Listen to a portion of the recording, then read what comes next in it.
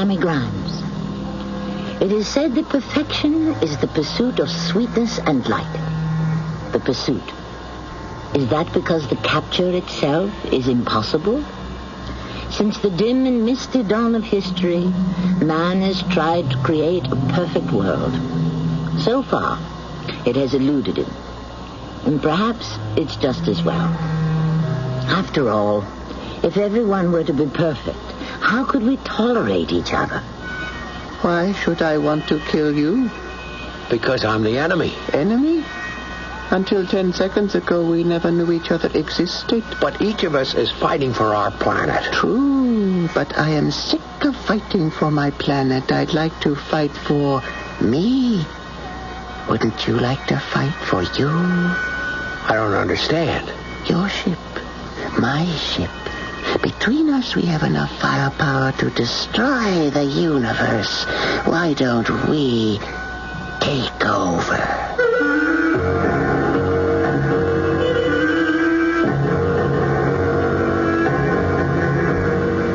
Our mystery drama, Resident Killer, was written especially for the Mystery Theater by Sam Dan and stars Mason Adams. I'll be back shortly with Act 1.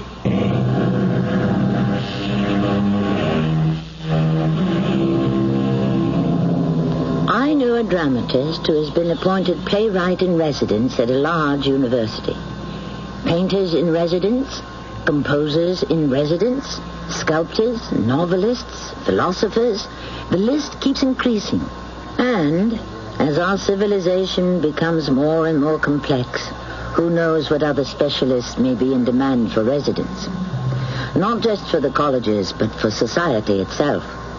The time is 2498, 500 years into the future. Have there been many changes? Of course. Think of what has taken place over the past 5 centuries. George Barrows is having breakfast with his wife. At least that hasn't changed. I'm told Bill Douglas has been named commander of the fleet. You have the seniority. The council thinks he's more qualified. But everyone knows you're better. You're beginning to sound competitive. But this is a matter of simple justice. Justice, my darling, is never simple. Oh, well, now I have to go. Where? I mean, isn't this your 4-day leave? Yeah, I have to go to the port. Yes? Yeah, there are things I have to tend to on the ship. Such as? Very technical. Well, you could put it on the simplifier for me. It's quite boring. I know where you're going. Teddy's gym. Why did you lie to me? Because the idea of Teddy's distresses you. You see how dangerous this has become. Now, Ella, it was just an innocent little... No, you claim it's all innocent. Well, perhaps it begins that way. But the fact is, you've told me a lie. And from a lie, where? Teddy's gym is wrong. You know that. Darling, I only go there for exercise. No, you don't. You go there to fight. Ella, that isn't why... You stand opposite another human being, and each of you tries to hit the other, to hurt the other. No. It's just a trial of skill. Do you strike hard blows? Well... Is it possible for someone to be injured? That isn't the purpose. All right, does it or does it not arouse aggressive feelings? All right. Yes, it does. You admit it. This boxing, this wrestling... Isn't it antisocial? Maybe. Oh, George, we got away from all that 500 years ago. Well, would you like for us to drift back into those savage times when it was everyone for himself and every hand raised against one's neighbor? No, but Ella, this is such a harmless thing. It is not. It is fighting. It cannot be permitted to exist in any form. It has no place in our society, which is dedicated to brotherly love. There's such a thing as too much brotherly love. George, what am I going to do with you? You could suggest me for psychic reconstruction? I really should. Well, why don't you? Because I couldn't be happy with anyone else. Even though I'm aggressive. No, stop this nonsense and give me a kiss. Of course she's right. I'm the one that's out of step. We have to have this brotherly love, this absolutely uncompromising belief in the sanctity of the individual. Because the other thing just doesn't work. I mean, it hasn't since the world began. You can't compromise and make exceptions either. There cannot be even the slightest manifestation of aggression. But what can I do? I'm an aggressive person, and the life we must lead now bores me stiff. Please pass this place by. Do not attend the Please gymnasium. pass this place Help by. us eliminate aggression. Every day, they all show up in front of Teddy's gym, this anti-aggression society. They're always out in force. Not that they'd use it. The leader was this tall, dark-haired dame, and she really was built, too. She'd make a great lady wrestler. Anyhow, she would stop me. I love you. I love you, too. I love everything that lives. I also love everything that lives. I refuse to raise my hand against anything that lives. I refuse to entertain even the slightest thoughts of aggressive behavior. Aggression is an evil seed. Once planted, its growth... I'm sorry, I could stand here and agree with you forever. You are so beautiful and intelligent. However, you must excuse me. Will you accept this literature and discover how you can coarsen and brutalize yourself by attending... So kind of you to offer it. May you be enlightened. Thank you. I love you. I love you. Hey, Teddy. Teddy, are you okay? Hey, you knocked out a tooth. Oh, let me see. No, nothing's gone. Yeah, maybe. It's numb. I can't feel anything. Ooh, your nose is bleeding. A little bit. Oh, boy, that was a workout. Sit down. Hey, who's this guy, Douglas, who's just been named Fleet Commander? Oh, he's all right. Well, aren't you the senior pilot of the Space Fleet? These days, if you're not a member of the Anti-Aggression Society, forget it. That's the way the wind blows. It's starting to howl, if you ask me. Who cares? I'd rather be on my own as a pilot where I don't have to set an example. After all, I could never come here if I were Fleet CO, now could I? Looks like you won't be coming here much longer anyhow. I'm going out of business. You're what? Yeah, the handwriting's on the wall. But you can't shut down. I'm being forced out. Teddy, nobody is allowed to use force for any reason. Conditions, George. Look around you. Now, this time of day, we'd have 5-10 boxing bouts going, maybe a couple of wrestlers. This afternoon, it's just you and me doing a couple of rounds. That's the old story. If you can't lick them, join them. Join who? That gang outside with the signs. The Kooks? No, Georgie. You and me, we're the Kooks now. Those folks, they're the wave of the future. If you refuse to ride it, you'll drown. So I decided to close up. And do what? Get a job. How can you get a job if you're not a member of the Anti-Aggression Society? I guess I'll have to join up. Come on, it can't be that bad. It's worse. Georgie, I got a kid in school. She's ashamed of me. But how can you join? You don't believe in that stuff. I will soon. I signed up for psychic reconstruction. You're gonna be psych-re? It's the only way you can get along in this world, George. Yeah, well, who says this is the only world there is? I'm afraid it is the only world. The other planets in our solar system, and I pass them by all the time on routine weather reconnaissance, but I couldn't live on any of them. I mean, they're too hot, too cold, too wet, too dry. I mean, there's life. There's so many different kinds of life, but none of it's like ours. So what was I to do? Soon I'd be the only aggressive person left on Earth. I'd be considered peculiar, alien. Teddy was right. If you can't lick them, join them. I came home and I told Ella. She burst into tears. George. Oh, George, I'm so happy. You're doing it for me. Sure.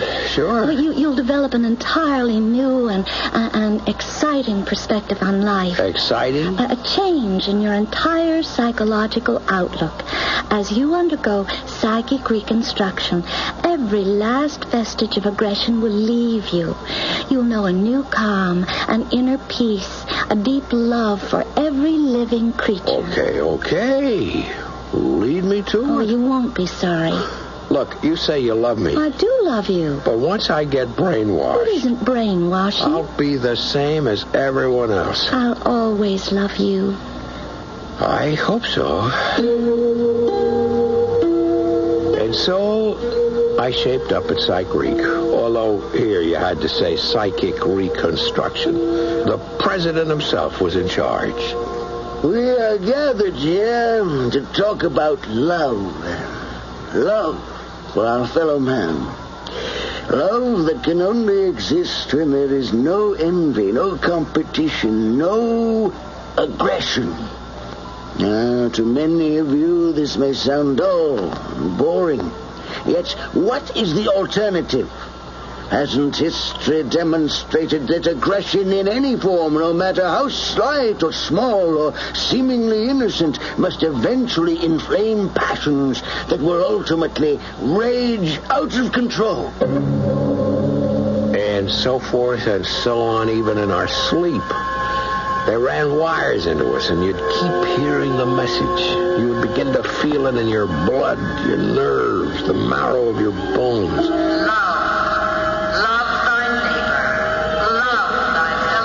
You could feel it seep through you, become a part of you. There was no escape from it.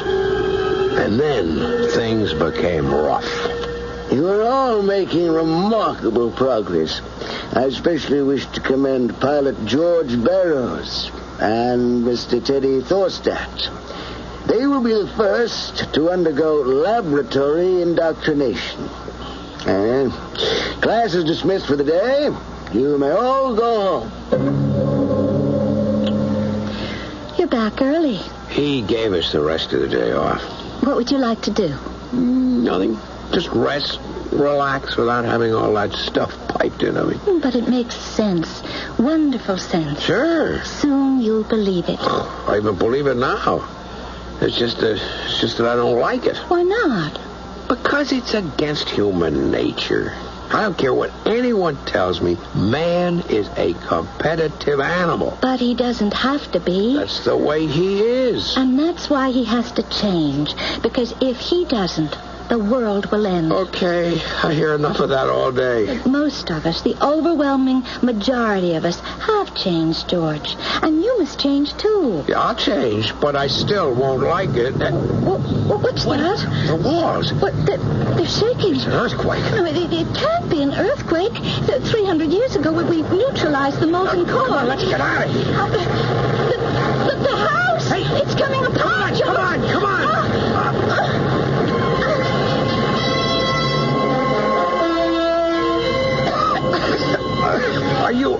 Are you all right? Yes, I think so. I can't see. The whole house came apart. Oh, all this dust. I can hardly breathe. It'll settle. How did... What was supposed to happen? Whatever we did. Here, hold on to my hand. Come on. We'll try to move back. Yes. Get some fresh air. Yes. This is better. This is much better. I wonder how everyone else did. George! What? Look at you. Look. What about me? George. Ella. George, you have a beard. Your hair, it's down to your shoulders. George, you're wearing... What is that? It's skin of an animal. Ella, so are you. Trees. What are those trees? But this isn't where we live. Where are we, George? What happened to us?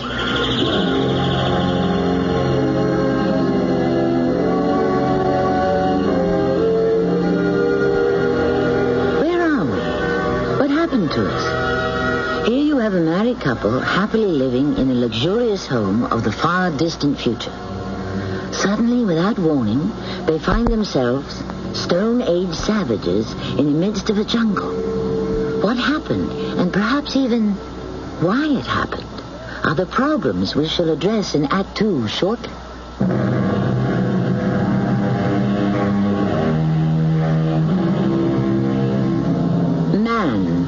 Said Mr. Dostoevsky, is a pliable animal, a being who can become accustomed to everything, and we might add, to anything. While this may be one of man's greatest strengths, it can also prove to be his fatal weakness.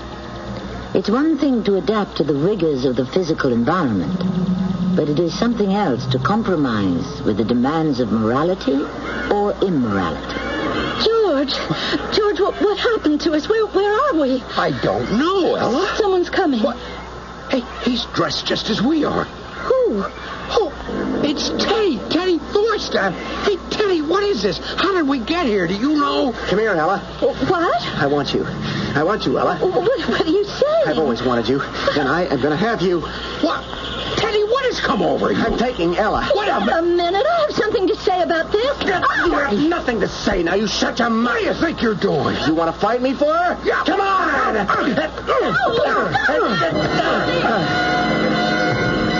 Suddenly, we were flailing away at each other with our fists, with rocks, with whatever came to hand. And the blows, they hurt. I mean, they weren't the sharp and stinging jabs we threw at each other in the gym. These were meant to disable, even to kill. Suddenly, something flashed in Teddy's hand. I saw the knife blade too late. There was an agonizing pain as it bit into me, a paralyzing pain. All I could hear was Ella's voice in the distance filled with terror. George, help me. George, help me. And then, there was nothing. There was nothing. I'm dead, I said to myself. I'm dead. But I wasn't. There was Teddy coming at me, sword in hand. I knew it was Teddy, even though the visor of his helmet covered his face. And there was the fight raging all around me, the fight for the castle. And I could hear Teddy shouting, "Yield! Yield! Never! Burn it! Down to the ground! No quarter! No prisoners! Put them all to the sword!" They're afire, my lord! The castle's afire! And suddenly, we were in the midst of a holocaust. And there was the terrible noise of the walls collapsing as the burning castle fell in on us all. Once again, there was nothing. Now I'm dead, I said. Now. But I wasn't. Once again, a field of battle and men fighting and falling. And suddenly, I was high in the sky aboard some primitive aircraft. I was releasing ancient bombs, and they were falling on a city which was in flames beneath me. Whether I was the killer or the one being killed, the agony was always the same. I drifted in and out of one massacre, one slaughter after another. I'd known of these things. I had read books. I had seen pictures and tapes. But they existed merely as abstract ideas. And now they were happening to me. My suffering was real. It was unbearable. I couldn't stand it anymore. Stop it! Stop it! Stop! Only you can stop it, George Sparrow. Only you. How? How? Tell me how. Stamp out the corrupt seed of aggression before it flowers into a fatal and poisonous plant. Destroy it. Can you do it? Yes! Yes! Finally. Oh, finally, it was burned out of me. All thoughts of striving, competing, fighting, aggression. Something had come over me. I was a different human being in so many ways. I'd even become rather quiet. Shy. You want to stay home? Again? Yes. Well, this is something new.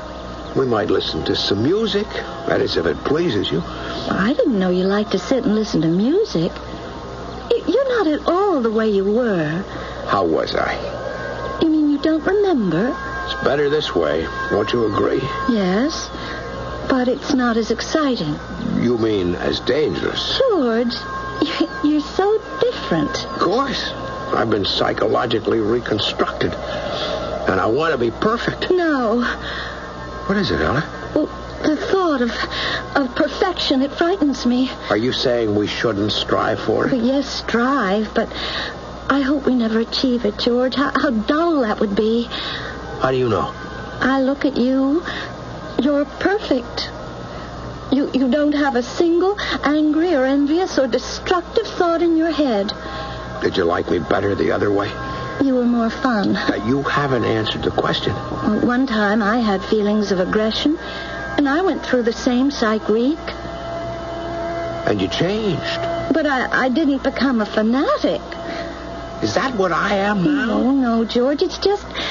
But it must be complete, Ella, all the way. A single tiny misstep and we can revert to barbarism. You know why you married me. I fell in love with you. Why?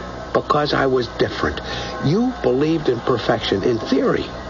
But in practice, perfection is so hard to live with. Secretly, you longed to be aggressive, but you were afraid to express it. That isn't true. And while you made a strong outward show of disapproval toward my aggression, you would get a vicarious thrill out of it. I didn't. You would lecture me on how savage and socially destructive it was for me to go to Teddy's gym. Only because there were times when you longed to go there yourself. But that isn't true. I admit it, my darling.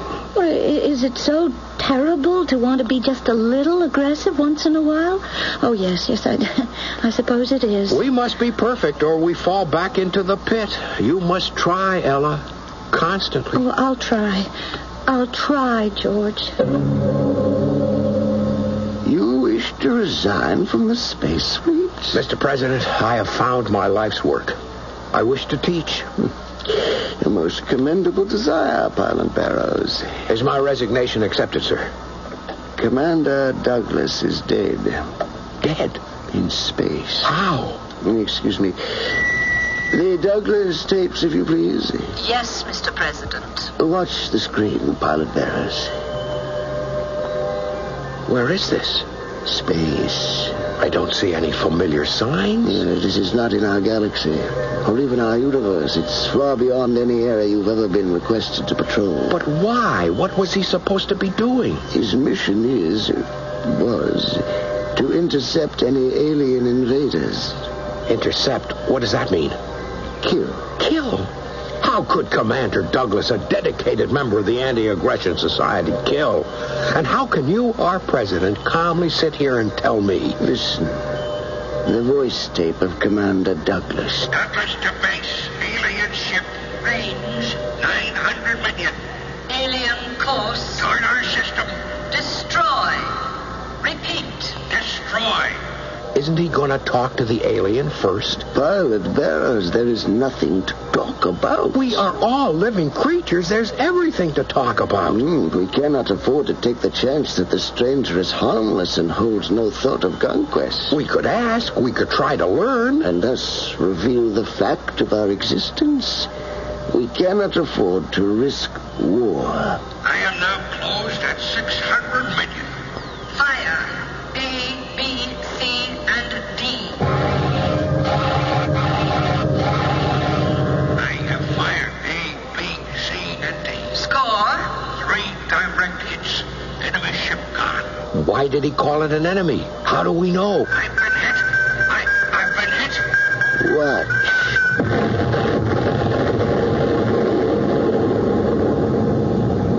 The ship.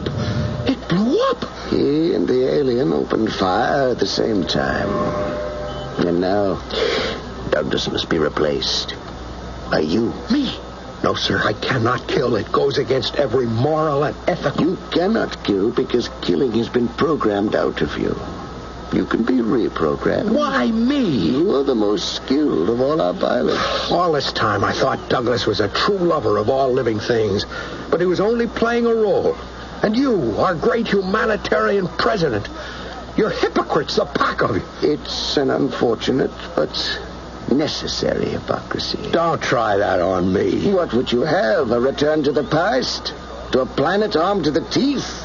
A planet that accepted killing as the only means of preserving itself? This way, one man, and one man alone, roams the distant reaches of space. One man alone is armed. One man alone protects. But it isn't one man. You're in on it. The base coordinator, the technicians who service the ship. It's a small but highly trusted group. The base coordinator. That voice, I heard it before. She's the leader of the Anti-Aggression Society. We must have a killer. It's the price we pay. I don't want to be that killer. I don't want to be president either. I don't want the responsibility and the heartache. I want to be like everybody else and think happy, heartwarming thoughts. I don't want to be haunted by the knowledge of the dark side, but I am the most qualified. I will not be the killer. You will, because you are the most qualified. Every society needs a killer. One who is authorized to commit murder to preserve the rest of us. There must be an alternative. Oh, there is. We can submit to invasion, to be conquered, destroyed, enslaved. At least that way there'll be no blood on our hands. We will be free of guilt. And you're willing to accept that? Am I the only pilot? You're the most trustworthy. We're placing our fate in your hands. We are giving you the power no one else in the world possesses. The ability to destroy us. How do you know I won't do it one day?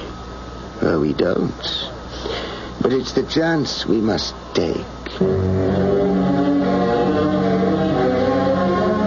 That's quite a chance, isn't it? We are giving you the power no one else in our world possesses, says the president. What was it that Lord Acton said about power? Ah, yes. Power corrupts, and absolute power corrupts absolutely. It seems to be the rule, judging from history. But all rules have exceptions. Or do they? The answer lies in Act 3 shortly.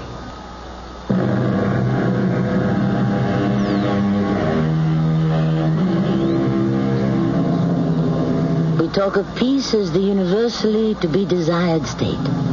How we long for peace. And yet we must be aware that we have never truly known it. Throughout history, what we have had at best was some relatively quiet intervals between wars. What must we do to achieve true peace? Our ancestors couldn't find the answer. We ourselves are perplexed. And in the world of the future, it appears so far that they haven't had much luck with the problem either. But I have been programmed against it. I cannot kill. You will be reprogrammed.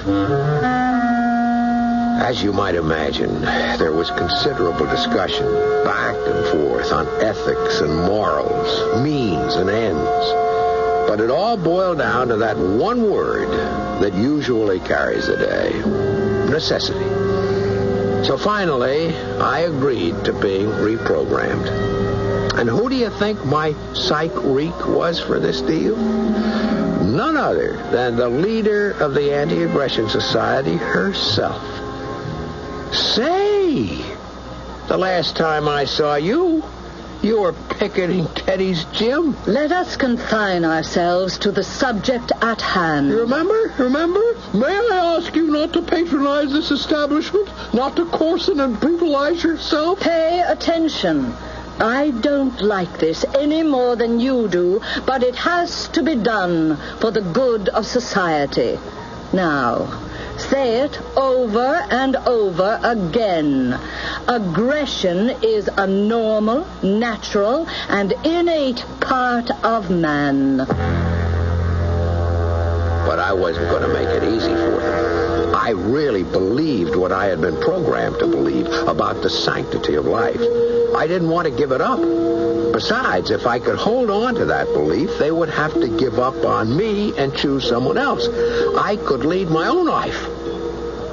But they were too smart for me. Why do you resist? This is my own basic belief. I can't help it. You truly believe that life is precious? Yes. Then ask yourself, how can life be precious, be of any value, if it isn't worth protecting or defending?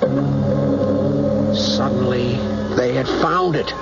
The question that could get beneath my skin. The question I couldn't answer to my own satisfaction. I kept hearing that question day and night. How can life be precious if it isn't worth protecting? And like a house of cards, my defenses collapsed.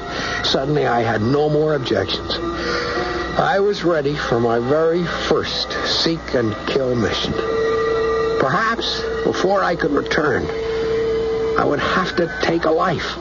Now, could I actually do it? Don't worry about it. Don't worry about it. I'll give you the order to fire. Why should you give the order? So you can have someone to share the guilt. Board your ship.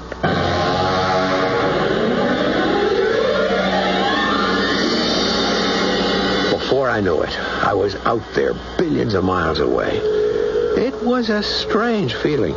Here in this world without end, How many planets could there be that might support a life form that could be probing for hours? Maybe none. Maybe a few. Maybe a million. I was all alone except for her voice that tied me to home. Set course that will appear on your computer readout. Wait. Yes? Bottom left quadrant. Coordinates 8730. Do you see? Yes. You have movement at coordinates 8630. I can't tell what it is. After a while, you'll be able to recognize that configuration instinctively. It's a ship. A ship? Prepare to destroy. Destroy? There must be another way. There is no other way. But... Before he destroys you. Range. Range? Activate your rangefinder. Now. Range. 1.2 billion. You are getting a new course bearing on the computer. Read it. Adjust. Range. 900 million. Prepare missiles A, B, C, D for firing. Oh, please, can't we... Prepare missiles. Acknowledge. Missiles armed. Range. 700 million. Fire. I don't know if I can. Don't think. This is just another routine command from the base. Fire. Fire. Good. Watch. Don't sit there. Take evasive action. He may have fired at you. I can't move. I'm sick. I don't feel well. That's to be expected after your first kill. Oh, don't put it that way. Be all right. I've taken a life. You'll get over it. Never. After a while, you won't even think about it. Do we really have no choice? Was this the best solution they could find? Maybe this was the only way we could survive. She was right about one thing. She said I'd get over it. After a while, I wouldn't even think about it. Well, after a while, I didn't think about it. Upper right quadrant, coordinates 3419. Upper right, 3419. Movement verified. Alien ship. Range. 900 million. Activate rangefinder. Acknowledge. Arm missiles E, F, and G. E, F, and G armed. Range. 700 million. Fire on 6. Ready. Ready. Fire E and F. E fired. F fired. Fire G. G fired. Good shooting. He's off the screen. He's gone for good. You can come home.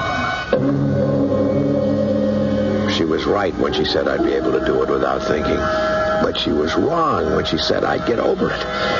Once it was done, once the excitement, the fear, the suspense were gone, I was drained, completely spent, and physically ill. What was the matter with me? And then I found out by accident. I had reported to my base coordinator for debriefing after my latest mission. Good. You got 2 this time. We thought Douglas was an expert, but you cover a wider sweep than he ever attempted. Huh. What is it? Well, I don't know. Shouldn't you report to medical? It's all right. I think I know what it is. It was her right cheekbone. There was a bruise, very slight, almost invisible, but it was there. Or was it my imagination? Nope, it couldn't be. It was the kind of bruise you get when someone has struck a blow. Who would strike the leader of the Anti-Aggression Society? Who would even strike a blow at all? There was one person who might be able to tell me. I don't know what you're talking about, George. Teddy, I didn't want to ask her. Are you back in business? Yep. But it's all hush-hush, top secret. They all come to me. The president, the base coordinator, the technicians. They have to. Why? Same reason you do. They're all killing. Oh, no. I'm the only one who's actually... Oh, sure, but they're part of it. any one of them could stop it one way or another, and that makes them all equally guilty. But why do they have to come to you, Teddy? Oh, look at yourself, George. You're a wreck emotionally. You preach constantly against aggression, but aggression is the most vital function you perform. So you have to nourish it, keep it alive. You have to come to a place like this, box, wrestle, compete strenuously. Are we insane, Teddy? What can we do? It's the only way to save the world. Whether or not it was the only way to save the world, I couldn't say. But I do know that it was the saving of me. The competitive activity started the juices flowing again. And before I knew it, I was a new man. Or maybe I had gone back to being the old one. Even Ella couldn't figure it. You want to go out again tonight? Why not? It's just every night this week. Well, I only suggested it because of you. Me? You said that after my Shriek, I became dull. I wasn't much fun anymore. There is such a thing as too much fun. I was doing my job. My job as killer. I had spotted the enemy ship and was waiting for the firing order from the base coordinator. Fire C and D. C fired, D fired. Good shooting. Come on home. I looked at the screen. This time the alien ship had not disappeared. There was a dark, motionless blot on the lower right-hand quadrant. I was filled with a great curiosity. What was this alien? I simply had to know. But it was against regulations to approach, yet I had to do it. They didn't have to know. I cut off my transmitter. I approached her quickly. She was a kind of roundish vehicle, not at all too different from my own. Who and what could be aboard her? I locked with her magnetically. I looked over her hull for the entry port. I found it. And even though I was unarmed, I lowered myself inside. There was a twisted look to everything, a feeling of death. Then I saw him. The most striking man I'd ever encountered. Raven black hair and deep green eyes. Wearing a tunic. There was a tiny trickle of blood on his forehead. You are the one Yes. who... I disabled your ship. You destroyed it. You're lucky you saw me first. I would have destroyed you. I have better weaponry, more firepower. My world is more advanced than yours. How do you know? Because you have not learned to read minds yet. You're reading my mind? Yes. That is how we can communicate. You're bleeding. Let me help you. You cannot. I'm helping myself. How? Your missile did a great deal of damage. Inside me, my body is now trying to repair itself. Oh, I'm sorry.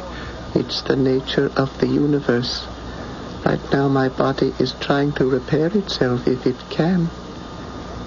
Why don't we... Oh, but it didn't say... What is? We should get into your ship and go to my planet and take it over. Take it over? Rule it. Own it. We have the weapons. Submit, or we shall blow you out of existence. Then we'll go to your planet. We'll give them the same ultimatum. You and I, we will rule together. Oh. We, you and I, we do the work. The dirty work. Why shouldn't we? My body, it isn't repairing. I'm dying. And he was dead. The most unusual man I had ever met. And I had killed him. I went back to my ship and headed for home. And so, in recognition of your devotion to duty and your splendid performance, not just as a pilot, but as a dedicated member of the Anti-Aggression Society, I'm honored to present you with the Medal of Perfection. Wear it proudly. Thank you, Mr. President. But while you have given me the Medal of Perfection, I don't really own it yet, for I, like everyone else, must still strive for perfection. I thank you. A most gracious and modest speech, Commander Barrows. Mr. President, do you remember when you posted me into my present assignment? I had asked you a question. Yes, I remember. Yes, I had asked, since you are giving me the power to destroy the world, how do you know I won't do it one day? Yes. And do you remember my answer? That's the chance we must take. None of us really knows the answer. Not yet. This unknown, magnificent man I murdered, he didn't know the answer either. He came to a certain conclusion after how much disillusion and frustration. And am I getting there too? When he had suggested to me that we take over both worlds, I recall now that I didn't automatically and instinctively turn it down. Is it possible that I will actually do it one day? I don't know. I honestly don't know.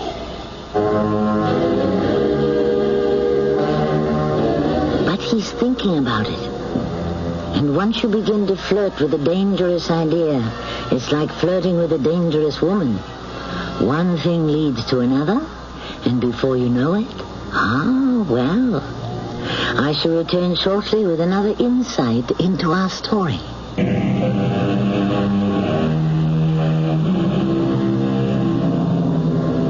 Throughout history, peoples, nations have turned to so-called strong men and said, protect us from our enemies within and our enemies without. Throughout history, all the stories have had the same dismal endings. People discovered after it was too late that they had only invited the fox to guard their hen house. Our cast included Mason Adams, Russell Horton, and Carol Teitel. The entire production was under the direction of Hyman Brown. Hello, my name is Dick Brescia, and I'm the Senior Vice President for the CBS Radio Networks.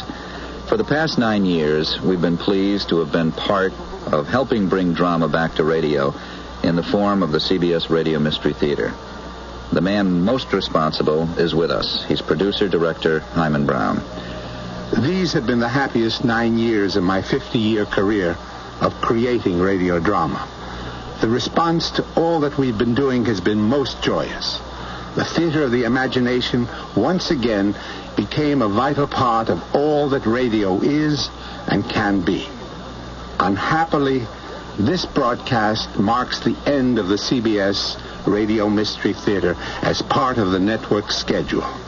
After 3,000 broadcasts, we hope we leave you with many fond memories.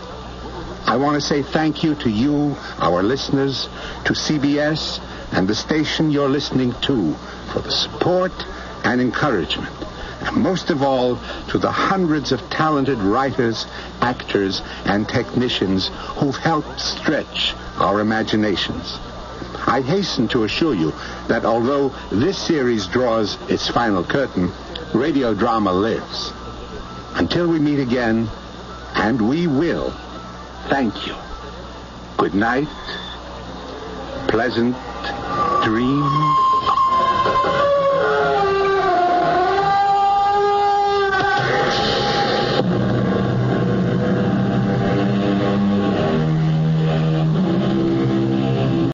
WDAF, Kansas City. Dan Henry, WDAF Local News at 11. The outlook for Kansas City, a chance for thunder showers. Kansas City, Missouri police have one suspect in custody in connection with a shooting on the street at 33rd and Troost.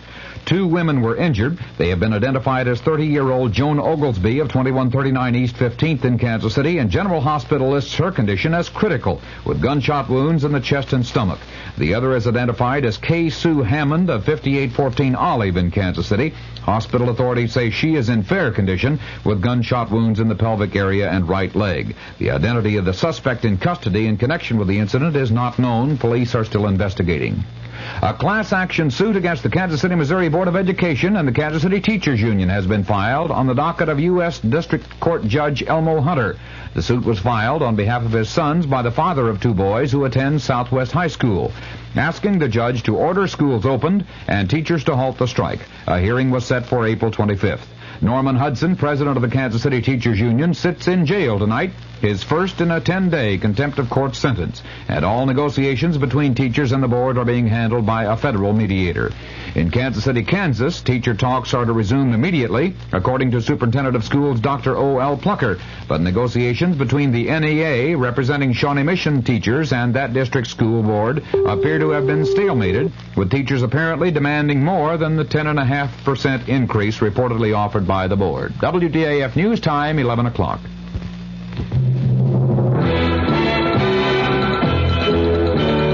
News of the hour on the hour from American Information Radio. This is Richard Wall from Los Angeles, and at this hour, some black police officers in San Francisco have joined the protest against the stop and search policy in the Operation Zebra hunt for the killer of 12 whites. A member of the group, Officer Jesse Bird, announced, "We are just as much concerned about the apprehension of this individual or individuals as anyone else. But we do not approve of the Gestapo-type tactics that are being used. We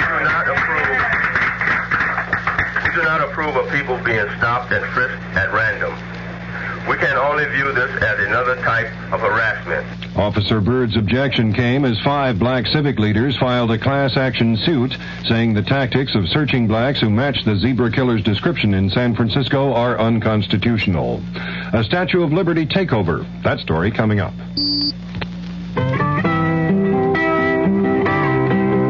In the breath of a child lies the hope of our land.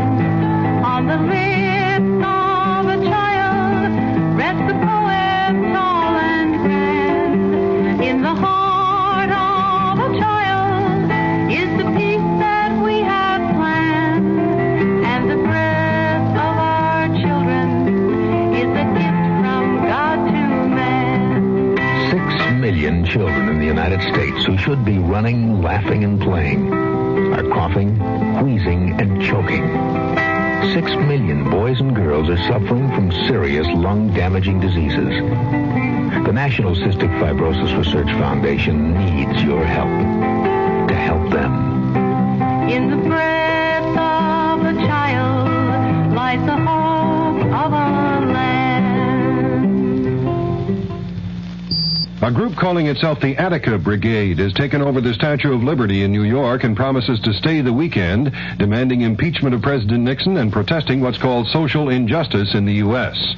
President Nixon is spending the night at Camp David in Maryland. Earlier, the president went for a dinner cruise aboard the yacht Sequoia on the Potomac and then stopped by the home of his daughter Julie Eisenhower in Bethesda, Maryland. Mark Felt, former associate director of the FBI, says the White House asked him to issue news releases on Watergate that he considered improper for the FBI to be involved in. Felt ran the FBI after J. Edgar Hoover's death. The defense has rested its case in the perjury conspiracy trial of John Mitchell and Maurice Stans in New York. The prosecution will present rebuttal witnesses Monday. Israel and Syria disagree on losses in the first major air battles in the Mideast since the October War. But there's a warning about the consequences of the increasing escalation of the Golan Heights fighting. Correspondent Andrew Mizell's reports from Tel Aviv. Israeli Defense Minister Moshe Dayan warned today that if the Syrians continue escalating the battle around Mount Hermon, Henry Kissinger might arrive here in 10 days to find a full-scale war in progress. Dayan issued the warning in a television interview, which I watched here in Tel Aviv. It came on the eve of the heaviest day of fighting yet, a day in which Israel reported its first battle losses in the air, 2 warplanes shot down by ground fire. Dayan said that if Syria continued trying to capture territory, Israel would feel free to do the same. Andrew Mizell, ABC News, Tel Aviv. Japan has signed an agreement with China for mutual airline service. The nationalist Chinese on Taiwan have threatened to end their aviation agreement with Japan because of the arrangement between Tokyo and Peking. Government economist Gary Seaver says inflation will remain a serious problem in the U.S. Seaver's remark followed release of figures showing the cost of living rose 1.1% in March, raising the 12-month increase in consumer prices to 10.2%. The Chicago Tribune has an announcement of interest to nostalgia buffs. The Tribune says it will bring back the original Orphan Annie cartoon strip starting Monday. The first episode will show Annie and her dog Sandy in 1936. This is Information Radio News. From the Kurt Mears Sports Desk, the Kansas City Royals play the Chicago White Sox 2 more games in this series, tomorrow and Sunday, then move to Boston. A temporary restraining order has been issued against the Cincinnati Bengals linebacker Bill Berkey and the World Football League that keeps all WFL owners from negotiating with any member of the Cincinnati squad. Peter Oosterhouse holds the lead in the Monsanto Open Golf Tournament with a 36-hole total of 133, and the KU Relays will be wrapped up tomorrow. Kansas City's forecast partly cloudy and mild with a chance for showers or thunder showers through tomorrow. After an overnight low around 60, the high tomorrow will be in the upper 70s. Dan Henry, WDAF News. The CBS Radio Mystery Theater presents...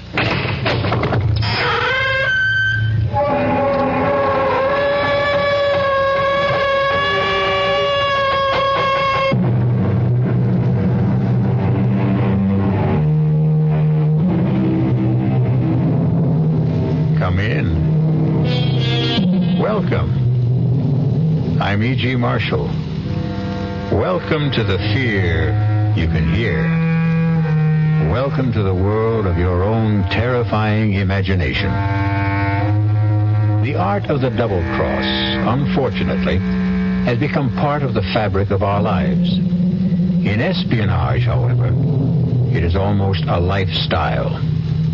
In the world of spies, for the left hand ever to know what the right is doing is unthinkable. For the next hour, imagine that you are Larry Fielding, a 32-year-old newspaper man caught in a dizzying web of circumstances seemingly beyond his control. Larry, please change your mind and come with me. Not until you tell me who you are and why you sneaked into my hotel room. You're a fool, Larry.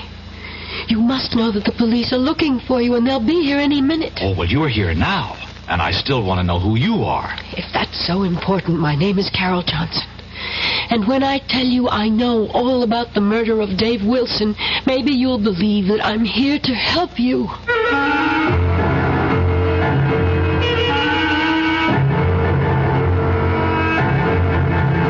Our mystery drama, The Lady Was a Tiger, written especially for the Mystery Theater by Murray Burnett, stars William Redfield. It is sponsored in part by Anheuser-Busch Incorporated, brewers of Budweiser, and by the Kellogg Company, makers of Kellogg's Special K cereal.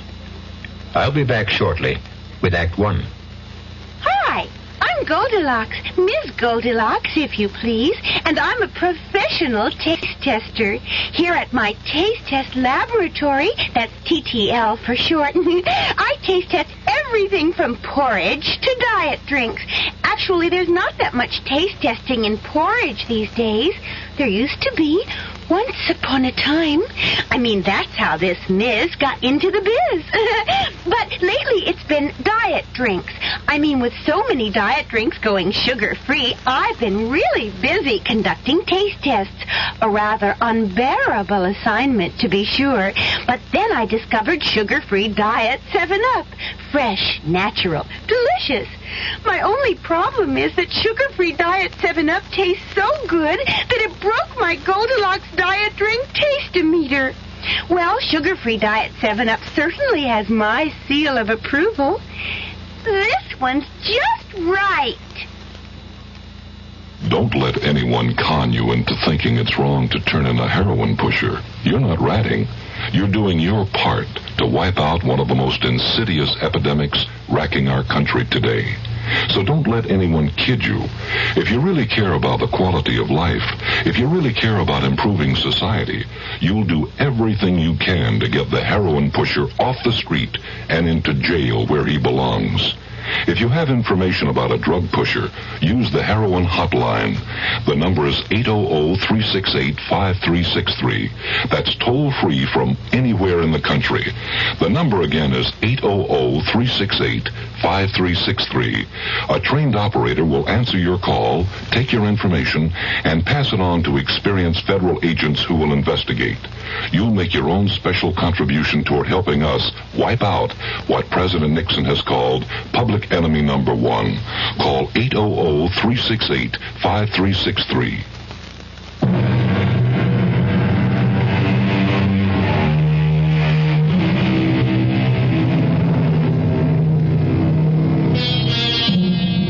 Walking is great exercise, and with good weather can also be great fun.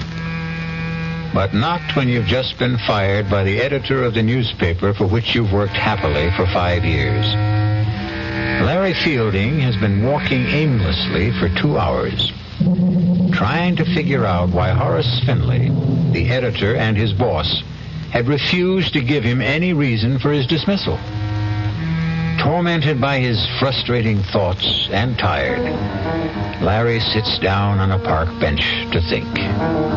He is so deep in thought, he is unaware of 3 men who suddenly surround him. Larry has only to look at them to know that he is in trouble. He tries to get up, but is pushed back down, and the men start to beat him up. No, take my money and leave me alone, will you? Look, if you want money, I told you can have it. Help!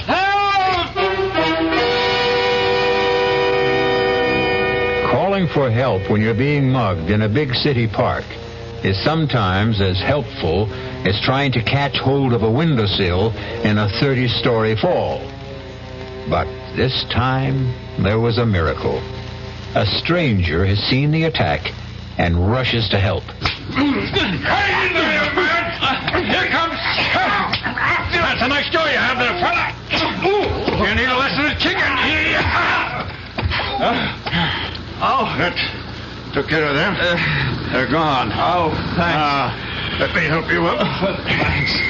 Thanks, mister. Thanks a lot. I tell you, I was in real trouble. My pleasure. Did they get your wallet? No. I got a lot of bruises, but they didn't get a thing. Say, you're a pretty good scrapper for a guy my age. Well, yeah. Hey, what are you, a karate expert? Oh, just keep myself in shape. You sure do. Listen, can I do something for you to show you I really meant thanks? You certainly can. How about coffee? Oh, sure, but that's nothing. What I meant was... I know what you meant. My name's Dave Wilson. Oh, good. I'm Larry Fielding. Oh, come on, Larry. Let's have a cup of coffee.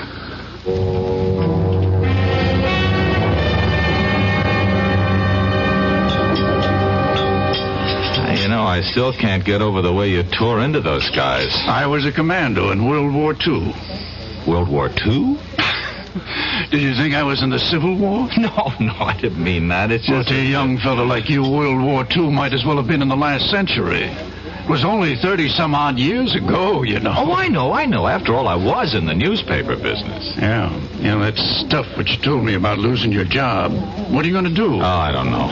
Look around for another one.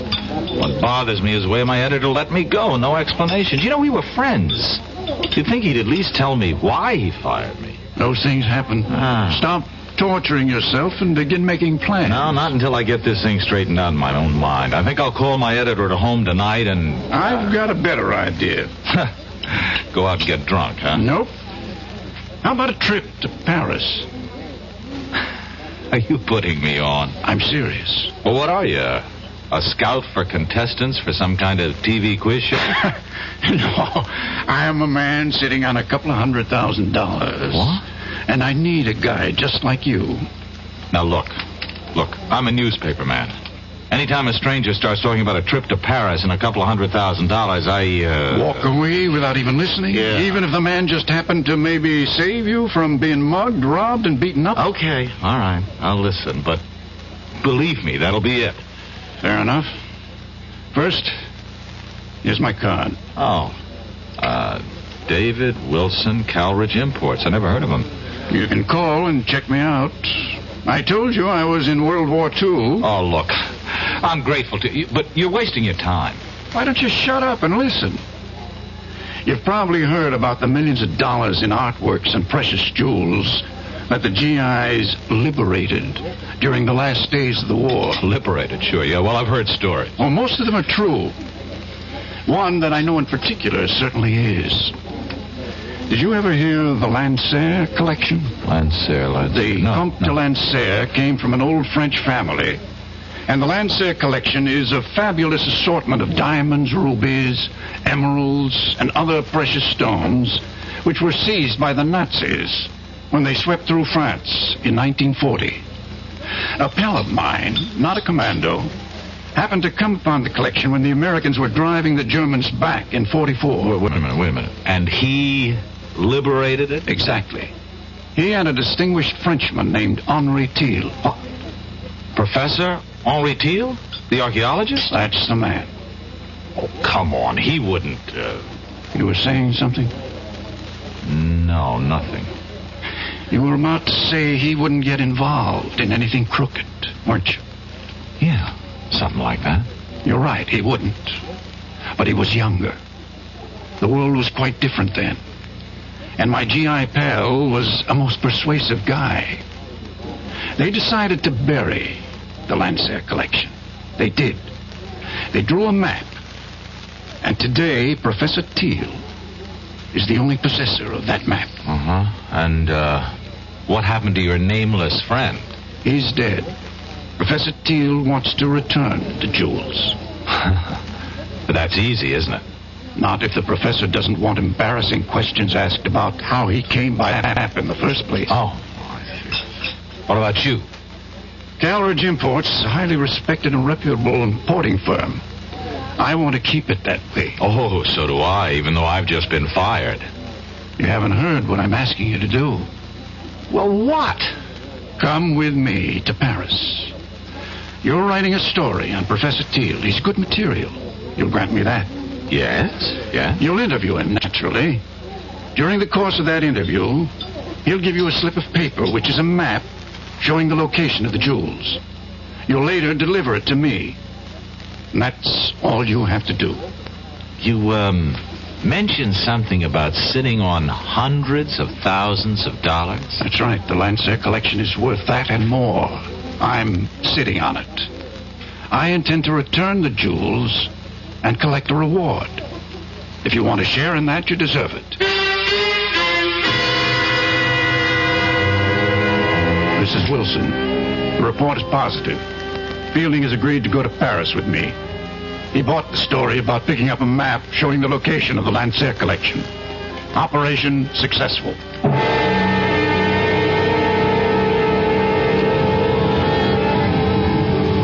You'd better be on your way, Larry. You're due at Professor Thiel's in 10 minutes. I suppose it's too late to back out, huh?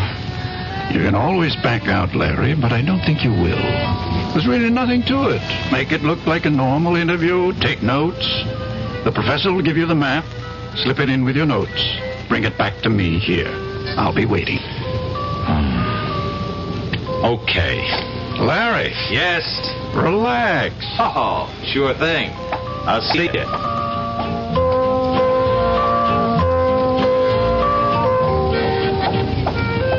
Would Monsieur mind if I join him? I wouldn't mind at all, but I don't think I'm what you're looking for. Oh, but Monsieur is exactly what I seek. Exactly. And just what is it you're seeking?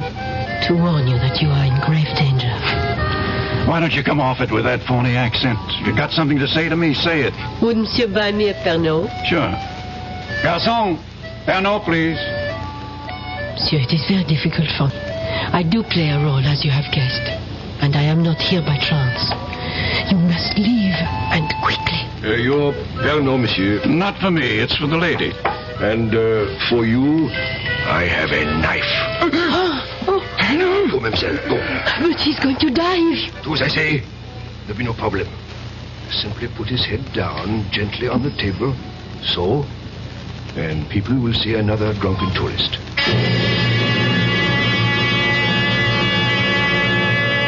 Your name is Larry Fielding.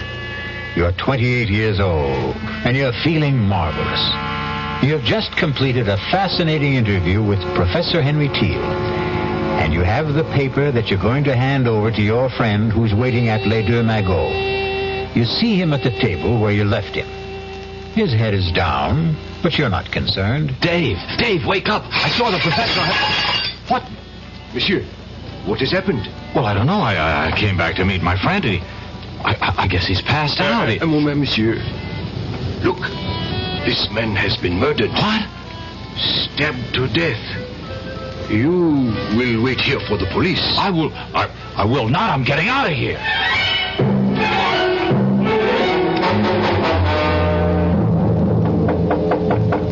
Who's there? It is I. Open up. What's the matter? What happened? The other American. The young one. He got away. You let him go? He panicked. Ran. Now what? He'll probably go back to his room at the Dauphine. You will check. But aren't the police looking for him? I hope so. I gave them a complete description. And what do I say to them if they find me in his room? Calm, a beautiful young lady like yourself. Get to him and find out where the paper is.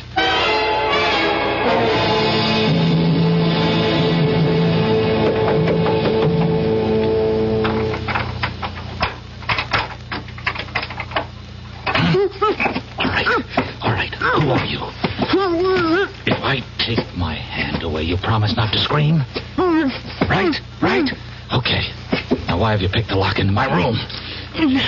Never mind. You have to get out of here. Not until you tell me who you are. If that matters, my name is Carol Johnson. I've been sent here to help you. Oh, sure. I know about the murder of your friend. Wait a minute. Sent by whom? I'll answer your questions while we're on the way. On the way to where? Safety. I don't need to run. I didn't kill anybody. I'm not about to take off with a strange girl, particularly not one who's equipped with skeleton keys. Oh, suit yourself. Goodbye.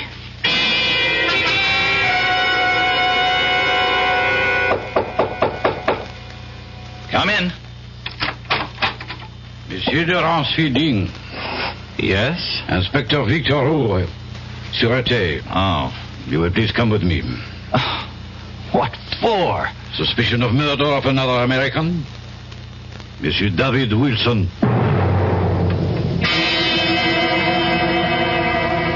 Inspector, listen. Why would I kill Dave? I've already told you I had an appointment to meet Dave at the cafe. He was waiting for me. Would I have walked up to a man I just killed and shake him so that he'd fall down and make a big scene? That is your explanation. There is nothing to support it. Well, there's nothing against it either.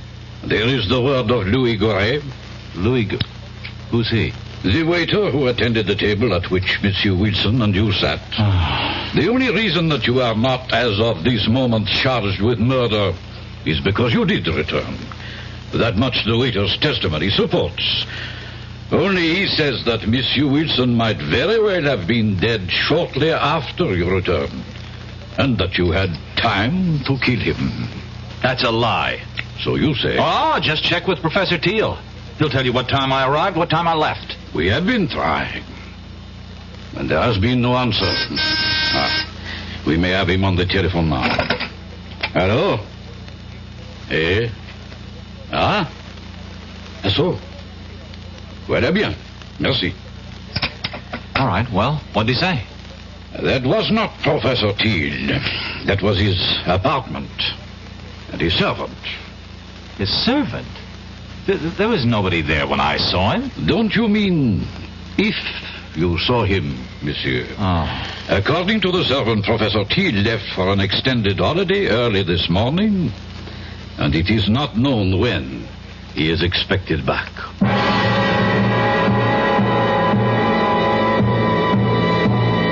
Your name is Larry Fielding. You're 32 years old, and you find yourself in prison in Paris, accused of murder. You know you've been had, and you're dealing with forces that seem beyond your control. You have a million questions, and the only man who could answer them is the man you're accused of killing. We'll be back shortly with Act 2. When you drink beer, do you tilt the glass for long, hearty swallows? or just tip it and sip it? Well, sipping's the thing for wine, but Budweiser beer is a hearty drink, brewed for zest and character. The best way to enjoy Bud is to drink it, not chug a lug, just man-sized beer drinker swallows. That's when that famous Budweiser taste, smoothness, and drinkability really come through. Smoothness and drinkability that come only from natural carbonation and exclusive beechwood aging. Smoothness and drinkability, too good for any half-hearted sipping. So drink up. You'll see that brewing beer right does make a difference, and that when you say Budweiser, you've said it all. Anheuser-Busch, St. Louis. In 1919, someone had a big idea. Let's help youth understand big business by starting them in small businesses of their own. And Junior Achievement was born. Each group elected a board of directors, chose a product, set up a production line, sold stock, and went into business. That year, 314 students made and sold products and learned the business of business.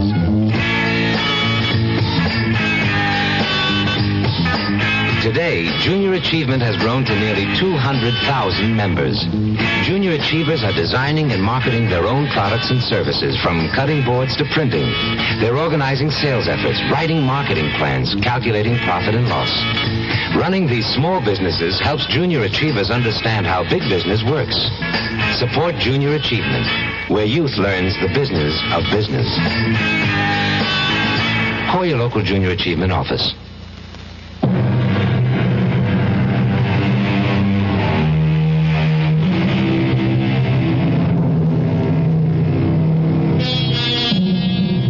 Many Americans, Paris means visits to the Louvre, strolls along the Seine, or fine food.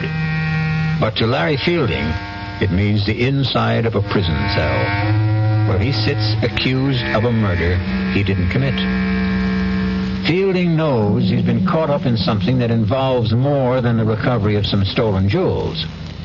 However, what he doesn't realize is that he's the key pawn in a deadly game, and the players are about to make some moves. Come. I don't think it's smart to have me come here so often. I would not have sent for you if it were not necessary. Do you still believe that Fielding knows nothing about the operation? I do. Then where's the document? Well, we don't know he ever had it, do we? We know he visited Thiel. We know that Wilson waited for him at Les Dumagots. We know he came back there. I think it is safe to assume that he was carrying the plans. And he didn't have it on him when he was arrested. Roger arranged to be there when Fielding was brought in and searched. He says there was nothing on him. But he wasn't picked up right away. Exactly. He eventually went back to his hotel room, as you know. I believe he has the paper and that he has somehow managed to hide it. He does us no good in prison. We shall have to arrange to have him released. And how do we do that? We don't. You do.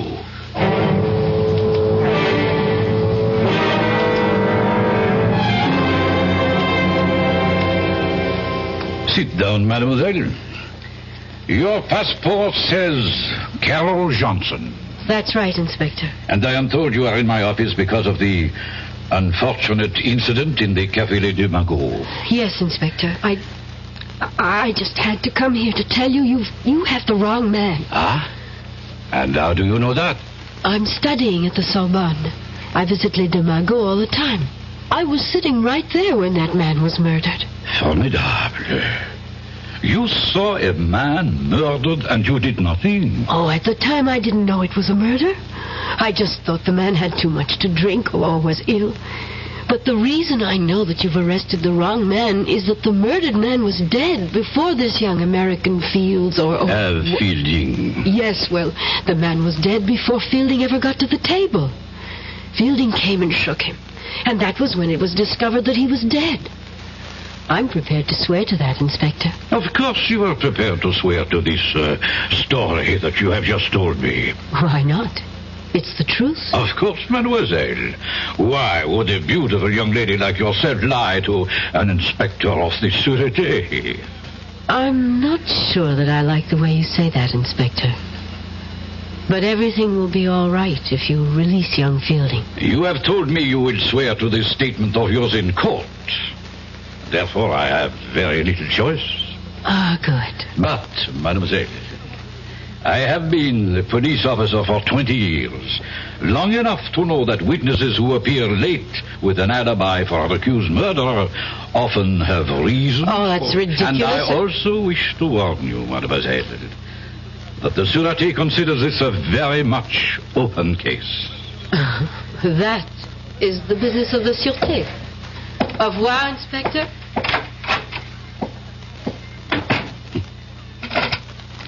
Gérard, you will follow the young lady who just left my office, and do not lose her.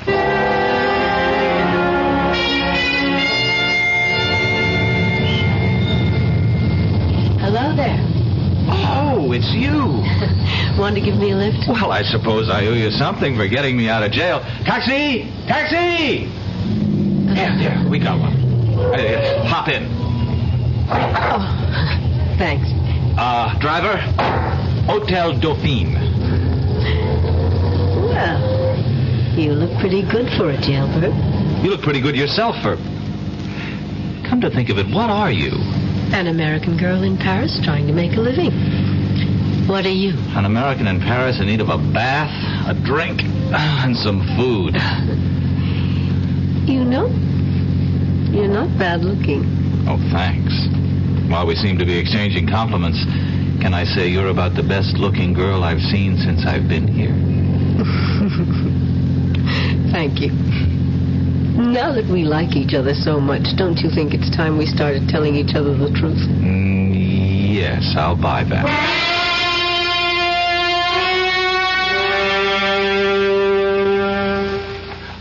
Écoutez-moi, operateur, you speaking. Okay, well, look, I phoned the desk about an hour ago to get this room straightened up, and so far nothing's happened. Now, can you please just send someone up so I can sleep here tonight, huh? Oh, while you're at it, where's our food? Wait a minute, that's a different department. Oh.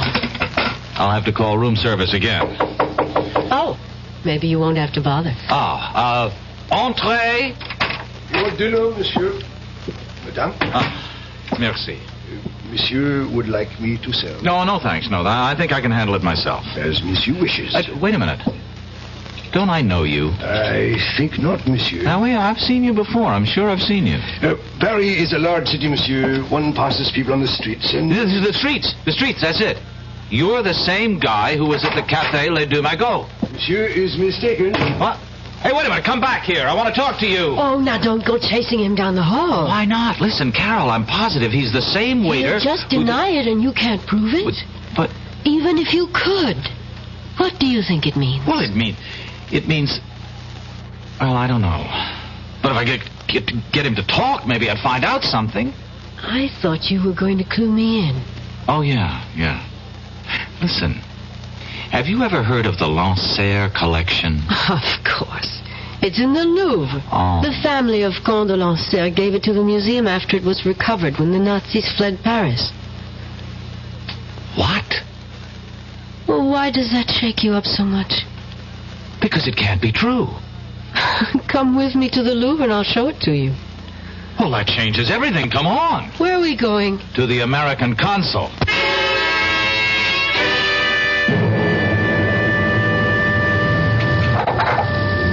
Well? Unbelievable. What? Simply unbelievable. Do you know what the consul told me? I predicted it, didn't I? Yeah, that's right. Mm-hmm. He didn't want to hear about it at all. Just advised me to look up the whole thing and leave France. Incredible. Well, not really when you understand that he doesn't know what you're talking about. But you do. Some of it. Okay, take me back to the hotel. Any reason? I'm taking the consul's advice. If nobody's interested, I'll go back to the States. Oh, now that they've cleaned up the room so nicely, you're leaving. Well, do you have a better idea? More than one. I think I'll take them one at a time. Number 1. Give me the paper Professor Teal gave you. Well, it looks like we're finally going to level. Where is it? Well, first you tell me something. What is it? I don't know. End of conversation. Larry, listen to me. I work for Colonel Blake, military intelligence. I was assigned to this operation. What operation? All I was told was that Dave Wilson, who also works for us, was coming over here with you, and that you were to get something from Professor Teal and give it to Dave. Teal worked with you, too? He did. But now his cover is blown, and I don't know where he is. Who killed Wilson? I don't know. It could have been any one of 3 or 4 foreign powers. And the only reason I'm alive is because somebody wants the paper. That's right. And if I give it to you, then there's really no reason not to kill me. Oh, give it to me. I'll get it to Colonel Blake, and we'll get you safely out of the country. No, hold on. I got a better idea. I'll go with you to Colonel Blake, and we'll give it to him together. No, that would be too dangerous. To whom? Will you please trust me? Give me a reason. Please, where is the paper? I burned it. You expect me to believe that? Why not? You expect me to believe everything you tell me? You admit you had the paper, and somehow, between the time you ran from Les Deux Magots, you managed to hide it in a place where experts have been unable to find it. I told you I burned it. And you know that's a fairy tale that no one will believe. I don't care whether you believe it or not. Now, are you coming with me? Where? To talk to your Colonel Blake. He won't see you. Oh, I think he will. Goodbye, Carol. It was nice knowing you. I think. You will kindly step back into your room, Monsieur Feeling. Now, wait a minute. Let me introduce myself. I am Major Simonovich. Oh, of the Gay Payou or the NKVD? Does not really matter.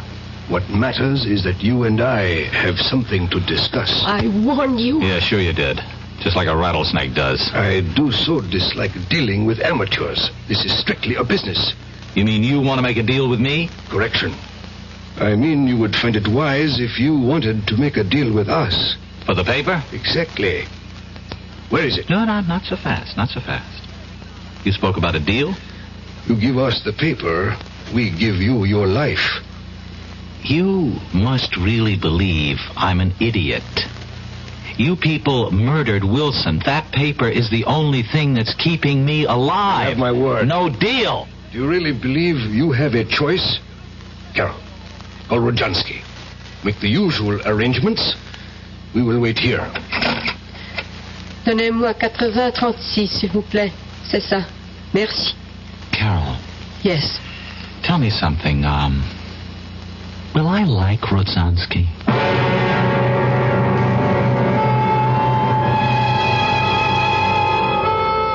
By this time, Larry Fielding realizes that he's been used.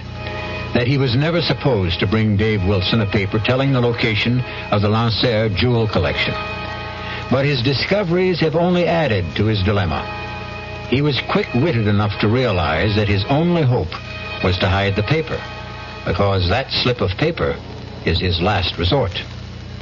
We'll be back shortly with Act 3. Great taste in the morning. Kellogg's has that wholesome taste to get you up and grinning. This is Jerry Crawford for Kellogg's Special K.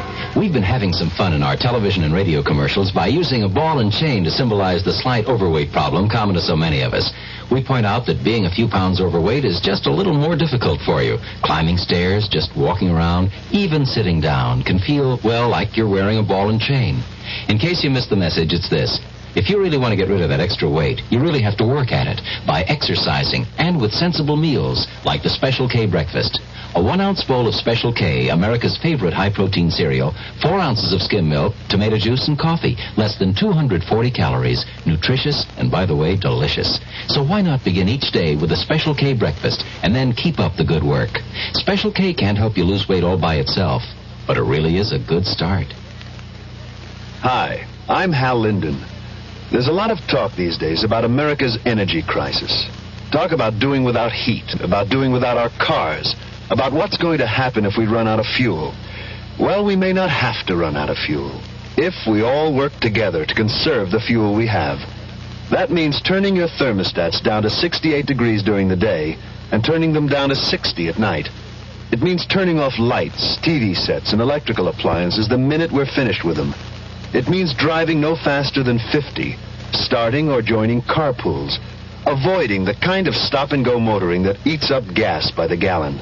In short, it means saving every ounce of energy we can, every chance we get. So please, do your part to make the fuel supply stretch a little further. For your own sake, don't be selfish. Don't be foolish. Don't be fuelish. This message from the Federal Energy Office and the Advertising Council.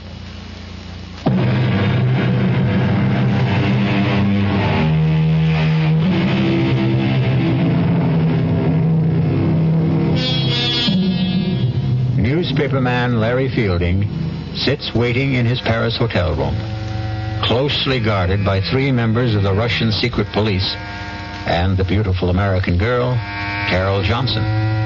They are waiting for a man named Rozansky, who might very well be, for all Fielding knows, his executioner. You know we mean to obtain the paper.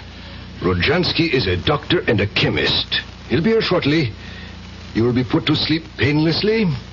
You'll be taken from here in an ambulance to a safe place, and there you will be injected with sodium pentothal, Fielding. You will tell us. Look, I don't suppose you'll tell me what's so important about this piece of paper? You have heard of the SAM-6 missiles, the surface-to-air weapons with deadly accuracy that we have developed and which were used so successfully in minor wars in Asia and the Middle East? Yes, I've heard of them. Good. We learned that someone whose identity we still seek has invented a jamming device which would render the SAM-6 almost worthless. We don't believe that any such system can be invented, but we do not take chances. We have reason to believe that the piece of paper that you carried away from Professor Teals has the information for building such a device. That will be Rozansky. Carol, admit him. Of course. Come in, Doctor. This is the patient. Now, look, I really don't think this is necessary. It will be easier if you don't fuss, young man. I don't intend to make... Hold him. Now, his arm. Hold it still. Good. You brought a stretcher? Of course. There. He'll be under in a moment, so we can leave.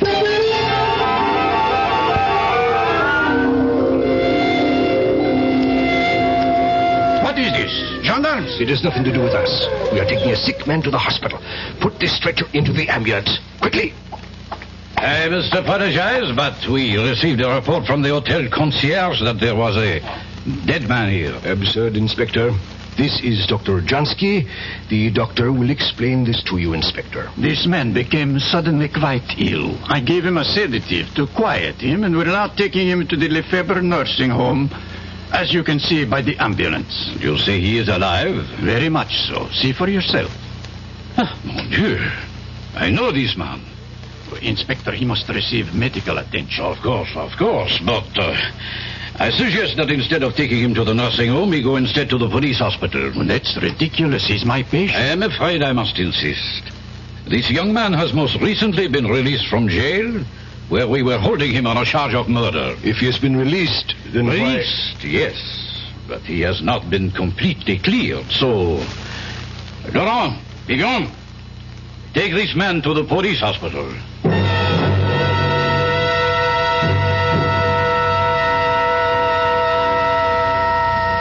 Did you get a report? Yes. And?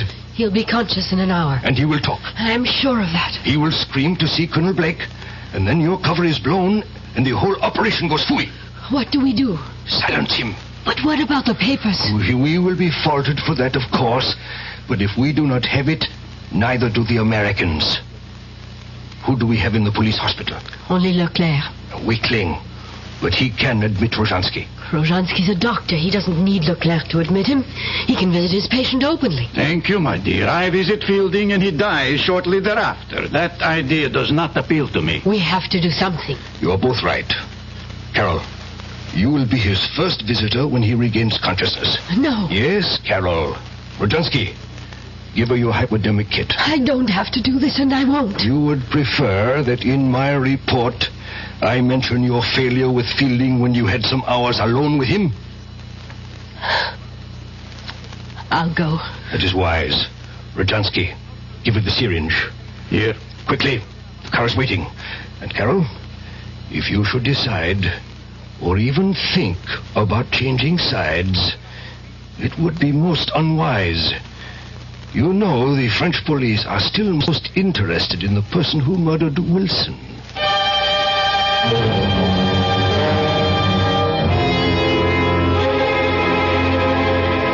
You awake now, Larry? Oh, no. Wake up and listen to me, Larry. What? You've got to listen. Try to understand me. Wait a minute. What kind of a place is this? You're safe. It's a police hospital. All right, but how did you get in here? Where's Rodzansky? Look, I can understand how you feel and why you don't trust me, but the truth really is that I am a double agent. Do you understand what a double agent is? As near as I can figure out, a double agent is somebody working for two different sides. Yes. And neither side trusts them. You know, that fits you to a T. You might just be telling the truth. I am. I really work for Colonel Blake, as I told you. The Russians know it. They think I've infiltrated the U.S. military intelligence. But in fact... Yes, I know. You've really done just the opposite. Yes. Worked your way into the Russian apparatus. Exactly. Oh, Larry, how can I make you believe me? You can't. Listen, you were deliberately recruited. The reason you lost your job was because we got in touch with your boss. He agreed to go along. The men who jumped you were part of the setup so that Wilson could save you. Hey, now, wait a minute. But that doesn't prove a thing. You could have learned all that working for Blake and still be with the other side and... And wait, now, speaking of Wilson, how about getting him killed? I tried to warn him, but there wasn't enough time. It was either go along with that or blow my cover and endanger the whole operation. And when I wanted to give the plans to Blake, you objected. Same problem if I went with you to Blake or you went to him after we had talked. My cover was blown. Now, and suppose I had given you the plans. How would that have changed the situation? We would have had a phony copy that I would have delivered to Igor and everything would have been fine. And there's still time for me to do that. If you will just believe me and tell me where the plans are. I'd like to believe you. I really would. Please. Where are they, Larry? Get me to Blake. It's too dangerous. Look, you see this? Yeah, it's a hypodermic. It's death. Igor sent me here with this to kill you. Now, do you believe me? Wait a minute. If you don't kill me, and I guess you don't intend to, what will Igor and his friends think? Isn't your cover blown then anyway? Could be, but if I come back with the plans and say that I got them out of you without having to kill you, there's a chance they'll believe me. Well? I'm thinking. Who are you? One of the hospital guards, monsieur. Oh. Mademoiselle, you have been here some time. How is the patient? Guard. Yes, monsieur? Call Colonel Blake at U.S. Military Intelligence. Tell him I've got to see him right away on a matter of the utmost urgency. Colonel Blake? Colonel Blake. I will inform my superior. Now, you don't have to inform anyone. Just call him. Yes, monsieur. The major will be disappointed you have not followed instructions. You are a fool. I would have had the information if you hadn't come in when you did. I know what you were ordered to do. What? What's this? A moment of truth, I'm afraid, Larry. Oh, I know how highly the major regards you, mademoiselle. But I also know what he thinks of me. Tonight will change that. Give me that syringe. Here, right in your arm. Oh, you traitor. I knew. Carol, you were telling me the truth. Yes. Yes, I was. And I had to kill him. To make you see it. Where is the paper, please? In my hotel room. Oh, aren't you ever going to stop playing games? You know your room was searched. Let me get dressed and I'll show you.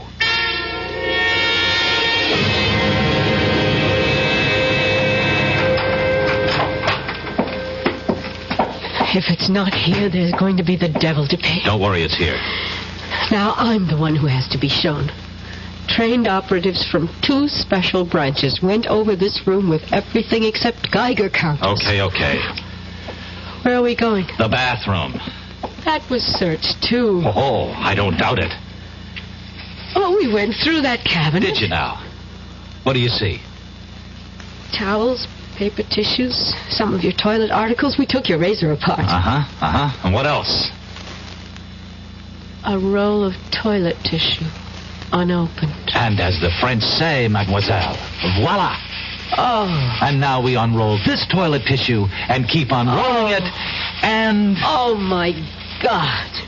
Where did you learn to open a package and reseal it like that? When I was a kid, I was the best clerk in Roscoe's shipping department. Oh, thanks. It was nice knowing you. I really mean that, Larry. Hey, wait a minute. Surely I've earned the right to buy you dinner. I'd like to. Well, you'd better, or I'll start doing some talking. Blackmail? You said it. All right. I'll meet you at Les Deux Magots at 10:30. No way. Let's try the right mag. La Rotonde. That's a date. I'll see you. You better be there. Shirts, ties. Yes, I think that's everything. Come. Oh, it's you, Rojansky. Are you coming with me? I am staying. And we shall say goodbye. I do not have much time. The plane from Moscow leaves at... I do not think you'll be taking the plane. Are you insane? You know I've been recalled. Not precisely. What do you mean, not precisely? Moscow feels you have bungled badly. So? It's not the first time that an operation has been... First, you were duped by the American girl. You know she was a double agent? I know now. Did you know before she killed Leclerc? I was not in charge at that time. At that time? Now there are 2 murders that cannot be hushed up. The French police must have a murderer to satisfy the public. Then give them Carol. I only wish that we could. They want you. You have been chosen to be the murderer. I am replacing you as the head of this section. Ridiculous. I won't remain quiet. I have a lot I could and will say to the authorities if Moscow abandons me. Now you listen to me, Rojansky. I have no time to listen. Rojansky, wait. That hypodermic. Don't... Igor, you should be pleased to know that your dying will serve a good cause.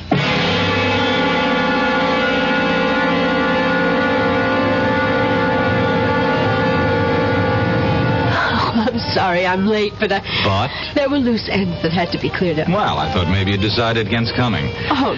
After all, your job here is finished. Well, yes. Sit down. Now that the Russians know you, there's nothing for you to do.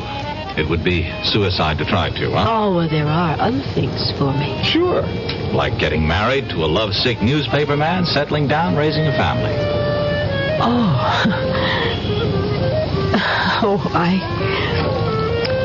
I take it I'm your first Matahari. Mm-hmm. First and only. Well, Larry, we're very different from other women. In our business, you pay dues. And they're heavy payments. I don't get it. I'm talking about sitting at another cafe on the left bank. Sitting and knowing that an agent named Wilson was going to be killed. Clumsily trying to warn him, and finally deciding that his death was the way it had to be.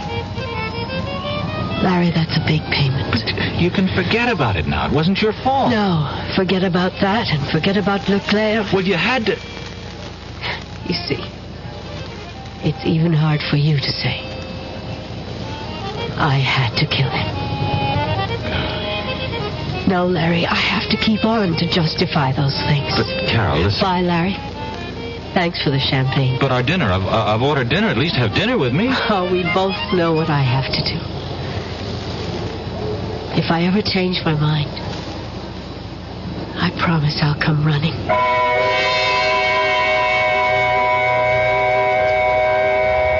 Larry Fielding sat in La Rotonde and watched her walk away.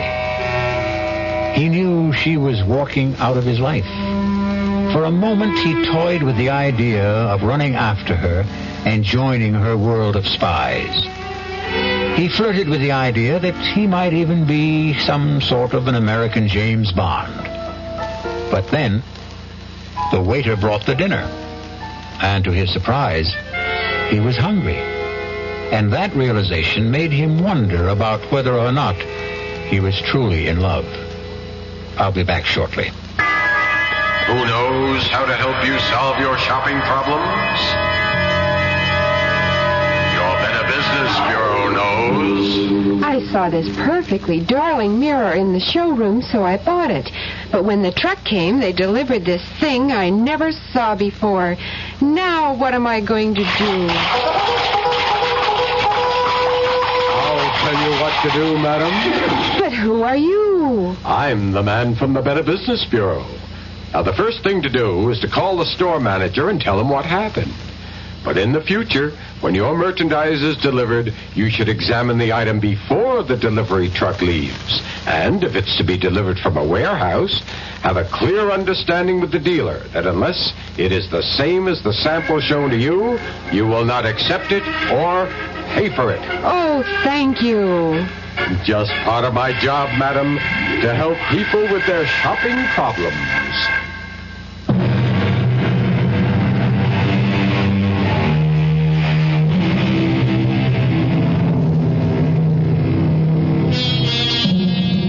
Back in New York, Larry Fielding returned to his old job. An old friend and boss, Horace Finley, who was curious about what had happened in Paris. Finley kept pressing Larry to tell him about his Parisian adventure. Finally, Larry said, I'll tell you, Horace. In Paris, the food was good. Our cast included William Redfield, Joan Loring, Roger DeKoven, Ian Martin, and Chris Gampel. The entire production was under the direction of Hyman Brown. And now, a preview of our next tale. I really killed that boy, you know? What did you say? I killed him, Mr. Murray. I waited for him in the hallway the next day, and I grabbed him. He was a scrawny kid. It was like wringing in the neck of a chicken. I'd do the same thing again, Mr. Murray, to the next guy who bothers my wife. They've got to learn. You lied to me. Every stinking word you told me was a lie. Don't be sore, Mr. Murray. I couldn't tell you the truth, could I? I mean, you wouldn't have taken the case, would you? Yes. I would have taken the case and told you to plead guilty with cause. No, I wanted you to get me off, and that's what you did. Look, I've got to go now, Mr. Murray. I just want to say thanks again. Oh, you think it's that simple?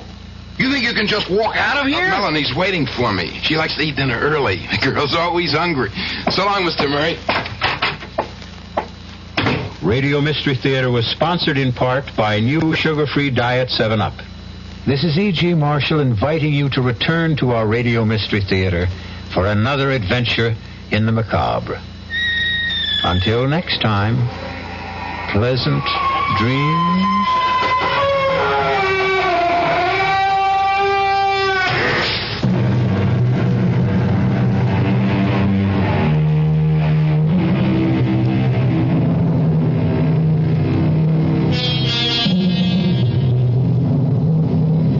WDAF.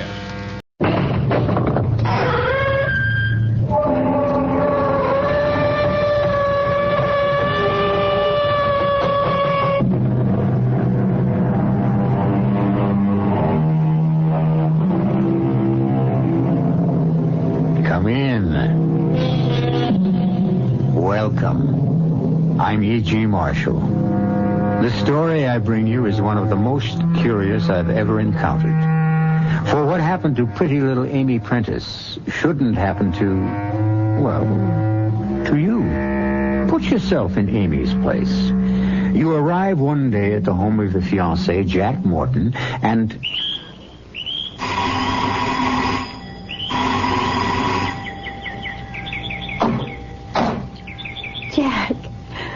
Jack, darling, I'm here. I beg your pardon. I'm here. I mean, here I am. You're here, all right, but who are you? Who am I? Look, if you're some kind of saleswoman, Jack, we're really not... Please stop kidding. I'm Amy Prentice, your fiancée. You're crazy. That's what you are. I've never seen you or heard of you in my life.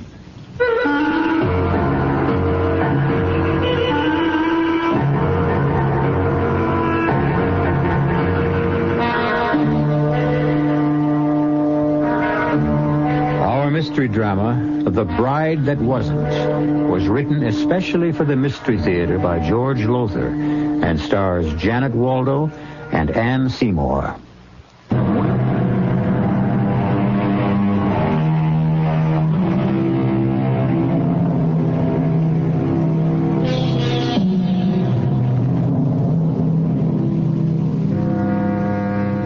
We've all had odd, unexplainable things happen to us. Sometimes we put them down to tricks of memory, a curious combination of circumstances, or an occurrence that was simply inexplicable, and have then dismissed them from our minds. Perhaps Amy Prentice should have done that, but alas didn't. When she arrived at the home of her fiancé, Jack Morton, all set to get married, only to have Jack tell her, I've never seen you or heard of you in my life. Goodbye. Wait a minute now. Wait just a minute. You heard me, sister. Beat it. Sister? Beat it? Jack Morton, I don't know what this is all about, What is it, Jack? What's wrong? Yes, what seems to be the trouble? Well, this girl claims she knows me. Claims I know you. We're engaged. Engaged to be married. Married? Oh, my dear young lady, you're suffering from some sort of delusion. That or you're playing some sort of game. Now, you just get along out of here. Oh, now, Mother. I mean it, Florence. I'll call the police if she doesn't. No, the poor girl, whatever her problem, looks terribly tired. You'd be tired, too, if you'd come all the way from Midvale in a day coach. Come in. Come in and at least have a cup of tea. Oh, I don't think so. Not now. Not after this reception I just got. Well, that's just fine with us. Take off. Jack, how can you act this way? Oh, honey, I don't know what this is all about, but you come on in and have a cup of tea with us. No, you get out of here. Go away or I'll call the police. Now, Mother, you know you'll do no such thing. This young woman is obviously in some sort of trouble, and it's up to us to help her if we can. Jack, you pick up her bag and bring it in. And, honey, you come on along with me. I don't know. Oh, nonsense. Come on, dear. All right, Jack, bring the suitcase. Close the door. And now let's all go into the dining room and have some tea. You too, Jack. And you, Mother. Now, what's your name, honey? Amy Prentice. Well, you sit right there, Amy, and I'll pour tea, and you tell us what this is all about. Tell you... You all act as if you'd never heard of me. We haven't. Anyway, I haven't. This is some kind of trick. Confidence game. Mother, please. Here we are, honey. Nice cup of tea. Now, there's milk and sugar right there if you want them, and a plate of cookies. Now, let me introduce ourselves to begin with. This is Mother Morton, that's him, Jack's mother, and I'm Florence Morton, his wife. Wife? Yes, dear. So, you see, you're thinking he's your fiancé. Well, you see, that just can't be so. Is she your wife? Of course she is. Let me tell you once again, I don't know you. I never saw you before in my life. You did. You did.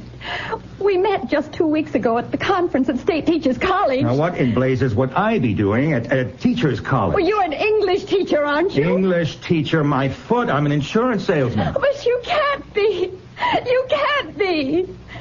Unless you don't have a twin brother or a double or something. No, Amy, he doesn't. As she very well knows. Mother? Amy, why don't you tell us what you think this is all about? I mean, start at the beginning and, well, tell us the whole story. Perhaps we can help in, I don't know, in some way. But he knows what happened. Whether he does or not, you just tell us in your own words. Well, I'm an English teacher. Midvale High School. And I attended the conference of English teachers at state teachers 2 weeks ago. On the third day, when I was having lunch in the cafeteria.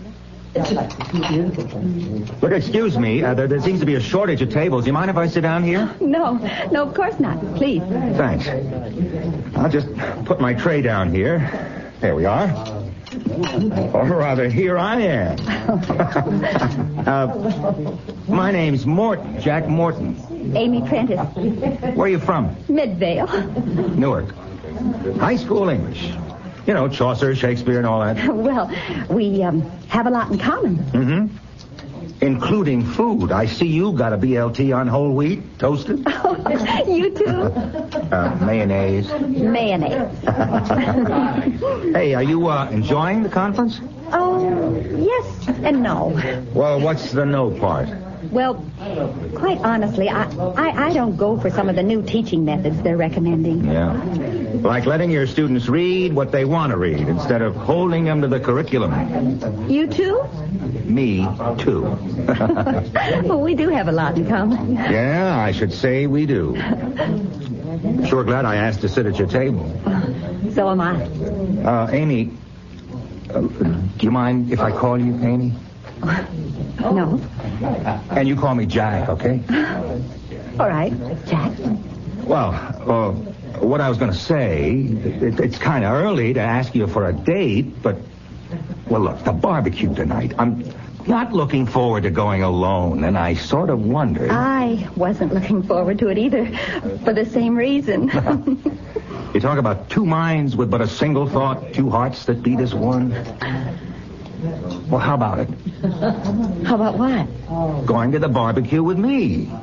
Look, the steak is going to be New York cut, my favorite. Oh, mine too. I'd love to. It's a date then, Amy?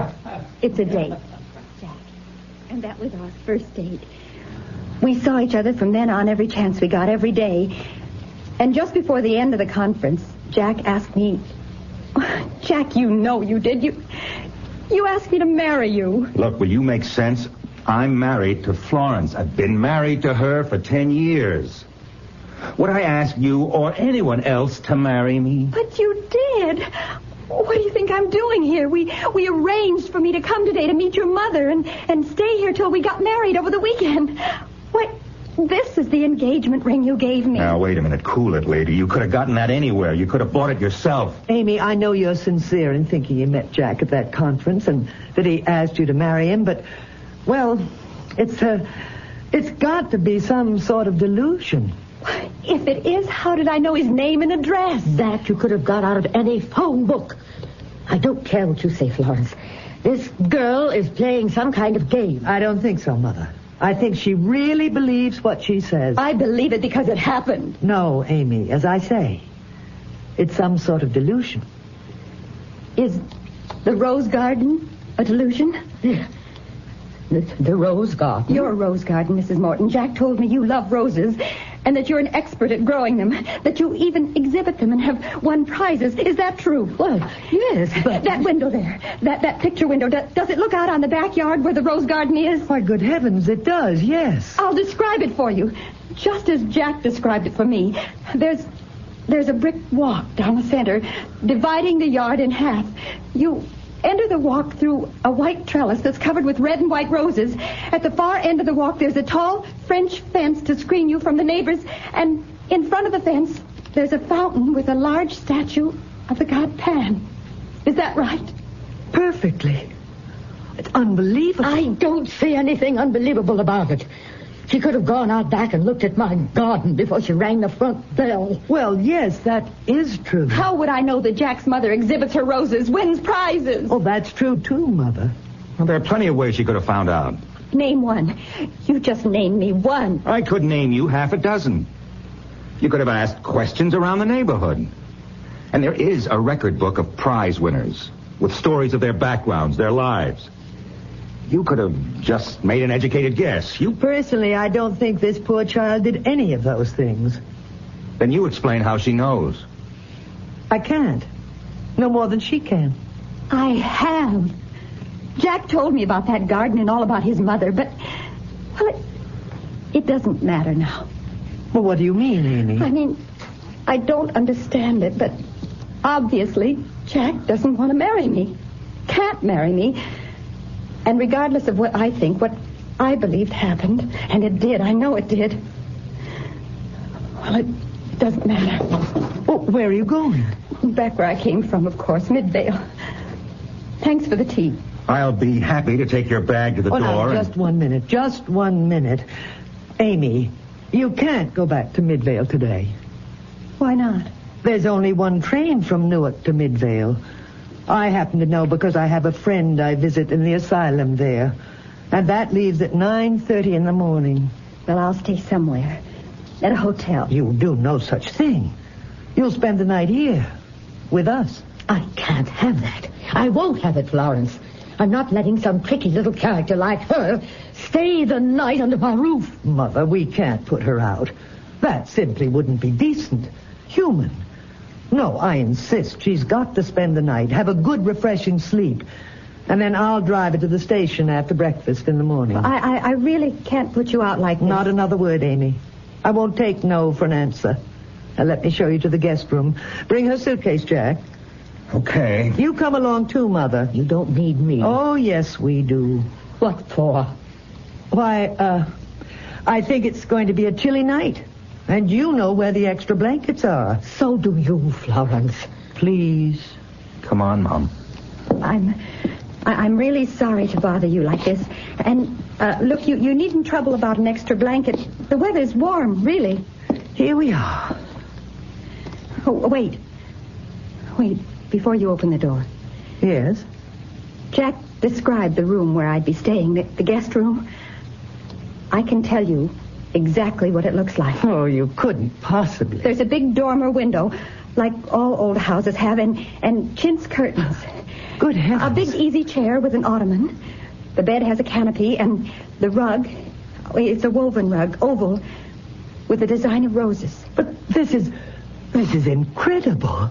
Oh, Jack, you didn't meet Amy at State Teachers, did you? You didn't propose marriage? Oh, come off it, Florence. Well, this is the strangest thing because, well, Amy, you've described the room perfectly. Now, here, see for yourself. Yes. Just as Jack described it. Well, there's no understanding this. I just can't fathom it.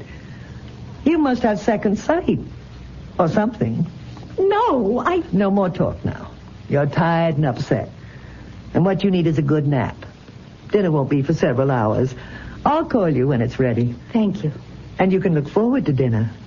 We're having steak. New York cut, no less. Jack adores steak.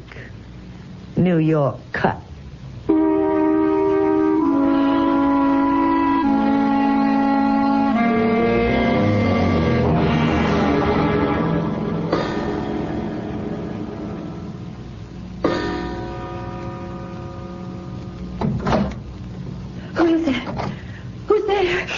Quiet, Amy. Jack. Quiet, I said. Just listen to me, darling. Darling? The dearest, most darling girl in the world. But, Look, there's no time to explain. It's 2:00 in the morning, and I've got to get you out of here fast. I can't take a chance on my wife waking up and finding me gone. You are married. Florence is your wife. Yes, but we did meet, you and I do love you and want to marry you. Oh, marry me when you're already married? Please, stop talking. Get this robe on. We've got to move fast. Where are we going? Out of this house. In robe and slippers? Look, I'll explain later. Come on now, let's go. Where? Go where, Jack? Florence. Your wife, standing in the door with an axe in her hand. Oh, Jack. Jack, what does this mean?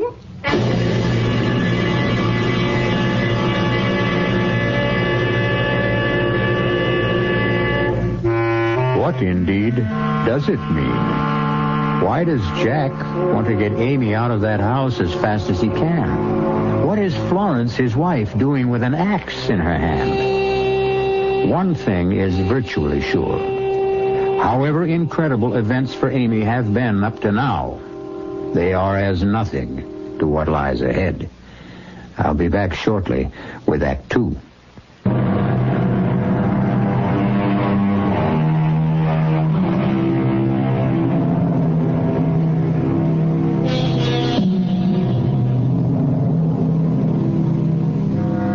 G.K. Chesterton was fond of saying that an adventure was merely an inconvenience viewed in the right light.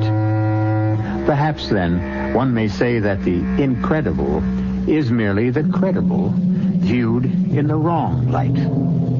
However that may be, to come to the home of a man you expect to marry and to discover him already married, and on top of that, to find yourself facing his wife at 2 a.m. with an axe in her hand. Really, Amy, Mother was right about you after all.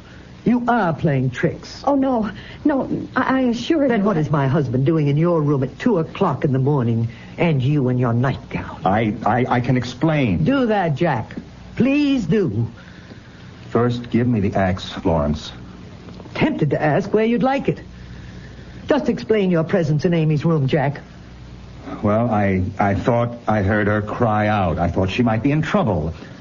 I came to see if she was all right. Just a nightmare, Florence. I had a nightmare. That's hardly surprising with all you've been through. Well, I guess so. Could I have the axe now, Florence? Oh, of course. Here. You see, I heard you cry out too, Amy. You did? Yes. And I thought there might be an intruder in the house. Burglar, something like that. You keep an axe in your bedroom? Well, it's an old house. Very old. Our bedroom, Jack's and mine, has a fireplace in it. We keep a small supply of wood there. And sometimes it has to be split. You didn't think I was going to chop you, did you? No. Well, Jack and I will go back to our bedroom now. Come, Jack. Oh, and Amy. Yes? Try not to have any more nightmares. More toast and marmalade, Amy? Thank you, no. Coffee, then? No, frankly, I'm anxious to get started. Get that train from Midvale. I don't want to miss it. You won't miss it. Plenty of time. Well, there really isn't, Florence. There's just under half an hour, and it takes 15 minutes to reach the station. I know. So, I think we'd better get started, Amy. Your bag's packed and in the hall, so let's go. You? Well, I'll drive her to the station. I was planning to do that. No, I'll do it. No, Jack, no. Waste of gas. I mean, waste. You take her or I take her. What's the waste? I have to go into town shopping to do for the weekend. And you don't. I see. I can do my shopping at the same time. Yes, I see. So that'll mean only one round trip instead of 2. I said I see, Florence. Saves gas. Yes. Well, if we're going to get started... Oh, but first you must see the rose garden. No, yes. I mean, how can you even think of leaving without seeing it? In some unaccountable way, you do know what it looks like, but, well, if I were you, I'd want to see it for myself. Well, there isn't time. Of course there is. Take a moment. Let's all go to the rose garden.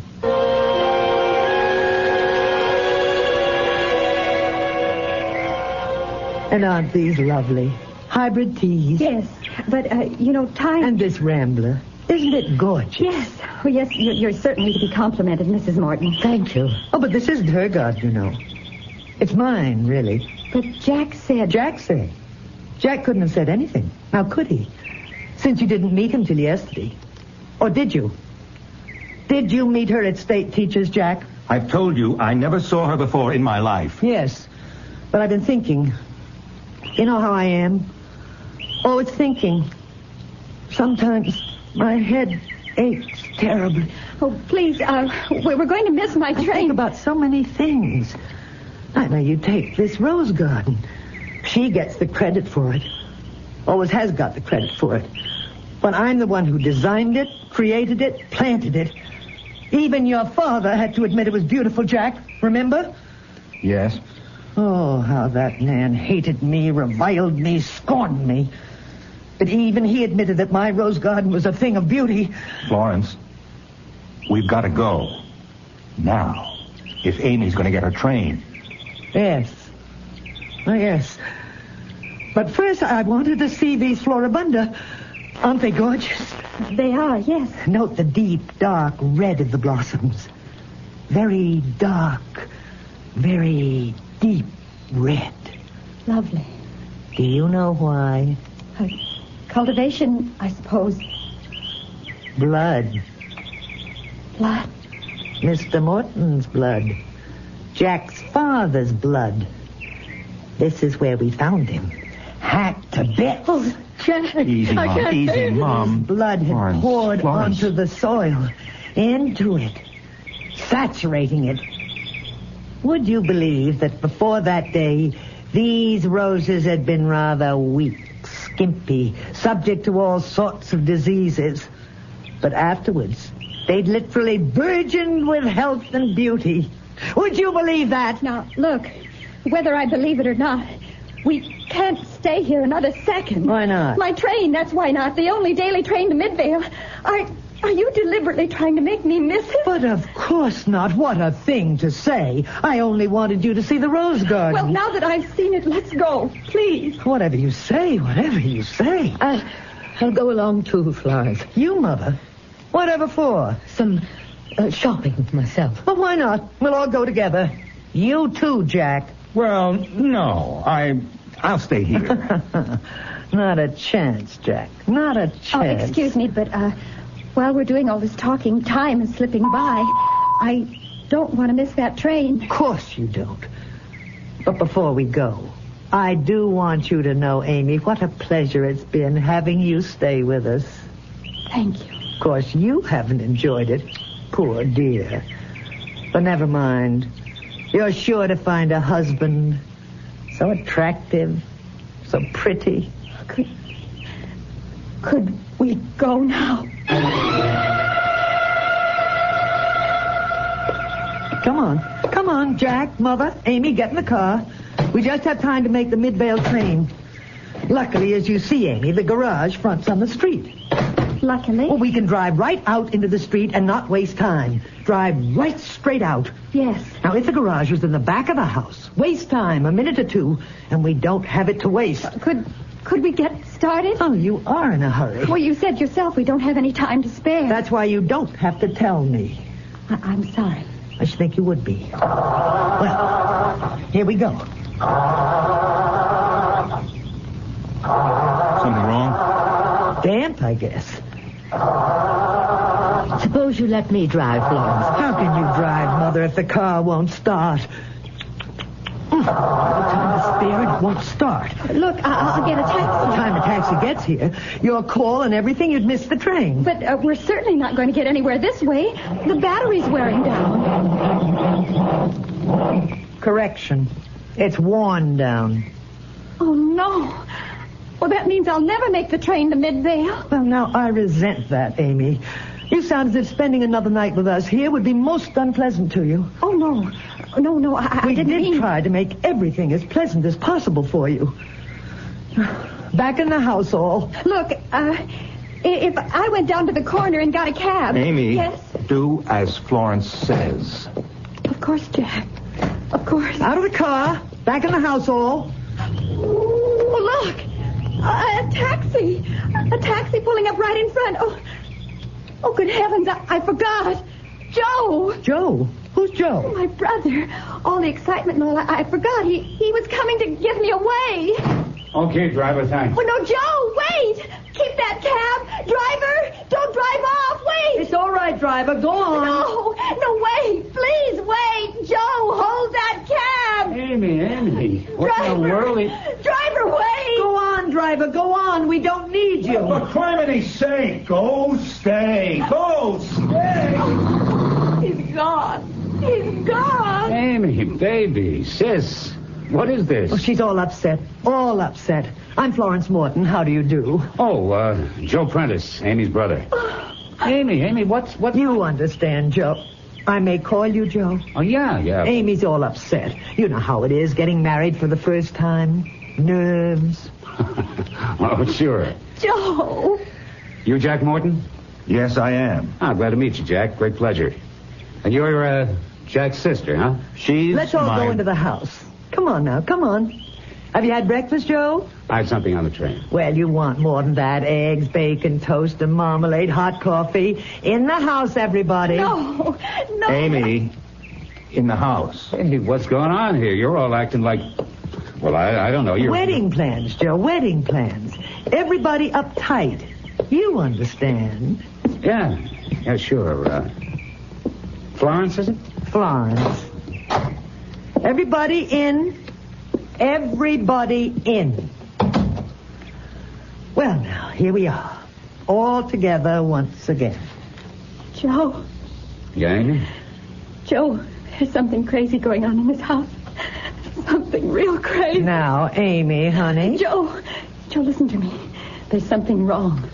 I don't know what it's all about. I don't know what's happening, but Jack says he never saw me before in his life.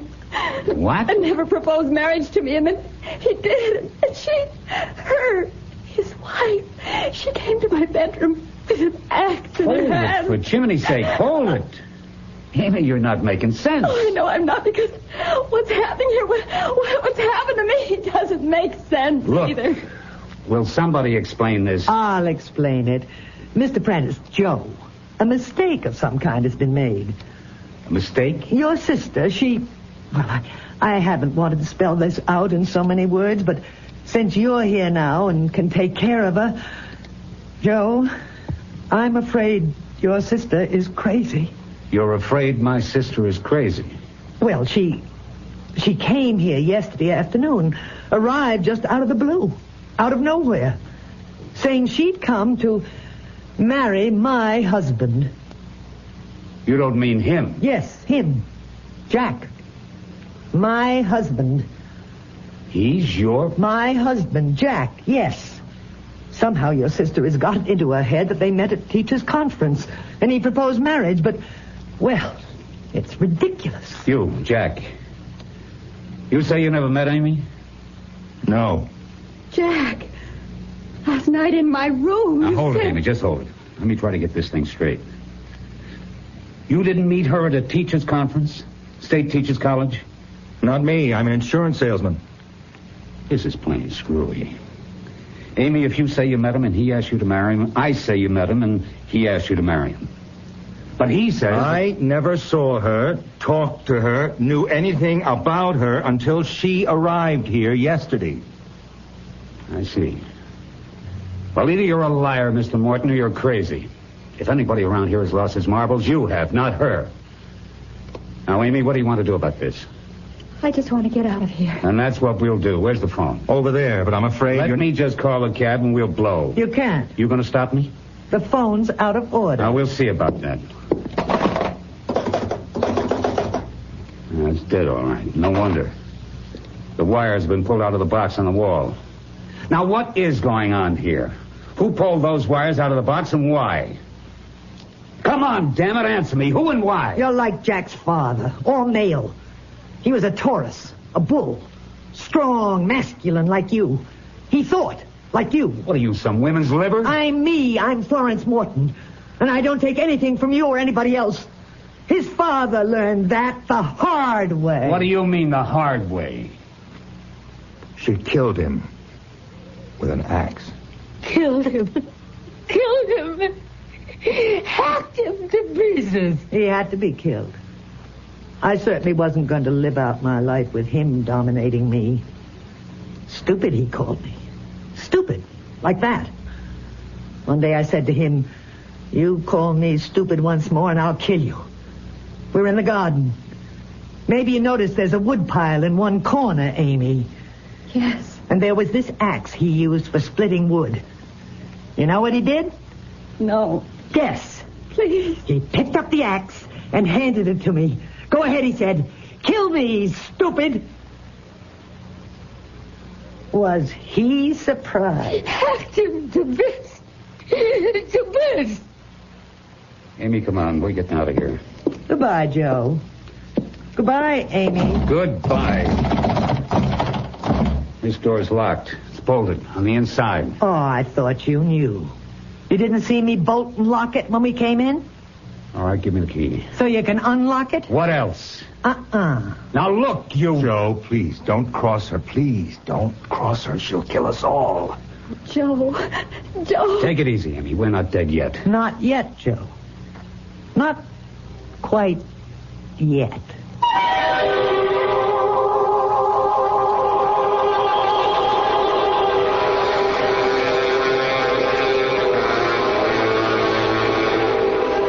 Ever been face to face with a homicidal maniac? with everything stacked against you? Happily, I never have, and hope you never have either. But Amy and Joe are. And so are Jack and his mother. What I can't figure out is why Jack, with a homicidal wife at home, ever proposed marriage to Amy. Well, we'll have the answer to that when I return shortly with Act 3.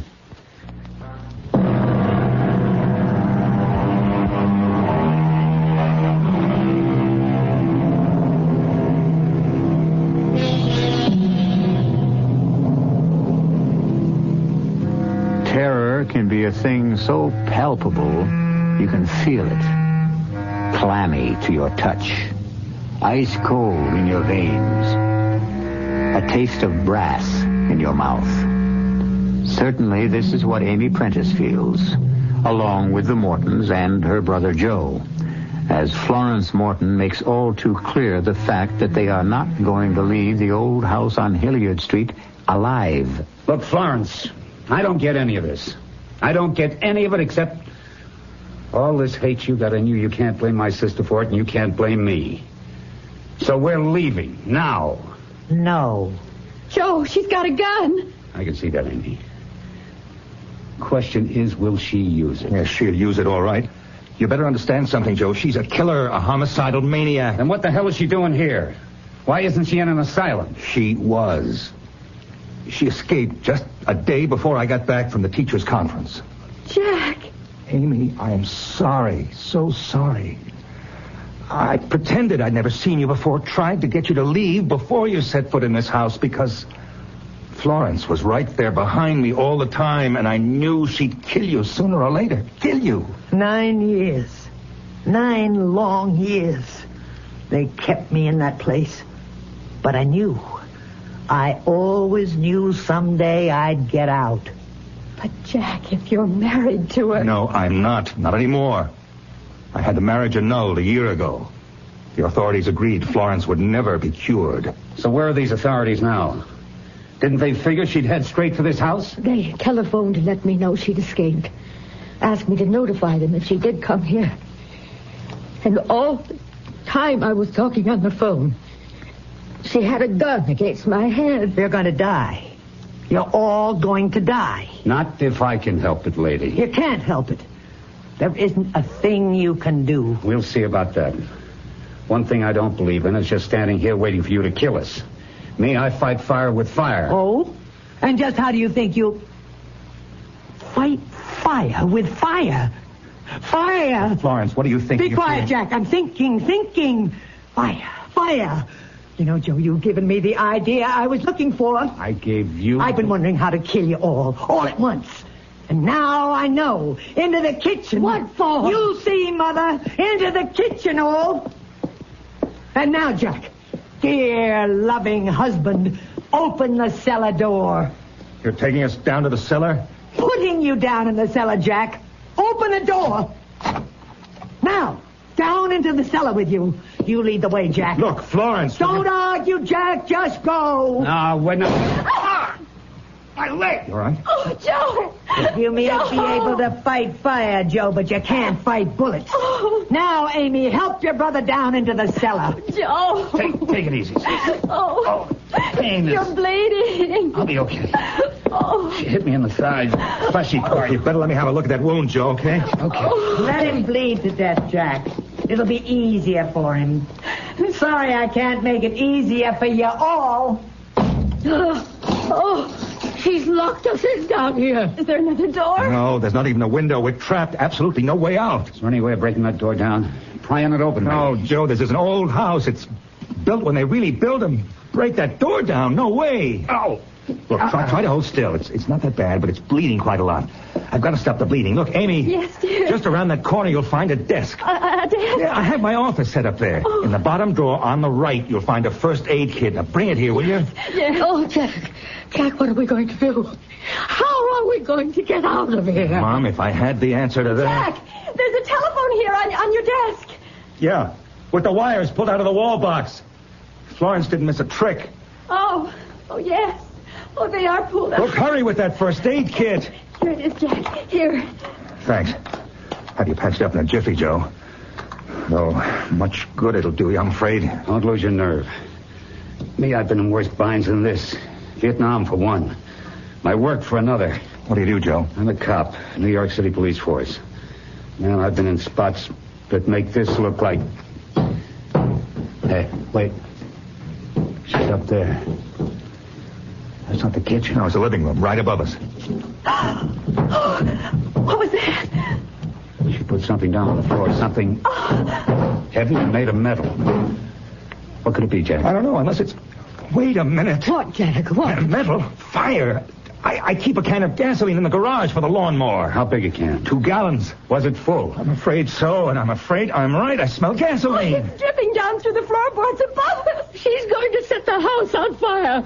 She's going to burn it down around our heads. Kill herself, the poor crazy woman. Florence! Florence, listen to me. Florence, you'll kill yourself.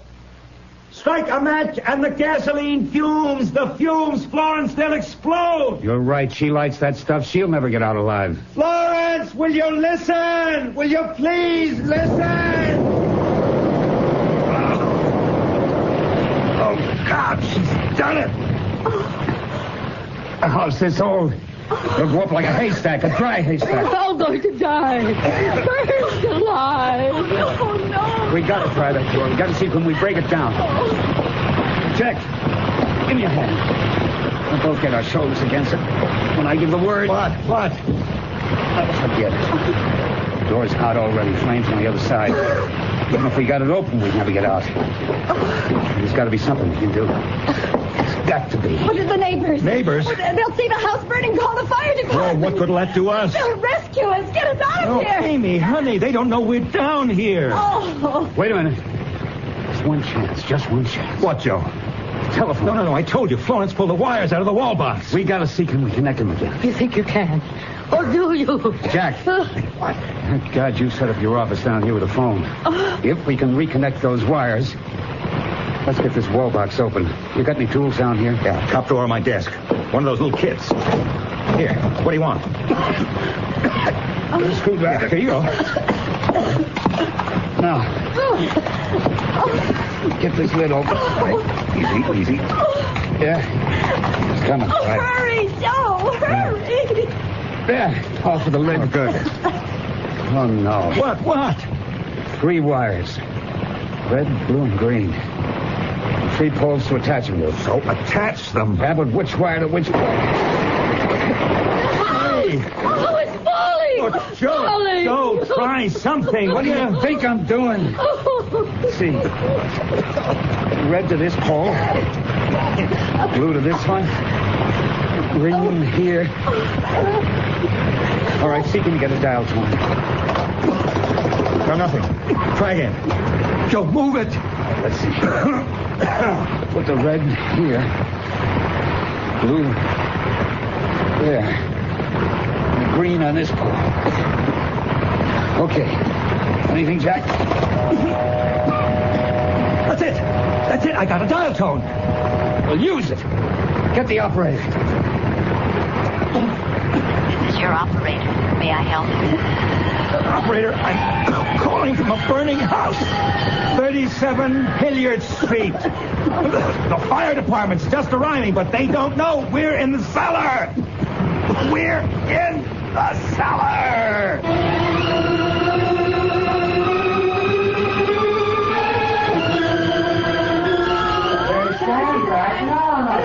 Amy, here. Fire chief just gave me another thermos of coffee. Have some more. Thanks, Jack. Joe? I've got Joe in the ambulance unit over there. They're really patching up his leg. Isn't he wonderful? I think I've got the most wonderful brother in the world. Well, I think he's got the most wonderful sister in the world. I'm sorry about Florence. Lord knows I am too, but it's better this way. Mom, are you okay? Even the rose garden's gone.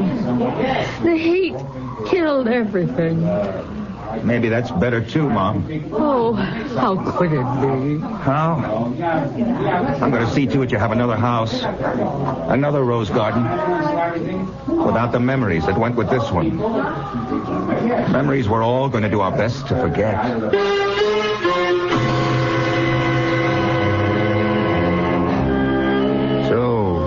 What began as mystery, created by Florence Morton, ended as tragedy for Florence Morton. And perhaps for the best, as Jack said.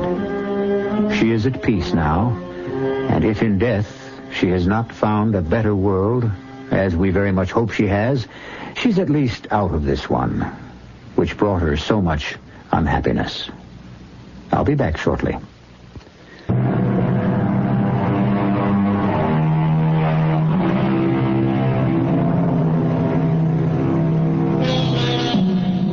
Jack and Amy Morton are happily married now. Amy no longer teaches, at least not in school, because she has 2 youngsters to keep her more than busy. The boy is named Joe. The girl, Florence. As for Mother Morton, she has another garden, but not roses, vegetables. Well, everything costs so much these days.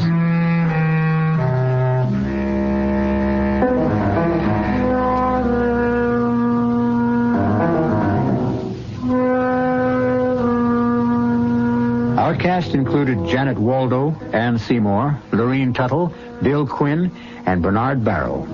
The entire production was under the direction of Hyman Brown. This is E.G. Marshall inviting you to return to our Mystery Theater for another adventure in the macabre. Until next time, pleasant dreams.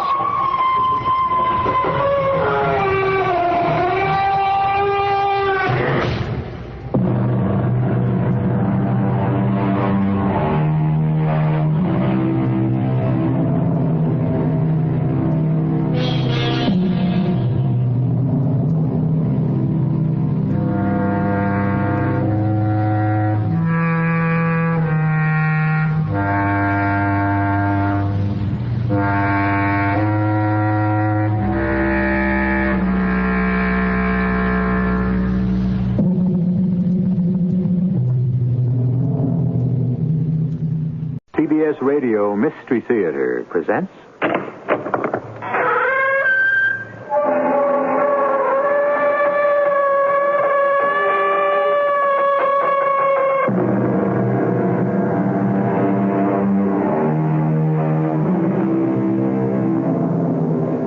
Come in.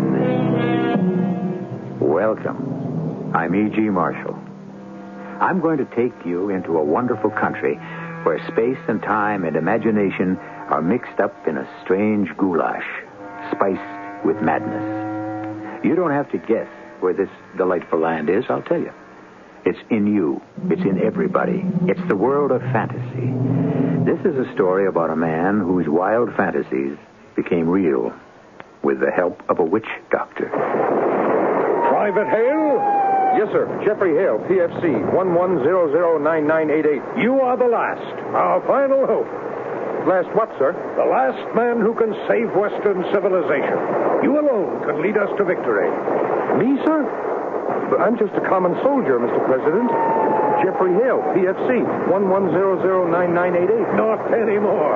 You're now a 9-star general. I appoint you. Me, a general? Today you defeat the aliens. Tomorrow the world. Hey, wow, this is my big dream. It's come true at last.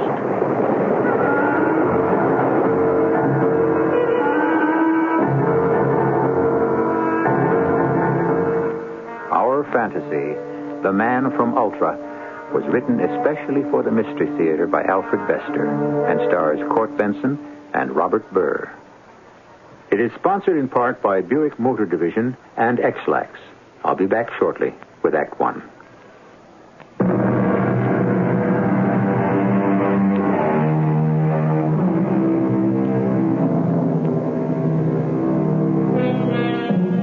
Mr. Solon Aquila is a mystery man who is seen everywhere and understood nowhere.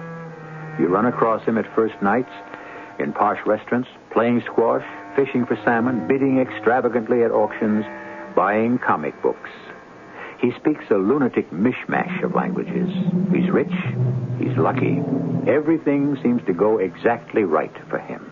But today, something went very wrong for Solon Aquila. when he bustled into the art gallery of Mr. James Graham. And what he did about it makes a strange story. Bonsoir, Jimmy. Here is a cool day for color, yes? Cool. I'm fluent in slang, ancient and modern. I desire to buy a picture. Good morning, Mr. Aquila. Aquila from the Latin. Means eagle. Yes, Mr. Aquila. I'm in the mood to collect your man, what's his name? Your prize, your greatest. Artists like Bosch. I already own 3 paintings. I think you mean Geoffrey Hale. Ah, what a memory. Exactly the artist I collect. I wouldn't have believed it. You know, it's extremely odd you're coming in at this moment. Odd? I always come in at the right moment. I'm born lucky. A Geoffrey Hale monochrome arrived just 5 minutes ago in the morning mail. Bravo! You see, I am lucky. I'd rather not show it to you, Mr. Aquila. It can't be sold. Why not? I can't say, sir. Must I judo your arm, Jimmy? You can't show, you can't sell, you can't say why. Geoffrey Hale, my favorite artist. Show me the Hale masterpiece. All right, Mr. Aquila. This way, please. I have it hidden in this break front. Came in this envelope from the Babylon Clinic. Babylon? What is that? Den of iniquity? I'll explain later. First, see what was sent. Well, this is no work of art. It's merely coin of the realm, a dollar bill. Turn it over, sir. Look at the face. So, I turn the bill over and... You see, sir? This is not a portrait of George Washington. No, sir. It is a picture of myself, Soren Aquila. Yes. Geoffrey Hale drew it on the dollar bill. It's an outrage. It's libel, slander. I look like a fiend in human shape. Dracula, Godzilla, King Kong. That's why I didn't want you to see it. I didn't want to hurt your feelings. Oh, hurt? Well, I must own this work of art. Name your price, but answer me this. Sir? Is this accident or on purpose? I've never met your Geoffrey Hale. Does he know me? I don't know, Mr. Aquila. A mystery, eh? Why does the great Geoffrey Hale draw on money? My picture. Why? He's insane, Mr. Aquila. What? This genius? Insane? It's very sad. They've had to institutionalize him in the Babylon Clinic. He spends his time drawing these pictures of you on money. Only me? Only you. Why does he jump his tracks, Jimmy? Well, they say it's a withdrawal. He's still a very young man. Immature. His success came too soon. He isn't ready for it, for responsibilities. So he's turned his back on everything and withdrawn into childhood. That's what the doctors say. And the drawing on money? They say that's his symbol of childhood. It proves he's too young to know what money is for. And my portrait?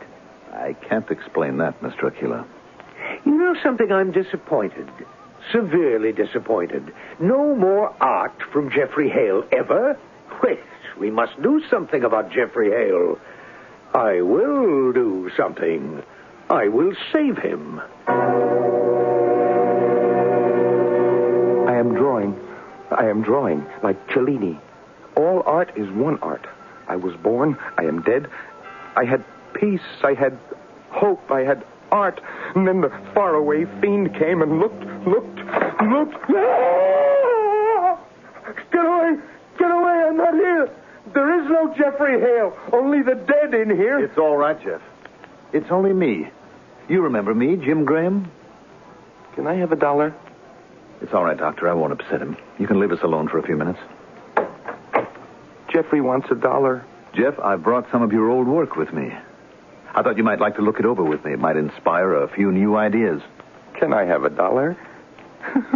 Baby wants $1. All right, Jeff.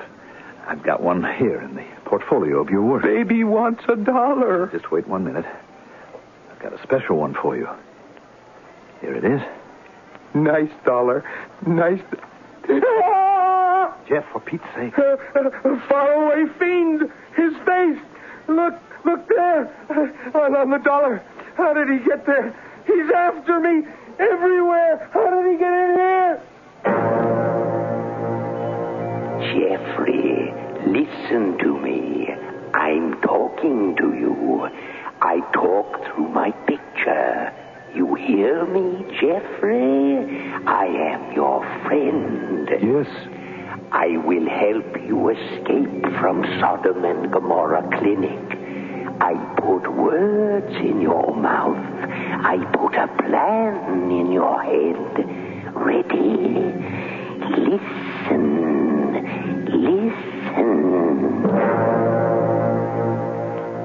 You got a watch on you, Graham? Good Lord, Jeff. Is this you?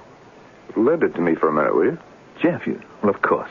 Of course. Here, just let me get it off the chain. Here you are. Thanks.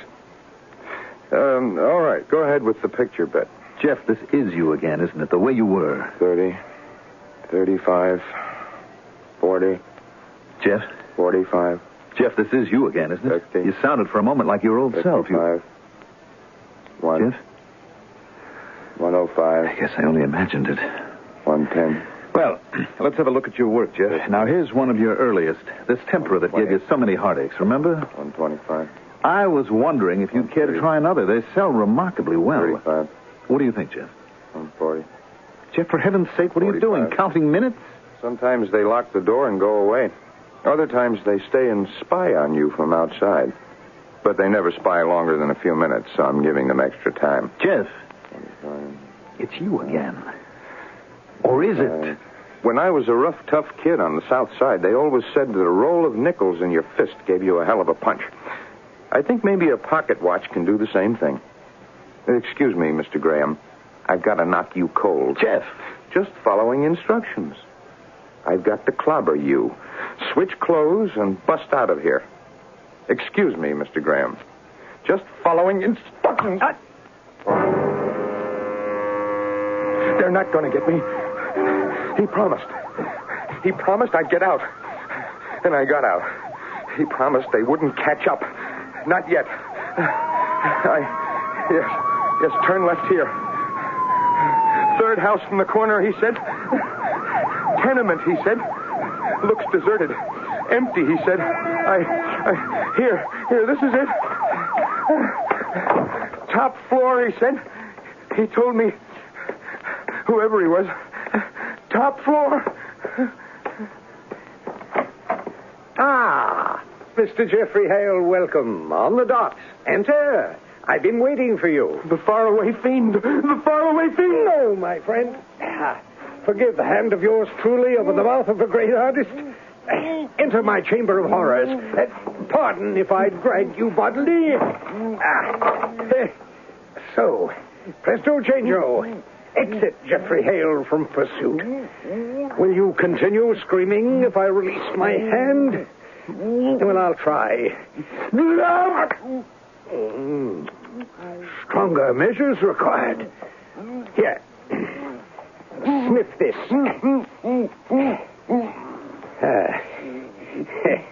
Better, eh? Bravo. Sit, my beauty. First, drink this. Warranted non-habit forming. What's happened? There's like a fever or something behind me. Nightmares. I know you.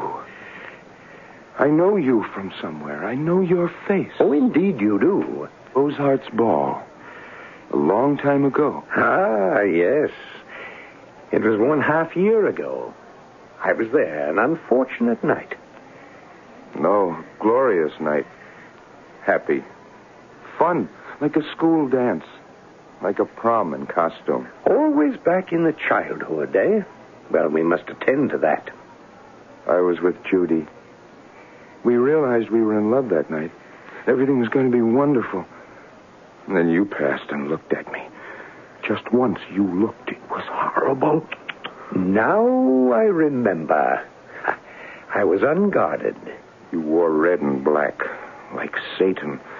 The faraway fiend. We must bring you back to the land of the living. That is why I have arranged this meeting. Come into the laboratory. Sit on that stool, Mr. Hale. You're a doctor? No, let us say a warlock. Strictly speaking, a witch pathologist. Strictly modern magic. You're a witch doctor? You have to be putting me on. Oh, yes, I am. But in a way you don't expect. I am going to help you grow up. How?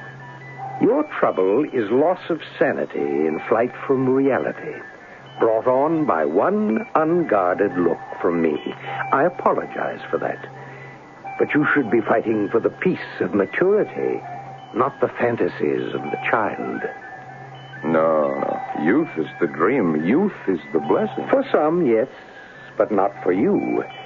We must dispel your fantasies with witchcraft psychiatry. We will wipe your slate clean at a very small price. What price? You'll see when we're finished. Now, are you ready? We begin the purge of your dreams. Chameron, Medrus, Casmiel, Hera, Sadirno, Lucifer.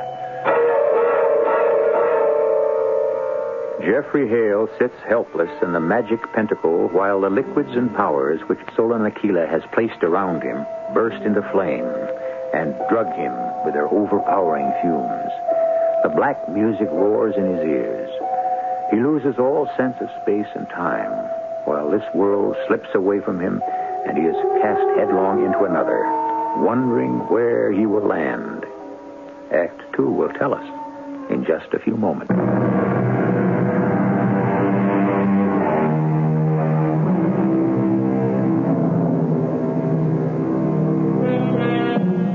Honestly now, don't we all share the same childish fantasies with each other and with the young artist, Jeffrey Hale? We keep them a secret. We're ashamed to never confess them to anyone. We imagine they're unique. They're not, you know. The mysterious Solan Aquila, ultra-modern witch doctor, is sending Jeffrey Hale into his hidden fantasy world to live out his dreams.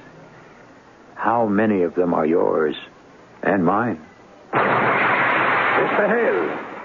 I'm Jeffrey Hale. Who are you? I am president of World Medical Association. Where have you been, my friend? Do you know what's happened? No, what's happened? After your escape from the sanatorium, bango, atom bombs everywhere. The 2-hour war is over. The plague is here. Plague? What plague? Nuclear fission has turned urticaria into a deadly disease that is spreading all over the world. What's urticaria? Hives. Hives? Only kids get that. Oh, don't you believe it? This is radioactive hives. Everybody is swelling up like raspberries and dropping like flies. You are the one man capable of finding a cure. No doubt on account of a mysterious mutant strain in your makeup, which it makes you so different. Me? You. It is your responsibility to save the world, or else the human race will disappear forever. You mean like Louis Pasteur? Or like Dr. Fleming, or Dr. Salk, or Galileo. Take your pick. To save the world with a great discovery. This is my big dream. It has come true. But you know I'm not a doctor.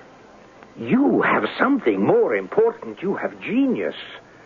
Anyway, you will have an assistant to help. Here she is, the beautiful Dr. Judith Field. Good morning, Dr. Hale.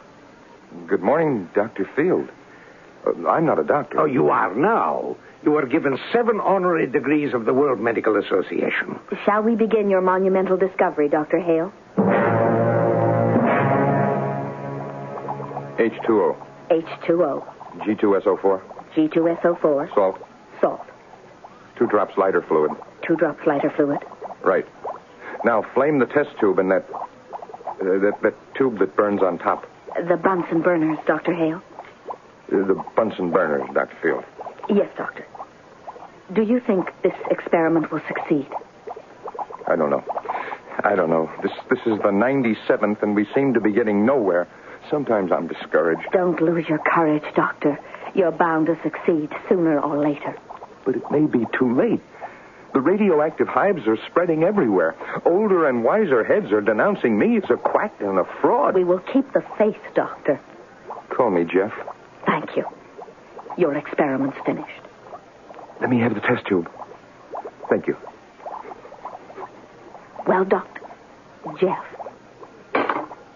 Damn it, another failure. What is it? Why did you smash the test tube? Only a cure for the common cold. Useless. Don't give up, Jeff. I won't. We'll start again. I must save the world. Sulfur and molasses, 1 teaspoon. Sulfur and molasses, 1 teaspoon. Bicarbonate of soda, 1 teaspoon. Bicarbonate of soda, 1 teaspoon. 2 cc's white vinegar. 2 cc's white vinegar. Very good. Heat test tube. Yes, Jeff. This one must succeed. I don't know. It's our 303rd attempt. Nothing but a long list of failures. You're tired and worn out. Get some proper rest. I can't, Dr. Field. I can't. You need warmth and comfort. Call me Judy. Thank you, Judy. Your experiment's finished, Jeff.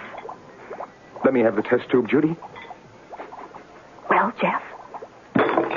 Oh, Jeff, not again. Yes, again, another failure. What is it this time? Only a cure for arthritis. Useless. Don't be discouraged, Jeff. 2 cc red ink. 2 cc red ink. 2 cc black ink. 2 cc black ink. 3 drops liquid detergent. 3 drops liquid detergent. 1/2 cup salad dressing. Good Lord, Jeff. You don't dare. I must. I don't care what the risk is. I must for the sake of the world. 1/2 cup salad dressing. 1/2 cup salad dressing? Heat over low flame. Heat over low flame. It must work. It has to work. This is experiment 606, and we're running out of test tubes. Whatever gave you the idea for this brilliant experiment, Jeff? Good Lord, what's coming out of the test tube? It's a monster! It has 5 arms and 4 mouths and all those eyes. It is a human. What is it, Dr. Hale? Dr. Field, I heard the explosion. Have you found the formula? It's attacking Judy. Run, girl, run. I'll stop it. Get away, quick. Monsters in laboratories love to eat beautiful assistants. I got it tied up. Run! Ooh, the monster ate it. Jeff. There he goes down the hatch. All 5 hatches. I wonder where he will land.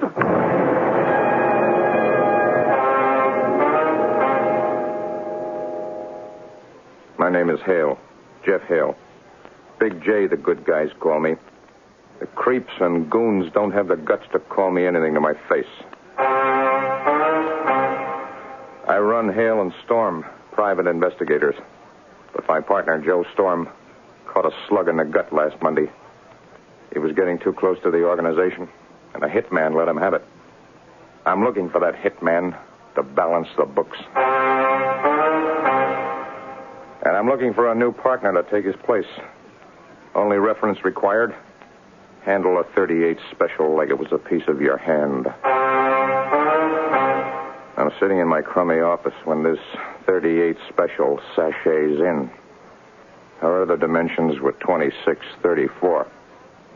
A real looker and in trouble. But sympathy isn't my line of business. Mr. Hale? Yeah. My name is Judith Field. Yeah. I'm in trouble. I need help. Trouble will cost you $50 a day in expenses. I have the money, Mr. Hale. Help comes higher. Of course. So spell it. It's the golden zodiac which Merlin presented to King Arthur and Queen Guinevere. All the signs are worked in rubies and diamonds. It's priceless. So? It disappeared for 1,000 years. Last year it was discovered in a ruin in Wales. 3 men were murdered for it. It was smuggled out of England to the States. 4 more men were murdered. I believe it's in this city, and I must find it. You slipped, sister. Who's we? You're smart, aren't you? I can spell Mississippi. And tough. On account of a mysterious mutant strain in my makeup, which makes me different. So give, who's we? Your partner, Joe Strom. He never told me about the job. He was moonlighting for personal reasons. Yeah, so? He must have gotten too close to the Golden Zodiac. And? There's another man after at the head of the organization, Mr. 6x6. And this 6x6 had Joe wiped? That's what the grapevine says. Okay, Curly, you're a deal. And listen, I'm looking for a new partner. If you play your cards right, I may take you. I think I've already taken you. I thought that over on my way to see Lieutenant Jim Graham and get the scam on the Golden Zodiac. A goon sniper threw a little lead in my direction, so I knew we weren't playing girls' rules. Mr. 6x6 was playing for keeps. So was I. I had a score to settle with him. I don't care how many scores you've got to settle, Hale. Not in my precinct. I've told you 100 times. Take it easy, Lieutenant. You step over the line once more, I throw the book at you. Cool it, man. All I want is the scam on this Golden Zodiac. Oh, you're in on that, are you? Who's your client? Doll named Field, Judy Field. Keep away from her, Hale. She's poisoned. Like how? 7 men were murdered for that Zodiac. And? Every one of them was living with her when they got killed.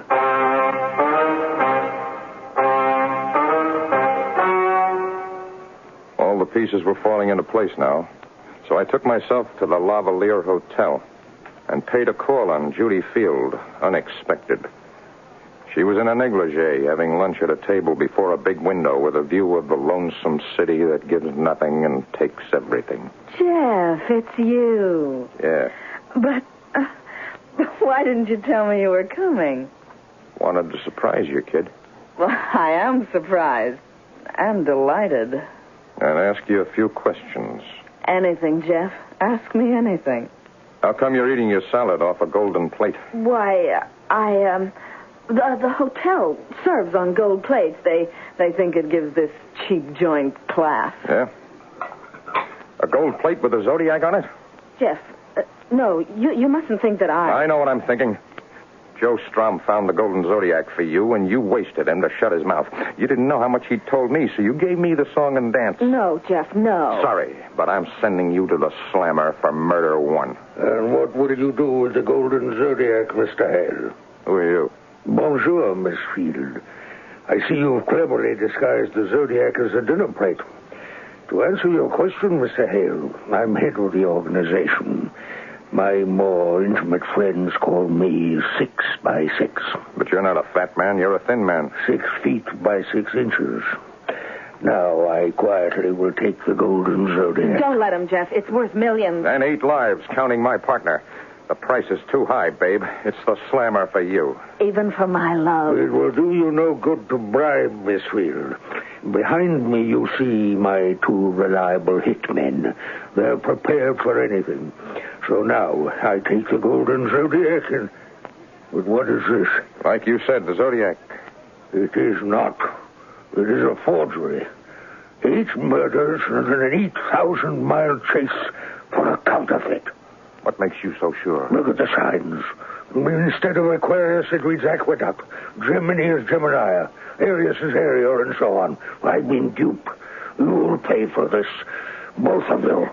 Gentlemen? No, Mr. 6x6, no. I'll give you my...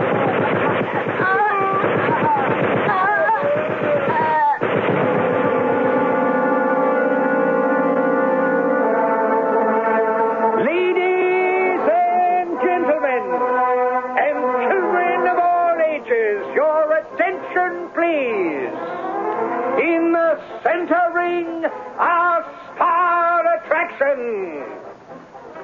The great, the only, the inimitable Jeffrey, the giant, in his death-defying, perilous, dangerous, hell-raising feat, up to now performed only before the crowned heads of Europe.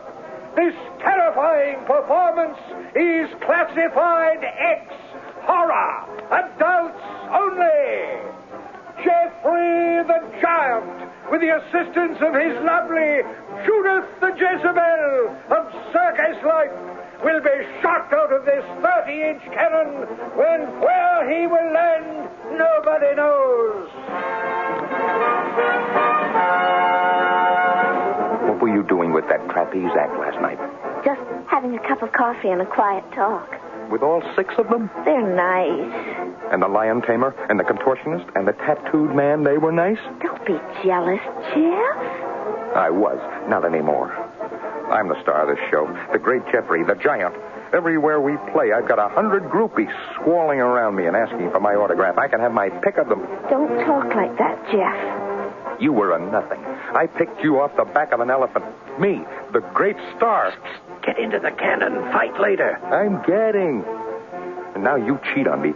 Judy, I don't need you. I'm throwing you back to the elephants. No. Yes, I'm a star. I can have any girl in the world. I can have anything I want. I don't need you. You're finished. Will you get into the cannon? I'm in. Ladies and gentlemen, may I have silence, please, for this perilous performance?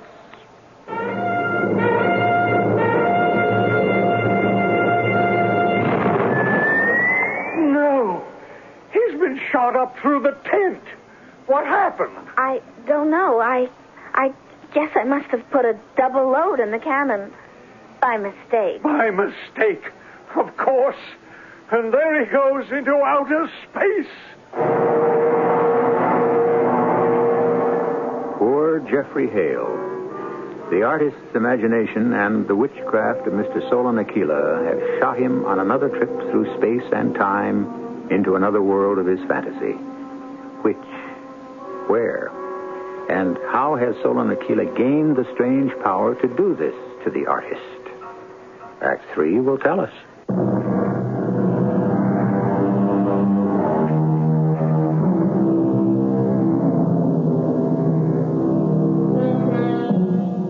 Shot through space and time into the fantasy world of his imagination by the witchcraft of Mr. Solon Aquila, Jeffrey Hale has not, as we expected, landed on Mars or Jupiter or any other destination in outer space. No.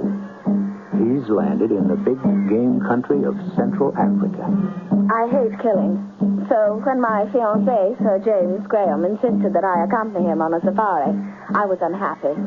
I was even unhappier when we reached the snows of Mount Kilimanjaro. I discovered that our white hunter, Jeffrey Hale, was steel and ice, a hard man. I also discovered that my fiancé was a coward. What's that? Just a leopard prowling our camp. Nothing to worry about, Sir James. A leopard? Yes, Miss Field. Trying to pick up a bearer. Oh, but good Lord. Will it? Probably. That's why I always hire more bearers than I need. Mr. Hale, how can you be so heartless? Law of Africa, Miss Field. Eat and be eaten.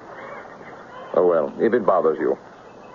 Stemba, you rascal. Here. Stemba, come, great white one. Stemba, come, sir. Let me have the Mandrake $47.99 and hold the tent flaps open. At once, great white banner. What are you going to do, Hale? I mean, it might come in and attack us. A chance we have to take. I'm going to shoot it. You mean sitting here like this? Miss Field, I'm damned if I'm going to leave a comfortable chair and a good stiff drink to go prowling after a leopard. Let him come to me. Here is Mandrake $47.99, Buena. Thank you, Stemba. Hold the flaps wide. Stand clear. I nicked you the last time, remember? Grazie, mighty Buena. Merci. Ah, yes. There he is. Here he comes. Steady now. He's coming in after us. He's attacking. I can't stand it. That does it. Now, what were we saying before we were so rudely interrupted? Hale, you're unbelievable. Absolutely. Pure, raw courage. Unbelievable. All in the day's work. Stemba, have the beast skinned for Sir James' collection. To hear is to obey, Buena. You shot every skin in my collection, Hale, and I funked it again today. Nonsense. A lion can spook anyone. And yesterday. Think nothing of it, Sir James. The rhino charge can frighten anyone. But not you, Mr. Hale. I've been around the snows of Kilimanjaro long enough to be salted, Miss Field. And the day before that. James, dear, don't you think you've had enough to drink? Well, I've got to. It's the only way I can bolster my nerve. That buffalo spooked me. And the cheetah and the boa constrictor and the aardvark and the...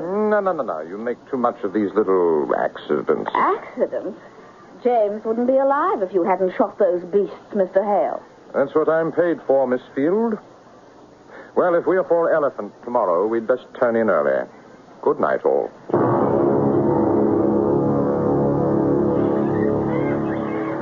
Mr. Hale, are you awake? Always, Miss Field. Law of Africa. Never sleep. There's a tarantula in my tent. Right. I'll take care of it. Got my Webley 44 under my pillow for emergencies. No, please, no. The shot would wake the whole camp. Please, Mr. Hill, may I come in for a moment? I'm frightened. By all means. Spiders can do that to anyone. Doesn't anything ever frighten you? Beautiful women like you. What else? Nothing much. James is a coward. Give him time, Miss Field. He's had enough time. I can't bear the thought of marrying a coward and a drunk. No? And what do you propose to do about it?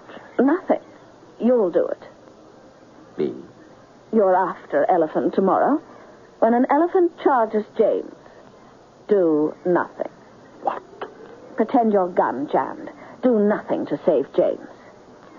For heaven's sake, you're asking me. Don't you understand what's between us? It's the only way. Let James Graham die.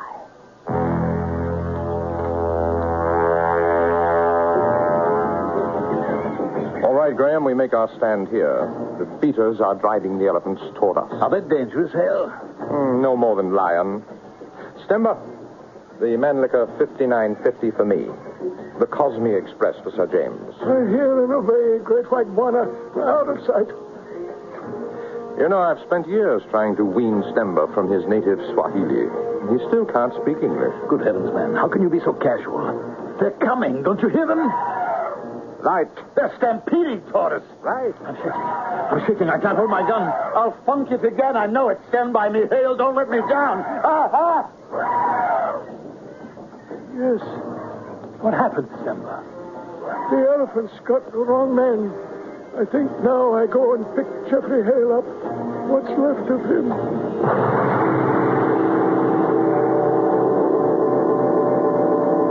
Bravo, Mr. Hale. Fantasy all finished. But you fell off your stool with a crack and broke the magic pinnacle before I could catch you. I feel like I put my head under an elephant. Oh, you did. You did in your dream. Now we discuss what I've done, eh? Make yourself comfortable. Oh, I feel like I've been through a ringer. You were. Your own. Listen. Man lives by his decisions. A man has some 11,009,998 to make in his lifetime, eh? If you say so. It is the maturity of these decisions that decides whether he is a man or a child. But a man cannot make mature decisions until he has purged himself of the fantasies of childhood. They must go. Agreed? I suppose I ought to feel grateful.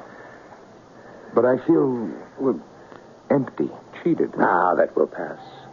But I told you there was a price to pay for growing up. Look in this mirror. What does that mean? Gently, gently.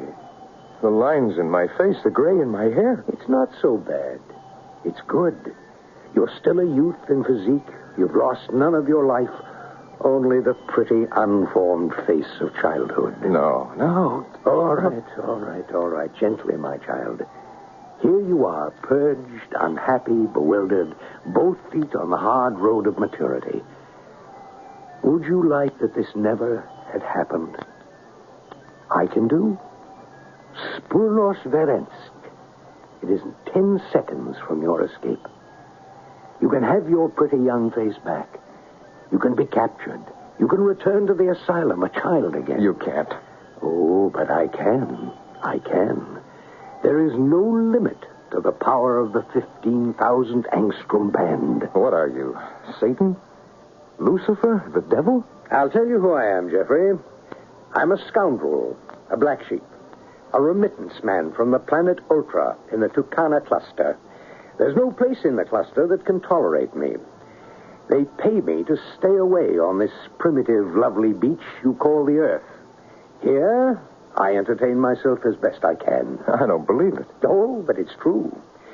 And that is why the unguarded despair in my eyes struck terror into your innocent soul and ruined you. Now, I heal you. Like this? Yes. Now, I show you the one salvation you have here on your Earth, which we do not have on Ultra. You have been brought face to face with your fantasies. Now I arrange for you to come face to face with reality. Through this door, please. Hi. Hey. Judy, you? Me. But really? Really. Where are we? What is all this? It's the Beaux-Arts Ball. As near as I can remember, Mr. Solon helped me reconstruct it. I don't understand. He called me and we put this together for you. The pleasure of your company and a dance, sir. You mean it's real? You're really real? Oh, Jeff. Poor Jeff.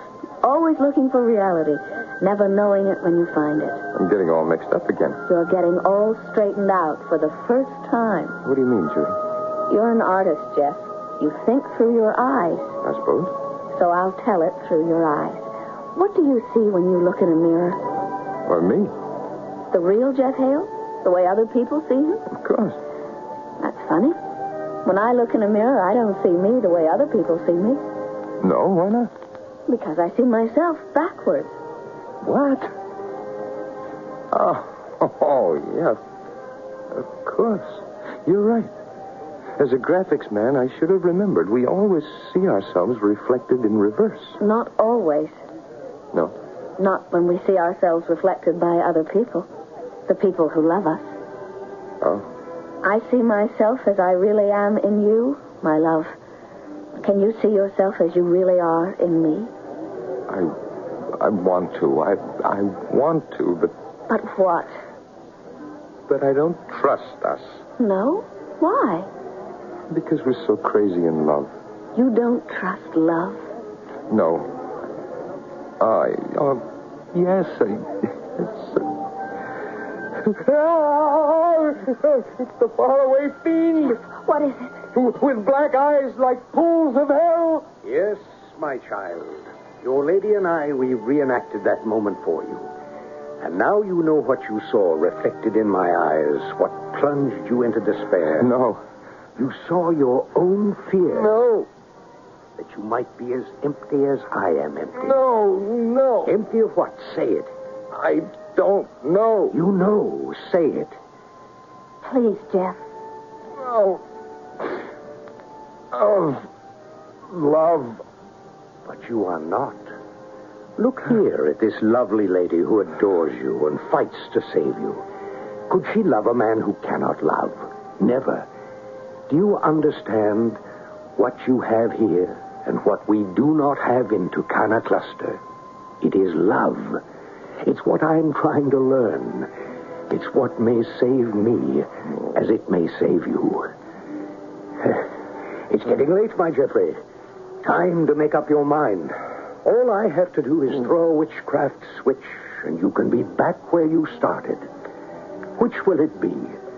The reality of life or the dream of life? Decide. Oh. This is the big one? That rests with your lady. They're all big, Jeff. I'm being forced to commit myself.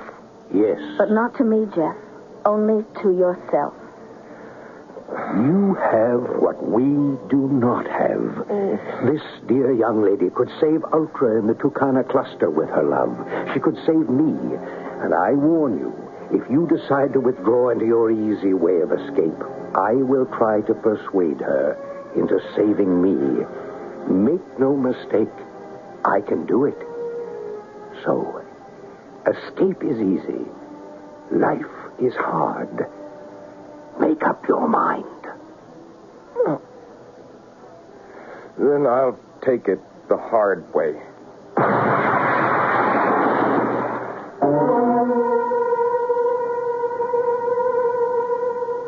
I wonder what Jeffrey Hale meant by taking it the hard way. There are many who say that life on Earth is human survival, and we must pay a tough, realistic price. Many others say the flower children are right. Look at what human survival has cost us. And is it worth it? I would like to believe that Jeffrey Hale's decision came somewhere between the two extremes, but I don't know. I shall be back shortly.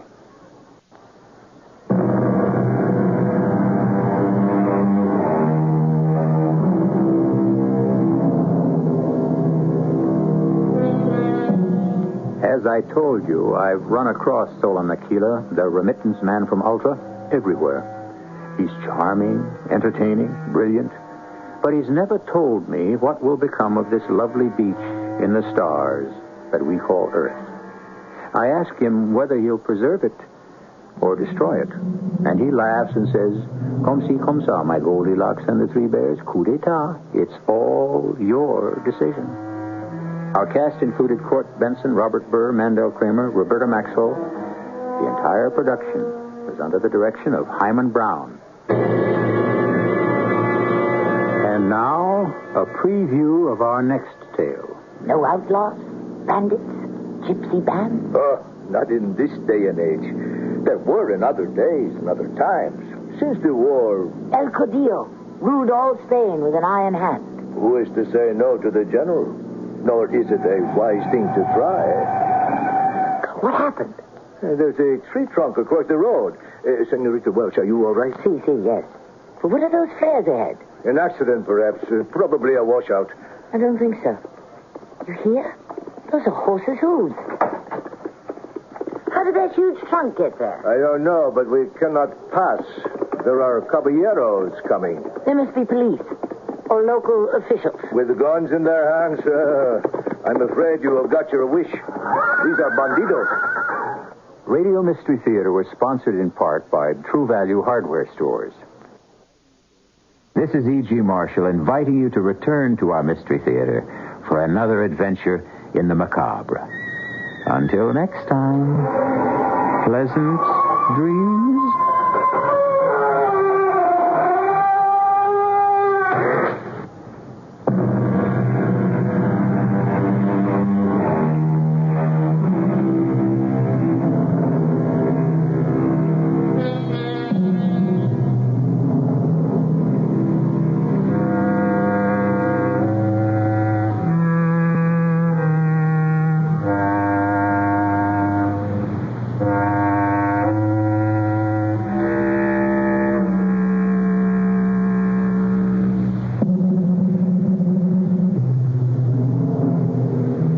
Stay tuned for Mystery Theater.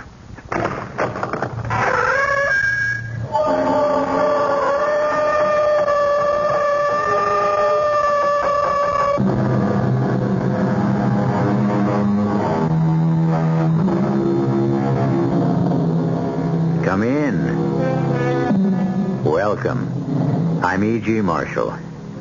The setting on your dial is the passport to a shadowland of mystery and terror. And you can travel as far and as long as your imagination will permit. In ancient times, evil was usually the work of people who were monstrous, grotesque, and psychotic. Today's perpetrators, for the most part, are quite banal. Many of them lead what can only be described as normal lives. Some of them have achieved such heights of respectability that their deeds are no longer considered evil. No, for the good old days when villains were villains and performed with style and flair. Today's faceless scoundrels don't even get any fun out of their own evil. Our mystery drama, Killer of the Year, was written especially for the Mystery Theater by Sam Dan and stars Norman Rose. It is sponsored in part by Uncle Ben's Long Grain and Wild Rice and imported Vigna Rosé wine. I'll be back shortly with Act One.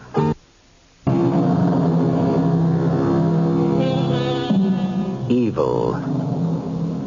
What's evil? Since the beginning of the human race, men have speculated on the nature of evil. Saints, philosophers, psychologists, all have deliberated, and still the answer eludes us. In this enlightened century, will science finally solve the problem? Shall we discover that evil is actually a virus, a disease that infects its victims at random? Impossible, you say? Perhaps. But how do you account for the fact that so many people are suddenly stricken? So many of the most unlikely people. People like Harry Johnson. Turn around, Harry. Let me look at you. Oh, no, dear. The gold cufflink. Well, that's too formal. Well, it's a formal occasion. All right. Who rang the bell before? Oh, it was a telegram. The president of your own company, Mr. G.G. Gresham himself? Well, what do you think of that? I don't know. What am I supposed to think of it? Well, don't you even want to read it? Oh, you read it. Oh, all right. Congratulations. You are a credit to the corporation. Signed, G.G. Gresham. Ah. Well? Well, what? Do you realize what this means? Mr. Gresham himself, all the way out in Chicago. Mr. Gresham, who personally runs a $500 million corporation, knows about you, knows about the award, and is personal. Mr. Gresham has a PR department which handles this kind of nonsense. Oh, why do you call it nonsense? Because he couldn't care less. I beg to differ, Harry. When one of his executives... To him, I'm an employee. ...wins the Man of the Year award... In a tank town like Danvers Corners. This happens to be the county seat, and it's the third largest city in the state. Hey, let's hear it for Danvers Corners. Oh, don't pretend to be cynical, Harry, because you're not. My dear, I never set out to win this award. I mean, it wasn't deliberate. I didn't plan it. It wasn't part of a campaign to do myself some good. Well, it's recognition of the fact that you... I'm not after recognition. I like to work on community projects. I think it's the best investment of time I can make. Darling, when you took me home from our very first date, Mother came upstairs to my room for a chat. That was another world in those days, wasn't it? Oh, it certainly was. And Mother said, "Tell me all about him, dear." And I did. And she said, "You know, he sounds too good to be true." And Harry, she was right. And she still is. You are too good to be true. Oh, come on. I'm the same as everyone else. No, dear, you're not like everyone else. You have a conscience and you have ideals. And those things are in short supply today. You know, Jenny, I think I have a headache. A headache? Why should you have a headache all of a sudden? I think my halo is on too tight. Oh. Come on, we'll be late for the bash.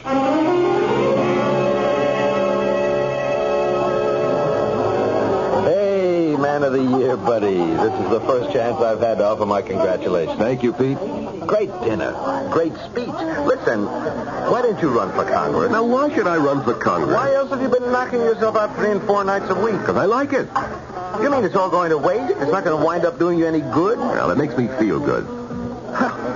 You know, coming from anyone else, it would sound like a line, but you, I believe. Hello, Pete. Jenny, congratulations. Oh, thank you, Pete. Harry, have you met Wilma Sloan? Wilma Sloan? No, I don't think so. Oh, are you in for a treat?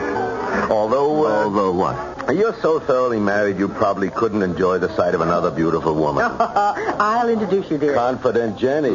Who is she? Well, she's the new librarian. And she'll be very happy to meet you. Oh, why? Well, she can thank you for her job. After all, dear, you're the one who raised the funds for the library campaign. Come on, you make it sound as if I did it single-handed. Wilma, I'd like you to meet my husband, Harry Johnson. How do you do? Wilma Sloan? No, that isn't your name. You're not Wilma Sloan. I know you. That is, well, I know your face. How could I ever forget your face? I stared at it for hours in that courtroom. I know your face from every angle. There were times when your eyes would wander among the rows of spectators, and sometimes they would meet mine, and we would look at each other for a brief moment. Do you recognize me? Do you know my face? How long was it? 5 years ago. The company had sent me way up and out to the northwest, to a place called Centerville. Centerville. It makes Danvers Corners seem like Paris. Centerville. Gotta be with us a spell, Mr. Johnson? Oh, 10 days, 2 weeks, I suppose. You from the Gresham Company? Yes, I have to run some sales training sessions. But I'll be at night. Tell me, what's there to do around here in the daytime? Well, to tell the truth, there ain't nothing to do around here daytimes outside of hunting season. But you're in luck. Why? We got us a murder trial going. A murder trial? Yep. It's in all the papers. Well, the papers around here, I guess. Where's the trial being held? Wait, in the courthouse. Where else? I'm fixing to go myself. I'll get the wife to take over the front desk. I'll drive you down there. That's her. She's the defendant? That's her. Tessie Bonner. She works in the library. Maybe I should say she worked in the library. Well, she's a very beautiful woman. Yep. She's good looking. But she's a killer. Isn't that what the jury's supposed to decide? The jury's already decided. I know every one of them in that box. I can tell. But that's not right. You just listen to the testimony. You'll see. It'll prove she's guilty beyond the shadow of a doubt. State your full name, please. Mrs. Edna Coyne. Well, I guess my full name would be Edna Amaryllis Coyne. Mm-hmm. And you rented an apartment to the defendant, Miss Teresa Bonner. Yes, sir. A 3-year lease. And the deceased. Was he a regular visitor? Oh, yes, indeed. He'd show up there 2, 3, sometimes 4 times a week. I said to my oldest girl, looks like we have a little love nest up there in 3G. And she said, oh, Ma, get with it. This is the new morality.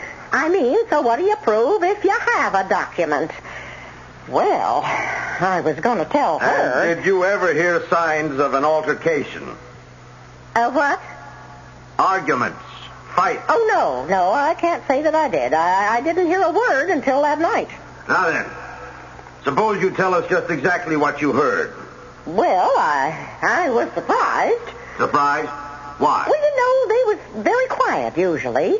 And all of a sudden, on this particular night, they start yelling at each other. Yelling? Well, maybe not yelling, but you could hear them all right. And he was saying, it's over. It has come to an end. And she kept saying, no, it's not over. It's just begun. She said, I can't.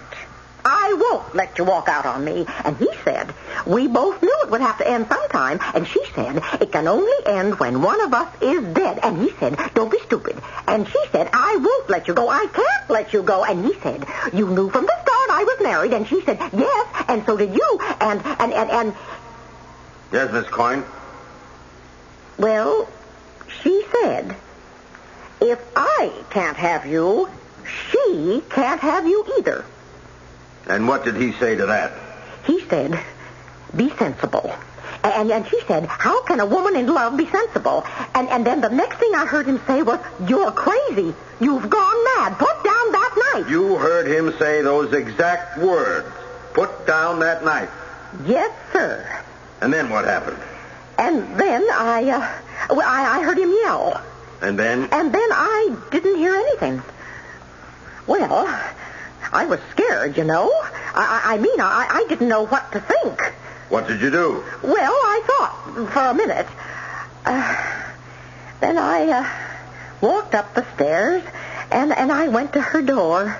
Yes. And I just stood there listening.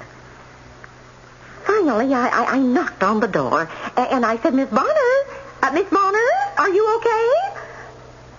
There was no answer. Well, I tried to turn the handle. The door wasn't locked. So I opened it, and I walked right into the apartment. And there I saw... Would you tell us what you saw? I saw him lying on the floor. He was dead.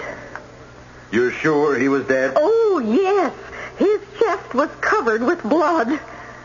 And where was the defendant? She was standing there near him, right in the middle of the room.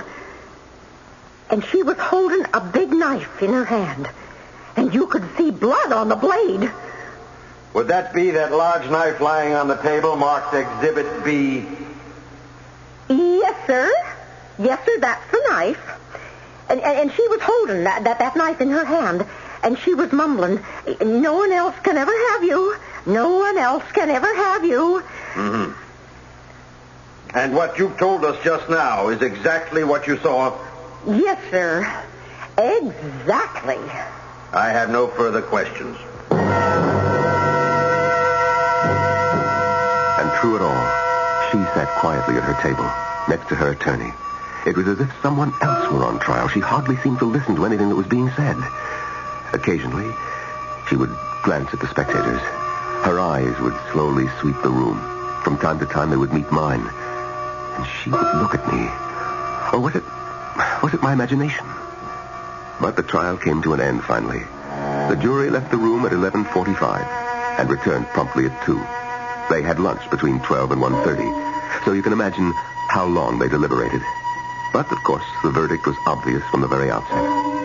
Guilty. Guilty of murder in the first degree. Guilty with no recommendation for mercy. So now, what is she doing here? Less than 5 years later. Because this is Tessie Bonner. She may call herself Wilma Sloan, but her name is Tessie Bonner. Harry, this is Wilma Sloan. How do you do? Congratulations, Mr. Johnson. Wilma, you said I could have the next dance. How are you at keeping promises? I never broke one yet. Now, if you good people will excuse us. Oh, they make a handsome couple, don't they, Harry? Oh, what? I said Pete and Wilma Sloan make a good-looking couple, don't they? Oh, yes. Oh, she's such a beautiful girl, isn't she? Yes, Jenny. Lovely. Lovely, if you're like a girl who knows how to use a knife. But is she the same one? Harry is absolutely certain. But if she's the same one, what indeed is she doing here? The state where she was tried still has the death penalty. At the very least, she should be in jail for a long, long time. Well, you'll only have to wait a short time till I return with some answers in Act 2. Although Harry Johnson has raised considerable funds for the town library, he rarely goes there himself. However, this afternoon, on an impulse, one that he cannot explain, or can he has stopped at the library. From the doorway, he regards the librarian, a rather beautiful young woman named Wilma Sloan. She's talking to several children. It's hard to believe that she is a woman who, in a fit of passion, or as a result of a cold-blooded resolve, stabbed her lover to death. But she did, some 5 years ago, in a state 1,000 miles away. And she has been tried and convicted for murder. And the question is, what is she doing here? Harry Johnson wants to know the answer, but evidently not now. And so he turns away and walks down the library steps to the street. Harry, want a lift? Sure thing. Thanks, Pete. You know, if anybody were to ask me where they could find Harry Johnson, I'd answer try the library. Just what's that supposed to mean, Pete? Don't have an affair with her, Harry. What? You heard me. Don't have an affair with whom? With Wilma Sloan. Oh, come on, Pete. What's gotten into you? The problem is not what's gotten into me, but what's gotten into you. Pete, you're either crazy or... Or what? I don't know. Look, what are you driving at? What I'm driving at is that man is not naturally monogamous. Oh, let's not start this nonsense That's again. why I never got married. You may be deeply in love with a woman, but suddenly someone happens along and... And what? And you're gone. I think that's ridiculous. It probably is. But unfortunately, it happens. And it happened to you last night. Pete, I wish you would tell me what you're talking about. I'm talking about Wilma Sloan. What about Wilma Sloan? Let's do it in steps, huh? Last night you were introduced to her. One look at your face convinced me. Convinced you of what? Convinced me I'd better ask her to dance so I could get her away from you. And have her for yourself, no doubt. Don't get me wrong. I'd take her if I could get her. But she's not for me. I know. See, I'm an expert in these affairs. Oh, so modest. Look, you may disapprove of my attitude toward life and love. But I do have both experience and expertise. So I took her away from where you and Jenny were standing before... Before what? Before what you were thinking. Before that look on your face could become obvious to everyone else, including my poor dear sister. You know, I think that you are crazy. Yeah. And so now it's the afternoon of the next day, the late afternoon. I'm downtown. I stopped for a traffic light. Idly, I glanced toward the library steps, thinking, of course, of that delectable new librarian. When who do I see walking up the steps? Why, my most faithful brother-in-law, Harry. A man whose rectitude has just earned him the Man of the Year award here in Danvers Corners. Oh, I can explain that. But I can explain it better. You walked up the steps. You paused. You're new at this business. You don't quite know how to go about it. So at the last minute, you lost your nerve and beat a hasty retreat. But, Pete, not one word of what you say is true. But you'll come back again. There always has to be a first time, Harry. And your first time is waiting in the wings. Or I should say, behind the desk. Harry, don't do it. I have no intention of... You do. Think you don't. Pete, if you don't mind, I insist that we change the subject. Why? Is it so painful? No, it's ridiculous. Then why are you becoming so excited? I'm not excited. But what are you? Pete, look, I'm very much in love with my wife. Your kind of guy needs watching. Well, don't judge everybody's morality by your own. What were you doing at the library? I thought I needed a certain book. And then... Well, then I remembered that I had it in the house. Sure. It's true. Do you know what Nero said about truth? He said the truth is whatever you want it to be. I must say you choose a strange model. But that's where you are right now, Harry. And don't say I didn't warn you.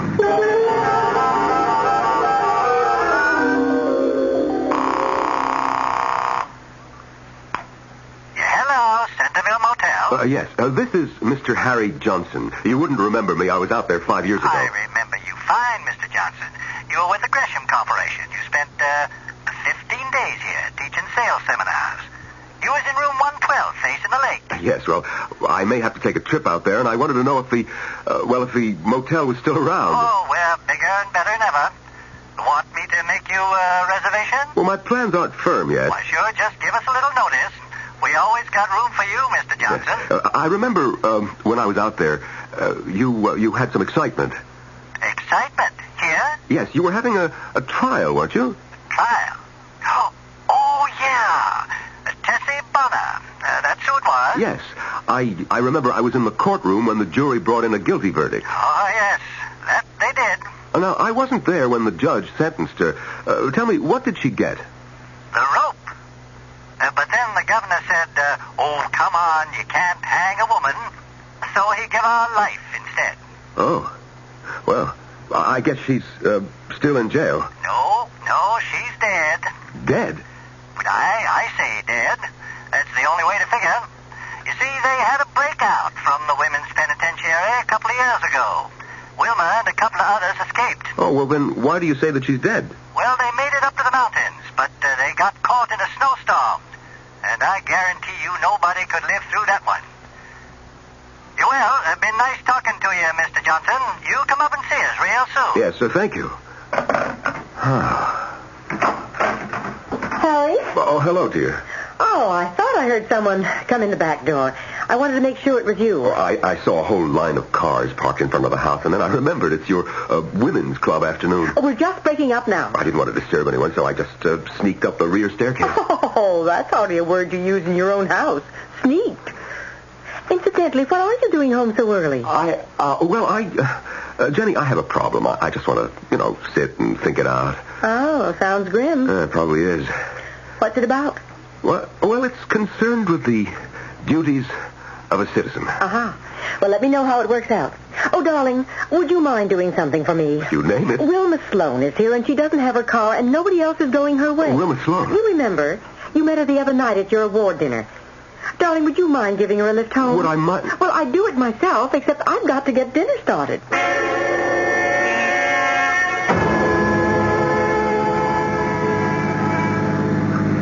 This is very kind of you, Mr. Johnson. I'd rather you called me Harry. I will on one condition. You must call me Wilma. Well, I'll do better than that. I'll call you Tessie. Tessie? Or Teresa. Or Miss Bonner. Which do you prefer? I see. Well, what do we do now? I know what I should do. And what's that? Head for the police station and turn you over to the authorities. Why? Because you're an escaped convict. I know I'm an escaped convict, but why should you turn me over to the police? Why? Because it's my duty as a citizen. Oh. And you always do your duty as a citizen? I try to. At least to the best of my ability. And as you see it, it's your duty to return me to the penitentiary? Yes. Why? I never did you any harm. I killed a man who needed killing. You can't kill another human because you want to. What else was I to do? He used me, and then he tossed me aside as if I were an object of no consequence. What kind of society would we have if people were free to kill at their own pleasure? You haven't answered my question, which is, what do we do now? I should turn you over to the police. I know you said that. Is this the road to the police station? No. Why aren't we headed that way? Because... Yes. It's clear. It's very clear to me. What do you mean it's very clear to you? How could it be very clear when it isn't clear to me? I don't even know what I'm doing or why. In the interest of clarity, why do you hesitate to do your duty? Would you hesitate for a moment if I were a man? I don't think so. Again, would you hesitate if I were old, ugly? Oh, no, that's... That's what? Why do you hesitate? I heard you speak at the banquet the other night. The fabric of society is woven by each single individual and so forth. I recognized you. I remembered you from the courtroom. You did? Oh, yes. And I said to myself, uh-oh, if he remembers me, I'm gone. This is Mr. Pillar of the community himself in the flesh. Turn you in, I should. But you won't. How do you know? Because you want me. Oh, come on, that's Of course it is, but you want me. And you're saying to yourself, here's the most attractive woman I ever met. You have an extremely high opinion of yourself. I must be the most attractive woman you ever met. Do you know why? Because I'm making you go against the habits of a lifetime. I haven't done anything yet. Oh, yes, you have. You're thinking, what a waste it would be to send her back to prison. You're not interrupting me now, are you? You're 40 years old. You never stepped out of line in your life. Aren't you bored with Jenny? I'm afraid you don't know everything. Oh, I admit I was tempted for a moment. You should be. I made you quite an offer. Offer? What offer? Myself. What? You would sell yourself to buy my silence? Most women sell themselves for something. That isn't true. They sell themselves for security, for advancement, for the illusion of romance. For me right now, there is nothing more valuable in all the world than your silence. Well, it's not for sale. Why not? Not so that I could engage in a tawdry affair. Oh, I see. It's not that you're opposed to an affair. Just a tawdry affair. Would always be tawdry. Because... It's not how these things begin. It's what they become. Both of us are attractive. We're intelligent. In a week, a month, we would love each other. I love my wife. Then why aren't we headed toward the police station? We are. It's about 3 miles to the station house, and it should take 4 or 5 minutes to get there. An awful lot can take place in 4 or 5 minutes. Will she simply submit quietly and return to a sentence of life in prison? After all, she got in there because she killed one man. Would she kill another man to stay out? From a different perspective, how solid is Harry's resolve to turn her over to the police? Questions, possibilities. We shall weigh them all when I return shortly with Act 3.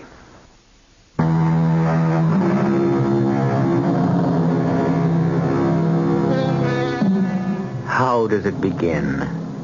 Where does it begin? Why does it begin? A man spends his years walking what we are pleased to call the straight and narrow, and suddenly he finds himself sorely tempted to break out of the social and religious mold he has formed for himself over the course of a lifetime. There are those who say man is naturally evil, and there are those who say that man is intrinsically good. Well, Harry Johnson can be a test case for either point of view.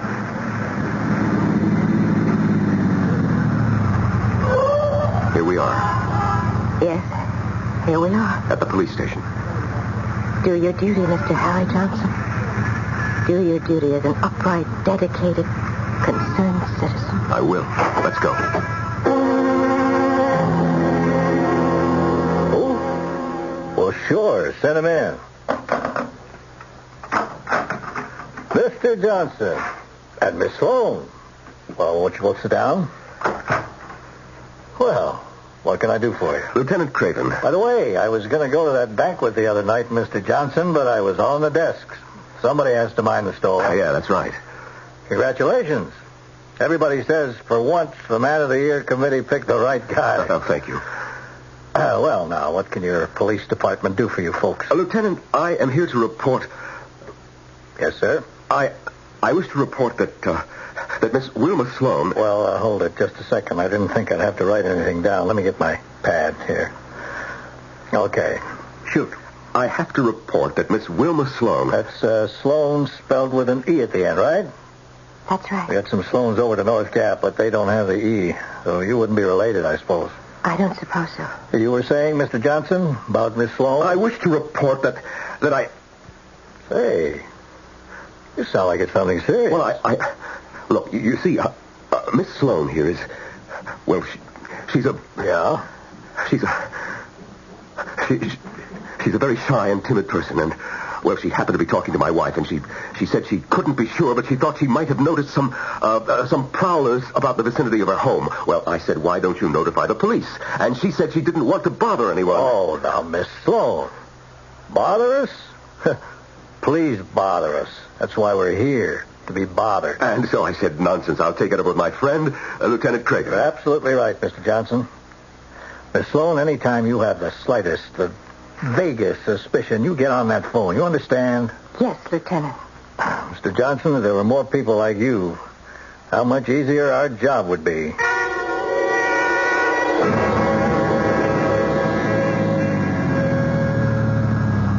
Thanks for the lift. Won't you come in? You know, you haven't said a word since we left the police station. I know. Good night. Good night? Just like that? No. Not just like that. I suppose you should know why I did it. But I do know. It's not at all what you're thinking. It isn't? I thought about it. I kept thinking about what you had done. You killed a man who had behaved badly toward you. After all, he was married, and he had no right... Well, you were sentenced to prison. You had already served 2 years. Please. It isn't as if you're a professional killer. You won't do it again. You've been frightened enough, punished enough. In jail, you'd be a burden on society. Here, you're an asset to the community. You're productive. Harry, you can kiss me. I'm doing this because I think no useful purpose would be served. Harry, why don't you kiss me? You wanted to kiss me since you first saw me in that courtroom. Harry, kiss me. Wilma.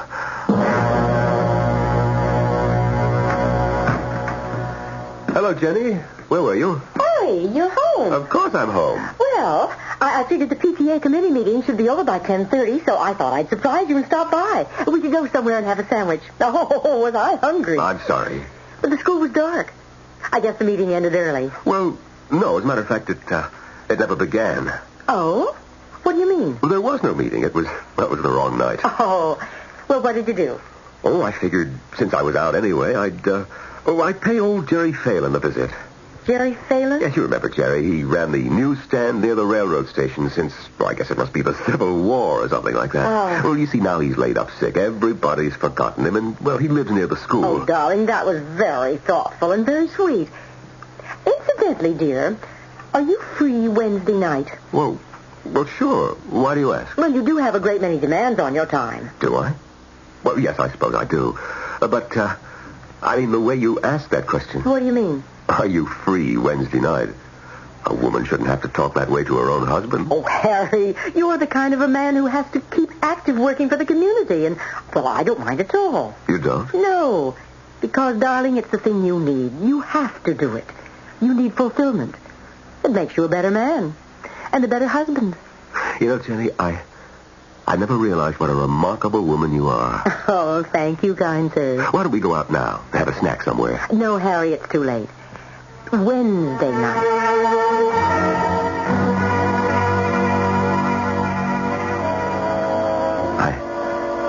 I have to go. So soon? It's close to 11. I suppose so. But I'll see you tomorrow night. Tomorrow? Oh, tomorrow's Wednesday, isn't it? We can't see each other. Why not? Because Jenny has something planned. Jenny? She's my wife, Wilma. And what am I? Wilma, Oh, poor Harry. You can never face reality. You are terrified by the facts. Wilma, I have to go now. To Jenny? Of course. As we both know, she is my wife. Because she has the document. The document. That's how Mrs. Coyne expressed it at the trial. She has the document. Oh, Harry. Who has your heart? Oh, Wilma. I'll give you a call tomorrow or Thursday. Harry, won't you answer the question? No, I guess not. Because once you face up to that question, you'll have to accept the next step. You'll have to divorce Jenny. Divorce Jenny? Well, a man in my position doesn't divorce. Oh, I see. Your position doesn't divorce. How about you? Well, I could never do it. I could never... You're going home to her now. But answer this. Would you rather be alone with her, or would you rather be alone with me?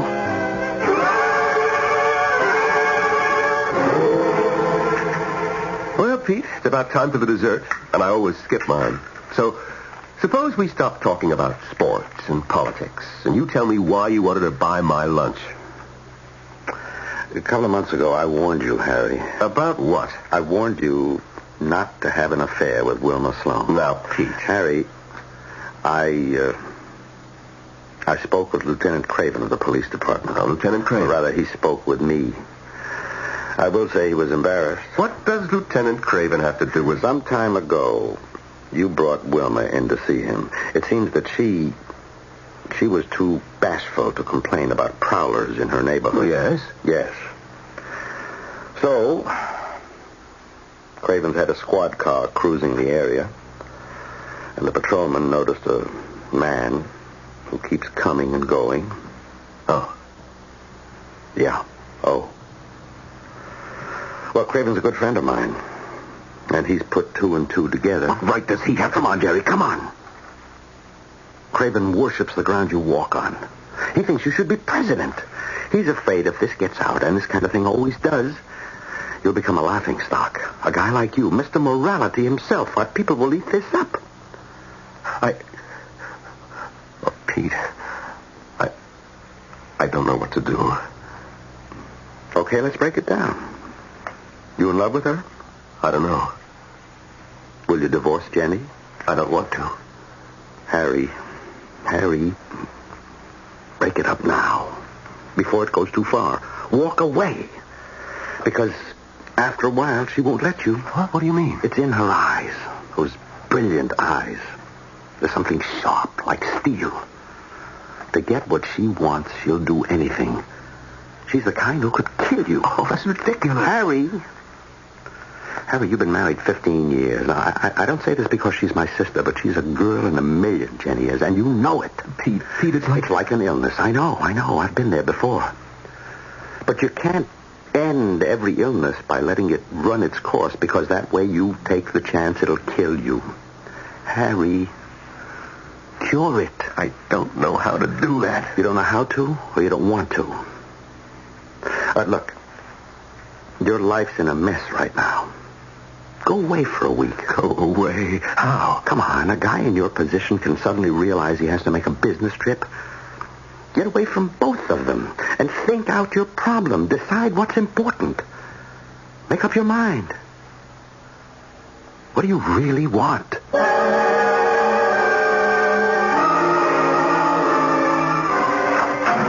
Harry, darling. Hello, Wilma. Well, hello. Is that all you can say? It's been over a week. Come on, sit down. Dinner's ready. I'm just carving the roast. Wilma, it's time we had a serious talk. I know, darling. We're overdue. Now, Wilma, you can trust me. Trust you? Of course I trust you. No, not really. What are you saying? You didn't want to go back to prison. Now, that's true, isn't it? That's true, but... No. Now, please listen. So you don't have to pretend any longer. Pretend what? Pretend that you love me Harry, I'm not pretending. That first night, you said to me that my silence was the most important thing in the world, and that you were willing to buy it. Now, you said that. Yes, I said that. Well, you don't have to buy it any longer. Not that you ever had to buy it in the first place. So you thought I was buying you. You admitted it. You forget what else I told you that same night. I said it's not how these things begin, but what they become. And ours has become love. I love my wife. Now, look, this is over. It's come to an end. It's not over. It's just begun. I won't let you walk out on me. We both knew it would have to end sometime. It can only end when one of us is dead. Oh, Wilma, don't be stupid. My name isn't Wilma. Why do you call me Wilma? Because... Oh, good Lord. This is the way it happened before. The way... Yes, it has happened before, hasn't it? Oh, hasn't it, Charlie? Please, control yourself, Wilma. You know my name isn't Wilma, it's Tessie. Was that her name? Was that her name, Charlie? I'm not Charlie Reynolds or Ryan. I'm Harry. Harry Johnson, and you're safe. Your secret is safe with me. If I can't have you, she can't have you. Be sensible. A woman in love is never sensible. Don't be crazy. If I can't have you, no one can have you. You're mad. Put down that knife. I will kill you. No, Wilma. My name is Tessie. Wilma. I told you no one else can ever have you. No one else can ever have you.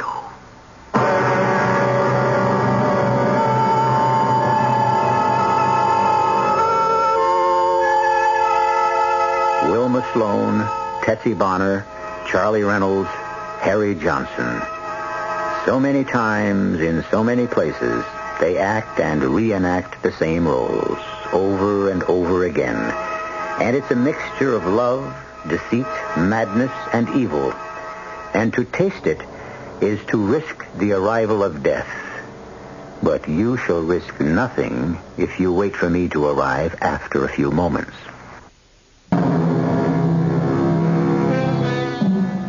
And so, what is it? What is evil? Need it be nurtured carefully before it springs forth from the human breast?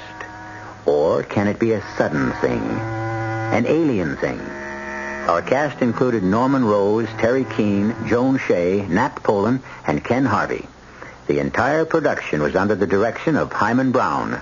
Radio Mystery Theater was sponsored in part by Buick Motor Division. This is E.G. Marshall inviting you to return to our Mystery Theater for another adventure in the macabre.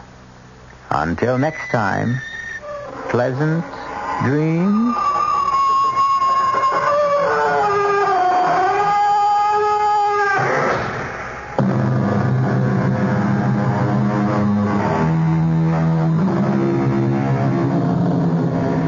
Tonight's WOR Mystery Theater was brought to you in part by ShopRite Supermarkets, where you get a lot more for a little less. The preceding program was furnished by the Columbia Broadcasting System. This is WOR New York and RKO General Station. At the time signal, exactly 8 o'clock, here's John Scott with the news. The CBS Radio Mystery Theater presents...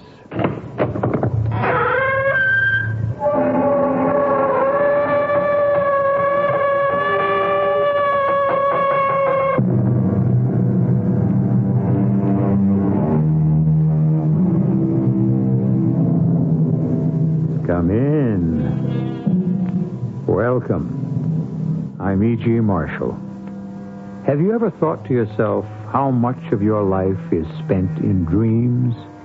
Not only those that delight or haunt you in your sleeping hours, but the ones that are present in your waking hours. Dreams of happiness or despair, bright and possible in the morning, or gray and despondent in the tiredness of evening. Dreams of romance and acclaim, or dreams of bitter violence and shocking mayhem. Just as I said, it's a ghost town. Not the way I see it, School Mom. You better take a closer look. Hey, why, you crazy loco? Hold on! We're going near skin! Hang on!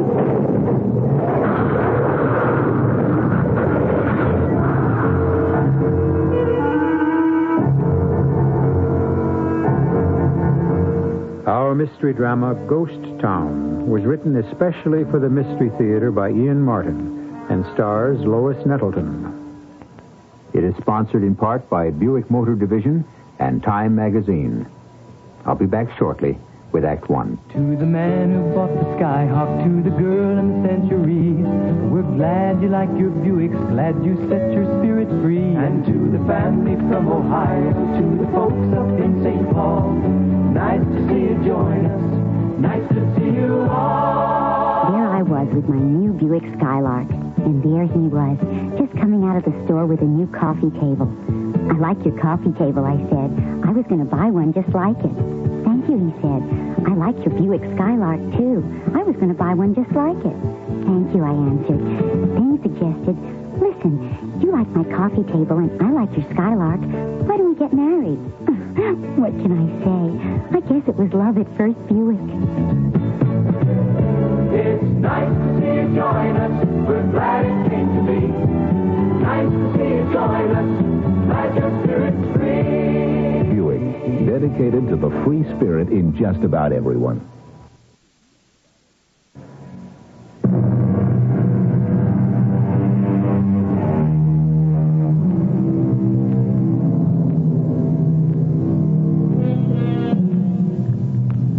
From Salt Lake City, if you were driving on vacation and wanted to wander through fresh countryside, you could forget Interstate 15 into Los Angeles and choose Route 6.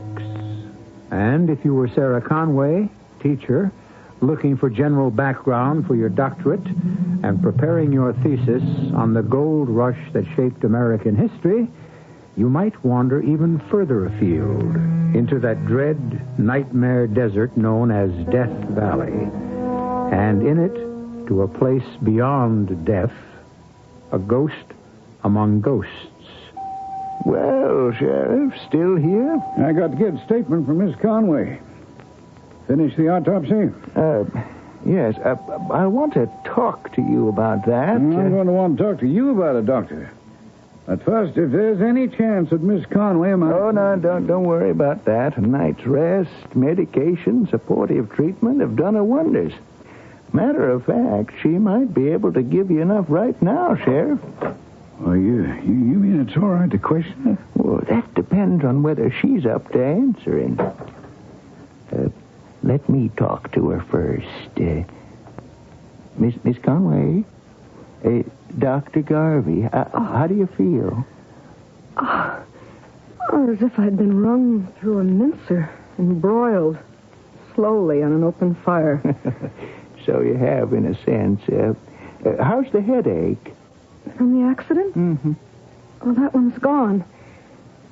I have another one now. What happened? That's what we'd like to know. We? Yeah, Sheriff Brenner is with me. Howdy, Miss Conway. We sure are mighty sorry to bother you. I wish you were all I had to bother me. Death. I mean, you know who I mean. Even if I don't know who I mean. Is he dead? You mean Desmond Pogue? Yes. The man who was found with you near the car, if that's his name, he is most assuredly dead. You sound strange when you talk about him. Do I? Well, I gather you feel a little strange about him yourself. Yes. Oh, yes. My car? Well, I'm afraid that's a total wreck, Miss Conway. Oh, dear. How will I get home? No need to worry about that. Your brother is driving in tomorrow from the coast. I hope you didn't alarm my family. Well, I reckon she was on the other foot, Miss Conway. They kind of alarmed us first when you turned up missing. Good thing they did. And we found you in time. In time? You were in shock. Pretty totally dehydrated, a moderate to severe concussion, several badly cracked ribs. But I'm all right now. You have some physical discomfort for a while, but your body fluids have been restored. The ribs are taped. The concussion doesn't appear to have been too severe, although you may have some after effects of head pain, dizziness. I wish I was sure that I won't have that all my life. sure of what really happened. Well, now, Miss Conway, you want to try to tell us? Yes, I'll try. Oh, let me think. Oh, where was I when you found me? Right where your car had overturned, smack in the middle of the valley. Oh, yes, about halfway through, yes.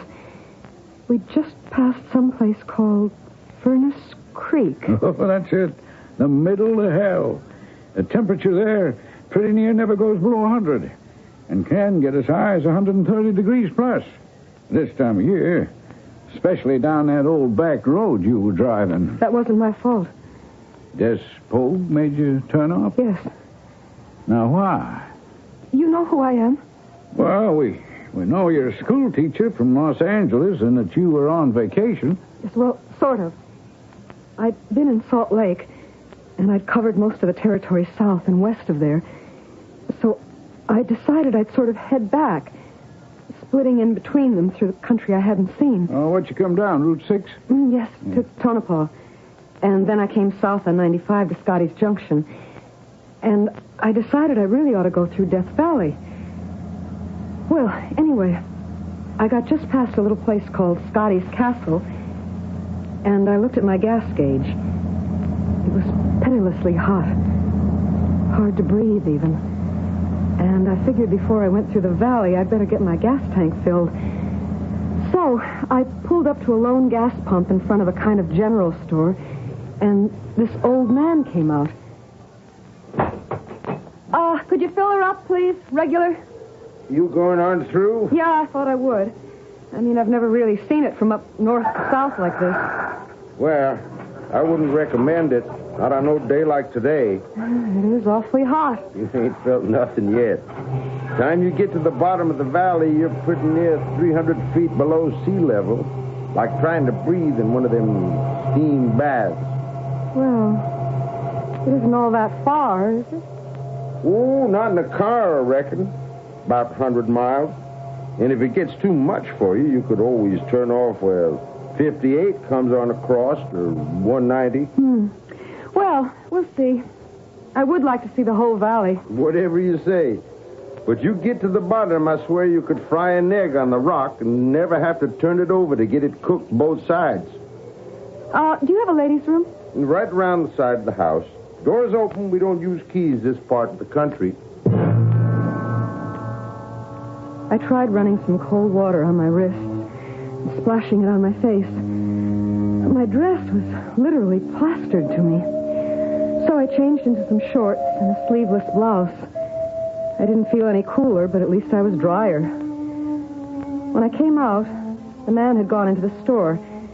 I went in and paid him and bought some cold drinks. Then I came back to the car and began my trip into Death Valley. Within a mile, I was bathed in perspiration. And I'd pretty much made up my mind I would turn off where the man said, "Get out of that sweat bath." I turned on the radio to see if maybe I could pick up a weather report. And while I was flicking the dial, my eyes were taking in the desolate country. Dry, baked, salt-encrusted, sweeping away barren to the great mountains. Then, all of a sudden, my attention was held by the voice from the radio. Escaping from the high-security state sanitarium, he savagely beat one guard who's still in a coma and severely injured another. Now, as sheriff of this county... Turn it off, lady. Watch it now. Just stay on the road. Turn that squawk box off. This is a gun in the back of your neck. That's better. No. Don't slow down. Just keep driving. How'd you get in my car? When you went to the ladies' room, I climbed in the back. It's hot and all get out back here. I'm coming up front. Who are you? I'm a dangerous nut. Didn't you hear? You mean you're the man... the one the sheriff was talking about? That's me. This Pogue. What's your name? Why, Don't make no difference to me. All I want is just a handle to call you. My name is Sarah Conway. You're a right cute little kitten. What are you doing heading into Death Valley all alone? Well, I'm on on my way home. To where? Los Angeles. From where?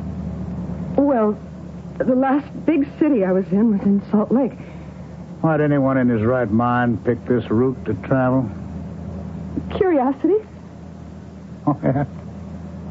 You know what that did? Killed the cat, didn't it? Or maybe the kitten? What was you so curious about? I'm interested in anything that has a gold mining background. Oh, yeah? How come? As background for my doctor's thesis. What are you, school teacher? Something like that? No, not something like that. I am a school teacher. Tell me something. When they had me locked up, long ways from here, I did a lot of reading. I'm no educated man, but there was this thing I was trying to puzzle out. Maybe you being a school teacher could help. What were you trying to puzzle out? You believe in the notion of the bad seed? Like if you plant some cactus, and the first seed ever has got something wrong with it? Why, every plant that old cactus throws from then on in would be the same? Well, if you want my opinion, I'd say that was a generally exploded theory. Oh, yeah?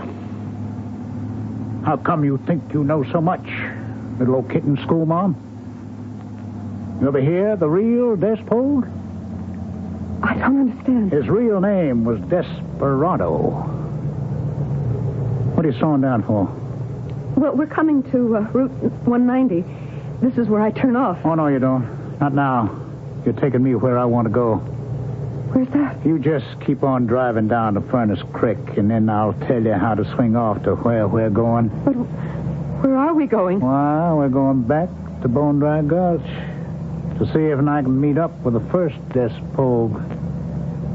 The one I was telling you about. Near as I can figure, my great-great-grandfather. But that's 4 generations. He'd have to be dead for nearly 100 years. Now, see, Miss School Mom, that's something I come a long ways to make real sure of. And if I can fix it right, I'm going to make certain sure he did die, good and proper. So I could never have been.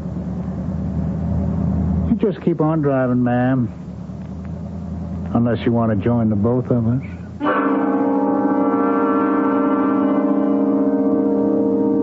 The tall, dark man with the brooding eyes sitting beside her in the front seat seems relaxed and calm enough, the gun held loosely in his hand. But his fixed gaze and his irrational statements constantly stir the butterflies in Sarah Conway's stomach and send worms of fear wriggling along her backbone. For there is no question that Despogue, if that's his name, is stark, staring mad. I shall return shortly with Act 2. This is our favorite restaurant, Phyllis. What's the occasion? I have something very important to tell you, Brad. Oh, no. This is the hardest thing I've had to do in my life. Oh, no, Phil. Believe me, it's the best for both of us. You met Mom and everything, huh? Well, you know how you've always resented my being witty and bright and urbane, Brad? I don't anymore. And how stupid you felt because I was so well briefed in the daily events that affect our lives. I loved it. I love stupid. Well, I know how it must be resolved. Don't say it, Phil. Yes, I'm giving up Time magazine. Oh, what? Yes, Brad. Time and time alone gave me the je ne sais quoi that you never approached. Time? I flew to it each week and filled my cup from the depths of its lively literary basin. Time magazine? I've been without it a week already. Time, the weekly news magazine? Ask me what's going on in business, medicine, religion, art, or education. What's going on? I don't know. I haven't the faintest idea. Oh, Phyllis, you mean? Yes, without time, I'm the same empty-headed boob you are. Oh, I do love you. Time makes everything more interesting, including you.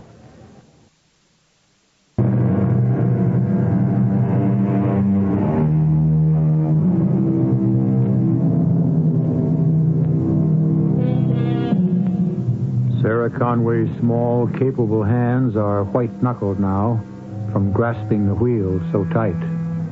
For 20 miles, since they left Furnace Creek behind them, the man beside her, his eyes hooded, has sat immobile. But the big muscular hand that holds the gun is steady, and the barrel is sighted straight towards her heart. Then, all of a sudden... You can start to slow up around this bend. What for?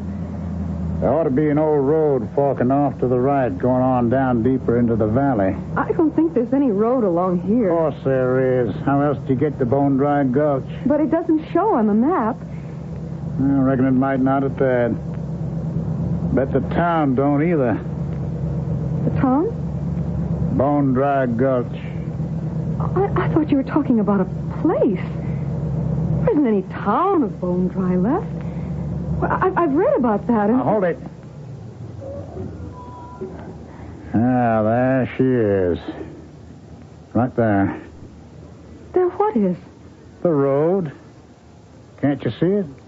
Well, that's scarcely better than some old outgrown wagon tracks. I can't drive down that. Well, Miss Sarah, man, we just purely ain't gonna walk in this here heat. Go on, start a-going and turn off. But it's too steep. I wouldn't want you to come to no harm, but I can't drive. And I can't leave you behind. And I don't want to use this gun. Less than I have to. All right. I'll try it. All right, nice and easy. Don't worry. Now, what was you saying you read about Bone Dry? Oh, it isn't there anymore. The town, I mean. All it is now is a ghost town. That a fact? I only know what I read. Well, what did you read, ma'am? Well, sometime after the Civil War, there was a gold strike here. I guess most of the claims weren't worth working because all the settlers except one sold out to one man. Oh, I've forgotten his name. Well, that'd be Rivette Chalmers. I guess we read the same books, ma'am. But the vein petered out, and the town was abandoned. Is that what you're here for? Looking for gold? No. I'm looking for something a whole lot more precious. What? If I was a preacher, I guess I would say my immortal soul. I don't quite follow you. Well, that's just it, you see. I hope no one ever does. And no one ever should have followed down from the very first. The very first? That was a rich load while it lasted, ma'am. And no one sold out his claim who wasn't forced to, which at the end was all but one. A man named Ross. Oh, yes, that's right. He made the first strike, didn't he? Yes, sir. And Rivette Chalmers couldn't get him out fair and square. So he sent for the man called Desperado Pogue. Only nobody dared call him that first name to his face. They made do with this Pogue. Your ancestor? Who came here to Dry Gulch a lone hand and left, as I believe, the same way. He never should have planted his seed. He should have died and ended there. Instead, somewheres in the long line I came from to murder and maim and hurt and kill when his black mood is on me. The sins of the fathers, I didn't ask them to be visited on me. I want to bring them back and lay them where they belong, on his shoulders, in his black heart. And since I can't seek forgiveness from the Lord, to wash me out as though I had never been. But you can't go back over a century. Oh, why not, if the Spirit wills? Look there. Look below us. Waiting for me, just as I said, Bone Dry Gulch. Just as I said. A ghost town. Oh, not the way I see it, school mom. You better take a closer look. You crazy... Watch it! We're going into a skid! Hang on!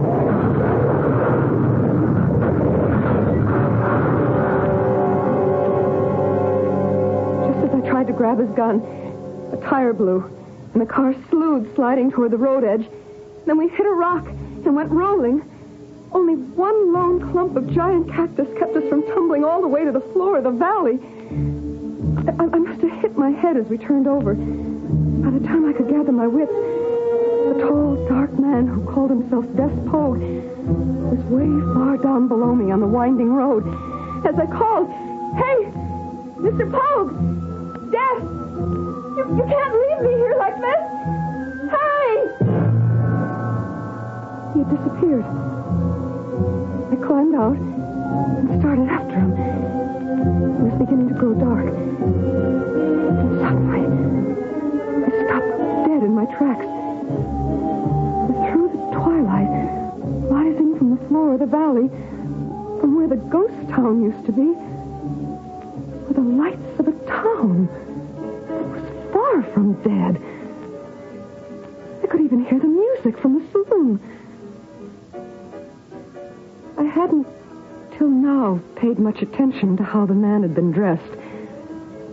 But when I caught up with him, talking in the shadows behind the livery stable with another man, I was amazed to realize that what I had taken for plain jeans were not faded copies, but the authentic article. And slung around his waist was a cartridge belt and a gun in its holster. Hiding in the deeper shadows, I could hear them talk. I expected you sooner, Pogue. My horse took a spill on a gopher hole, broke his leg. Understand now, I don't want anything questionable. You just have to persuade Ross to get up. I'll persuade him. But inside the law. You'd settle for a fair shoot down, of course? Good. Well, then you might just, sort of make an announcement that I'm your new manager. Kind of make me legitimate. I'll get right back to the saloon and lay it out. Introduce you. That's fine. You go on in. Prepare them for me. All right, let's go, Mr. Chalmers. They turned so quickly and came toward me that instinctively I started back. And as I did so, I slipped and fell right in their path. But to my stunned amazement, as they turned the corner, the two of them walked right through and over me, as if I were no more substantial than the shadows around me. And in that moment, I realized that not only was I in a ghost town, but I was more ghost than anyone in it. I must have fainted. When I came to, I found I was being lifted by a tall, fair-haired young man. There. You just take it easy, Miss Ross. I got you safe. Take you right to the buggy. Who are you? Oh, Chad Stevens, ma'am. Your daddy took to worrying when you didn't come back from town before dark and sent me on in from the mine to check up on you. It's a good thing I did. Why? Well, I found your line right here by the stables. The heat must have got to you. You feel right enough to sit up on the buckboard seat, Miss Sally, or would you rather lay down on some blankets in the back? Oh, no, I'm all right. Chad, did you say? When you start to tell me you don't know who I am, I know you're not yourself. I have to admit, tonight I'm not. Well, now what's wrong, Miss Sally? How come you didn't pull out of town before dark? I got caught up in what Rivette Chalmers was up to behind everyone's back. Mm-hmm. Like what? He's bought himself a hired gun. Ever hear of a man named Pogue? Desperado?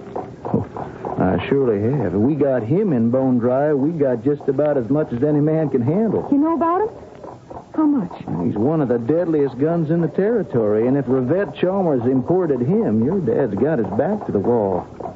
That's sure bad news. How do you know Pogue is here? I rode in with him. Well, from where? I saw him ride in. And I heard him meet with Chalmers and what they're planning to do. Well, I'm right anxious to hear that myself. But first, Hey, boy, get up. Hey. You better get on back home and have a council of war with your daddy. Chad whipped up the horse that was pulling the buckboard to a steady lope. His own horse, bridle looped around the stern post, picking up behind us. I no longer knew where I was bound. What was infinitely more important, who I was anymore. Sarah Conway, B.A., M.A., headed for a Ph.D., or someone named Sally Ross, a century before my time, headed back to meet a father I wouldn't be able to recognize, with a man named Chad I'd never seen before in my lifetime. And suddenly, we were pulling up short before a long, low ranch house built of chinked logs and adobe. And a tall, silver-haired man had greeted me, lifted me down, and called me daughter. And the two of us were sitting out on a patio, where at least there was the faintest hint of a breeze stirring to help me try to gather my scattered thoughts together. So he's brought the gunslinger in. That right, little daughter? Yeah, I guess so. You told Chad the desperado was here. I said a man named Des Pogue was. Yes, well, that's him. I guess that means we're finished. You mean Chalmers is just going to steal the mine? At the point of a gun. Des Pogue's gun. The man is a killer, pure and simple. Oh, I'm not so sure about that. What do you mean, Sally? I'm not sure how to tell you. Or anyone, Mr. Daddy. Could we talk this over tomorrow? Right now, I'm just kind of tired. Well, sure, hon. You go get some sleep. I guess we'd all better get ready for tomorrow. Though I can't say it looks as though it's got much future in it. The man who thought he was my father led me to a room with a lovely down-mattressed bed, the checkerboard counterpane. Gratefully, I snuggled under it. And a quote kept swimming through my head as sleep waved over and engulfed me. Sufficient unto the day is the evil thereof.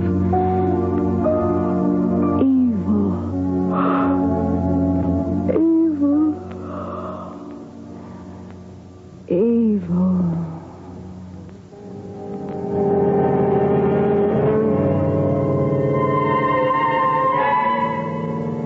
But who went to sleep? Our teacher of today, the pragmatic, cheerful, competent Sarah Conway, or a girl born 4 generations before her, who lived in another century, a girl named Sally? And the link between the centuries, which aspect of the man is he? The sad, guilty Des Pogue fighting insanity and a kind of undying remorse, or the smooth, suave, impersonal gun killer of the 19th century? I shall return shortly with Act 3.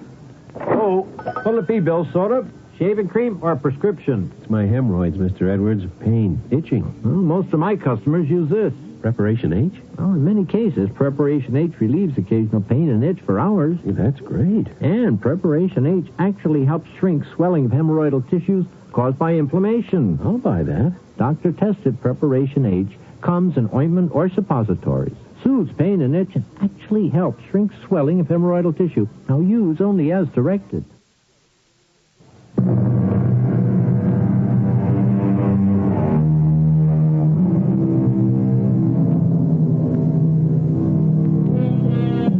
Night brings no relief in Death Valley, neither from the remorseless heat or from the problems of the day to come.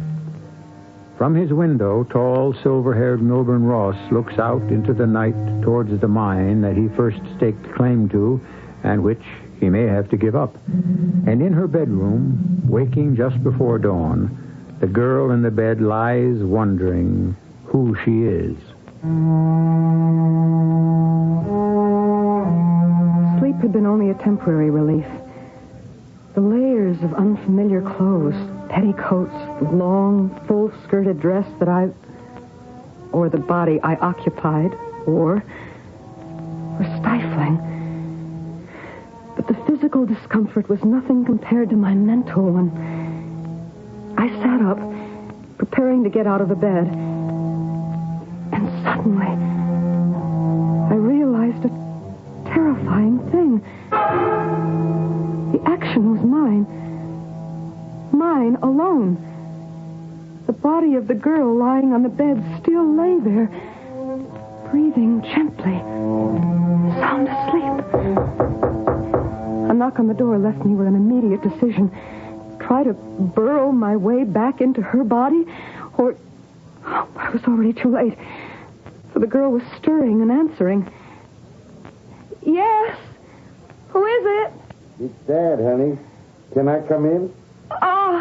Just a minute, Daddy. Let me put on some... give me a minute. Take your time, Sally. The girl was looking at herself, amazed to find herself fully clothed. As I watched, she rose and went to a small commode. She took a pitcher of water from beneath and, pouring some of it in the basin on top, washed her face quickly. Then, completely unaware of my presence, she almost, like Desmond Pogue in Mr. Chalmers the night before, walked right through me. She went to brush her hair quickly before she opened the door. Oh, what's wrong, Daddy? You dressed already, girl? Why? What time is it? Morning. Nigh on to sunup. May I come in? Of course. Sunup? This is the dress I was wearing yesterday afternoon. You mean I slept in my clothes? Reckon you must have. You was mighty strange last night. What happened to you in town? Daddy, hold me a minute. Oh, sure. Sure, little bird. I got you safe. No need to tremble. You're going to be all right. Just tell me about yesterday. That's just the trouble. So much of it is a blank. What do you mean, a blank? I guess it must have been the heat. I forgot my sunbonnet. Oh, you shouldn't have taken a chance on a heat stroke like that. Oh, I know, but my hair is so thick and it didn't seem to bother. And I remember seeing Mrs. Warnden and Mrs. Davis and Jean Tatum and passing the time of day. And I put up the rig and the horse at Joshua Trent's stable, and I did all my shopping at the store. When was that? Well, the sun was pretty low by then. I spent a long time looking through materials. How are you feeling then? Well, just fine, Daddy. I remember everything so clearly till just after I met that strange man. What strange man? It was just after I got through in the general store, and I was heading back for the livery stable. The streets were all deserted, and dusk was a-falling. And suddenly, he came out of nowhere. This tall, dark man was coming down the sidewalk towards me. I wasn't paying him much heed till we got real close. And I realized he wasn't going to step aside for me. Now, pretty young lady like you ought to look where she's going. Well, I knew where I was going. I expected you to step aside. Now, why would I do that? Any gentleman would. Who said I was a gentleman? Well, certainly nobody would now. Running right into me this way. Aren't you ashamed? Nope. What? I ain't ashamed. If I'd stepped aside, I wouldn't have you in my arms. Now, this is better than being a gentleman any day. Now, you just let me go. Oh, not for a minute. Take your hands off me. Now, tell me what's your name. My name is Sally Ross. And my father's name is Milburn Ross. And he's an important man in this town. And if you don't let me go, he'll make you sorry. Oh, would he now? Well, that wouldn't be Mr. Ross of the Ross Chalmers mine, would it? That's just who he is. And if he was to see the way you're handling me, he'd ride you out of town on a rail. Oh, is that a fact? Okay, little bird. I'll let you go this time. Only next time I won't make it so easy. You just tell your daddy anytime he's looking for a fight, I'll be waiting for him right over there in the hotel. Evening, ma'am. You. What's your name? You tell your daddy that I'm the man Mr. Chalmers just hired as the new manager of the mine.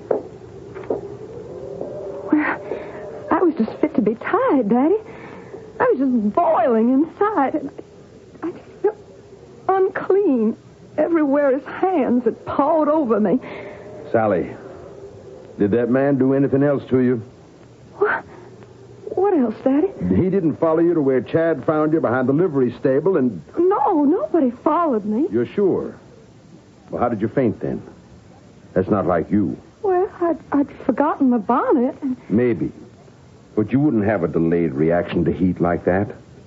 And he said he was going to be the new manager of the mine. He said Mr. Chalmers had made him that. Daddy? Daddy, where are you going? No man is going to steal my mine away from me or manhandle my daughter. I'm going to find Des Pogue and have him run out of town. I barely had time to slip through the door before he had slammed it shut and turned the heavy key. I followed him downstairs, where he called out to Chad to hitch up the buckboard. I waited while he opened the safe and took out some envelopes, and he strapped on a belt and an old single-action Colt. Then he headed for the stable. What do you think you're doing, Chad? I'm going with you, sir. Oh, no, you're not. You're staying behind here to take care of Sally in case anything happens to me. Now, here, you take these envelopes. Mr. Ross, I can't let you... Son, you haven't ever handled a gun. I have. Well, not the way a slinger like Des Pogue can. Well, we'll hope it won't come to that. In case it does, that's my will, and the deed to the mine, and the combination to the safe. And this here's the key to Sally's room. I locked her in. Don't you let her out till I'm gone. Mr. Ross, please, sir, don't do it. There's some things a man just naturally has to do, Chad, even when he don't want to. Hey, boy, get up. Long before he had started out for town, I'd scrambled into the wagon. That was one wild ride. And I was bruised and battered and dirtied as the swaying wagon threw me from side to side.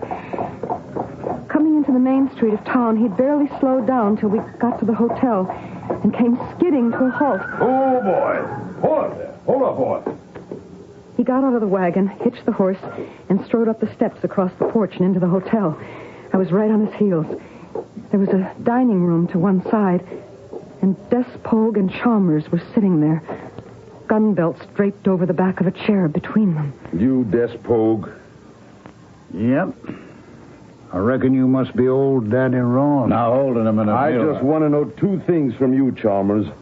Then you can go on talking, or keep your mouth shut. Oh, man, what are you so hard under the collar? Did you hire this cheap gunslinger to be manager of the mine? Well, now, you know we need a good manager to keep the man in line. That's my job, so you can fire him right now. Now, just a minute. You're all riled up. All right, then I will. You're fired. Now, go on.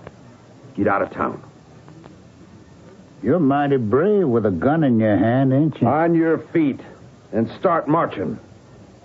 No, old man. Won't work that way. See, I kind of taken a liking to that baby doll of yours.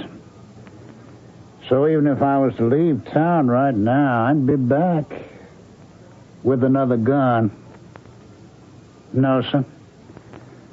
Only one way I'm leaving this town. In a box.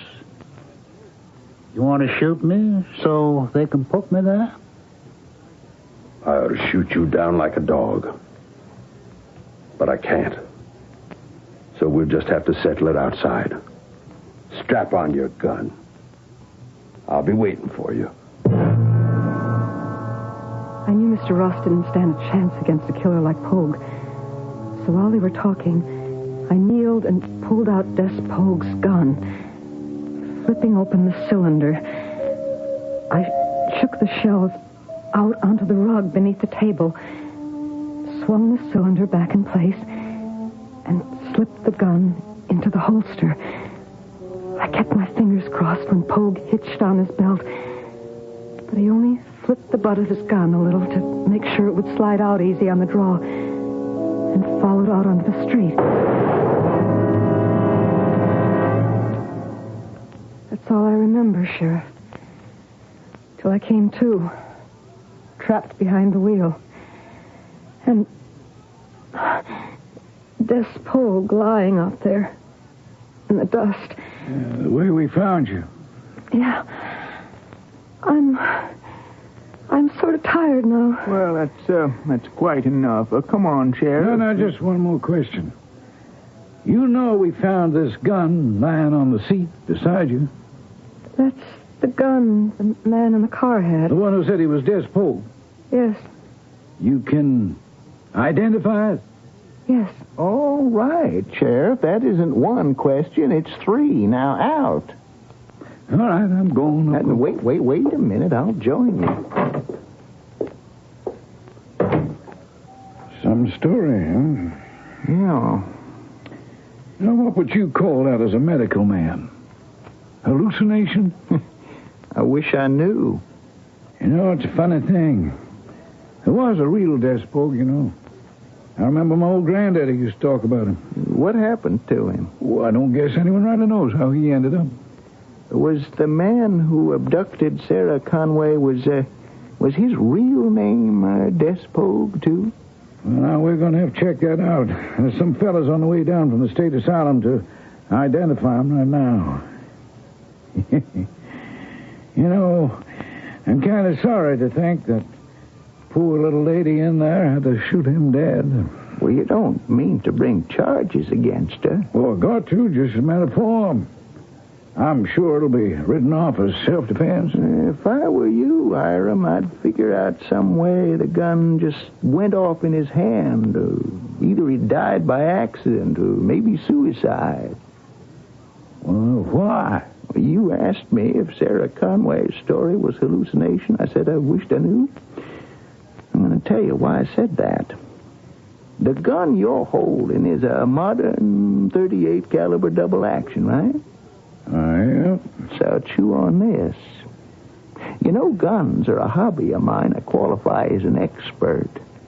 The bullet that I dug out of the corpse, whoever he was, isn't made anymore today. And it couldn't have come from that gun. That bullet could only have been fired by an old Colt single-action .44.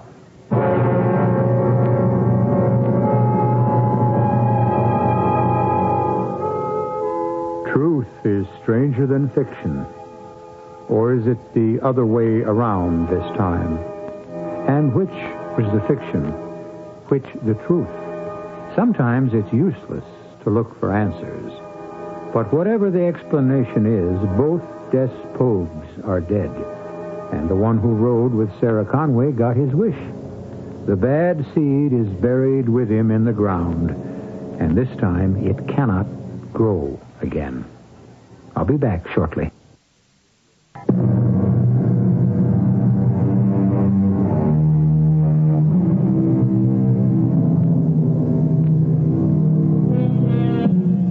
There was some delay in the arrival of the men from the state sanatorium. And by the time of their arrival, positive identification of the dead man as the escapee had to be made through his teeth.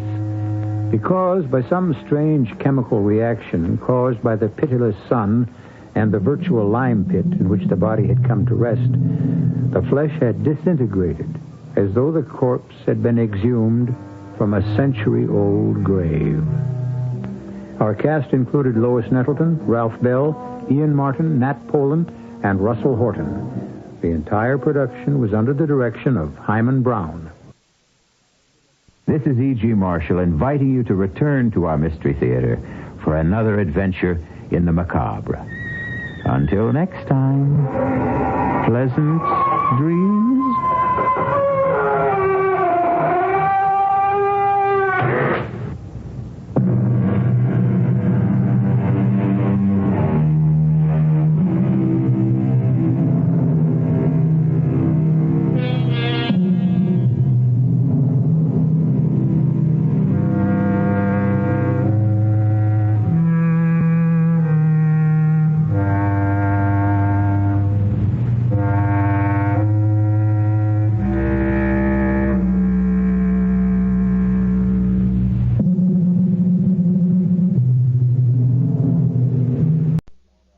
E. Burney of Scottsbluff had been accused of converting over $15,000 from the Hormel Company at Scottsbluff for his own use. Now, KFAB in Omaha joins NBC. NBC News. This is Wally Robinson. The continuing crisis in Iran and the brand new one in Afghanistan were cited by the White House tonight as being too pressing to allow President Carter to go to Iowa for his scheduled debate with Senator Edward Kennedy and Governor Jerry Brown. There has been a great deal of reaction to the move from Democrat and Republican candidate alike, and most of it is negative. The latest to comment is Tom Quinn, Jerry Brown's campaign manager. The president's decision is an insult to the people of Iowa and the entire nation. Mr. Carter has been making around 20 phone calls a day to Iowa politicians, and I personally find it difficult to believe that he can politic by telephone every night, but cannot find the time to appear face-to-face with his two opponents. Republican John Anderson of Illinois said the decision lends credence to the contention that the president is politicizing the Iranian situation in order to tighten his grip on the White House. The Kennedy forces are playing it more pragmatically. They offer to move the location of the debates and exclude any Iranian content if that would get the show on the road again. Sources say the Kennedy camp is very keen for the confrontation, feeling it's vital if their man is to get his flagging campaign moving again. More news after this. Tax breaks that may be in store for the 1980 election year.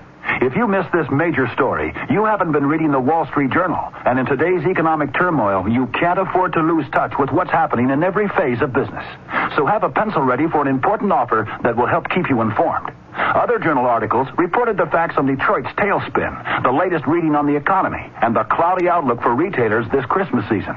You would have read about the encouraging prediction about oil supplies and the bleak outlook for municipal financing in the state that started the tax revolt. Another article examined aluminum stocks. They're beginning to reflect fears of a long, deep recession. The Wall Street Journal. It's all the business news you need when you need it. Right now, you can get 20 weeks of the Journal. That's 100 copies for only $22. A real money-saving offer. So in the continental U.S., call this toll-free number now. 800-648-5322. That's 800-648-5322. Except in Nevada. You'll be billed later. Diplomatic missions are underway to deal with both the Iranian and Afghan situations. Secretary of State Vance will lead the delegation at the UN tomorrow, though NBC News has learned that economic sanctions against Iran will not immediately be sought. Apparently, Secretary of State Waldheim has a chance to meet and negotiate directly with the Ayatollah Khomeini, and the U.S. will therefore hold off for 10 days. Deputy Secretary of State Christopher is to meet with our allies, seeking a common response to the Soviet intervention in Afghanistan. Meanwhile, Richard Valeriani reports that state seems to be hamstrung in its dealings with Iranians in this country, too. On December 12th, the State Department ordered the Iranian embassy in Washington to cut its staff from 60 to 15 and to reduce the number of people working in 4 Iranian consulates around the country from about 160 people to a total of 20, 5 in each consulate. The top Iranian diplomat here was given 5 days to comply with the order. But 16 days later, the Iranians still have not given the State Department a final list of the 35 diplomats who will operate their embassy and consulates. They did submit one list, but then said they wanted to revise it, and a revised list has not yet been presented. Nor does the State Department know which Iranians, if any, have actually left the country. Officials here say they're still working on getting the problem resolved. Richard Valeriani, NBC News, at the State Department. This is NBC News. Kodak invites you to remember the special moments that make up the holiday season and to trust them to Kodak Film. A bike! Grandpa, you got me a bike. I got one too, a red one. It's snowing! No, you shouldn't have. Oh, this is so impressive. I know. How did you know? I knew. Happy New Year! Shouldn't you trust moments like these to Kodak Film? Happy New Year to all you football fans, and the NBC Radio Network is kicking off in great style. The 1980 Rose Bowl pitting the University of Southern California Trojans against the Buckeyes of Ohio State. I'm Bob Buck, NBC Sports, inviting one and all to join us as two of the nation's top-rated teams battle it out. The Rose Bowl, New Year's Day on many of these NBC stations. The holidays have always been attended by various discomforts, usually brought on by enjoying one's meals too much or enjoying one's eggnog too much. George Gobel once called it being overserved. Now you can add another malady, profiled by NBC's Rob Sharkey in Los Angeles. A problem for many over the holidays is insomnia. It occurs whenever regular daily patterns are disrupted, but what researchers are learning about it may put us to sleep. Insomnia is sexist. More women suffer than men. It's often caused by agrypniophobia, fear of not being able to sleep. Caffeine and nicotine are also causes. Both are stimulants. Alcohol can be, too, making your nightcap an eye-opener. Sleeping pills lose effectiveness after a few days. But what will work is Protein, because it contains a natural sedative. Next time the Sandman stays away, try a high-protein dinner and a glass of milk at bedtime. Wally Robinson, NBC News. In Omaha and Council Bluffs, we have 29 degrees and some light snow. Lincoln, cloudy skies and 30. This is KFAV in Omaha. Now, the Mystery Theater.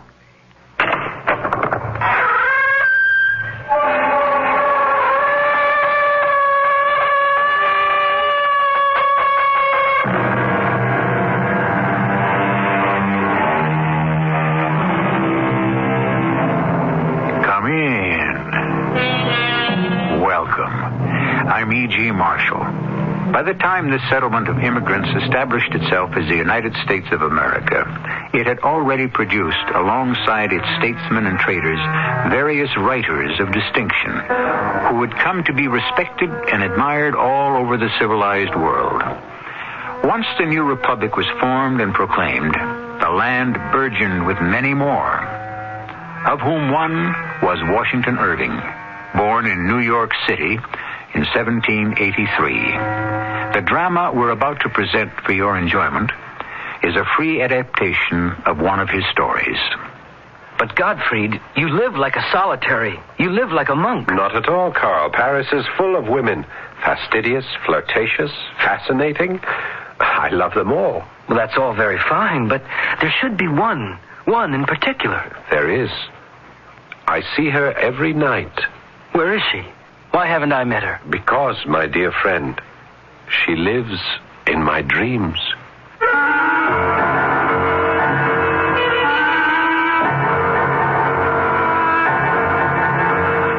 Our mystery drama, The Guillotine, was written especially for the Mystery Theater by Elspeth Eric and stars Paul Hecht.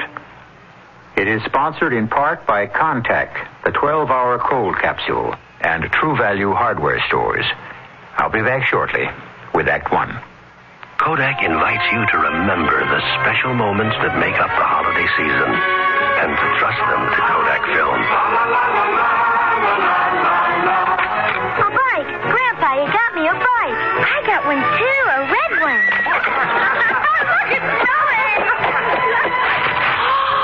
No, you shouldn't have. Oh, this is so impossible. I know. How did you know? I knew. Shouldn't you trust moments like these to Kodak Film? How many cold tablets do you take a day? 2? More. 4? More. 6? Yeah. A day? Uh-huh. And then more at night? Right. Why? Well, they're new.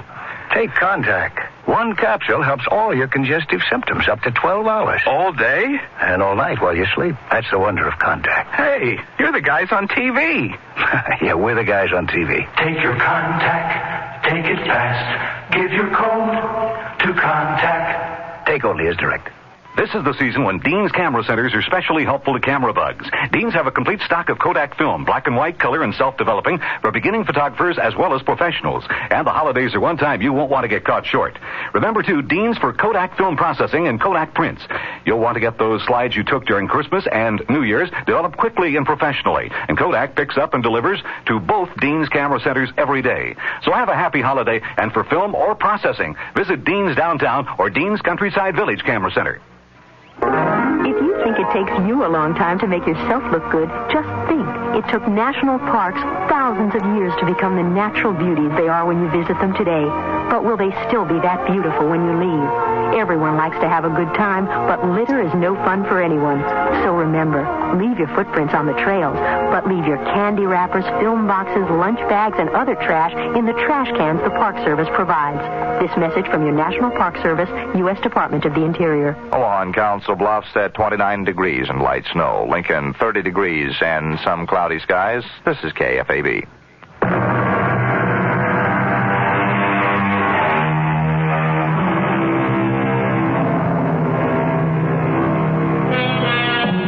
In 1825, a collection of short stories by Washington Irving was published under the title of Tales of a Traveler. One section of the book is charmingly headed, Strange Stories by a Nervous Gentleman. And it is from this section that we have chosen the tale that follows, one we call The Guillotine.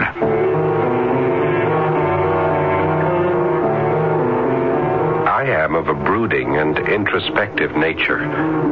It has always been thus. It was never that I scorned the follies and the fripperies of this world. Indeed, I begrudged others their free and easy access to such vanities, their effortless enjoyment of them, with a profound and a scorching envy that was driving me to the very edge of my self-control. I felt about to howl with the torment of my incapacity. In my agony, I turned to the only friend I had, my fellow student, my compatriot, the sole human who had tolerated my intolerable moods without blame, without censure, without what surely would have finished me off, without abandoning me. Gottfried, my dear friend. Help me, Carl, help me. But of course, just tell me what I can do. I don't know. Is it money? Do you need money? Money. If it were only money. It is myself. My tortured, restless, squirming self that looks for rest and cannot find it. That searches for peace and watches it retreat with every step I take. Desperation tracks my heels when I walk the streets. Melancholy meets me at every corner. And gloom, deep, impenetrable gloom fills the house where I live. Gottfried, you are so much more clever than I. Clever? You call me clever? You shut yourself away from others. Oh, no, not from you. You are my link to life, my only tie to the real world about me. Then let me tell you straight out what I think. Your manner of living, your fevered absorption in your studies, your avoidance of the company of most men and all women... But I never know what to say to them. All these things combined, Gottfried, have impaired your health.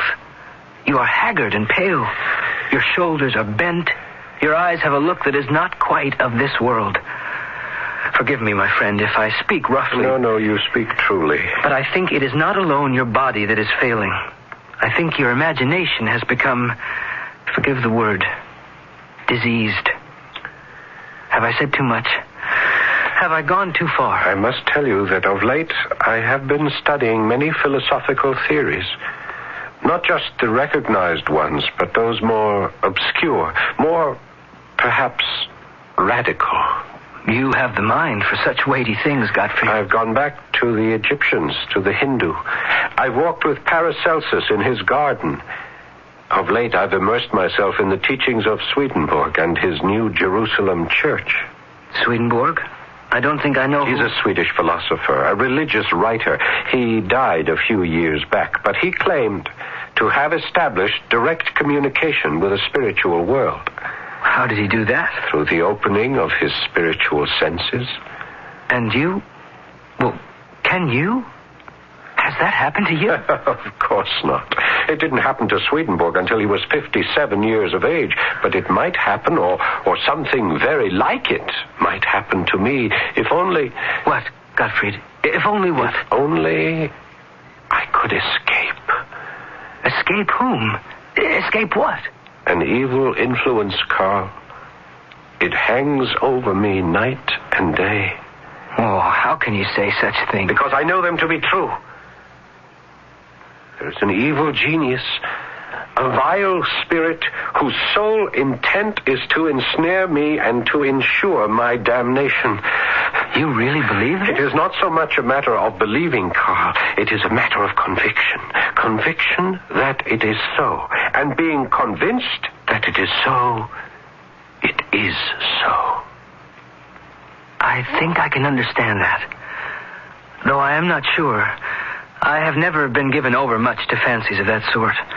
I'm more of a practical man, you might say.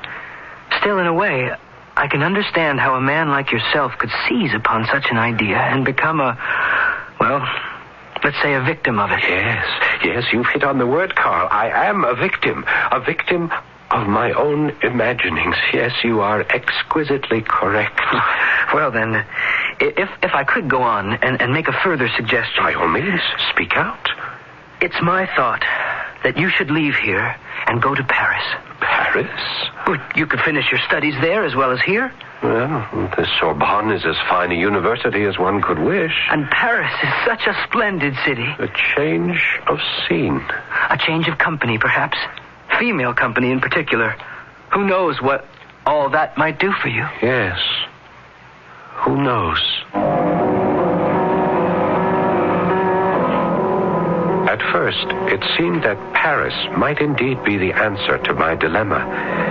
The revolution was breaking out and beginning to spread. I had studied Jean-Jacques Rousseau's social contract paragraph by paragraph, and his theory of the equality of man and representational government had captivated my mind. More than that, the delirium of the people of Paris, their fervor, their ecstasy, it seemed that simply to live in such an atmosphere would be enough to cleanse my mind of its morbidity. I found myself a room on a narrow, dark street in the Latin Quarter, not far from the monastic walls of the Sorbonne. The concierge who showed me my quarters was as gloomy as the street itself. There it is. 2 francs. It has a window? You can see that it has. Ah, yes. I'll need a table to put in front of the window. Could you arrange that? And a straight chair to put in front of the table. Is that possible?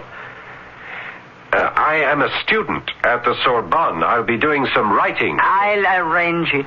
Could you also arrange for an armoire? I have only a very few clothes, but I will... There are nails on the wall. Oh, yes, I see.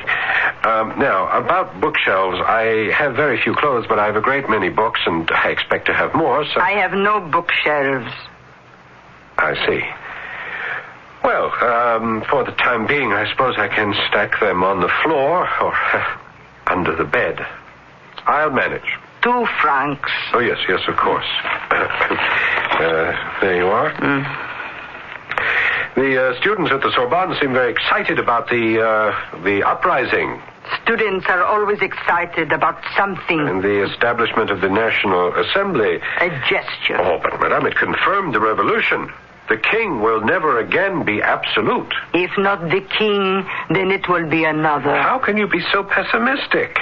Why, the day the people captured the Bastille, I was not here, but I heard of it. The king went to the Guildhall. He gave in. He even wore the red, white, and blue cockade, I was told. That is true, isn't it? Oh, yes. Well, then, the arrest of the royal family? Yes. And the march on Paris from Marseille? Oh, what a thrill. They managed 18 miles a day, I'm told. Imagine that. In midsummer and drawing their cannon with them. No body of men has ever accomplished such an extraordinary feat. Yes. The king, the queen, the dauphin, all imprisoned in the tower of the temple. Oh, yes. And the establishment of the Committee of Public Safety. You approve? Well, how could I not approve, madame, with the great Marat heading the committee? Marat is a madman. No. Not mad. Oh, or if he is not quite sane, that is due to his ardent belief in equality and government by general consent. The massacres of September? More than 1,000 killed? Well, I know very little of that. You know very little of anything, monsieur. It's your youth, perhaps. I should be generous and call it that. Well, it's true. I'm young, but I'm not completely ignorant of the world and its ways. Not completely. You are. You are ignorant and you are arrogant. Madame, I must protest. Have you heard of a man called Robespierre? Yes, I've heard of him. He is idolized by the people. He will join the Committee of Public Safety before the year is out, and the king will lose his head. Yes, in January of 1793, King Louis XVI was guillotined. 6 months later, Robespierre joined the Committee of Public Safety. Hundreds upon hundreds passed before the Revolutionary Tribunal and were executed. Danton, the man I had idealized, was among the victims. So was Madame Elisabeth, sister to the king. So was the queen. I sickened and turned away. The terror had begun, and I shrank from the sight of it. I spent the better part of my days in the libraries, those catacombs of departed authors, rummaging among their hoards of dusty and obsolete works in quest of food for my unhealthy appetite. I became, in a manner of speaking, a literary ghoul, feeding in the charnel house of decayed literature.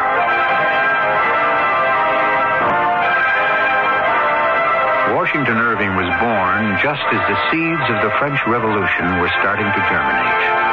By the time he was of school age, the revolution had been confirmed by the establishment of the National Assembly. At the age of 8, he was old enough to hear from his elders of the March on Paris in the spring. His 9th and 10th years must have been filled with rumors of the executions in Paris, years which came to be known as the Terror. I'll be back shortly to continue with Act 2. The next time you want to do it yourself, be professional. Use a quality, skilled power tool from True Value hardware stores. Hi, Pat Summerall to suggest you get the skilled 7 1/4-inch circular saw designed for standard home use. It has a burnout-protected motor, heavy gauge foot brackets to assure accurate cuts at all settings, and comes complete with a blade. Or get the skilled 3/8-inch cordless drill from True Value hardware stores. It features 2-speed controls so you can adjust the speed to suit the job and the material. And it operates forward and reverse to drive and remove screws. It includes a recharging unit to keep the drill ready for use, and because it's cordless, you can use it anywhere. See the wide selection of quality, skilled power tools at participating True Value hardware stores and home centers. And save gas. You won't have to drive far for your hardware and houseware needs. If you're looking for values, for service, and for selection, you'll find them nearby at any one of the more than 5,000 True Value hardware stores and home centers nationwide. It's time for Bryant, with comforting thoughts on cooling and heating your home or business. If you have a fireplace, be certain to keep the damper closed when not in use. You'll avoid drafts, but most important, you'll stop valuable heat from escaping up the flue. When you decide it's time to economize with more energy-efficient cooling and heating, call the man who has it, your independent hometown Bryant dealer. Bryant, a comforting thought. Looking for a computer? Start looking at American Computer in Omaha. American Computer has computers for farmers and ranchers and businessmen and for the home. If you're a doctor, American Computer has a complete medical package. Includes the computer, memories, terminals, printer, software programs, insurance forms, handling and maintenance, a first-line, state-of-the-art multi-terminal system at a lot less than you'd expect to pay. For the broadest selection of computers, peripheral devices, and software programs in the Midwest, see American Computer in Omaha, just 6 blocks south of I-80 at the 84th Street interchange. Out-of-towners call collect 592-3590. In Omaha and Council Bluffs, we have 29 degrees, a little snow. Lincoln, cloudy skies, and 30. This is KFAB, Omaha.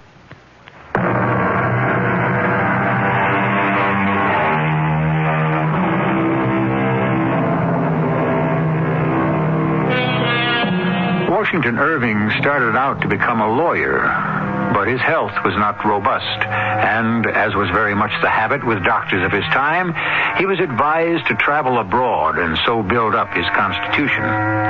We shall never know what sort of lawyer he might have become, but we know for a certainty that he developed into a first-class writer, and it was his early visit to Europe which roused his interest in the Gothic tales of terror and romance, such as the one we have adapted for you.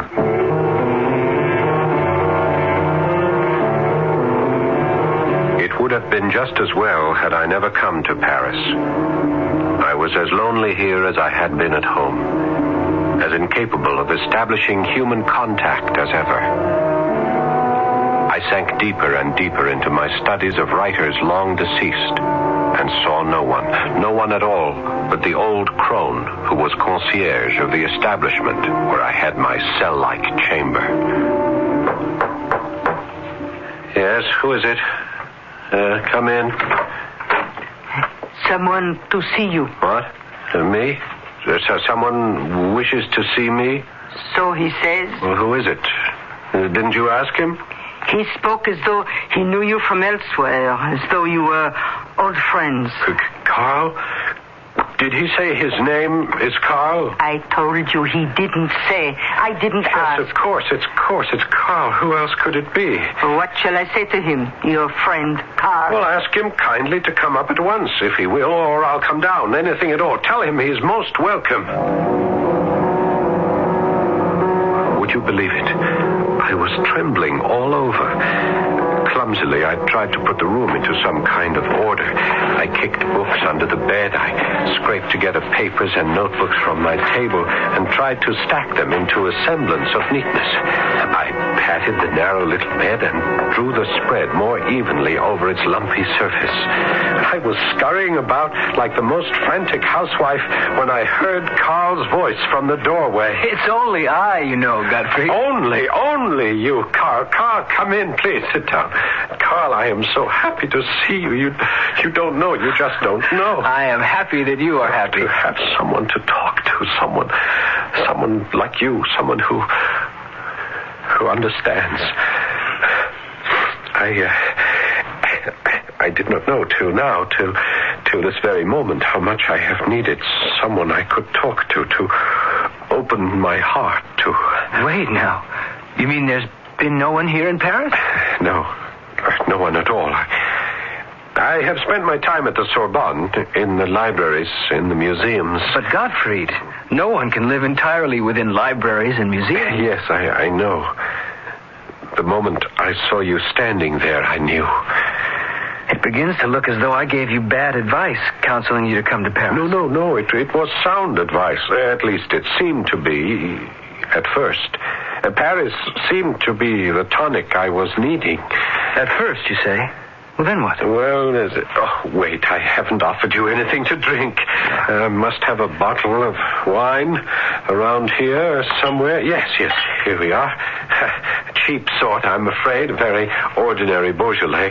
I'm sorry, I could go out. Godfrey, don't excite yourself. Think of whom you're speaking to. It's Carl, your friend. Think of all the evenings we shared a bottle of the cheapest wine and found it sufficient because of the pleasure of each other's company. Yes. Now, can't we open this bottle in the same spirit? Of course we can. Forgive me. My manners have grown coarse. It comes from being too much alone. There must be another glass somewhere around. I'm sure I had one. Oh, here we are. Now, Carl. Gottfried. To friendship. Our friendship. Yours and mine. You know, I am beginning to feel almost like a man again. Tell me what has brought you to this sorry state. The blood. I beg your pardon? You said the blood? You know how wildly enthusiastic I was with the political theories of the revolution and the philosophy behind them. They seem to open a vista of progress for mankind, a wide and open road down which we could travel toward the perfect state. You were always one to look for perfection. And why not? Why not? Oh, well, why were we put on earth if not to search for the perfect state? Are we supposed to wallow in the mediocre and pretend that it suffices? Roll about in filth and call it good? Is that our reason for being? Is that what we were created for in God's image? Dear friend, you must try not to excite yourself. Excite myself? It is enough to drive me mad. That the visions were all forsaken and the visionaries turned to killing. The dreams were trampled and the dreamers drowned themselves in blood. Carl, there are times when I think it has done just that. You mean? Listen to me, Carl. Let me tell you something. I must tell someone. There's only you. No one else. Of course, Gottfried. You can tell me anything. Carl, in the most ancient part of Paris, where the Hotel de Ville lies, you know the place? I have heard of it. On the Place de Grève, the open space in front of the Hotel de Ville. That is where they have erected the guillotine. I have heard, yes. This instrument of death stands ever ready. The scaffold runs all day with blood. All day, each day. Victims are dragged there and made to kneel. A heavy blade is released, It slides swiftly down vertical guides, and the head of the victim, oh Heavenly Father, it is too horrible, too terrible. I can't endure it. You mustn't take these crimes upon yourself.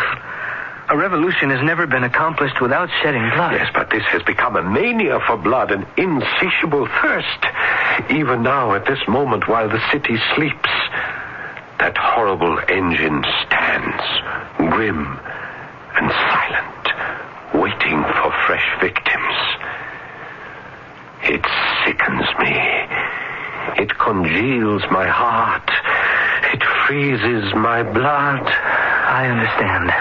I do. And that is why I have turned away to the study of ancient writers, dead thinkers, anything to separate me from the awful present. My poor Gottfried. I'm so sorry.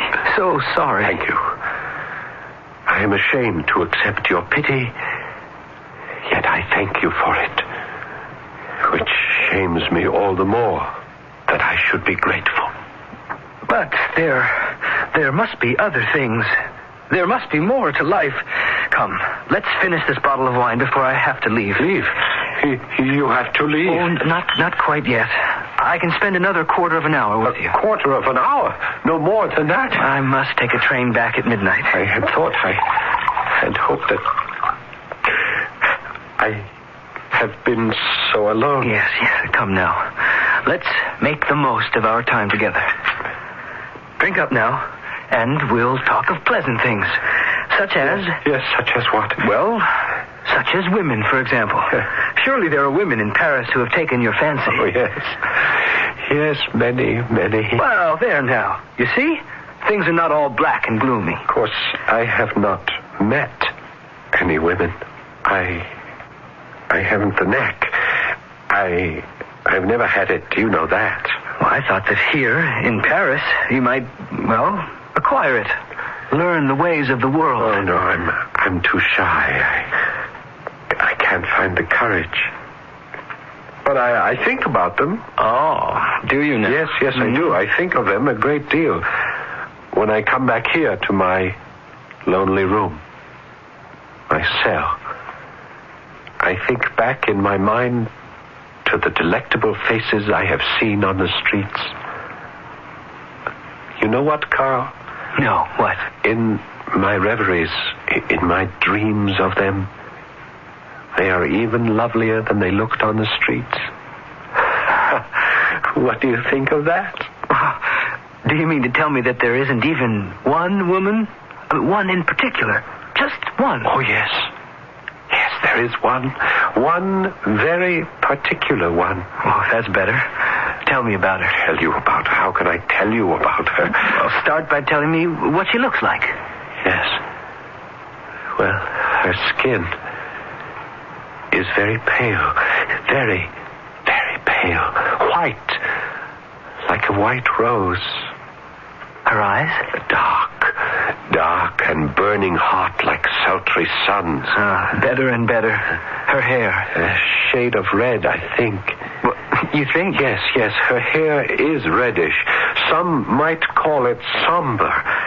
But against the pallor of her skin... And her name? Her name?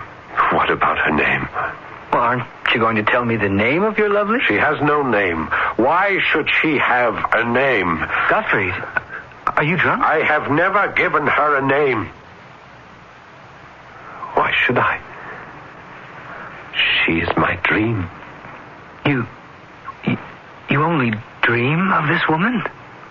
She's not real? She doesn't exist? She is real to me. She exists in my dreams. She lives in my thoughts by day. She haunts my dreams by night. Don't you understand? I love her. Oh, my poor friend. I shall always love her to the end of my days. So, you see, I am not quite as lonely as you thought. Not at all. Not lonely at all, because she is with me at all times. Yes, I see. I think I see.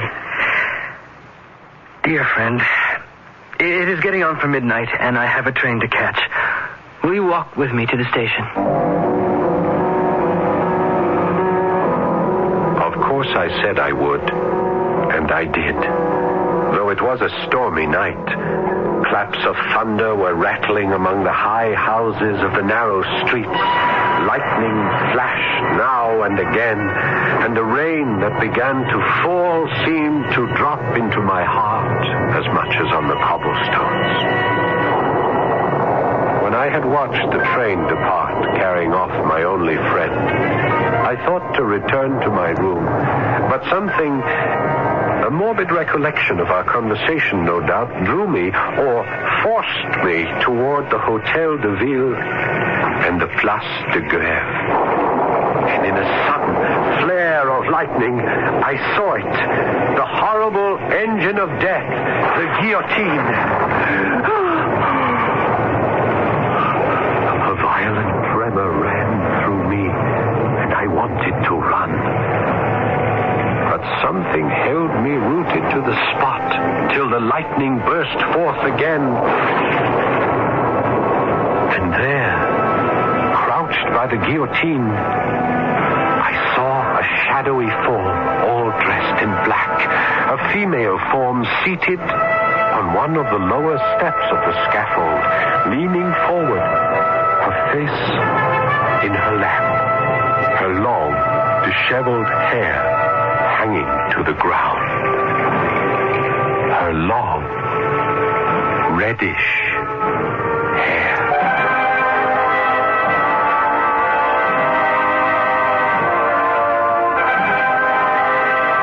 You are listening to a tale of terror and romance, told in the Gothic style. So-called Gothic stories were enormously popular in the 19th century, and they have never wholly ceased to be in demand by the reading public, or for that matter, the viewing audience, or, as now, the listening one. It is good to remember that the Gothic romance was assisted into our world by a gentleman from New York, Mr. Washington Irving. I'll be back shortly with our concluding act. Hi, this is Michael Landon. I know pictures of your family are important, so when you get them developed, do what I do. Make sure Kodak paper is behind them. Just ask for Kodak paper for a good look. Kodak paper for a good look. Make sure you look for a store with a Kodak paper sign. The one that says, "We use Kodak paper," for a good look. And tell them Michael sent you. Just ask for Kodak paper for a good look. Kodak paper for a good look. Walter Cronkite, one of a kind. Writing, editing, working with the superb CBS News team to gather and report the news. The daily, constant pressure of being the best. And there's only one place you can find this anchor man, this editor, this team. Good evening. After strong but Cronkite and Company, only on the CBS Evening News. Monday through Friday on the CBS Television Network. They said it couldn't be written. The book that hit America like a runaway locomotive. The new Consumer Information Catalog. For the life of me, Foster, your obsession with the book escapes me. It's only a catalog. The book that's helping America find a better way to live. What do you find in that catalog? Something you could never give me, Lillian. More than 200 back-filled federal publications listed inside. Booklets on home and car repairs, weight control, keeping household records, and more. I read them all to be the man you want me to be. That's a lot of reading. The book you have to read from the Consumer Information Center of the U.S. Government. The new Consumer Information Catalog. It's free. Just write to Free Catalog, Pueblo, Colorado, 81009. That's Free Catalog, Pueblo, Colorado, 81009. Send for the book. Don't wait for the movie. Tomorrow night's Mystery Theater deals with a man who literally fought windmills. Hear the adventures of Don Quixote at 11:05 on KFAB. But now we return to Act 3 of The Guillotine.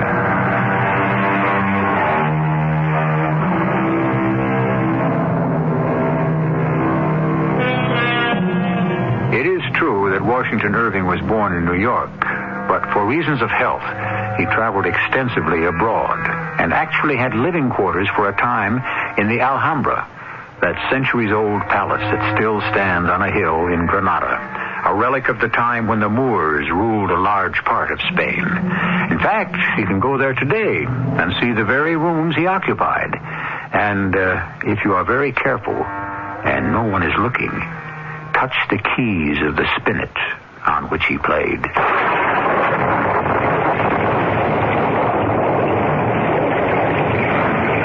I stood in the teeming rain and gazed at the woman in black who sat on the steps of the scaffold. There was something awful in this solitary monument of woe. She looked to be a woman of some distinction. Who could it be but some poor mourner whom the dreadful axe had made desolate, who now sat here heartbroken on the strand of existence from which all that was dear to her had been launched into eternity. I could not leave the Place de Grève without speaking to her.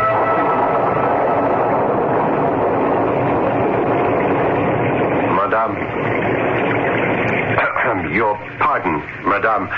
I would not intrude upon your solitude, but neither can I pass by and leave you here alone. The storm, the hour of the night. Let me lead you away from this gruesome place. Let me take you to your friends who will cherish and take care of you. Madame? I have no friends. Oh, Madame, such a one as you. I have no friends on earth. The guillotine has taken them all. Is that what you mean? My heart weeps for you. But if there are no friends to give you refuge, at least let me take you home. I have no home. But in the grave. Oh, Madame, I know I am a stranger to you. You have no reason to trust either me or my intentions, but if you would permit me to offer you my protection. I am a poor student, Madame. I am not even a native of Paris. I live in the most humble hotel in the Latin Quarter. Such as it is, I would be honored, happy, if you would let me place my single room at your disposal on this most wretched of nights. You seem very kind. Very sincere. Thank you, Madame, for understanding. Then you will come with me? You will permit me to enlist as your protector? Monsieur, my fate lies in your hands.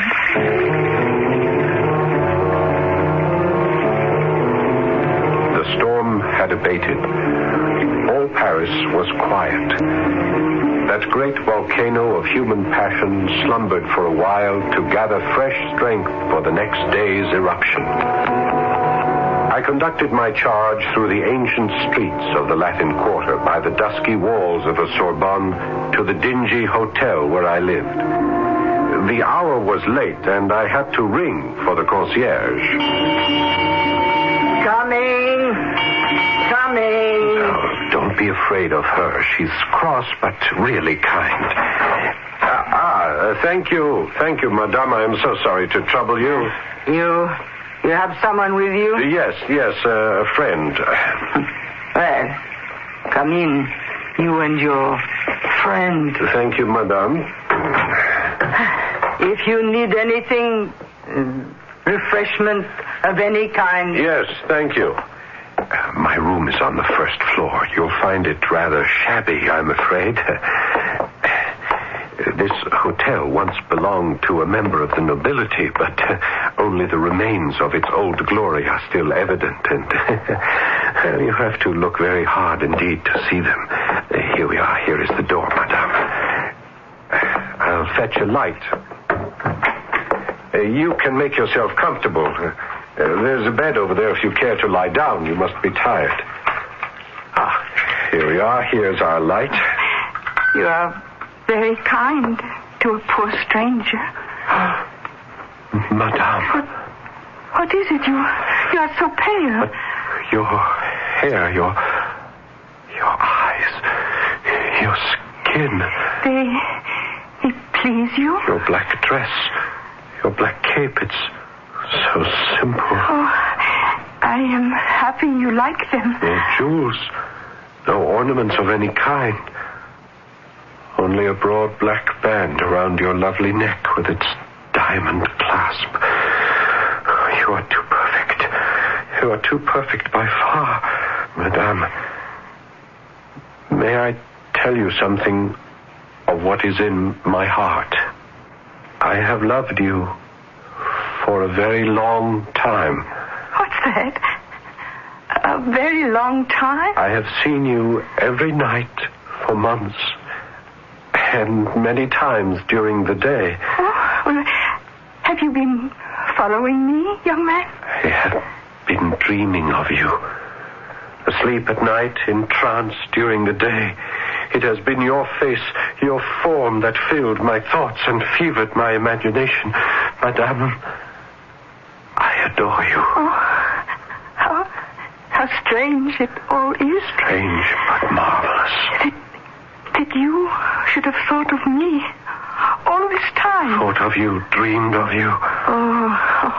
Or was it that you, young and ardent, have filled your head with thoughts of the other sex? It would only be natural. And your thoughts simply reappeared in your dreams. Madame, though I am of such a shy disposition, I have never had the courage to pursue my fancies into the world of reality.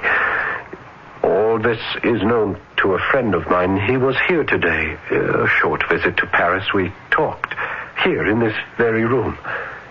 I spent a good part of our time together telling him that while I thought of women as any man does, still, there was one in particular. One very particular one. Are you saying... My friend asked me what she looked like, this one particular woman. He asked me to describe her. Yes? And I said her skin is white as a white rose. Oh. Her eyes are dark like sultry suns, and her hair a certain shade of deep red. Oh, my dear. Surely such a miracle that you have come to life, that you sit here in my little room in all your beauty and desirability. I told my friend this evening, I said, do not pity me because I love this woman of my dreams and shall always love her. Oh.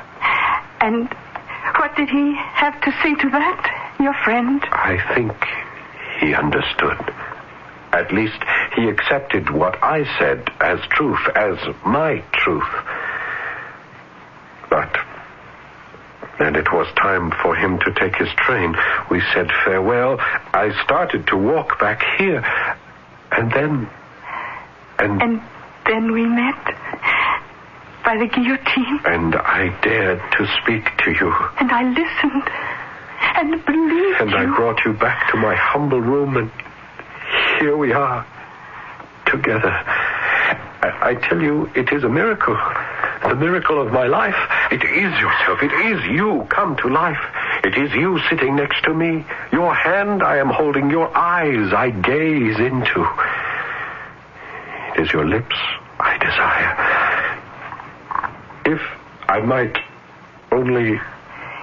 Yes? If I might kiss those lips just once. Oh, only once? Madame, my most beloved. Oh, my darling. Again. Again. Oh, my sweet angel.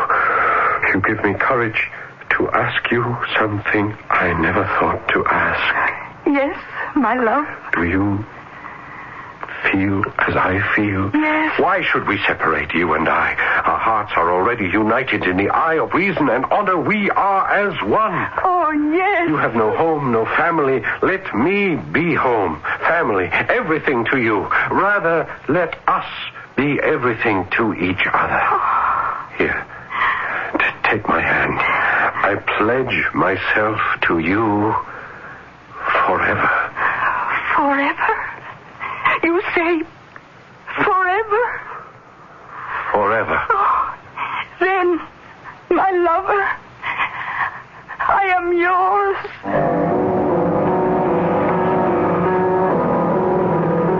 The next morning, in order not to disturb my beautiful sleeping bride, I crept cautiously and quietly from our bed, and as quietly dressed myself and went forth early in the day to look for larger quarters, since it was clear to me that my situation had so changed as to make the tiny student's room quite inappropriate.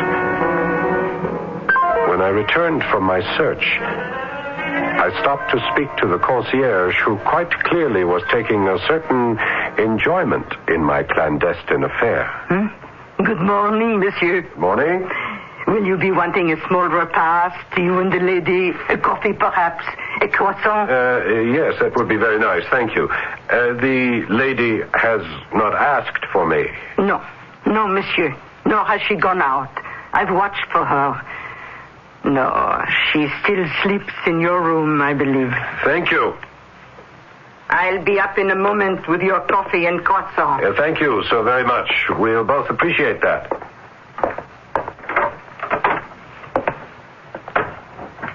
My darling, my love, it is I. I have been walking the streets looking for a better place for us to live. 2 rooms, at least, by the river, if possible. Do you hear me? Well, come along, my sweetheart. Wake up now. The concierge is bringing us our breakfast. Well, come along. You cannot be comfortable lying like that, your head hanging over our poor little bed, your arm thrown over it. Well, let me move your arm, at least. Oh, but how cold you are. How very cold. Your hand is like ice. Oh, my God. There's no pulse at all. And your face, pale, ghastly. Oh, no. Monsieur, I have brought breakfast for you and the lady. The lady? The lady is dead. Dead? In my house? Police! I'm fetching the police! Police! The gendarme arrived in short order. He found me kneeling by the side of the bed, gazing in horror and dreadful fascination at the lifeless face of the woman I had loved for so long. The woman who had finally given herself to me in a pledge of a lifetime of love. As the officer of the police entered the room, I looked up at him and saw him start back suddenly, a look of total amazement on his face. Great merciful heaven. How does this woman come to be here? Do you know her, monsieur? Let me come closer. Do you know who she is? I know who she is. I was there in the Place de Grève when they chopped off her head. They guillotined her yesterday.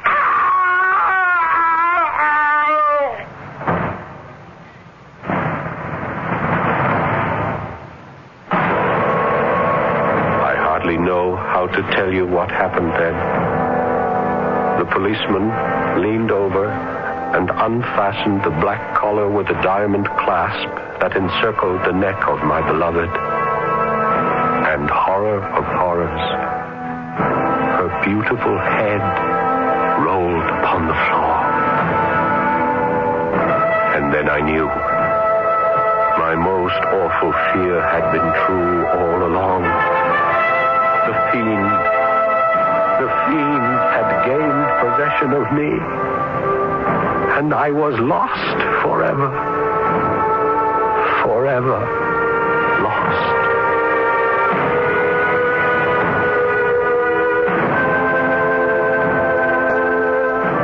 There is a postscript to this story, appended by Washington Irving, and I shall read it to you. Is this really a fact? Said the inquisitive listener. A fact not to be doubted, was the reply. I had it from the best authority. The student told it to me himself. I saw him in a madhouse at Paris. I'll be back shortly. It's June 1778, and we're at the desperate Battle of Monmouth. A legend is being born before my very eyes. A young woman volunteer, Molly Pitcher, is helping fire one of the American cannon. Can you talk to us, Molly? Are you kidding? With half of the British Army coming at us? Fire! This is hard work for a woman. Hot and hard? Try cooking in a colonial kitchen sometime. Man or woman, we've all got to help our country. Today, thousands of women are volunteers who have joined National Guard and Reserve units. They are a vital part of our military manpower. And woman power. At only a fraction of the cost of equivalent active duty forces, over 300,000 employers have signed a statement of support encouraging employees to participate in Guard and Reserve training. Shouldn't you? Hey, you employers out there. Don't you know that when you help a volunteer help our country, you're helping yourself? If you haven't signed a statement of support yet, you should be ashamed. Employer Support, Arlington, Virginia 22209. A public service on behalf of Employer Support of the Guard and Reserve and the Advertising Council.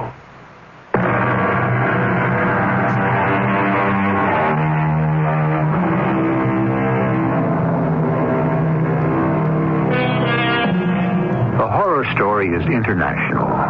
Starting with the Castle of Otranto by the Englishman Horace Walpole, it was followed and improved upon by Honoré Balzac in France. And in America, it was carried on by Washington Irving and brought to a peak by the genius of Edgar Allan Poe. Oh, yes, the horror story is here to stay. Our cast included Paul Hecht, Don Scardino, and Bryna Rayburn. The entire production was under the direction of Hyman Brown. And now, a preview of our next tale. Oh, Rosinante, whoa! To me, to my poor ignorant eyes, I could have sworn they were windmills. If you are afraid, say your prayers. I'll meet them all alone. You stay here, Sancho. What are you up to, my lord? Stand your ground, you cowardly knaves! You dastardly giants! Yeah, careful, master! Be quiet, Sancho. I may be only a single night alone, you miserable, overgrown, faint-hearted monsters. You can get hurt! But like David facing half a dozen Goliaths, I engage you all in unequal but mortal combat. Don Quixote, the wind has freshened. The sails, the arms of the windmills are turning faster and faster. Giants, prepare to do me battle. Like David, it is your death or mine. Radio Mystery Theater was sponsored in part by True Value Hardware Stores and Contact, the 12-hour cold capsule. This is E.G. Marshall inviting you to return to our Mystery Theater for another adventure in the macabre. Until next time, pleasant dreams.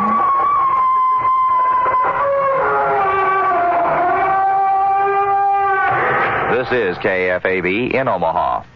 The CBS Radio Mystery Theater presents...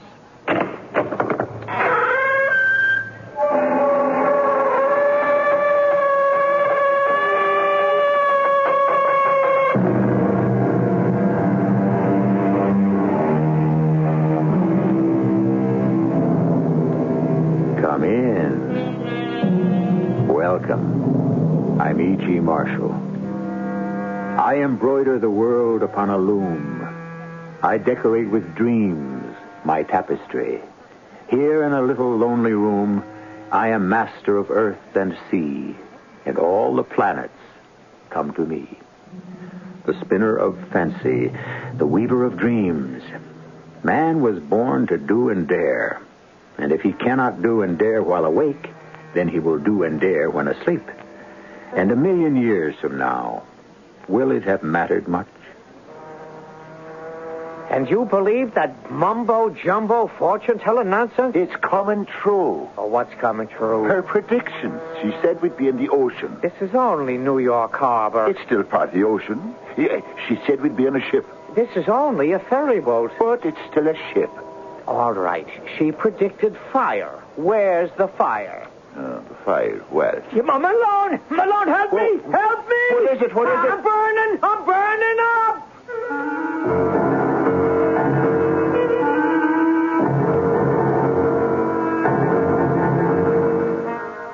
Our mystery drama, Tobin's Palm, was adapted from the O. Henry classic especially for the Mystery Theater by Sam Dan and stars Robert Dryden and Fred Gwynn.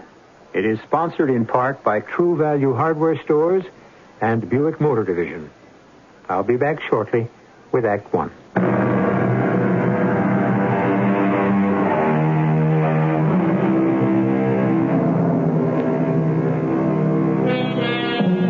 Shakespeare wrote of star-crossed lovers. However, many of O. Henry's lovers only had their wires crossed.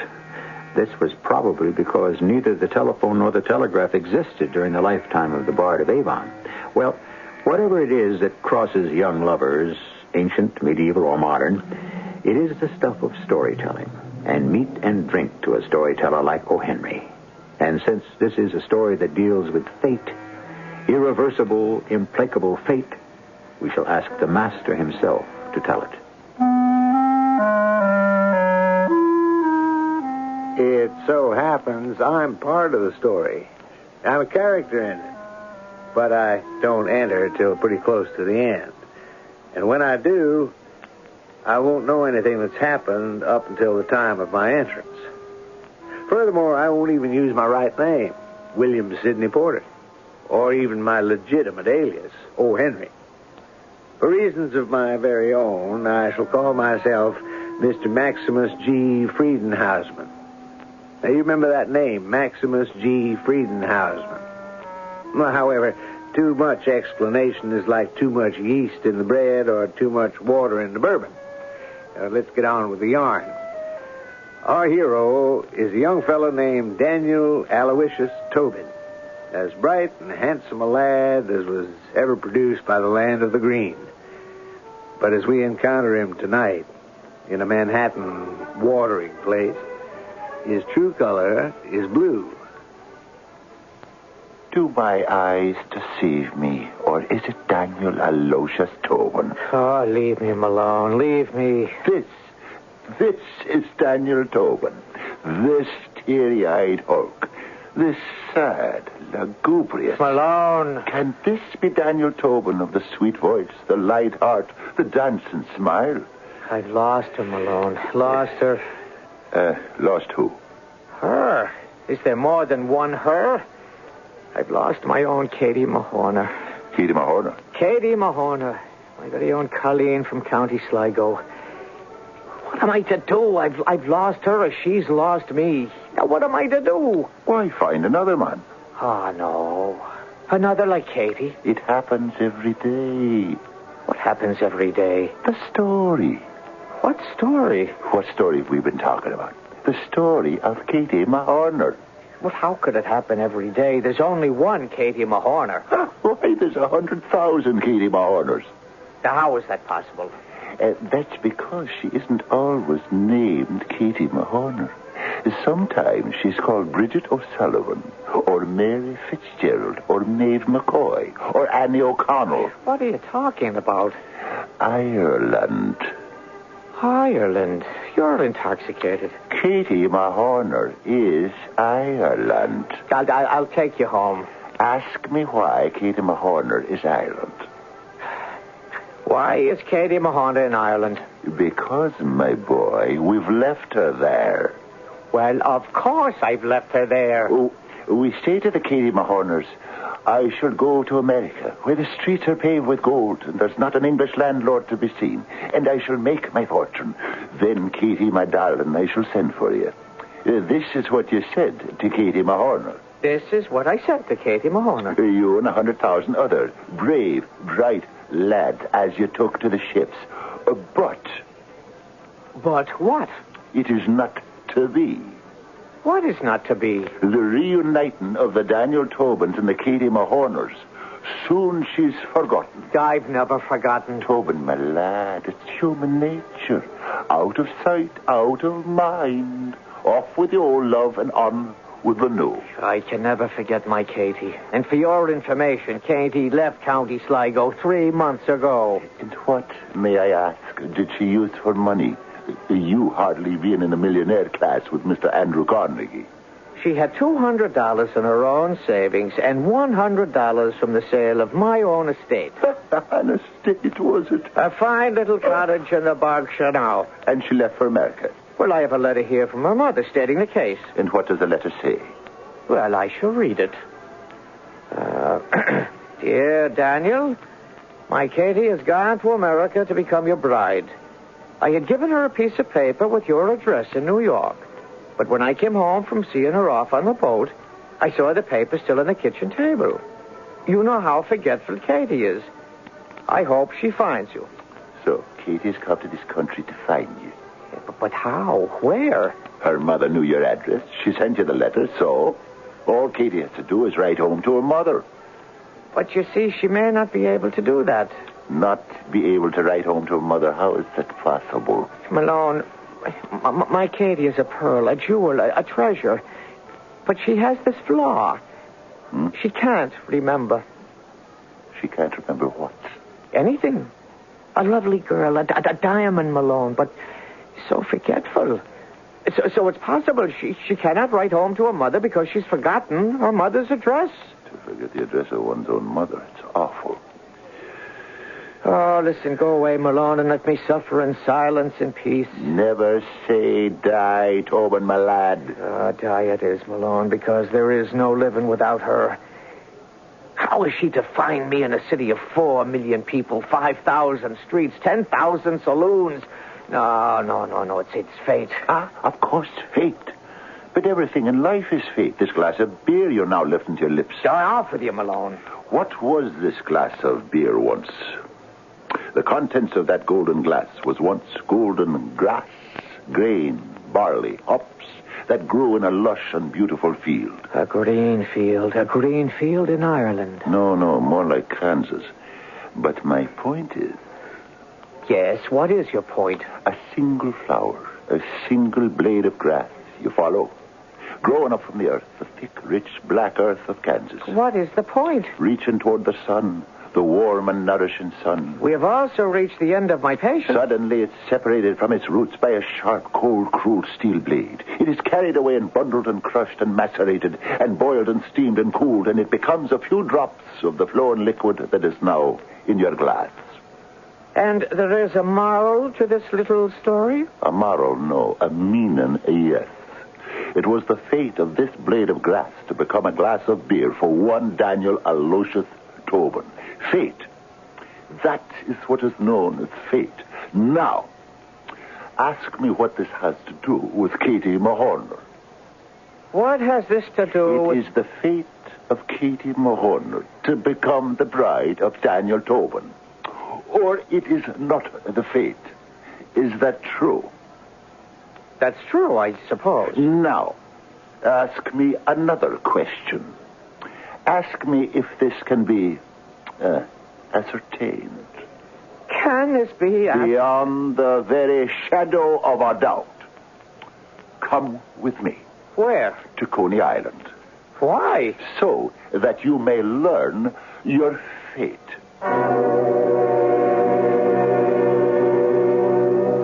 Malone, what are we doing in this place? Fate.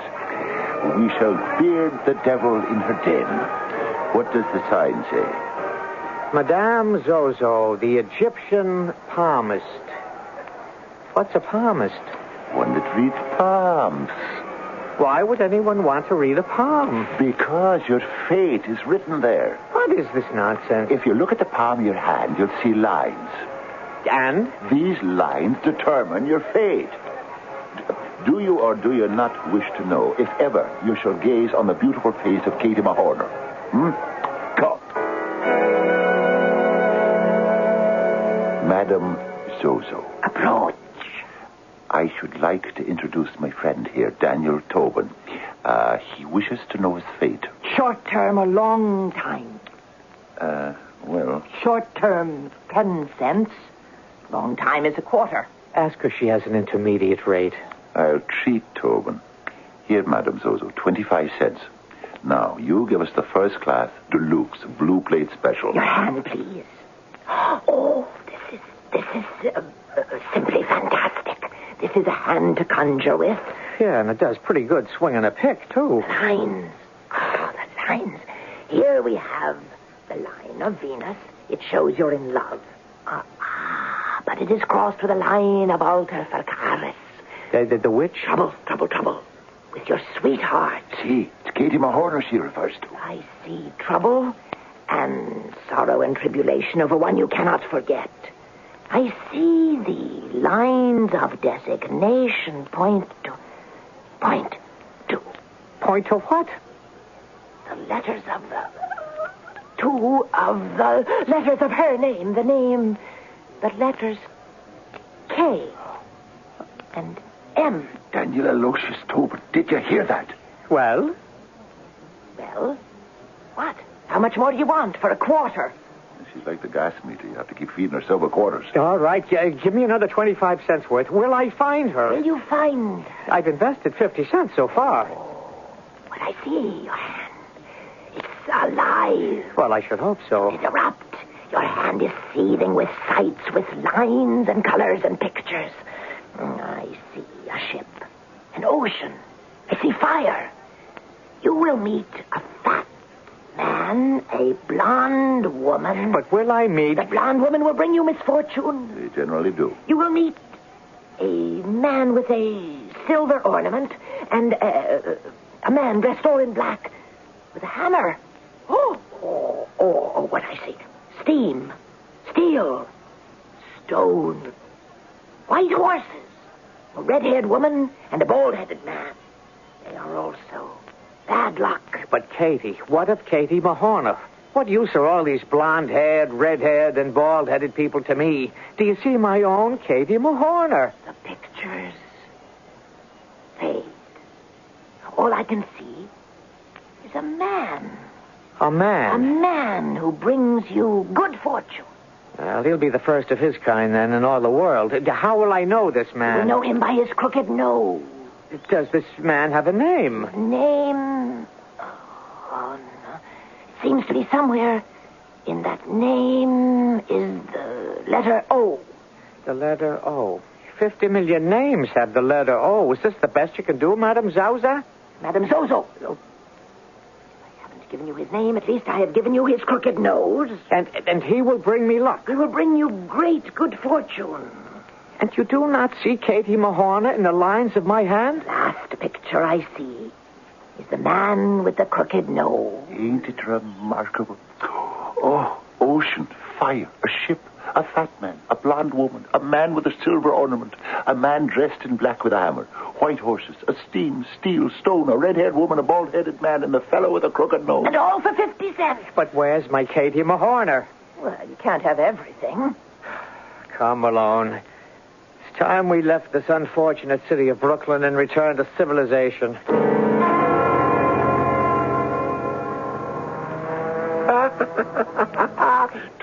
Tobin, my lad. See, the prophecy is coming true.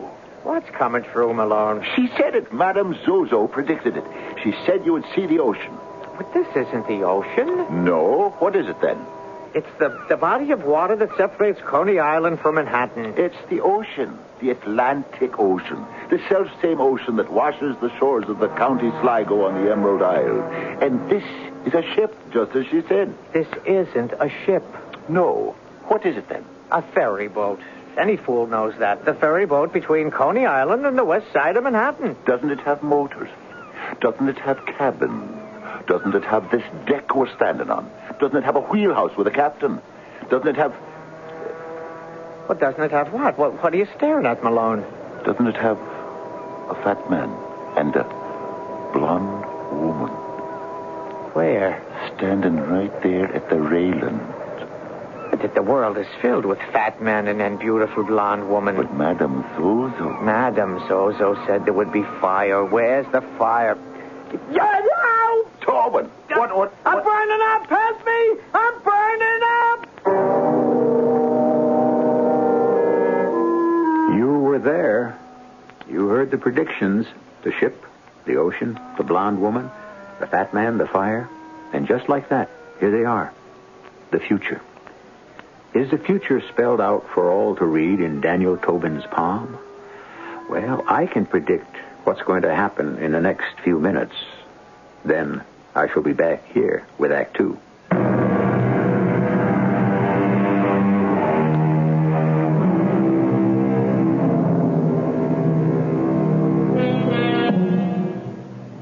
Poor, forgetful Katie Mahorner, beloved of Daniel Aloysius Tobin. Katie sold Tobin's cottage back home in County Sligo to raise money for a steamship ticket to join Tobin in New York, but she has forgotten where he lives. Will fate conspire to keep them apart or reunite them? Right now, Tobin is having troubles of his own. My ear, it's burning. Tobin, it was an accident. This fat man stuck his lighted cigar into my ear. That's a lie. A lie, is it? Look at my ear. It's half burned off. Why couldn't you look where you're going, you ruffian? Malone, this fat one is about to swim back to Manhattan. No, Tobin, it wasn't his fault. It's fate. Didn't Madame Zozo predict a fat man, a blonde woman, a fire? Sir, I wish to apologize for my friend. He ran into your cigar. I did no such thing. He deliberately stuck it in my ear. Oh, whatever. It was meant to be. It was ordained by fate. You owe him thanks. Go ahead. Thank the man. For what? Don't you understand? For being part of the chain of misfortune. I owe thanks for misfortune? You do. For half burning off my ear? Now, this gentleman meant no harm, Tobin. He's but an instrument of fate. Apologize. All right, sir. I offer you my apology. I apologize for running heedless into you and destroying your fine 5-cent cigar. My name is Daniel Aloysius Tobin, and any time you need anybody's ear to put out a cigar, I'm at your service. Sir, your handsome apology puts me to shame. My name is Porridge, Ebenezer Porridge, and I must make a confession. You did not run into me. I did not. What I did was deliberate. Do you mean you stuck your cigar in my ear on purpose? The truth, always at all costs. Yes, I did. But why? Well, I was mad with jealousy.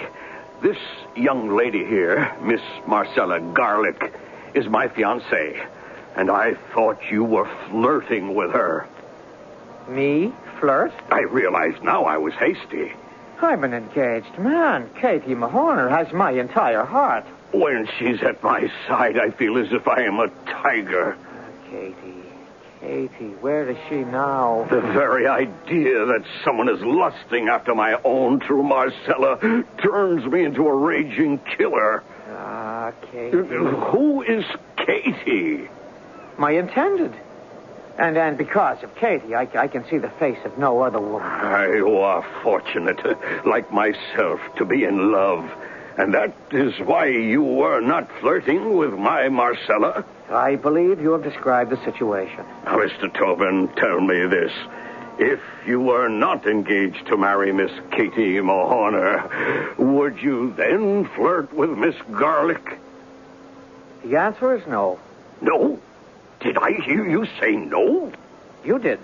May I ask why? Because, with all due respect, Miss Garlick does not appeal to me. She does not? Again, may I inquire the reason? Well, I do not feel that way inclined toward Miss Garlick. Miss Marcella Garlick is not good enough for you? Then, Marcella, did you hear what this oaf said of you? No, I didn't say she wasn't good enough. But you wouldn't flirt with her. Why not? Are there other women on this boat you would flirt with?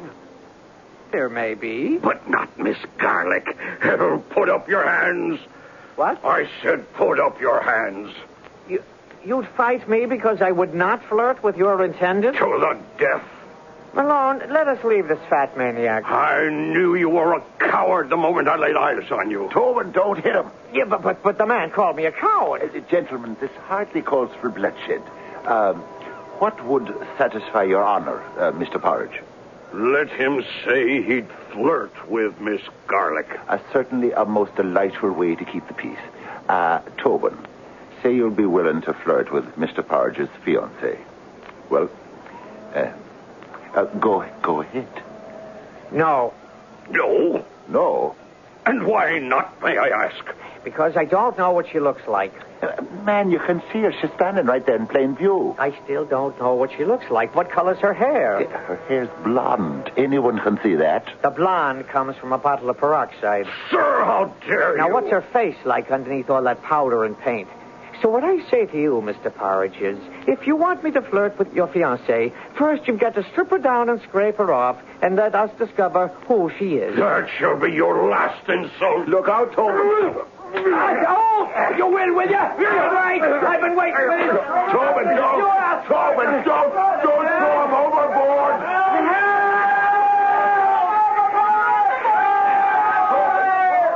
Tobin, you maniac. You maniac, you. Where'd he go? I'm going in there after him. You fool, you can't swim. Somebody else will save him. Come on. Where?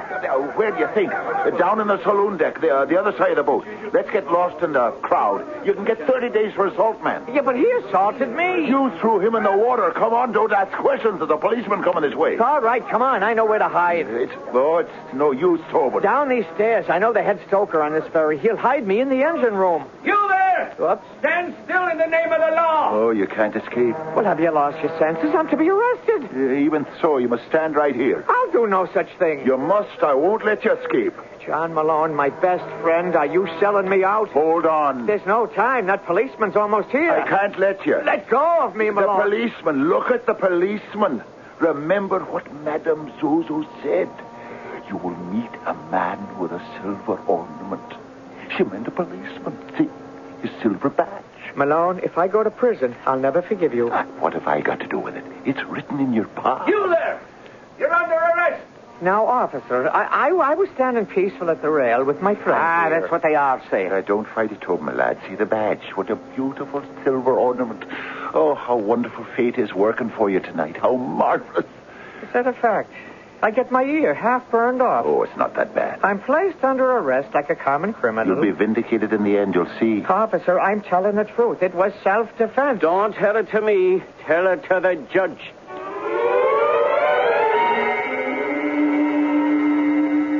Sit here and wait till your case is called. Well, what will happen to me? You won't be hanged, at least. I don't think so. Whatever happens, Tobin, my lad, happens because of fate. Fate? Yes, fate makes all the decisions, and it's fate that leads you towards Katie Mahorner. Is that the truth now? Or away from Katie Mahorner. Oh, you've always been a great comfort to me, Malone. 30 days. Next case. It's him. It's who? Judge Murphy. 30 days. Next case. Well, what about Judge Murphy? All I can tell you is you're going to get 30 days. 30 days? But That's what he gives everybody. Doesn't matter what you did. You played innocent or guilty. When it's all over, he says, 30 days. Next case. 30 days? How can I go to jail for 30 days? The prophecy, the prediction, it's all coming true. Madame Zozo said there would be a man dressed in black. That's the judge in his robes with a hammer. See? It's his gavel. Oh, we should never have gone to that crazy Madame Zozo. It would have all come out the same way. This is your fate. How can you fight it? Cheer up, Tobin, my lad. I'm with you. I'm with you all the way. 30 days. Next case. That's you. What's the charge, officer? Assault, Your Honor. He threw a man off the Coney Island ferry boat. What's your name? Daniel Aloysius Tobin. How do you plead? Well, Your Honor, guilty. 30 days.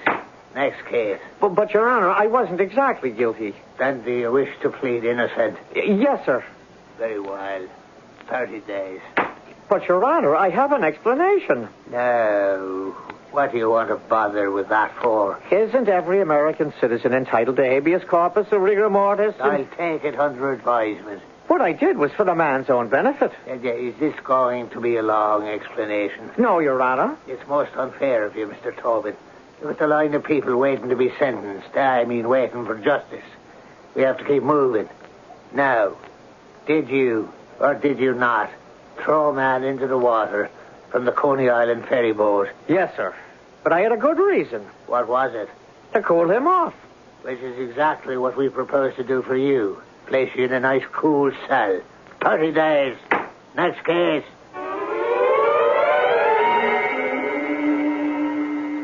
Well, Tobin, my lad. Keep away from me. Keep away. Is that how you talk to your best pal after I come all the way uptown to visit? If it wasn't for you, I wouldn't be in here. Don't blame me. It's fate. Besides, you'll be out in 2 more weeks. 2 more weeks? I won't live that long. No, 2 weeks. What's 2 weeks? 2 weeks in Hades, Malone. That's what I face. It can't be as bad as that. The Do you know where they put me, Malone? In the laundry. The steam laundry. Oh, the steam laundry. Why, that's marvelous. Oh, leave me, Malone, leave me. Don't you understand? It's bad enough I got 30 days in the steam laundry for assault, but if you say another word, I'll get the rope for murder. Don't you know what it means? Madame Zozo's prophecy is absolutely accurate, and it's on schedule. Everything she has predicted has come true in every detail.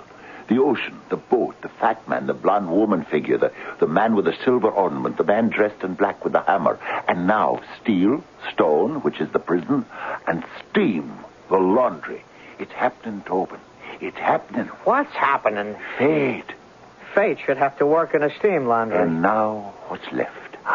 The red-haired girl. But Katie Mahorner does not have red hair. The red-haired girl, the bald-headed man, the white horses, and the man with the crooked nose. I tell you, Tobin, I can hardly wait. He'll have to wait, and so will we, for a few minutes anyhow, until we return with Act 3, which is where fate becomes final for everyone. Will Tobin be reunited with the beautiful, if somewhat forgetful, Katie Mahorner in the end? Don't place me in such a compromising position. You know I can't give away any secrets.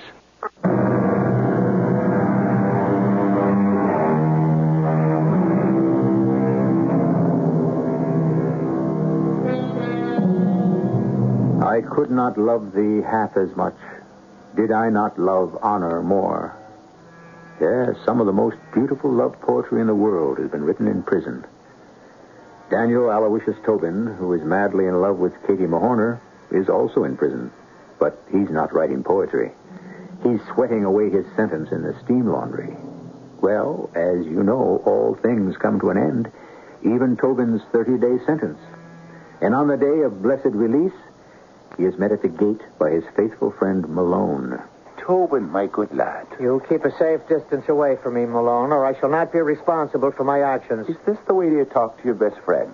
What a sad, pathetic creature I am to have the likes of you for a friend. Come, Tobin, I'll buy you a drink. No, I want nothing from you. You shall introduce me to no further mischief. Aye, you're holding me responsible.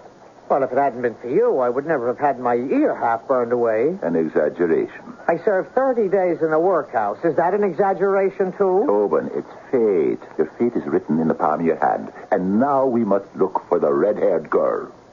Which red-haired girl? The one Madame Zozo said we would meet. Remember? The white horses, the red-haired girl, the bald-headed man. No, I don't want to meet anyone else. But these are all the people who will lead you to Katie Mahorner. No. If fate decrees that I'm to meet Katie Mahorner, then I shall meet her without white horses and red-haired girls and bald-headed men. And men with crooked noses, don't forget. No. Now let me be, Malone. I shall go my own way to my own small room, and there I shall sit and wait. But you cannot avoid the rest of those people. They are already in your palm. Well, they will have to do the best they can without me. And Katie Mahorner. What will be? But? No, I'm going home. My mind's made up.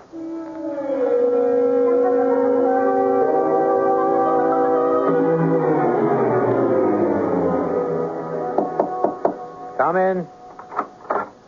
Oh, it's only you. Yes, it's only me. Only your best friend. Only a person who stays awake all night and plans all day for you. Tobin, listen to me. Oh, no, never again. But you must. Look at your palm, Tobin. It's there. Every secret of your future is there. Then let it stay there. The game, Tobin, the game must be played out to the end. Who says so? Fate.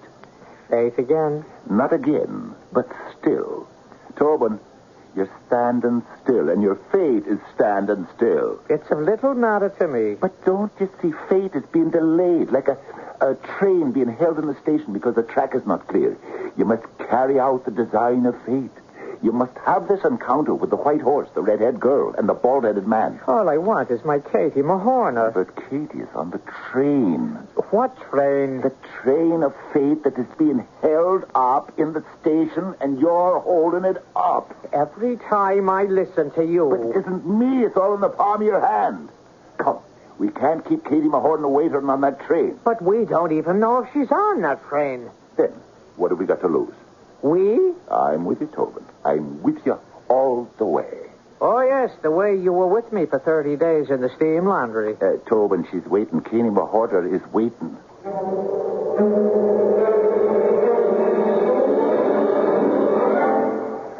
Well, I must say, the streets are filled with horses, red-haired women, and bald-headed men. Yes, Tobin, my lad, but not in combination. Malone, why can't you leave me in peace? Because there is no peace for you until you find Katie Mahorner. There's no peace for me till I'm rid of you. Tobin, look. There, across the street. Well? Sitting in that carriage, a girl. A beautiful girl with red hair. Tobin, can you mistake that flaming red hair? And the horses, white horses, 2 white horses. Now where's the bald-headed man? A man? A tall man is headed for the carriage. Is he bald? I don't know. He's wearing a hat. If he's bald, these are our people. Wait a minute, wait. He's stopping to chat with a lady on the sidewalk. He takes off his hat. Tobin. He's bald. Not a hair on his head. What's supposed to happen now? Wait, Tobin, for a sign. It was foretold. The white horses, the red-headed girl, the bald-headed man, they will lead you to a man with a crooked nose, who in turn will take you to Katie Mahorner. I don't believe a word of it. Wait. For what? Tobin, look, the horses, they've gone mad. They're going to bolt. Tobin, you madman, where are you going? Easy there. Whoa. Easy. Whoa there, fellas. Everything's going to be just fine. Whoa. That's it. Easy there. Easy. So how can I and my daughter ever thank you? This brave man. My goodness, she's fainted. My name is Colonel Penrith. You must come home with me. Well, sir, we must discuss a suitable reward. You've saved her life. Well, anyone could have done it. Yes, but you were the one who did. Well, I was glad to have been of help. Where are you going? Come back here, sir. Stop that man. Hey! Somebody stop that man. Tobin, you fool. Tobin, come back here.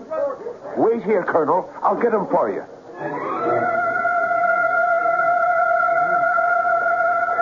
Tobin. Well, I must say, what is the meaning of that? Fate. Fate, of course it was fate. Do you know who that was? Colonel Fenris, the millionaire. And you ran away from him after you saved his daughter's life. I had to run away from him. You had to run away from a millionaire. A grateful millionaire. Why? Because then I would have lost Katie Mahorner forever.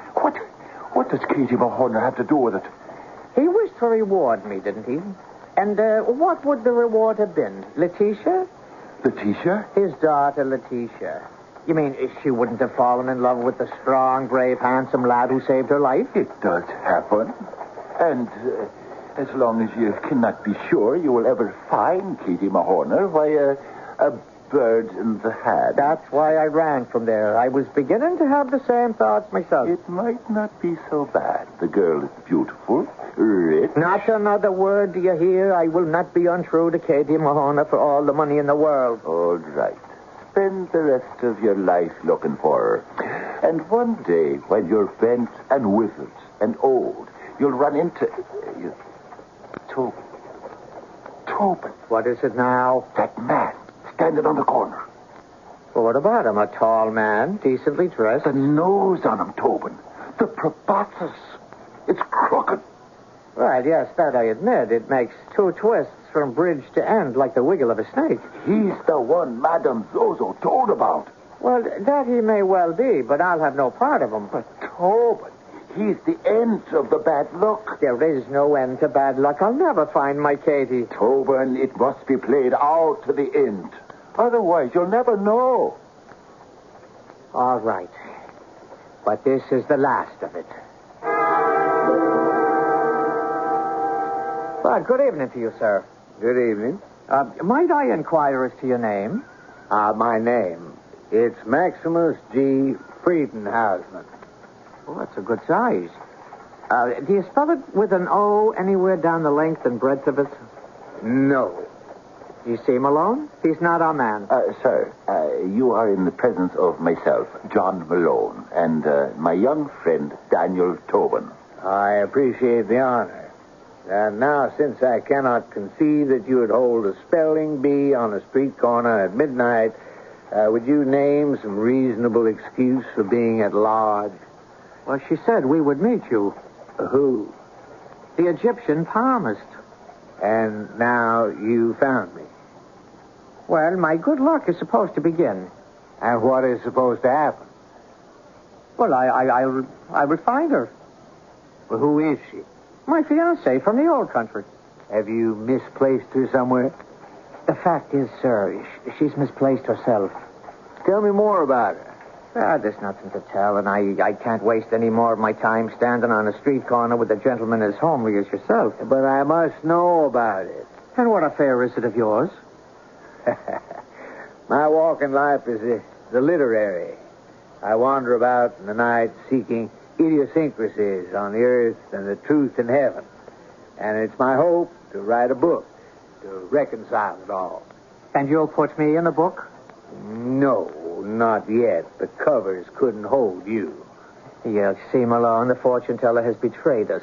He has the crooked nose, but what else can he offer? Hospitality, gentlemen?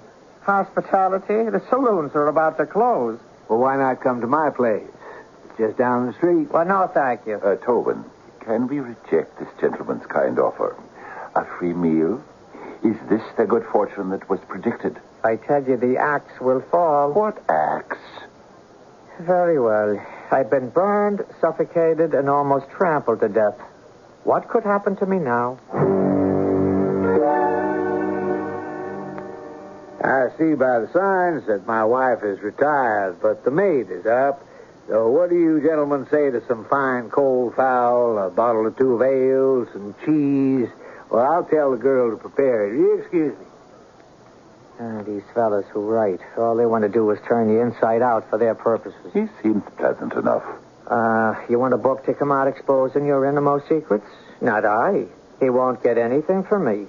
And don't you say a word about Katie Mahoney, do you hear? I won't have her indecently exposed in some cheap book. But it may not be a cheap book. And besides, if she read it, she'd know you were looking for her. Hold on. Maybe this is how you find her. He writes the story. You hold on. If you so much as mention the name Katie Mahoney, I'll let go of my throat, Tobin. You promise? I promise. Well, gentlemen, I hope you enjoyed our little repast. Well, yes, thank you. And now I think we'd better leave. So soon. Well, thank you for your hospitality. Malone? You say you're looking for your fiancée? Did I say that? Yeah, when we met on the street. I'm sure it must be an interesting story. No, it's the kind of story you hear every day. Ah, those are the most interesting. Malone, we're leaving. Well, can't I offer you something else? A cup of coffee, maybe? You must forgive him, sir. He's been out of sorts ever since that fiancée of his has been misplaced.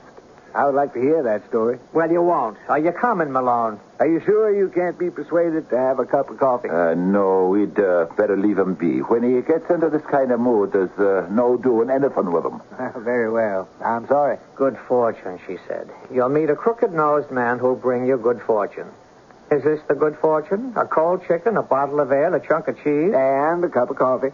I say, thank you, sir, and good night. Tobin, smell that coffee. It's the best cup of coffee in New York. Well, enjoy it without me. Everyone marvels at how she makes it.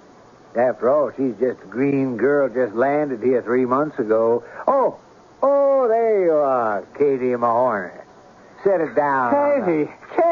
Why, I've been looking all over for you. Katie, it's me. I know. My fiancé and my own true love. Katie, I live not 3 blocks from here. So many people know me. Couldn't you have asked for me? I did. I asked everybody, but it was no good. Why? Because I'd forgotten your name.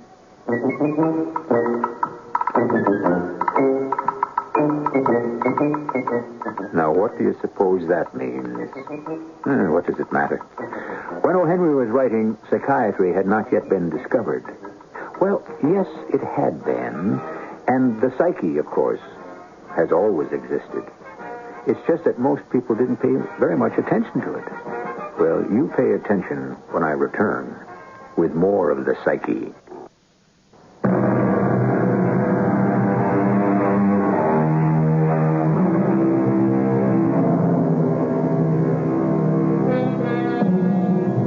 Where is our fate written? It depends on who you listen to. Some say it's written in the stars. Some say it's written in the books of the gods.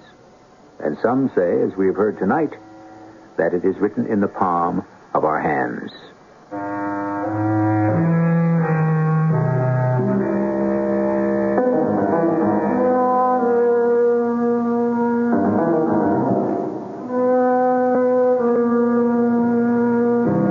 course, there are those who say it isn't written at all, by anyone, anywhere. But one thing you know is definitely written, and that's the entertainment you may enjoy here.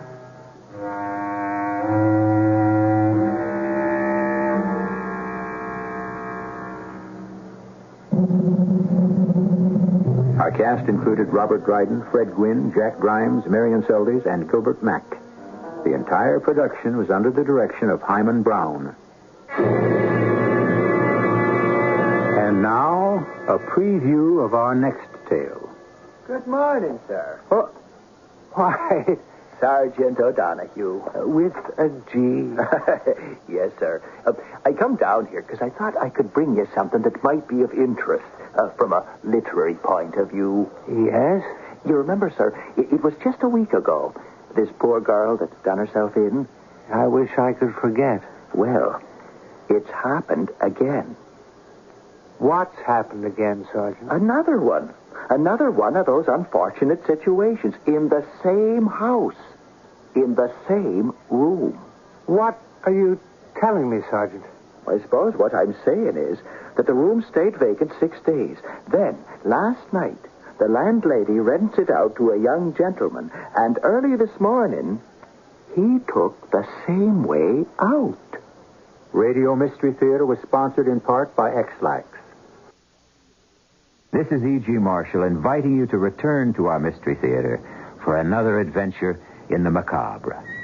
Until next time, pleasant dreams.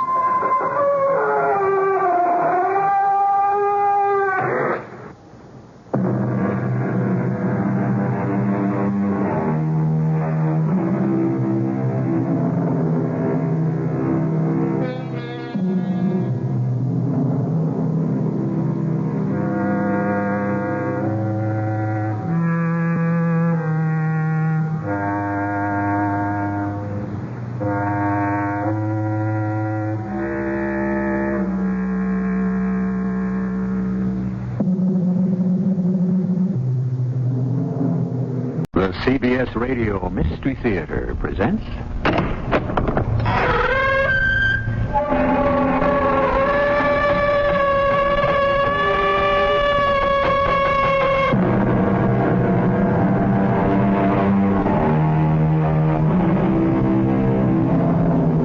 Come in. Welcome. I'm E.G. Marshall. We're in very good hands for the next hour. A man of great experience wrote this story, and by experience, I don't mean a rosy life or a life of ease. His was a hard life. In fact, he took his writing name from a prison guard at the Columbus, Ohio Penitentiary, where he served a 3-year sentence. Between you and me, he wasn't even guilty. But our friend served his time and used it by inventing these great stories. The name he borrowed from the prison guard was Orrin Henry. Yep, you guessed it. Our author called himself O. Henry. I beg your pardon, but aren't you Jefferson Peters? As I live and breathe. If it ain't Wilhelmina Trotter. Willie Trotter. Willie, how is that enterprising husband of yours these days? Oh, he left me a widow, Jeff. So here I am, slinging hash. Oh, I'm sorry to hear that. He was his stingy self right to the end. Didn't leave me a dime. Oh. Well, this is your lucky day then, Willie. I might just have a proposition for you to put you on Easy Street.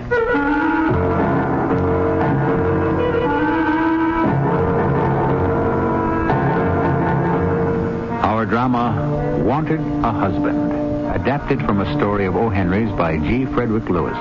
Stars Fred Gwynn. It is sponsored in part by True Value Hardware Stores. I'll be back shortly with Act One. It's your way of looking good. You're looking good. Having fun in summer like you should. It's easy to stay cool with Avon's Feelin' Fresh Body Splash. It even has moisturizers. Feelin' Fresh is as much fun as a plunge into a swimming pool. You've got lots of things to do, so we bring Avon right to you. It's Avon Summer, and you never look so good. Where is that clerk? Can I help you? We have to see the hotel manager. Right away. I'll get him. In a hurry. Oh, John. It's okay. Our vacation's ruined. Don't worry, honey. Please, maybe we can find someone who will... Hi, I'm the hotel manager. Oh, listen, we've lost our traveler's checks. All of them. What should we do? Well, what kind were they? American Express. Right. American Express. Come on, I've got their number right here. You can call for help anytime from anywhere in the country with American Express traveler's checks. Ask for them by name. I can't.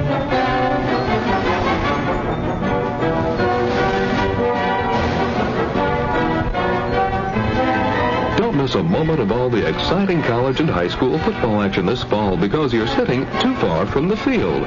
Herber's Camera Shop in Champaign's campus town can take you right to the middle of the action with a pair of Minolta binoculars. Minolta specializes in pocket and compact binoculars to zoom you right onto the field without being saddled with the bulk and weight of conventional binoculars. And since Minolta has been a leader in photographic lenses for many years, you're assured of precision optics.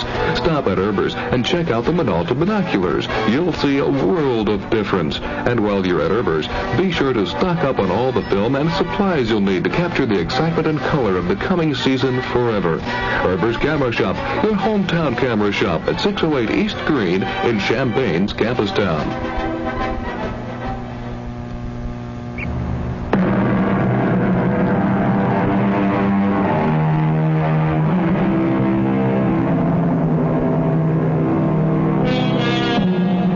A lot of talk about the good old days. You don't hear that so much anymore.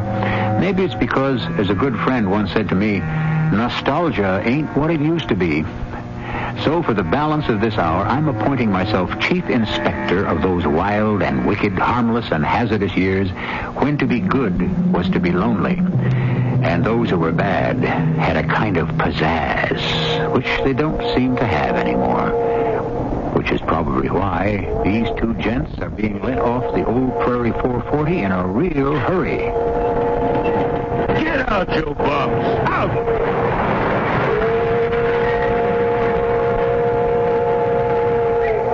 Andy, you okay? Yeah. Lucky I landed on the one haystack in this field. No bones broken, Jeff. You don't have any bones back there, Andy. That conductor ought to take something for his hasty temper. Yeah, I thought he was a mite inconsiderate myself. Now, we told him we just didn't have time to buy our tickets when the train left Chicago. What we didn't reckon on is they don't sell passenger tickets on these freights. So he didn't believe us. He didn't throw out our suitcases either. And I had 2 brand new suits in mine. Yeah, so did I. Well, he's welcome to them. At least we got out of Chicago before the law caught up with us. Yeah. I got a good mind to stretch out right here in this field and catch a little shut-eye. What time is it? There's your answer. I'd say about 5. 5 o'clock in the morning. Where? Cairo. That's what it says on the roof of that barn in big letters. Oh, Jeff. I see a young lady coming out of that farmhouse over there with a pail of slops for the pigs. How's about we mosey over in her direction and request some breakfast? Andrew Tucker, you speak like the vagabond and vagrant the conductor accused us of being before he gave us the boot. Jefferson Peters, shall we deliver your halo, or will you eat it right here? We don't accept charity. We have $6,000 of Old Man Harness's gold stock investment between us. That ought to enable us to buy our own breakfast, get ourselves some new duds, check into Caro's finest flea bag and see what little money-making scheme we can come up with. You got any new ideas, Jeff? A never-ending fun, pal. In my day, I have engaged in as many stratagems for making money as there are recipes for cooking rice in South Carolina. Did I ever tell you the good days when I sold liniment and cough cures in Fisher Hall, Arkansas, in a buckskin suit, moccasins, long hair, and a 30-carat diamond ring? Jeff. That I got from an actor in Texarkana. I wonder what he ever did with the pocket knife I swapped him for it. Well, anyway, I was Dr. Wahoo, the celebrated Indian medicine man. There's a farmer heading our way with a pitchfork. Well, why didn't you say so, pal?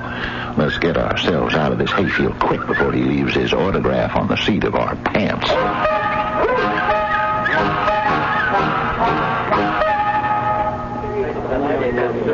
You know, Jeff, if you don't mind my saying so, the service in this hash house is not very good. In fact, it is terrible. What do you suppose happened to my eggs, hash, and coffee? Well, I think everyone's hiding in the kitchen. They're all scared of that beard and mustache of yours, Andy. Oh, you don't think it's a good disguise? It doesn't look like you. Well, it's not supposed to. Well, it doesn't look like anyone. That's what a disguise aims to do. Incognito. Andy, it's more like Bobo, the dog-faced boy. It has no resemblance to any known member of the human race. Well, maybe I stuck it on too fast, but I had to just in case my reputation preceded me. You've been to Caro before, Andy? Yeah, before we teamed up? Have you or haven't you? I have to know in case we want to do business here. No, I haven't. Hey, somebody, how long does it take? Where's the food? Coming up. That's what you said a half an hour ago. What happened, ma'am? I want 3 once over lightly. Well, we had to wait till the hens got good and ready. I'll be back. Andy, do you know who I think that is? Yep, the slowest hashlinger in the West. No. I think she's Zeke Trotter's wife. Wilhelmina Trotter. Willie for short. But why would she be waiting tables in a joint like this? Who's Zeke Trotter? Shh, here she comes. Here you are, boys. Enjoy yourselves. Food. Now, who is she, Jeff? Shh, she's coming back. Well, here's your coffee. The manager asked me to ask you, have you got the money to pay for all this? Mr. Tucker, show the lady. I beg your pardon, but aren't you Jeff Peters? As I live and breathe, if it ain't Wilhelmina Trotter. Willie, how's that enterprising husband of yours these days? Oh, he left me a widow, Jeff, so here I am. Old Zeke left us all, for good. I am sorry to hear that. Well, he was his stingy old self right to the end. Didn't leave me one thin dime. Oh, I'm sorry to hear that, too, Willie. Was he took sudden, or am I being indelicate? Well, Zeke used to make up a liniment to sell off the wagon. And all it was alcohol and vegetable dye. And when Zeke got too lazy to work, he'd disappear behind the wagon and drink a bottle or two. Then that didn't sell too well, so he cooked up Doc Dreyfus's dyspepsia cure. One night it got slow. He took a slug of that. A week later, I buried him. That was a year ago. A sad story, Willie. I'm sorry to hear you tell it. Well, to tell the truth, Jeff, I'm happier doing what I'm doing than being Zeke's wife. Men are rotten. A present company accepted. So all's well that ends well, as the good book says. Yeah, good book says nothing of the sort. Jeff Peters, I am sorry you haven't reformed. But I have. Now my mission in life is to teach sinners, those who are after something for nothing. Because there is no such thing. Another cup of coffee, please. Jeff, your friend with the beaver to end all beavers wants another cup of coffee. If you'll excuse me, I'll get it for him. Thank you, ma'am. Oh, lovely person, isn't she?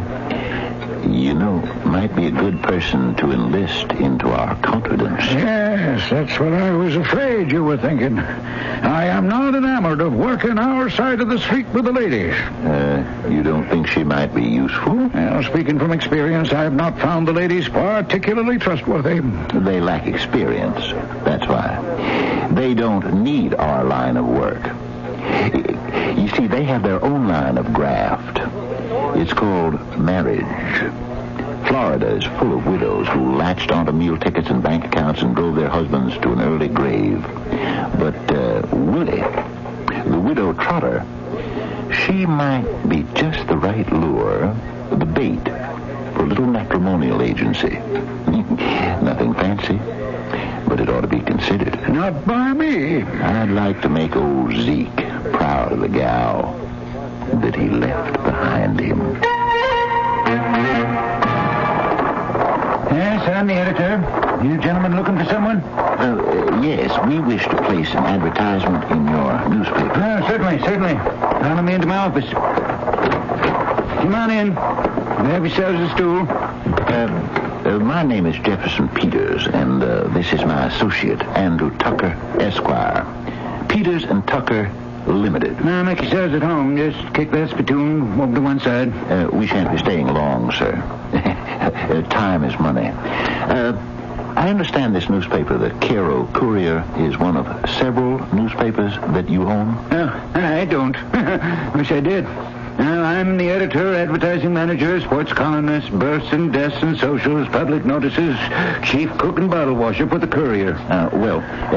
Peters and Tucker have a very special announcement we'd like to run for a few weeks. Perhaps longer. In the Courier. Not the other 20 papers we have in our chain? Where are they? Illinois, Indiana, Missouri. May I have a look? Oh, by all means. Mr. Tucker, hand the good editor our proposed advertisement. Charming widow, beautiful, home-loving, 32 years, possessing $2,000 cash and owning valuable country property, would remarry. Would prefer a poor man with affectionate disposition to one with means, as she realizes that the solid virtues are oftenest to be found in the humble walks of life. You know, Mr. Tucker, you have captured the American way of life in this one sentence. I thought he did also. I'll continue. No objection to elderly man or one of homely appearance if faithful and true and competent to manage property and invest money with judgment. Signed Lonely, care of Peters and Tucker, agents. Now, Mr. Peters, you wish a box number here at the paper? That would be preferable.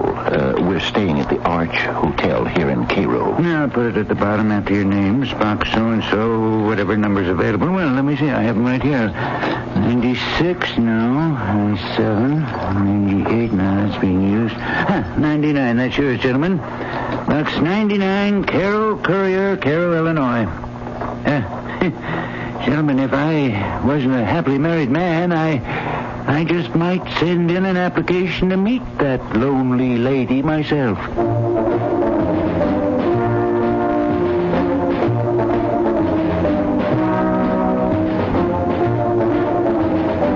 The Gentle Grafter, the book of O. Henry stories from which our dramatization is derived, contains much charm and craziness, and as the author says, more truth than poetry.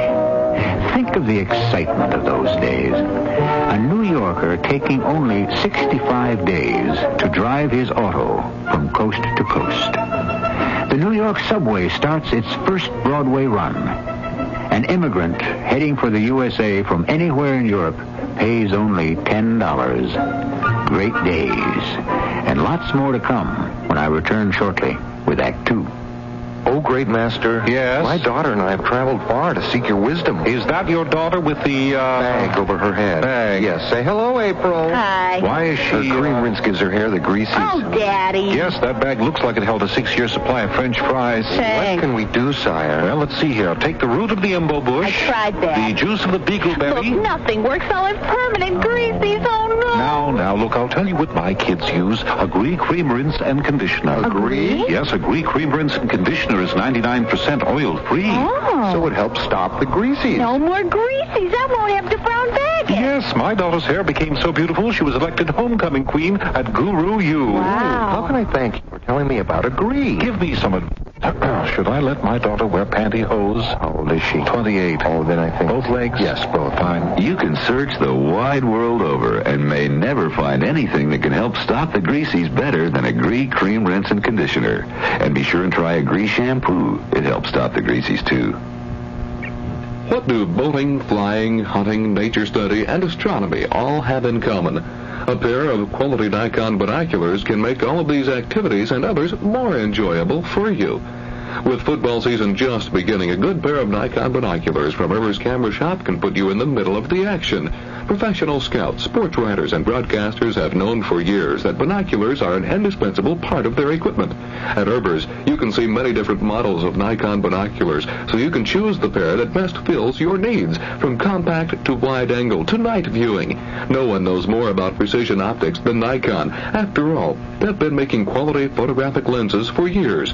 All of the bottles come complete with neck strap and zipper pouch or a hard leather case, and eye cup, shoulder straps, and other accessories are available. See the complete line of Nikon binoculars today at your hometown camera shop, Herbers at 608 East Green in Champaign's Gapustown.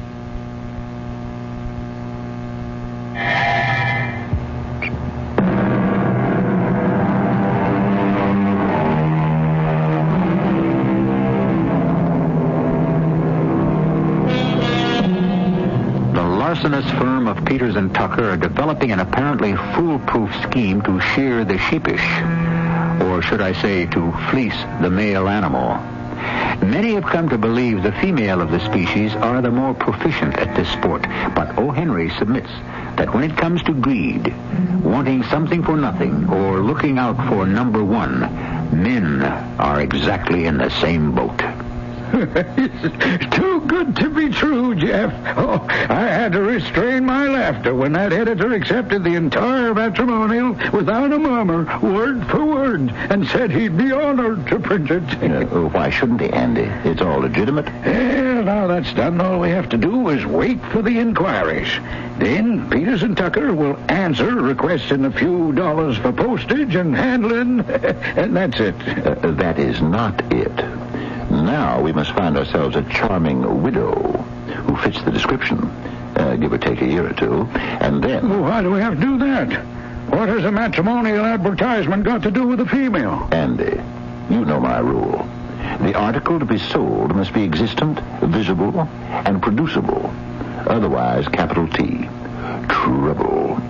We have to be able to produce said charming widow. Oh, I see. Just in case a postal inspector might get it into his head to investigate. But where would you hope to find a widow who would waste her time on a matrimonial that had no matrimony in it? Our Lady of the Lunch Counter? The widow Trotter? None other.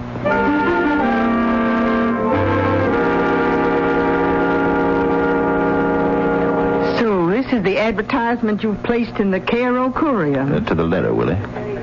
Is this an honest deal you're putting forth? Honest, did you say? My very words. I'm afraid my late husband made me extremely suspicious of schemes of any kind. Oh, Willie, my partner, Andy Tucker. You met him, I believe? Oh, the gentleman with the excessive amount of hair on his face? Yes. Making him almost unrecognizable? The very same. Andy and me have computed the calculation that 3,000 men in this broad country will endeavor to secure your fair hand and ostensible money and property through our advertisement. That many? And out of that number, any one of the 3,000 will expect to give you, in exchange, if they should win you, themselves. And what would he be like? A lazy, mercenary loafer, a failure in life, a swindler, and a contemptible fortune seeker. Well, that's why I've remained a widow. Once bitten by my late husband, never again.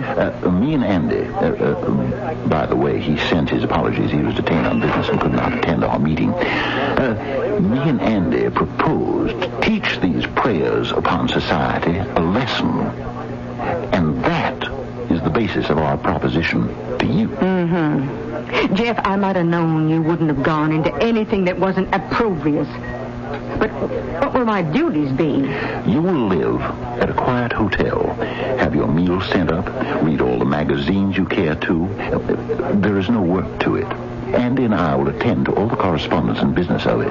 We will pay you $25 a week and all hotel expenses. Well, Jeff, give me 5 minutes to get my things together and leave the front door key with a neighbor, and you can let my salary begin. Yes, Miss Peters, I sent word to your hotel to have you come right over here to the office of the courier. Come along the passageway with me. You may well ask why I myself, the editor of the Carroll Courier, is taking time from his busy day on this matter. I was going to ask you that, as a matter of fact. Well, this is why. Take a gander.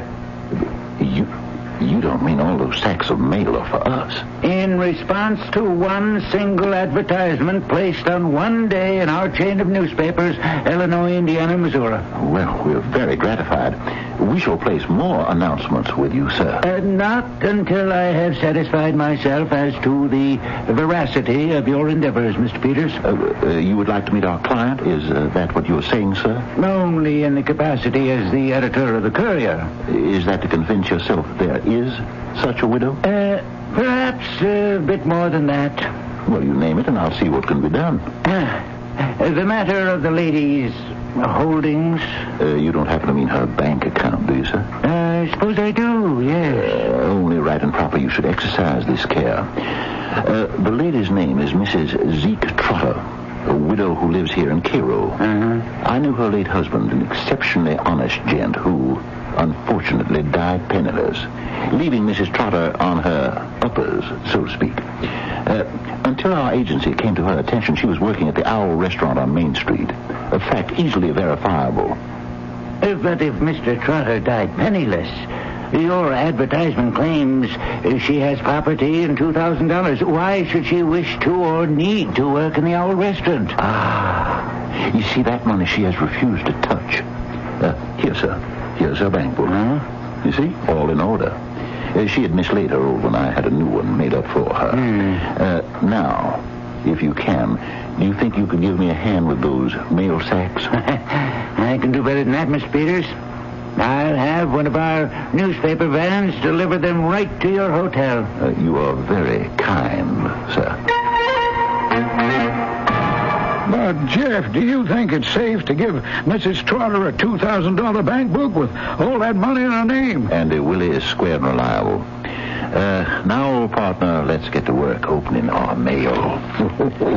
My guess is that in this one mail bag alone, there are several hundred letters. At least. And let's hope they keep coming in, week out. Well, for how long? There's no time limit in my ability to appropriate other people's money. And then what? Every applicant gets a reply from Peters and Tucker informing him the widow was deeply impressed with his straightforward letter, and will he please write again, giving more particulars, perhaps a photo if it's handy, and a fee for handling.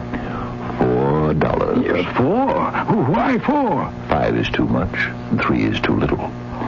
Remember, Andy, every 100 letters you receive an answer is $400. Every 200 letters is $800. The first 1,000 between us is 4,000 spondulics. So stop complaining and sharpen your fingernails.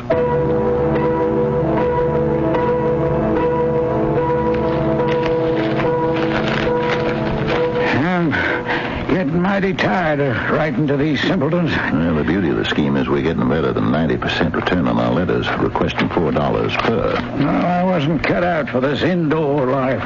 It's almost too much trouble for me to open the replies and take the money out. I'd rather do that than have to deal with those who show up in Cairo in person. Not one of them looks as if he'd ever worn a tie before. Yeah.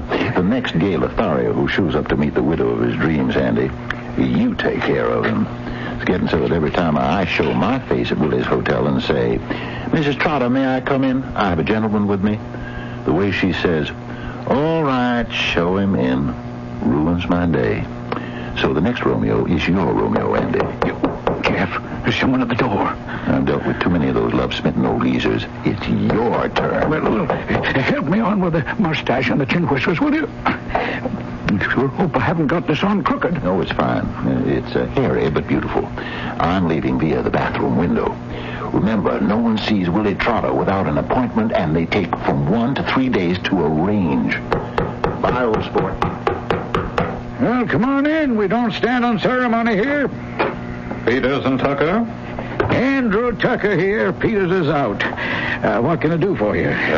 Mind if I have a look around? Well, depends on what you're looking for.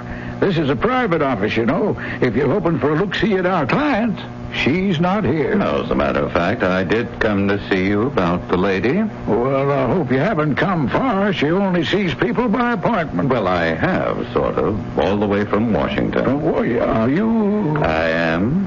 Here's my card, my badge. I see you've got a lot of mail today. You're a postal inspector. Oh, yes. Didn't I tell you that? Well, why didn't you say so in the first place? Well, I didn't want to interrupt you in your work. Interrupt me? My friend, do I have the name like P.J. Nethersoul? Nethersoul. By all means. Now, allow me to take you down to the Riverside Hotel and have you meet our client, Mrs. Trotter herself. I'd like to very much. I've never met a government employee before. Tell me something about yourself, Mr. Nethersoul. I was going to ask you the same question. Young man, I don't answer questions. I ask them. What are your prospects? Mrs. Trotter, this gentleman is a postal inspector. He'd like to have a look at your bank book. Oh, it's nothing to be ashamed of. Here you are. Well, I'd say everything's in order. Well, of course it is. And if you weren't a married man, I'd leave you to talk a while with the lady. We won't mention the $4 fee. Well, thank you very much. If I wasn't, I might. Good day, Mrs. Trotter. Well, I'll be going along with you also, Mr. Nethersoul. Regret to have inconvenienced you, Mrs. Trotter, but Uncle Samuel must be served. Is everything to your satisfaction, madam? Mr. Tucker, may I say something to you in private? Will you excuse us, Mr. Nethersoul? No, go right ahead. Mr. Tucker, I wish you would consider a haircut and a shave. You might be quite nice looking if one could see your face.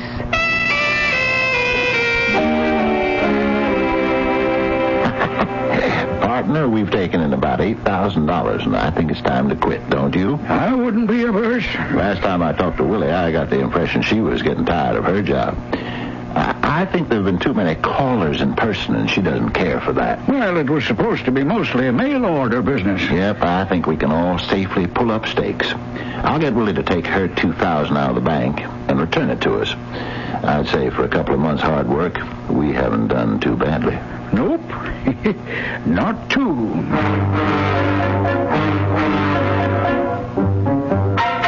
Why, Jefferson, I didn't expect to see you today. You haven't got another one of them waiting outside, have you? I don't think I could stand it. I'm sorry. Willie, Wilhelmina, please. I'm the one who should be sorry. I know it's been a strain. Oh, everything's a strain. I don't know what to do. I just don't. I wouldn't do anything to hurt you and Mr. Tucker after all you've both done for me. Hurt us, Willie?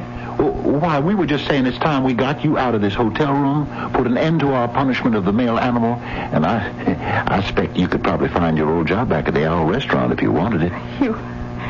You mean it's all over? Yes, Willie, that's exactly what I mean. Oh, no. It can't be over just yet. Willie, I thought you were getting tired of this parade of ridiculous suitors, and you'd be happy to call it a day. Oh, not now. Not now, please. Willie, you knew this wasn't going to go on forever. You made yourself good money, saved it all. What more could you ask? I feel so miserable.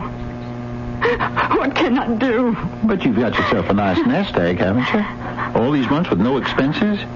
Now, all Mr. Tucker and I would like you to do today is to mosey down to the bank and tell them you're closing out your account, take the $2,000 we gave you to show people, give it back to us, we shake hands, and that's it. Oh, that's just it, Jeff. I can't. I can't give you back that $2,000.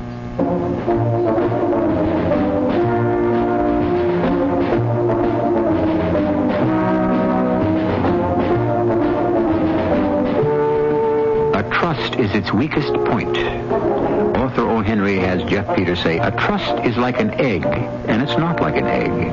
If you want to break an egg, you have to do it from the outside. But the only way to break up a trust is from the inside. Every trust bears inside it the seeds of its own destruction. What he's saying is everyone is vulnerable. How and when, we'll discover certainly when I return shortly with Act 3. Got a special house? Get a special house paint at a very special offer. Buy 4 gallons of Olympic Overcoat, get 1 more gallon free. Overcoat's the paint that beats Sears Weather Beater. 94 out of 100 homeowners said it looked better longer after white and red samples of both were weathered for 2 years in Florida. Olympic Overcoat for your special house. Now on special with Olympic Stain. 1 free with 4 till September 7th only at participating Olympic dealers. Glass Plus is all you need on Windows, plus a whole lot more. Glass Plus stove tops, Glass Plus plastic, Glass Plus appliances. Glass Plus. Glass Plus is all you need on Windows, plus a whole lot more. Glass Plus vinyl, Glass Plus chrome, Glass Plus bathroom fixtures. Glass Plus. It does windows plus a whole lot more. Glass plus a whole lot more.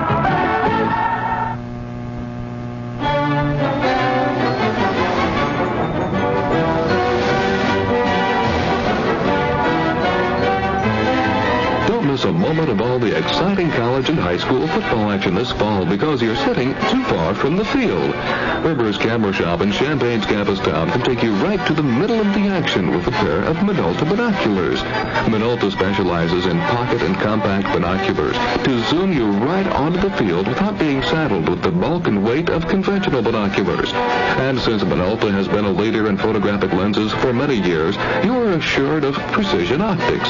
Stop at Rivers and check out the Minolta binoculars. You'll see a world of difference. And while you're at Rivers, be sure to stock up on all the film and supplies you'll need to capture the excitement and color of the coming season forever. Rivers Camera Shop, your hometown camera shop at 608 East Green in Champaign's campus town.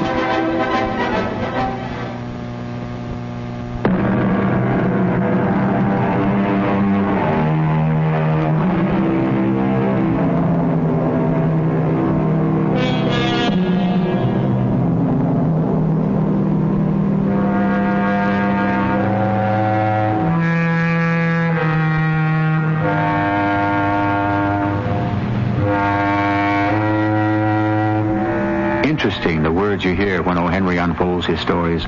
Words like peccadillo, spondulix, simoleon, grafter.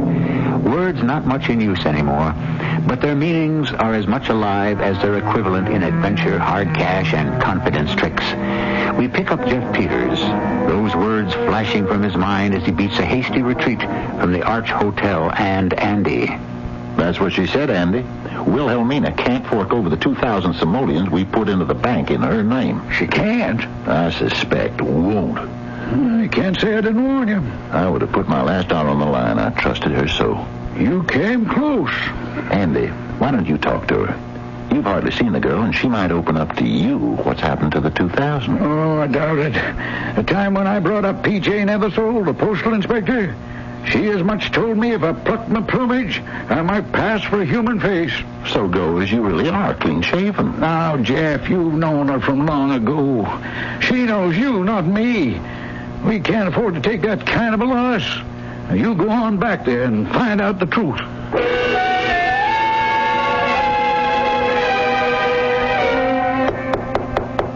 Oh, come in. Oh, it's you. Wilhelmina. Willie. Have you been crying all this time? Yes, I have. I feel so badly about everything. Oh, well, now, tell Papa.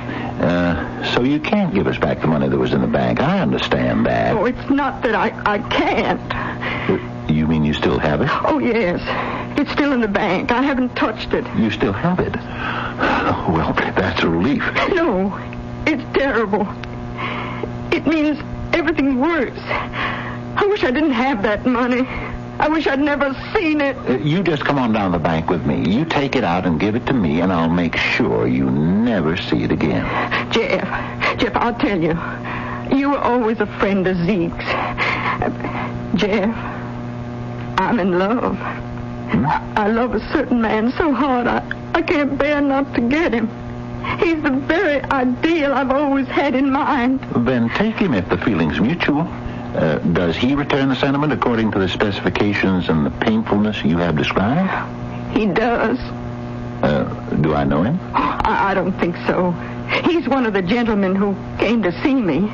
Oh, so it was in connection with the advertisement. That's the problem. He won't marry me unless I give him the $2,000. Act of faith, he calls it. Act of faith? What's his name, Will? I mean? William Wilkinson. Mrs. Trotter, please, try to restrain yourself. If it was left to me, I'd say take this $2,000 and the man of your choice and be happy. Oh, I knew you would. Well, we could afford to do that because we have cleaned up. Well, I can't say how much, but a considerable amount from these suckers. Suckers who want to marry you. But, you see, I have a partner, Andy Tucker, and he has to be consulted. Do you think there's any hope?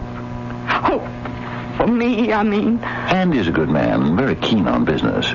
He is my equal partner financially. I will talk to Andy and see what can be done. Well,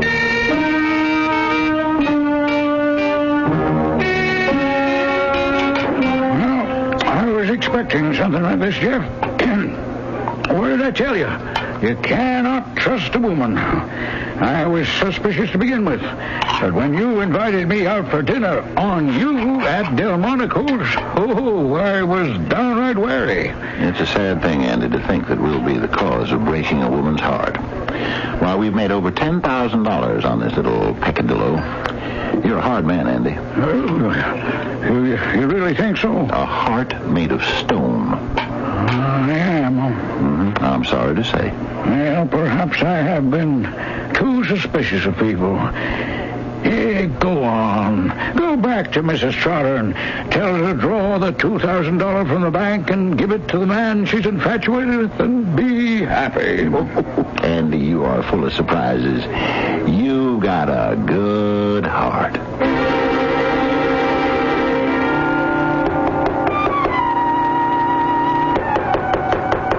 Wilhelmina, it's me, Jeff. Sorry I couldn't get here this morning. Let me in, Willie. I got wonderful news. It's open. Willie, is anyone here? Is this your room, mister? Hello, officer. No, it isn't. I'm paying a call on a friend of mine.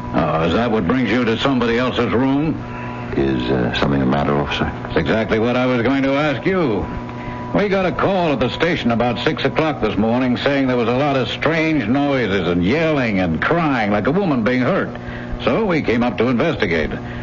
You always visit your lady friends coming up to their rooms unannounced? Not always, and she's not a lady friend. She's the widow of a very dear friend of mine, and I came to give her some very good news. Would you mind telling me what it is? My partner and I are going to give her a very big personal wedding present. You'd have me believe that? I believe that. Oh, Jeff, that's wonderful. Lady, who are you? I know what you're going to say, Sergeant. I'll pay for the damage I did. I went a little daft this morning.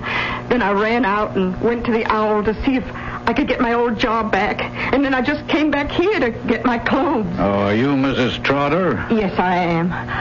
Are there any charges? I'm sorry I made such a mess of my room. I don't know. You hear so many stories in this job, they just roll off feel like water from a duck's back. Sorry I bothered you. Officer, Mrs. Trotter's going to get married. Don't you want to wish her luck? He's gone. So, you hang on to that money, dear. Do with it what you want. And the next time I see you, it won't be Mrs. Trotter anymore. And in mere happy, you're going to be happy. And that's about the size of it.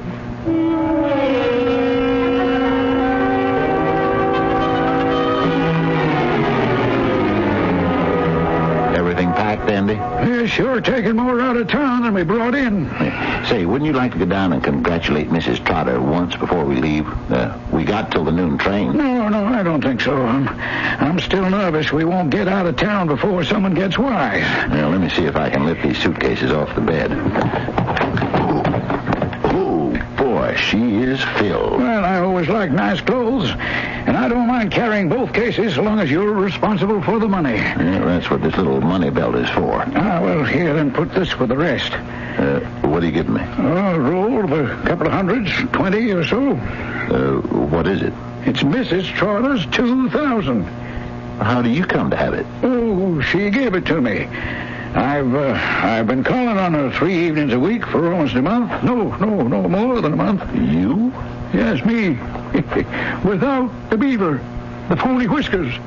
Oh, then you're William Wilkinson. I was. Andrew Tucker, aren't you ashamed? Toying with the affections of a lovely widow like that. Well, now, I'm just not as trusting as you, Jeff. If it hadn't been me, who knows who would have put his mitts on all that money, huh? I was only warding off some other Mr. Wilkinson. So it was you all along. I was only protecting our investment. Open up in the name of the law. Andy, we're being apprehended. Out the window. Too late. Are you Jefferson Peters? I am. You're to come with me. What for? Who's this gentleman? Who might you be, sir? P.J. Nethersoul, U.S. Postal Inspector. Where's that fellow with the heavy beard, your partner, Tucker? Miss Postal Inspector, my name is William Wilkinson, and here's my card. I wish to make a complaint. I paid $4 to meet a widow, and this gentleman tells me she's unable to see me today.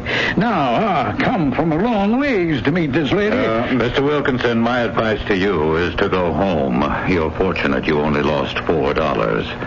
Mr. Peters, come with me.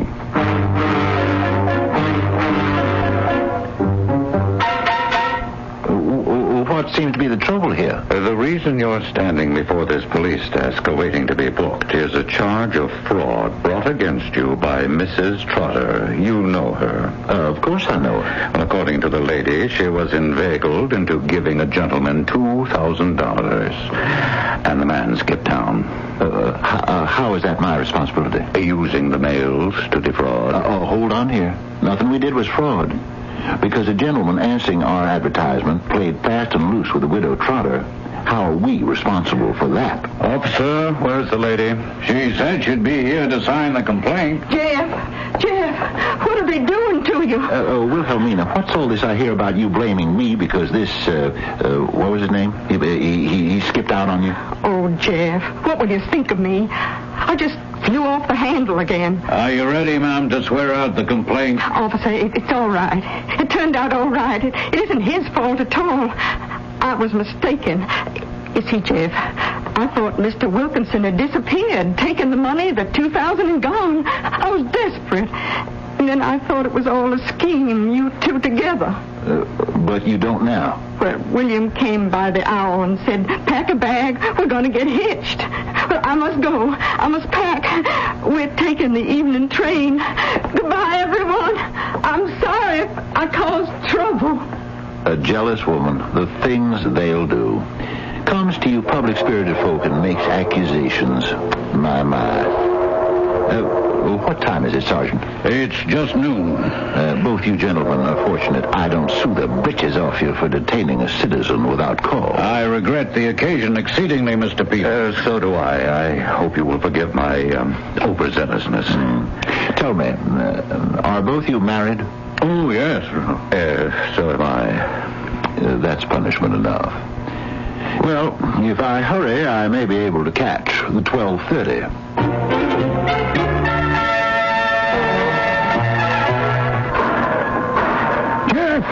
Jeff, in this coach. Just made it. Well, I was sure you would. Well, How do you like riding first class out of Cairo? Beats the way we arrived, doesn't it? Where's our bag? In the rack over our head. What made you so sure I'd be on this train, Andy? Well, now, Jeff, my boy, when I saw that old postal inspector hauling you off the Hooskow, it didn't take me long to figure out who said what to whom. You smelled a rat. Oh, no.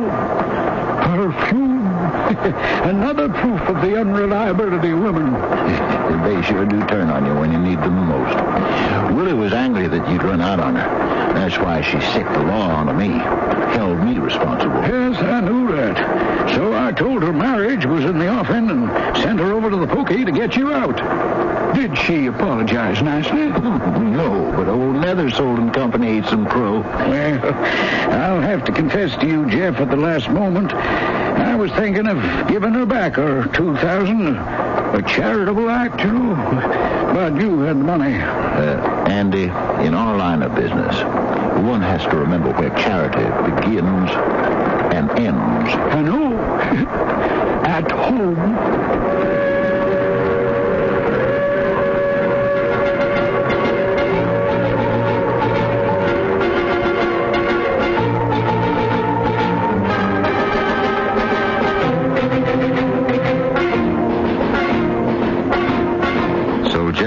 And Andy Tucker are back on the road to larceny. As Jeff has often said, Satan is a hard boss to work for. When other people are having their vacations is when he keeps you the busiest. He always finds somebody for idle hands to do. I shall be back in a few moments. Hi, Pat Summerall to remind you, fall's the time to finish your outdoor painting while the weather's still nice. And during Fall National True Test Paint Week at True Value Hardware stores, Weatherall acrylic latex house paint is just $10.97 a gallon. Weatherall's tough finish breathes to resist blistering and peeling. And True Test Weatherall protects against stains and discoloration longer. True Value Hardware stores also offer a wide selection of interior paints. True Test Easy Care Latex Wall and Trim Finish provides a soft, flat finish that scrubs clean without leaving a shine or ruining the color. It's ideal for walls and woodwork in every room. And Easy Care is just $11.99 a gallon during Fall National True Test Paint Week until September the 7th, only at participating True Value Hardware stores and home centers. And remember, you can save gas. You won't have to drive far for your hardware and houseware needs. If you're looking for values, service, and selection, you'll find them nearby at any one of the more than 5,000 True Value Hardware stores and home centers located nationwide.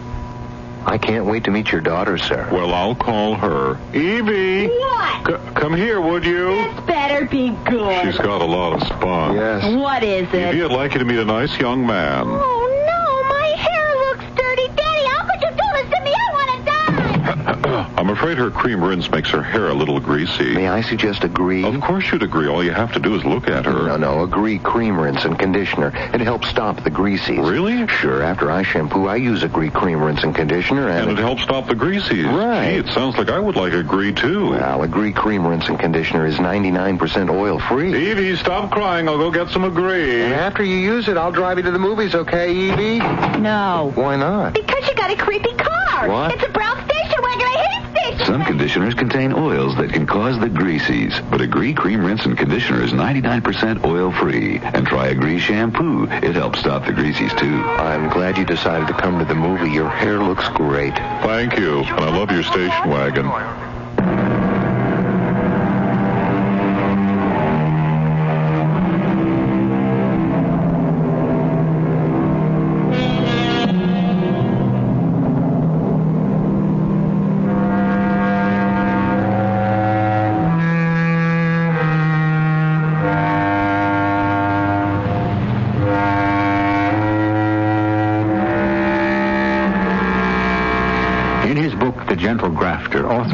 Creates two very real characters, Jeff and Andy, who can almost make you believe in the legitimate ethics of pure swindling. I suspect they're drawn from life, from the days when the author was in prison. The irony of life is in the words when he writes, "There are two times in a man's life when he gets into bad company, when he's dead broke and when he's rich." Our cast included Fred Gwynn, Ian Martin, Bryna Rayburn, and Ray Owens. The entire production was under the direction of Hyman Brown. This is E.G. Marshall inviting you to return to our Mystery Theater for another adventure in the macabre. Until next time, pleasant dreams. Herber's, your hometown camera shop at 608 Green in Champaign's Campus Town, has presented the WDWS CBS Radio Mystery Theater. Join us again soon as Herber's again presents our voyage into some of life's great mysteries. Good night.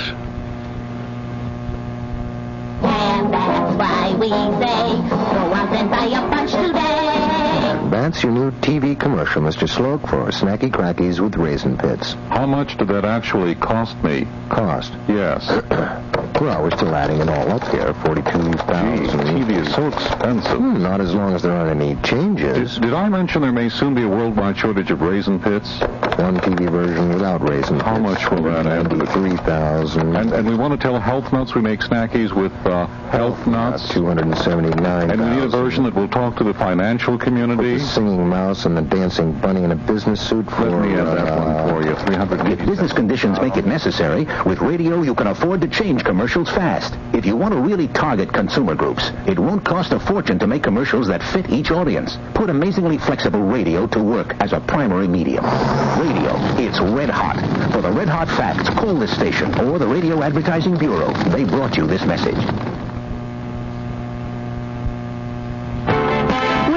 Check the newspaper food ads for the cents off coupon. Fine, but also plentiful foods are cheaper. Ah, but what's plentiful? Me plentiful after eating big dinner. Oh. No, the USDA notifies your newspaper what fresh foods are most abundant, and they're cheaper. Check them out. Eat well and save, and also take a real good look at a grade 8 book. It's free, right? Food quality USDA, Washington, D.C., 20250. Temperature at Radio Center stands currently at 72 degrees. You are listening to WDWS in Champaign-Urbana, Illinois. CBS News coming your way next. CBS News, the first trial in connection with the FBI's undercover abscam investigation, is almost ready to go to the jury. This is Doug Poling reporting on the CBS Radio Network. The trial, which began August 11th, involves 4 defendants, including Pennsylvania Congressman Michael Myers, Camden, New Jersey Mayor Angelo Ericetti, and 2 Pennsylvania attorneys. All are charged with bribery and conspiracy. Closing arguments were presented Thursday in a Brooklyn, New York courtroom. Steve Croft has a report. Judge George Pratt will give the jury its final instructions first thing Friday morning, and then the jury will begin writing one of the final chapters in a political saga called Abscam. Here is the question. Was Congressman Michael Myers play acting when he told undercover FBI agents on videotape that he would help a phony sheikh emigrate to the United States in exchange for $50,000? Or was he play acting when he told his story on the witness stand under oath? The government says it was the latter. U.S. Attorney Thomas Puccio called Myers' explanation that he was just acting out a script written by convicted conman Mel Weinberg utter nonsense. They had to make up a story, Puccio said, and what a story they told. The defense team said the defendants were conned by Weinberg, that their clients were just trying to fleece a rich Arab, not sell official influence. When defense attorney Richard Benveniste said his client Howard Crichton may be guilty of greed and stupidity, but should not be labeled a felon, the defense seemed to be trying to persuade the jury that the defendants were merely fools, not crooks. Steve Croft, CBS News, Brooklyn. More news in a moment. If you're serious about business, have a pencil ready for an important offer from the Wall Street Journal. Recent articles in the Journal reported on corporate profits for the second quarter of 1980 and what to expect the rest of the year, why banks are strengthening their balance sheets, and the hottest personnel topic since affirmative action, employee rights. Other Journal stories revealed why economists expect the high cost of living to maintain a fast pace through 1981, the negative and positive effects of this summer's drought, the pros and cons of legal clinics, and the progress executive women are making in the business world. The Wall Street Journal. It's all the business news you need when you need it. Right now, you can get 52 weeks of the Journal. That's 260 issues, one for every business day of the year, for just $63. A real money-saving offer. So if you're serious about business in the continental U.S., call toll-free 800-528-6050. That's 800-528-6050. Except in Arizona. You'll be billed later. Congressional reaction to President Carter's new economic program is running pretty much along party lines. Many Democrats have given the proposals their approval, although some of the responses were a little cool. Senator Edward Kennedy did say the president's proposals for tax cuts and new programs to create jobs are a step in the right direction.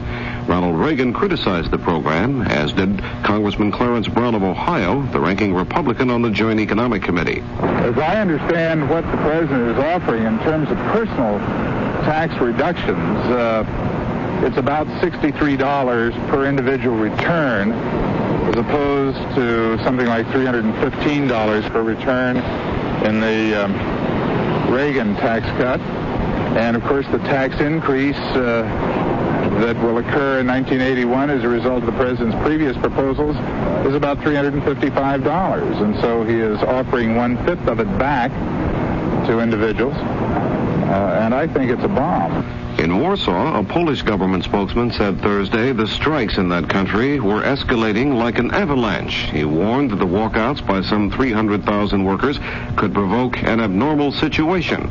And that appeared to be a veiled warning of possible intervention by the Soviet Union. Negotiators for the strikers and the government appear to be close to an agreement on Thursday, but an impasse developed over the strikers' demands for free trade unions. The Air Force said Thursday that in early September it will begin field surveys of possible sites in Nevada and Utah for the MX missile system. The data from the survey will be used by President Carter to decide where the system will be located. Other sites will also be checked, but the Pentagon has said it favors Nevada and Utah. Now this.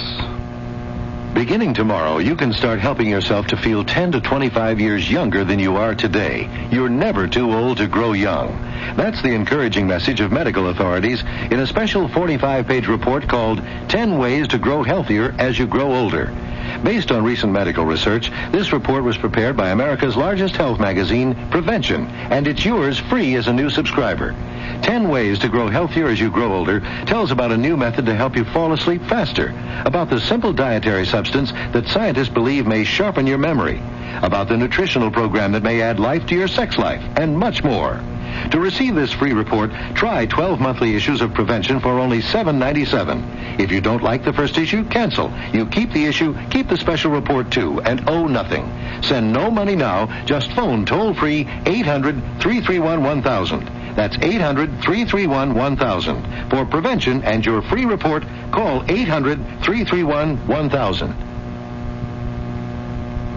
A construction worker in Madison, Wisconsin has found 148 pages of a diary believed to have been written by Arthur Bremer, the man convicted of shooting and crippling Alabama Governor George Wallace in 1972. Bremer is now serving a 63-year prison sentence. The diary says President Nixon was the preferred target and expresses frustration at Bremer's being unable to get close to him. This is Doug Poling, CBS News. Sir, I don't understand why you're calling. I just wanted to thank you for your great little booklet, Climbing Your Family Tree. Oh, well, we're told me glad exactly how to find out who I am and where I come from. Fine. Do you know who I am and where I come from? No, I don't. I discovered I'm descended from Snoqualvian royalty. Oh, really? Yeah, well, yes. My ancestors founded Snoqualvia's biggest industry. Which is? Carp. You say carp? Right, and for 6 generations, my family has ruled over the annual Carp Fish Festival. I see. This year they asked me to be the Carp King. You must be very excited. You bet. I get to ride in a wheelbarrow and wave a 14-pound, carp? Mm-hmm. I owe it all to your booklet, so watch for it in the mail. The booklet? No, a 14-pound carp. Oh, not necessary, sir. Hey, you help me. Really? I'll help no, you. thanks. We don't need any help like that. Now, a free brochure to the CBS Radio Mystery Theater presents...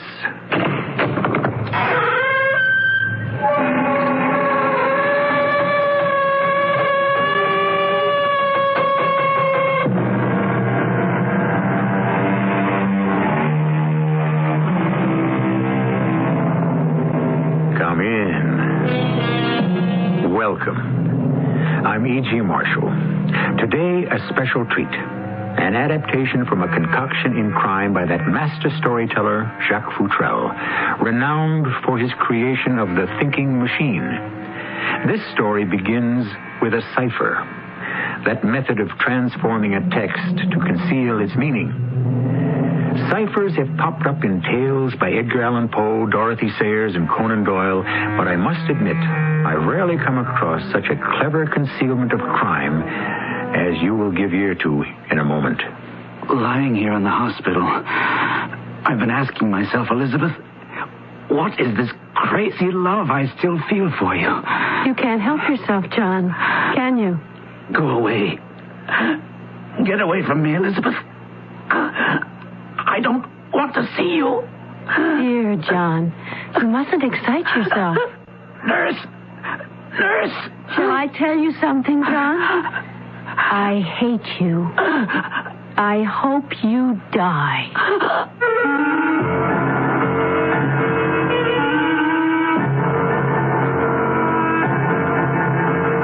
Our drama, Revenge is Not Sweet, adapted from a story by Jacques Futrell, has been written especially for the Mystery Theater by G. Frederick Lewis and stars Robert Dryden. I'll be back shortly with Act One.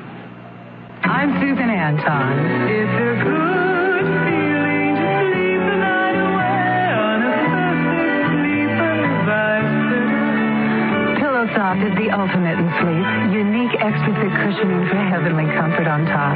Ultra firm support inside. Perfect sleeper Pillow Soft. Firmness that feels good. Be a perfect sleeper. Buy a perfect sleeper. Perfect sleeper.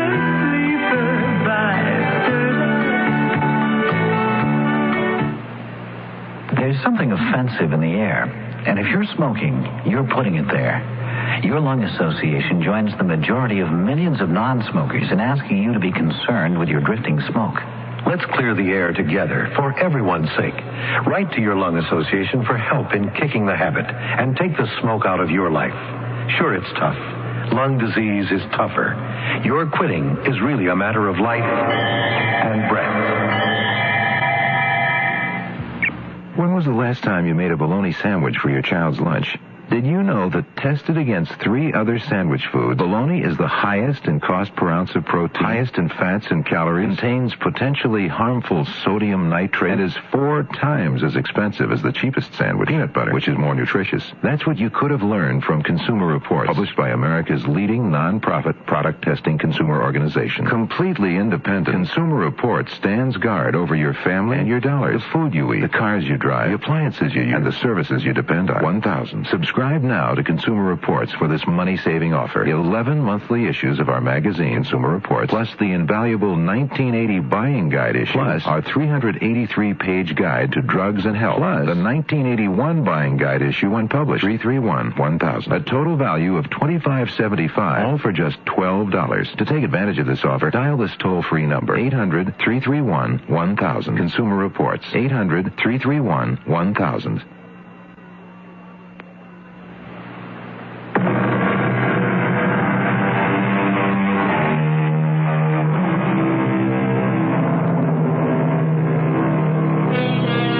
As I told you, the trail of today's crime begins with a cipher, that device used in war and peace to conceal state secrets from an enemy. But it could also be used to frustrate your enemy. From there, the trail leads to hatred, and from there to revenge. But, as it said, it's foolish to be avenged on your neighbor by setting his house on fire. In the end, you also may be consumed. Hatch? Is this Hutchinson Hatch? Yes, hello. Yeah, yo, that you, Dr. Van Dusen? Yes. You busy? I'm always busy. This is a newspaper office, Dr. Van, but go ahead. No, I don't need this brief. A girl has come to see me, name of Elizabeth Devon. Said her stepfather was Pomeroy Stockton, who died 2 days ago. The inventor? That's him. Yeah, the male did an obit, heart failure. Wasn't very old, if I remember. All right, stop talking and listen, Hatch. Miss Devon claims it wasn't heart failure, that it was made to look like a suicide, and the doctor wrote a false death certificate. She suspects her stepfather was murdered. Oh, I like that. Can we work out the usual deal, Dr. Van? I'm your leg man, help you on the case, and in return I get an exclusive to the paper? I want you to crack your files and go out and ask questions. Stockton had one son. I want to know all about him. All about the girl, too. Then you beat it up here when your shift is over. I can hardly wait. On second thought, wait an hour. She's still here, and I don't want anyone to know you're working on the case.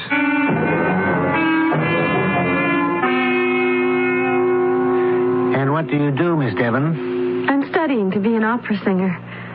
You do know who my stepfather was. Pomeroy Stockton? Great mind. Fine inventor.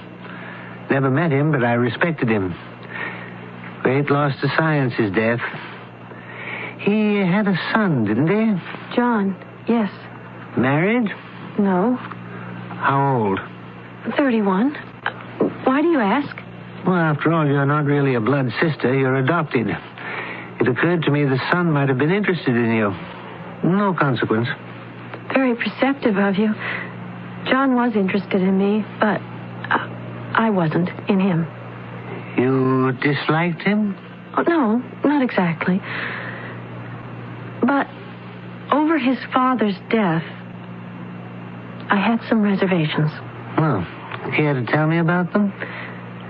I was the one who discovered my stepfather dead. The morning before last. He was in a room in our house he called his shop. Right away, naturally, I got in touch with John. He lives half an hour away. I showed him a letter I'd found in Mr. Stockton's pocket. John asked me to destroy it.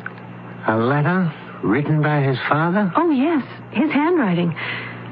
I said I'd get rid of the letter, but the more I thought about it, the more worried I became, so I kept it.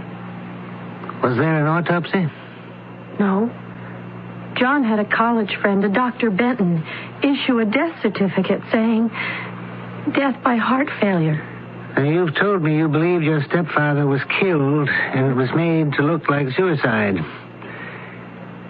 You're aware the death certificate says natural causes. If that were so, what was this bottle doing on the floor near him? I have it here in my bag. There. I'd like you to smell that. Prussic acid. Give me the bottle. Well, I'm sorry you felt it necessary to play detective, Miss Devon. You may have destroyed an important clue. Have I? By picking up this small bottle, you've obliterated any fingerprints but your own. How could I have been so stupid? Well, keep it if you don't mind. Now, that letter you found... Oh, I brought that, too. Here you are. You found this letter in Pomeroy Stockton's pocket? I did. I'll never forget how he looked. Lying there. Well, I see nothing extraordinary in this. A typical tired of it all, life has no meaning suicide letter. You were saying why this letter caused you to be suspicious. I am suspicious. Why should he kill himself? He had everything to live for. Do you think then, Miss Devon, that this letter was written under coercion? And that somebody may have forced him to take prussic acid? That's just what I think. And that a grown man would submit to that? I don't know. There's some ghastly, horrible mystery in back of all of this. I know it's my stepfather's writing, but I can't believe he'd write it. Perhaps Pomeroy Stockton never saw this so-called suicide letter. Maybe a forgery. Is that possible? I could swear the handwriting... Whatever it is, forged or genuine, it's a strange letter. Tired of it all, I seek the end and am content. Ambition is dead, the grave yawns greedily at my feet, and so on. I mean, really, a little flowery for a man like Stockton. But how to explain it's his handwriting? I know that. I used to act as his secretary and type up his notes. Even so. I suppose you have samples of his handwriting? I don't think there's a sample large enough to be compared with this letter. I used to type up all his letters, and when he did scientific articles, he'd dictate to me. There are signatures on checks I could get you. So I guess he never used a fountain pen.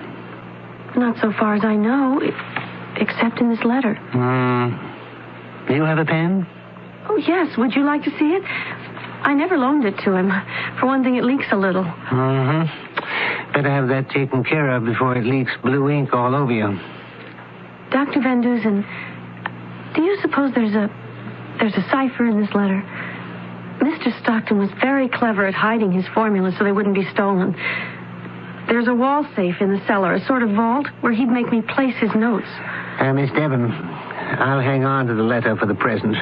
and you may regard me as being sufficiently interested in this case to help you.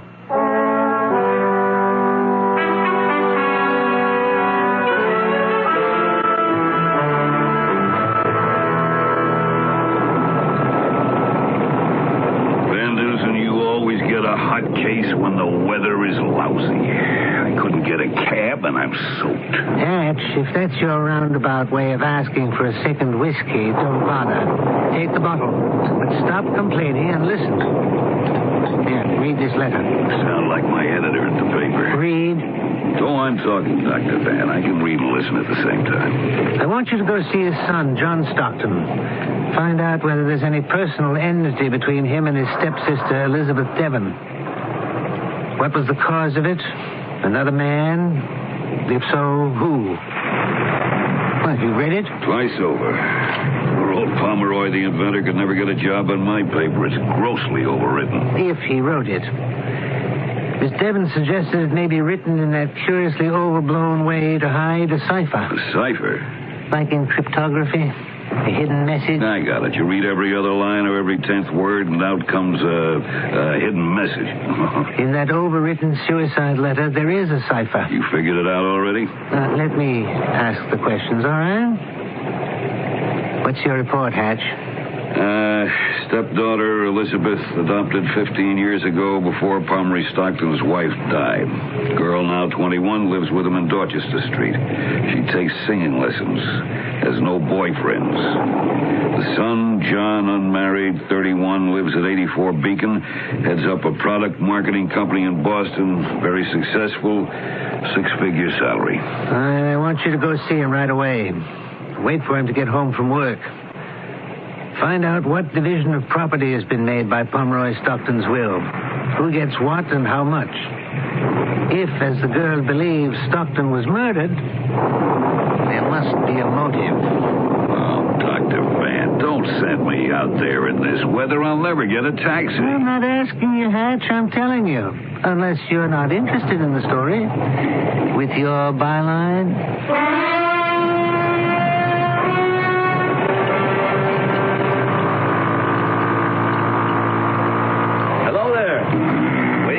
Are you John Stockton? That's me. Been waiting long? Long enough. Your doorway doesn't keep out much weather. Well, come on in. I just want to wheel this motorbike into the vestibule. You're Hutchinson Hatch from the mail? Sure. Yeah, I am. My editor called you at your office? Yes. Sorry I'm late. Something to do with my father, right? I gotta hand it to you, Mr. Stockton, riding that little motorized bicycle in the rain. Rain, shine, or snow doesn't faze me. Take off your coat and come into the library. I'd hoped the death of my father wouldn't come to the attention of the press. I don't want anything printed that would bring disgrace to his name. Well, I'm sure there's nothing disgraceful in the truth. Wouldn't you rather have us print that than innuendo? I guess I better tell you what I know, even though I did everything I could to keep it out of the newspapers. How much was your father's estate? Something over $1 million. He made most of it through a device for coupling railroad cars. They're used all over the world. And you would inherit how much of that? 2/3, 3/4. I'm not sure. Say, $800,000. Mr. Stockton, what was the purpose of making it appear your father died naturally when obviously he committed suicide and there's even a suspicion it might be something else? Something else? What do you mean? Let me do the interview and then I'll answer you. Can you think of any motive for your father's suicide? Not a one. That was why I was so stunned. There was positive evidence he'd killed himself. Anyway, what can I say, except that I persuaded a doctor friend of mine to report it a certain way to avoid a police inquiry and a scandal. Won't you tell me what the something else might be? Elizabeth Devon. What of her? She produced a letter found on your father, and she has said... Oh, Lord. Elizabeth promised. She gave me her word of honor she'd never show that letter to anyone. She swore to me she'd destroyed it. The beginning of any mystery always comes down to the fundamental question, who is lying and who is telling the truth? If lies are being told, why? To cover up what?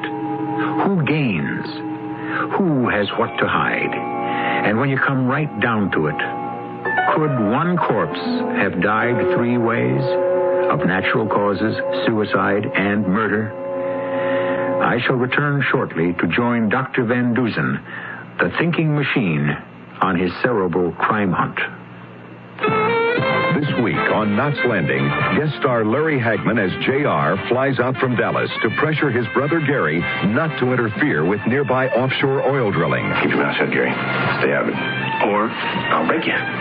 Again. We just won't be left alone. If you delay this project for any length of time, do you have any idea how much money that's going to cost your mother? Don't miss Knots Landing, Thursday night at 10, 9 Central, on CBS Television.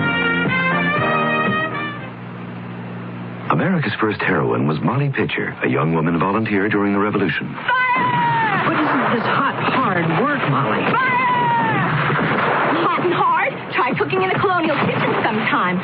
Today, thousands of women volunteers are in National Guard and Reserve units. If you're an employer, encourage their participation by signing a statement of support. Write Employer Support, Arlington, Virginia, 22209. A public service on behalf of employer support of the Guard and Reserve and the Advertising Council. Excuse me, I own that shoe store across the street. Want to buy it? Well, I'll be honest. I have great shoes, but no customers, so I'm ready to sell the whole thing at any price you name it. $12. Sold. Well, now that you own a shoe store, what'll you do with it? Well, advertise. Well, I tried. A lot of newspaper ads, then TV and magazines. I'll probably go radio. Radio? Yeah, according to the latest studies, everyday radio reaches more people than newspaper, TV, or magazines. How did you What's know? more, radio targets customers. I'll match up the right stations for my dressier lines and different stations for young casual. Since radio costs a lot less than newspapers or TV, I'll get good efficiency. Listen, I'd like to buy my store back from you. Well, at a fair profit. Okay. How much do you want? $156,000. That's a pretty fair profit. Take it or leave it. I'll take it. What you don't know about radio could cost you a lot. What you can learn is free for the asking. Call this radio station or the Radio Advertising Bureau. They brought you this message. Radio. It's red hot.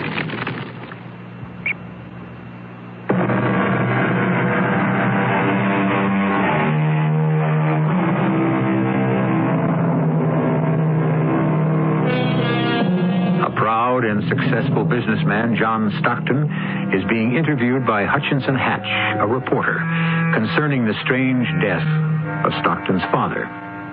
What he does not know is that Hatch is also working for the criminologist Dr. Augustus Van Dusen. And what neither of them know is that a third person is hidden behind a door and listening. I don't understand that girl, Mr. Hatch. We grew up together. Elizabeth promised she would destroy the letter. Yes, she told us. You should also know that she inferred your father's death was not the suicide it appeared to be. Not suicide? Well, she's crazy. Murder? Who could have killed my father? What motive would he have? Tell me, was Miss Devon legally adopted? Yes, so far as I know. Well, doesn't it seem strange to you, then, that your father would give 3/4 of his $1 million estate to you? You're well off, successful, and only a small part to Miss Devon, who has nothing? That's my father's business. Is that all?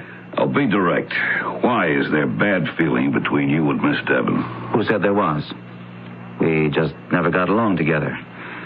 My father and I had several arguments about her. About what? I'm not going into it. Did you have such an argument the night before your father was found dead? It's possible we might have said something. Is this going on much longer? Oh, just a few more questions. You live here alone? Yes. You have nothing that belongs to you at your father's house? This is my home. I moved here to Beacon Street 5 years ago. There's no one in the house here with you? No one. Why do you ask? I'll show you. How do you do, miss? What can I do for you? Elizabeth, what are you doing here?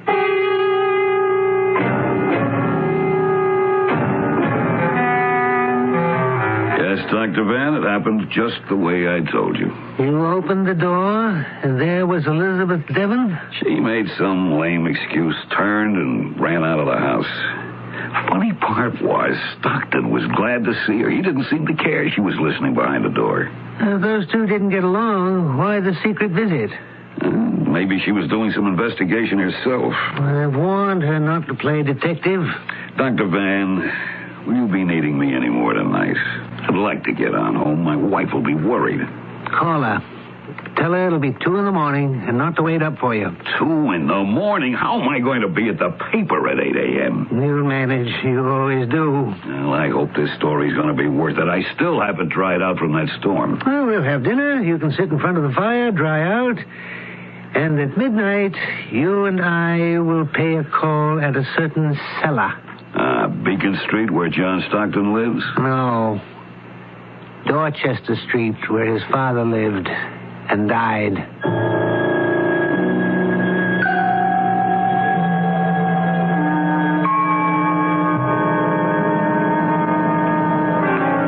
This cellar is enormous. A couple of rooms. Careful where you walk, Hatch. Don't run into anything that can fall and make a noise. I'm not moving. You are. I'm just standing here watching your flashlight. So, you're not moving, eh? I swear that wasn't me. The sound came from over there. Shh. I must be crazy creeping into somebody's cellar in the middle of the night. What are we looking for? 2 motives. For murder or suicide. Someone's coming down the steps. Douse the light. Down, quick. Over here, to the right.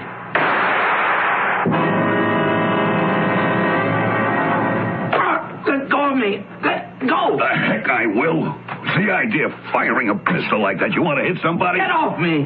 Hey, voice sounds familiar. You John Stockton? Are you burglars or what? Where's the light switch? Over by the stairs. You can let him up now, Hatch, so he can turn on the light. You men from the newspapers, don't you ever give up? It is. John Stockton. I knew who you were right away. That nosy reporter. Who's your friend? Augustus SFX Van Dusen. Why did you try to kill us? I thought you were burglars. I heard a noise down here in the cellar, so I came down to see. I thought you lived on Beacon Street, Mr. Stockton. I do, but I came here tonight on a little business of my own. You have a key to this house? I always had a key. Suppose we go upstairs and tell Elizabeth Devon you're prowling about in her cellar. No, don't tell her. Why not? You two don't seem to realize you're trespassing. I have more right here than you. This is my father's house. How'd you get in here? What is all this? Elizabeth. John. Dr. Van Dusen. Would you mind explaining what you are all doing here?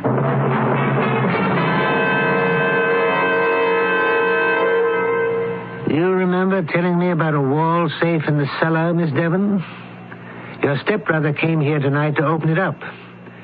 Miss Devon, what is in that wall safe that would bring Mr. Stockton here in the dead of night? Murderer. Thief. Now, hold on, Miss Devon. Why is John here? He came to rob the vault. My stepfather wouldn't give him the secret of his last invention. That's why you forced him to write that letter, wasn't it, John? And then killed him. Elizabeth, for heaven's sake, what are you saying? Dr. Van Dusen, his greed is so great he wanted all of my stepfather's estate. He didn't want me to have a crumb. Elizabeth, that's monstrous what you're saying. It's true, isn't it? Well, I engaged Dr. Van Dusen to get to the bottom of Father's mysterious death. Mr. Stockton, it would shed a great deal of light if I could find some sample of your father's handwriting. Well, I have some letters. I always carry them with me. Oh, may I borrow them? Certainly. But please, let me have them back. I shall.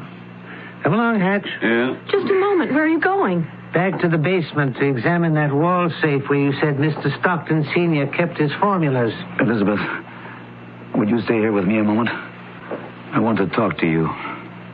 I don't know whether I can trust you, John. It's back here a ways, Hatch. See where I'm pointing the light? Strange, isn't it? John Stockton was so all-fired anxious to get to the vault. But now that Elizabeth is here, I don't know what to make of those two. Where are they? Can you see them? Still talking up above by the cellar stairs. Oh, here it is. That small metal door, that's the secret vault? Well, not so secret anymore. The door is opened, and the vault is empty. Someone's turned off the cellar lights again. He killed himself! Oh, Lord, God, someone! He killed himself!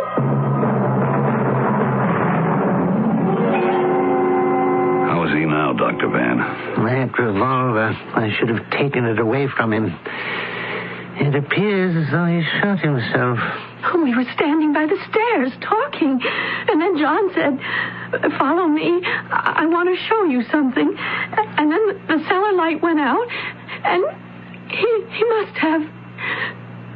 Will he die?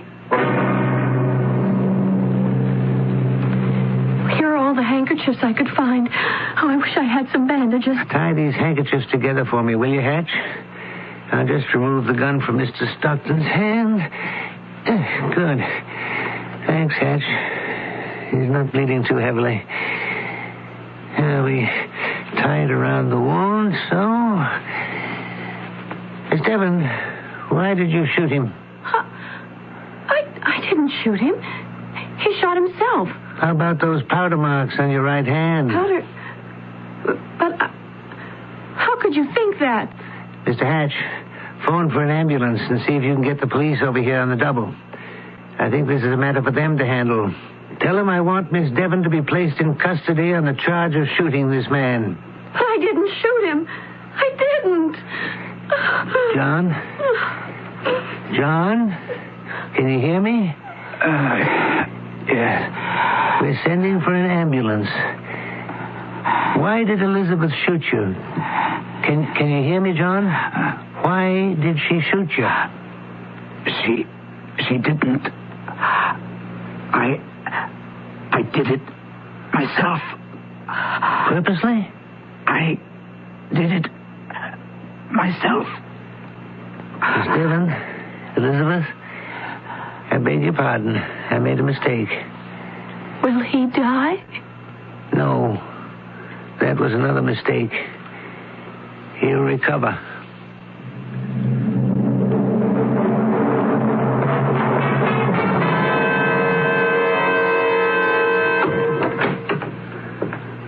How is he, Dr. Van?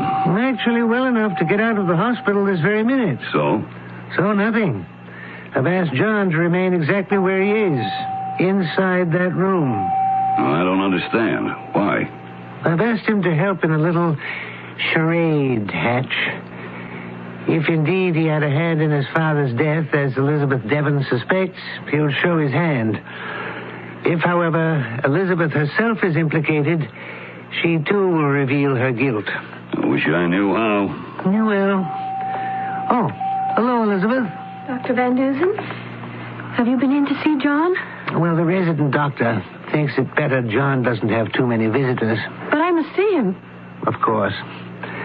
I do caution you, though. Don't excite him. I'm afraid the slightest undue strain on his heart might bring on severe complications.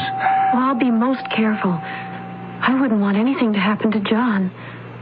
You know that, don't you? Do I? John, are you awake? Hello, Elizabeth. I didn't expect to see you here. You didn't think I'd come to the hospital to visit my own stepbrother? No. You're the only brother I've got. Why did you come? I had to. I feel very close to you. That's why. Do you? Yes. I wish you had felt that way 5 years ago. I was very resentful then. You were wicked, John, to do what you did. You were 16. A child. You would have wrecked your life. Who are you to judge how another person wishes to live? I loved him. I loved him with all my heart. And you ruined it. You were childish and stupid. I hope you've grown up since then. I've grown up. I've learned there's only one way to get along in life, and that is to be hard. Is that why you slipped the gun out of my pocket and shot me? Is it, Elizabeth? Why did you say you'd shot yourself, if you knew it was me? I've been asking myself that question every hour I've been lying in this bed. Why didn't I realize the kind of worthless person you were years ago? What is this crazy feeling I still have for you that drives me up the walls? Maybe you still love me, John. Go away from me. Go away. I don't want to see you or have anything to do with you. Nurse! Nurse! No one can hear you, dear John. No, I won't let you press that buzzer for a nurse. Shall I tell you something? Nurse, please, help me. I hate you. I shall never stop hating you. I hope you die. Nurse! Nurse!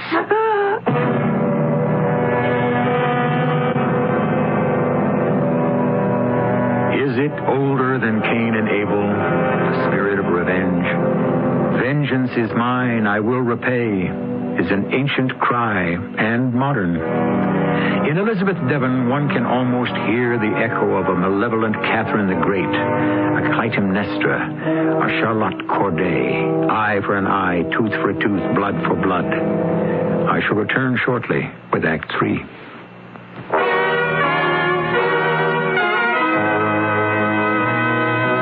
An exciting adventure in radio entertainment is yours every Monday through Friday.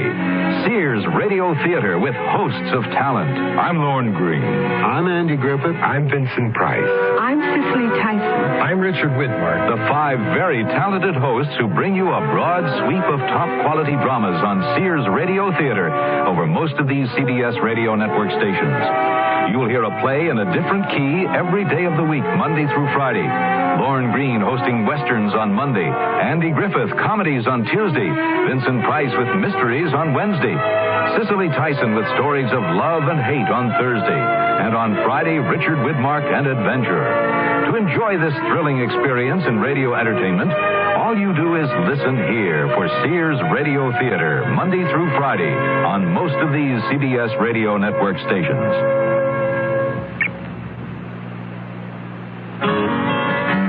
I'm not the handiest person in the world, but nowadays do-it-yourself home repair is almost a necessity. Admittedly, some of my work is not perfect, but it gets by.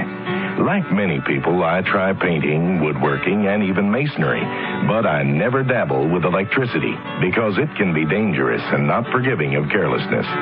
Yes, Americans are learning how to do more with their hands, and hopefully are not forgetting some of the old rules, like never mixing water and electricity, and reading all power tool instruction booklets before use. And let's not forget about the rule to check for damaged electrical cords either. And remember the one to always dress appropriately, wear closed-toed sturdy shoes and safety glasses. And finally, never leave power tools unattended, and keep children away from the work area. A public service announcement from Underwriters Laboratories in this station.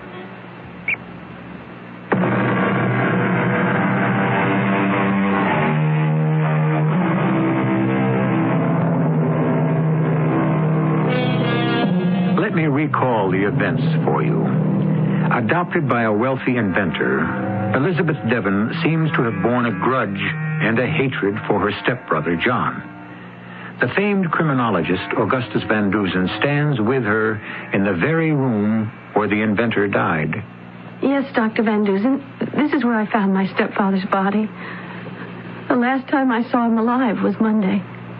He told me his work was almost complete and expected it would be worth a fortune. Well, that must have been the copper hardening process. At 5 o'clock, John came over and went in here to see his father. How long he stayed, I don't know. Mondays I have a singing lesson and I eat out, so I made a sandwich and put it with a glass of milk and some fruit on a tray for my stepfather and left it in the kitchen. I got home about 9. The food hadn't been touched. Were you alarmed? Did you come up here to Pomeroy Stockton's workroom to see what was the matter? I didn't, because he often skips a meal, especially when he's on the home stretch of some problem. He won't be disturbed. And then the next morning? I found him here in this room, right by that desk. The bottle of prussic acid I gave you on the floor. Well, thank you, Elizabeth. That's very helpful. Is there anything else you'd like me to do? Yes, there is. I'd like you not to leave Boston, Elizabeth, without informing me. Dr. Benton, I believe you issued a death certificate for Pomeroy Stockton? Yes, I did. Mm-hmm. How well do you know Elizabeth Devon? Only what John has told me. an adopted daughter who for some reason kept her own name. 5 years ago, she had a love affair. Some local beach boy, I think. She was only 16. John really got uptight about it. I think he was sort of keen on her himself, but she's never given him a tumble. Is there still time to perform an autopsy? Pomeroy Stockton's body's not yet been buried. It's still in the receiving vault. Seems neither his son nor stepdaughter have made arrangements for the burial. I had a call from the medical examiner this morning. It's essential I tell John what the examiner told me. Which was?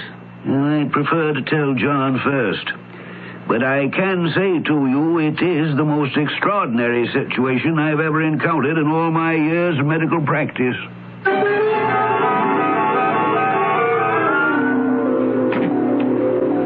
Ellen, send in Mr. Hatch now, will you? Mr. Sloan, good of you to see me on such short notice, especially at the end of a long working day. We lawyers have no hours.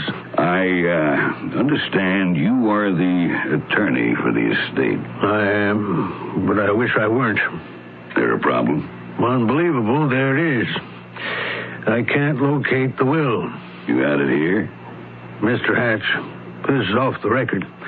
If Stockton's son or his stepdaughter or any of the other beneficiaries were to find out, I'd look pretty foolish. The darn will has either been mislaid, misfiled, lost, or it could have been stolen.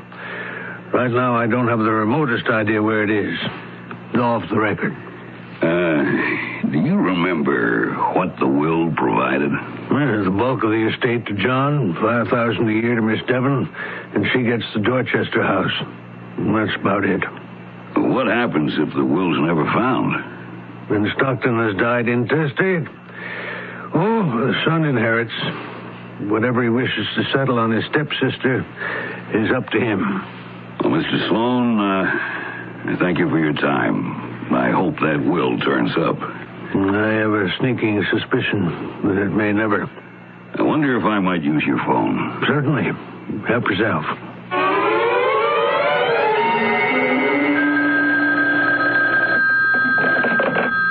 Hello, Van Dusen here. I'm just leaving the attorney's office now. Any instructions? John Stockton has disappeared from the hospital. Elizabeth came and picked him up at 6:30 when the nurses were on their break. Get over here, Hatch. On the double. Elizabeth, I can't say I understand you at all. For years, you've hated me. Oh, no, John. All right, forget the past. What about yesterday? Those cruel things you said in the hospital. I didn't mean them. Please believe me. I don't know what to believe. Today, you're a completely different person. You bring me home, make a beautiful dinner for us. You are a girl full of surprises. Maybe I surprise myself. There are lots of things about me I don't like. You even moved my moped out of the driveway into the garage to keep it safe. Now, don't tell me you're not likable. John, we've wasted too many years. I don't want to talk about the past. What do you have to drink? Scotch. My tastes haven't changed in the last 5 years. So many questions I have to ask you. Hiring this criminologist, this Dr. Van Dusen, and... Do you know I haven't got a drop of scotch in the house? Too late now. The stores are closed. I'll drink anything. Oh, no, that isn't right. I'll tell you what I'll do. I'll hop on my moped, grab a bottle from my house, and be back as quickly as I can. Would you, John? That's terribly sweet.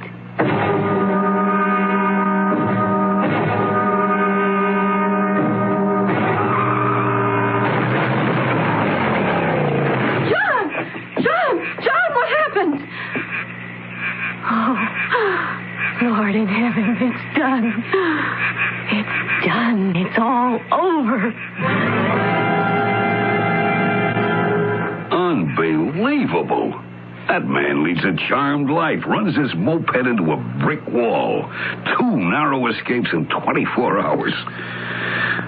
Where's John Stockton now, Dr. Van?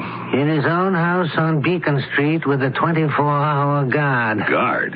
Who are you protecting him from? I'm not sure. You can thank his lucky stars he's got a very hard head. When I got to Elizabeth's, he was sitting up in a chair with an ice pack on his head and maybe a bruise or two, but No other damage. What time is it? 2 a.m, which reminds me. Good night, Dr. Van. If I go home now, I'll still have a wife. Doesn't it strike you peculiar, John driving his moped into the wall at one side of her driveway? Well, maybe he was a little off his balance. He was shot in the head yesterday, you know. More I think about it, more I wonder. Hatch, we're on our way to Dorchester Street. We are? To give that driveway to Elizabeth's house a thorough going over.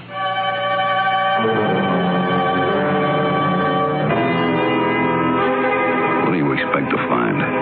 Answers. Shine your flashlight straight down. Can you shield it with your hand? I don't want Elizabeth out here asking questions before I have them. Then what? Now, move your flashlight to where I'm standing, Hatch. Answers, I told you. I know the why, but I'm not exactly sure as to the how. Now, walk up the driveway with me, keeping your circle of light to the right of mine. I can see the skid marks all right. Yes. They start here, right at this point. It looks as if the moped suddenly hit something and skidded against that wall. Will you look at that? Look at what? See where I'm aiming my flashlight? 18 inches off the ground. See those cuts in the bark of the tree stem? Sure do. Looks like knife cuts all the way around. Stay where you are.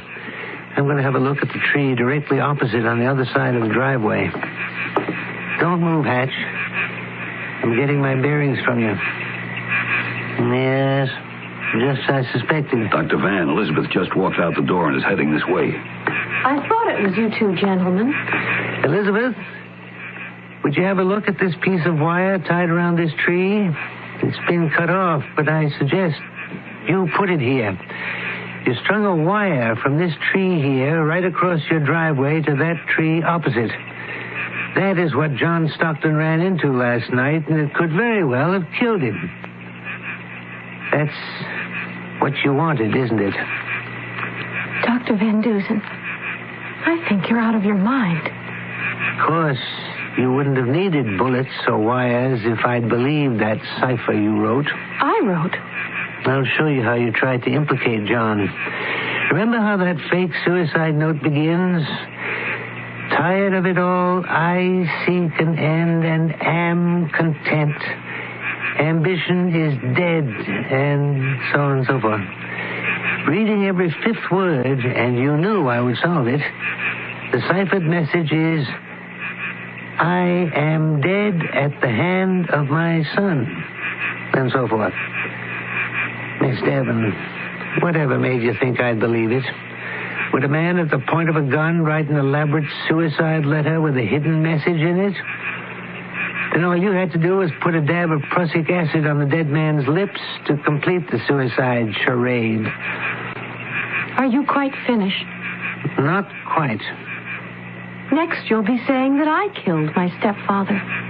But you didn't. Pomeroy Stockton did die of natural causes. The medical examiner is positive. He did die of a heart attack, and, well, you know it.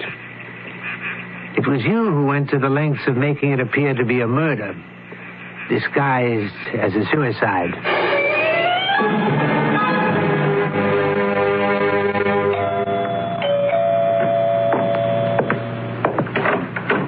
Oh, good afternoon, gentlemen. Come in. Hey, you're on your feet. How about that, Dr. Van? Come in. I'm just having lunch.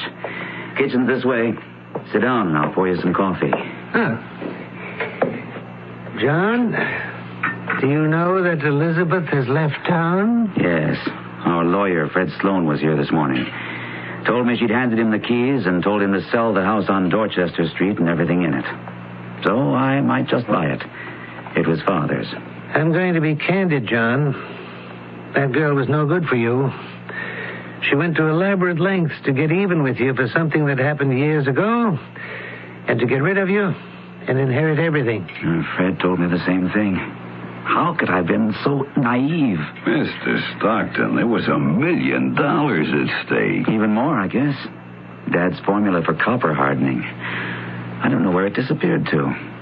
The last evening I was with him, We agreed I would market his process. But then, when he killed himself... He didn't, John. It really was a heart attack. Elizabeth found him and manufactured the whole scenario, the prussic acid, the letter. And when her scenario didn't play, she tried to kill you. Would you mind, Dr. Van Dusen? Don't say any more. I don't like to hear all that. I've searched everywhere for your father's formula. Like his will, it's disappeared. Sit still, I'll go. You home to anyone, Mr. Stockton? Home? Oh, sure. And she has left town, I'm told. Disappeared. Of course, she has committed no actual crime. She's gone, that's it. Why should I chase after her and prosecute her? The messenger delivered this envelope for you, Mr. Stockton. Don't give it to me. Throw it away. I don't want it. You recognize the handwriting on the envelope, don't you, John? Yes. It's Elizabeth's, isn't it? Yes. I'm being childish, I know. You don't have to open it now. Just take it. It's a strange feeling that's come over me. I can't really describe it. Well, try to. You'll feel better for saying it. Just now, her letter. I felt as if I was seeing my own coffin. Oh, this is too self-indulgent. Of course I'll open it. Lord in heaven. It's full of ashes. Nothing but ashes. Yeah. Have a look at these pieces that fell on the table. There. The words, last will and test.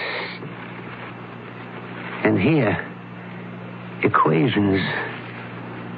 More equations. How cruel. How terribly cruel.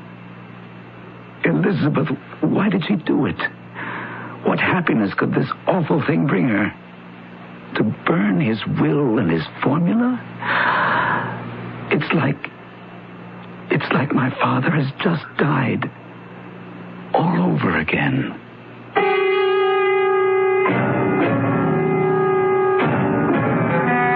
A woman dares all things when she either loves or hates. And this curious tale, adapted from the pen of that master crime storyteller Jacques Futrelle, illustrates to what lengths one's soul can twist and one's hate can transform.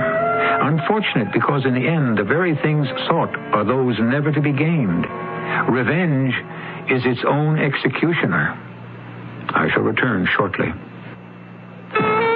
This week on Knots Landing, guest star Larry Hagman as J.R. flies out from Dallas to pressure his brother Gary not to interfere with nearby offshore oil drilling. Keep your mouth shut, Gary. Stay out of it. Or I'll break you. Again. We just won't be left alone. If you delay this project for any length of time, do you have any idea how much money that's going to cost your mother? Don't miss Knots Landing, Thursday night at 10, 9 Central on CBS Television. They said it couldn't be written. The book that hit America like a runaway locomotive. It's the new catalog from the Consumer Information Center of the U.S. government, with more than 200 fact-filled federal publications listed inside. More than half free. Topics from health to home and car repair. For your free catalog, write free catalog, Pueblo, Colorado, 81009. That's free catalog, Pueblo, Colorado, 81009. When was the last time you made a bologna sandwich for your child's lunch? Did you know that tested against 3 other sandwich foods, bologna is the highest in cost per ounce of protein, highest in fats and calories, contains potentially harmful sodium nitrate, and is 4 times as expensive as the cheapest sandwich, peanut butter, which is more nutritious? That's what you could have learned from Consumer Reports, published by America's leading non-profit product testing consumer organization. Completely independent, Consumer Reports stands guard over your family and your dollars, the food you eat, the cars you drive, the appliances you use, and the services you depend on. 1,000. Subscribe now to Consumer Reports for this money-saving offer. 11 monthly issues of our magazine, Consumer Reports, plus the invaluable 1980 buying guide issue, plus our 383-page guide to drugs and health, plus the 1981 buying guide issue when published, 331-1000. A total value of $25.75, all for just $12. To take advantage of this offer, dial this toll-free number, 800-331-1000. Consumer Reports, 800-331-1000.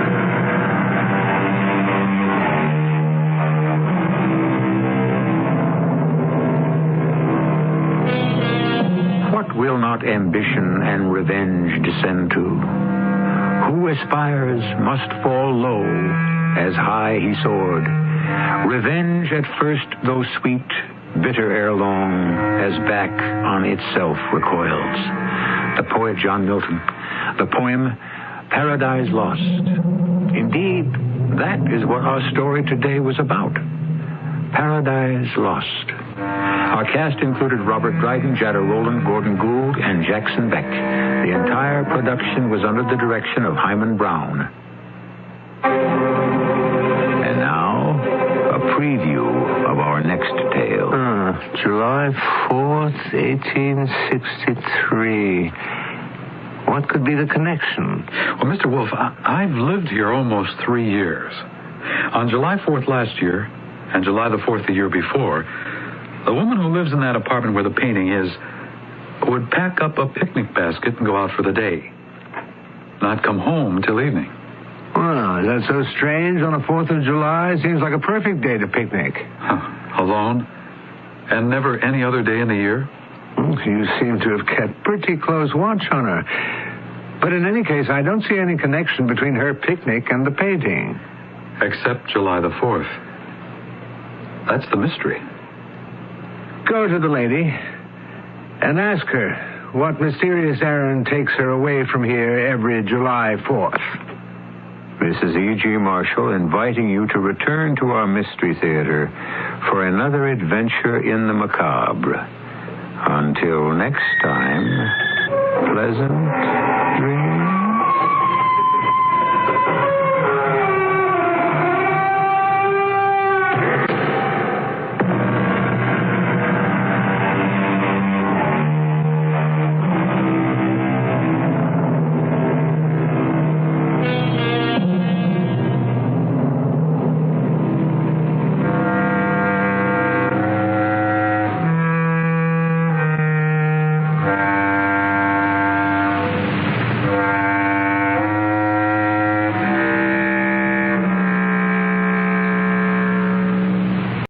CBS Radio Mystery Theater presents...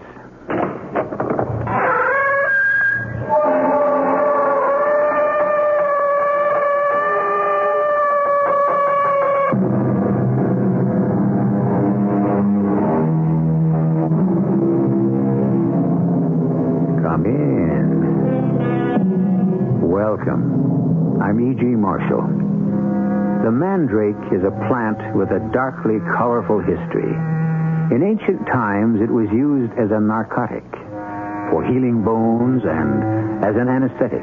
It was also considered to form the basis for an excellent love potion. But there was just one problem. When torn from the ground, so folklore has it, it would emit such a piercing scream that any living mortal hearing it went mad or died.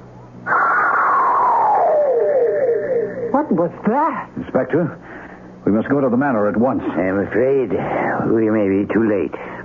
You think someone else has been lured to his death? Yes.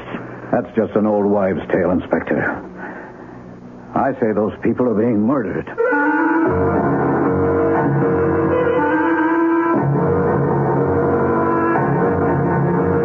Our mystery drama, The Shriek of the Mandrake, was written especially for the Mystery Theater by Percy Granger and stars Ann Williams.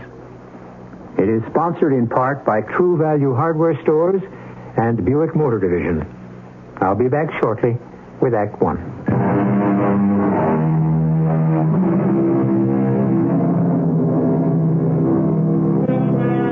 There is no remedy for love but to love more, said Thoreau. It's a pretty sentiment, but hardly helpful to the person who finds himself or herself ensnared in a destructive affair in which the only possible happiness can be escape.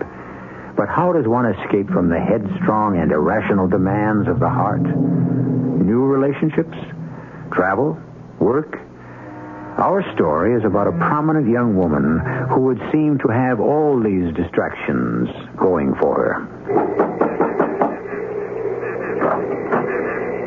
Good evening. I'm Virginia Stewart. Yes, I recognize you from your films. Come right in. Oh, thank you. You must be Mr. Coombs. Oh, what a lovely, quaint little inn this is. You know, this is my first tripting. Your room is upstairs. That's all the baggage you have? Yes. Well, I never thought a film star would travel so light. All right, follow me. I suppose the rest of the cast and crew has already arrived. They've gone to dinner in the village, all except that William Boyer all the women drool over. He ain't arrived yet. Well, we drove up together from London. Oh. So where is he then? He's gone to have a look at the old manor where we'll be making the film. By himself? Yes. Oh. If he knows what's good for him, he won't stay there long. Why? Here's your room, the bath at the end of the hall, and sorry for the inconvenience. Oh, you're not happy we're here, are you? No, I'm not. This was a peaceable place before you and your film crew showed up. Now we'll be overrun by all manner of curiosity seekers. Well, it should be good for business, at least. Well, there's more to life than business. Hello? May I come in? Oh. I'm sorry, I didn't mean to startle you. I'm Denton Norris. Oh, the author of our marvelous script. And the marvelous book from which the marvelous script was made. Well, you'll excuse me. He's a charming fellow. Who is he? Mr. Coombs. He runs the inn. Aren't you staying here? No, I guard my solitude. I've taken a room in the village. I was just driving about, and I stopped here in hopes of meeting you. Oh, will you forgive me if I unpack? Oh, should I go? No, please stay. I'd rather not be left alone. This English countryside can be pretty gloomy. I promise to set my next script on the French Riviera. Oh. Mr. Norris, is there something the matter with the house where we're filming? Wicklow Manor? Mm-hmm. Oh, yes. Thanks to our director, Jake Weller's grim sense of humor, we are shooting in a house that apparently is possessed. You mean haunted? It seems the original resident, a Thomas Foxgrove, was jilted by his mistress some 4 centuries ago. In revenge, he tricked the lady into plucking a mandrake root to make a love potion for her new beau. The mandrake shrieked, as mandrakes are reported to do, and the poor lady went dutifully mad. Thomas Foxgrove, in remorse, threw himself to his death from the tower which is attached to the house. Oh, dear. Anyway, ever since then it's been claimed that Thomas's ghost haunts the place, enticing poor souls to their deaths in the same grisly manner. And people have actually died? Oh, yes, about half a dozen all told, I believe. And always, so the legend goes, the mandrake's shriek is heard to echo across the moors. If you ask me, I'd say the story's been exploited by persons looking for a convenient way to do in their enemies. You were seeing a lot of William Boyer in London, weren't you? What? Oh, yes, he likes to be on intimate terms with all his leading ladies. Oh, and you? I made it clear to him I'm here to work.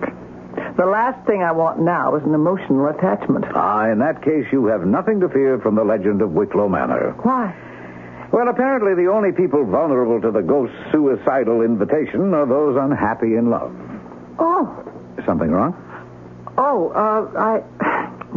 nothing. Oh, but something in your suitcase, that photograph. It's only... I didn't know it was there. Just the sort of thing he would do. That's a handsome man. No, I'm afraid the photograph doesn't tell the full story. He's your boyfriend? Was. You don't sound very convinced. Well, Larry is the kind of person one can't easily forget.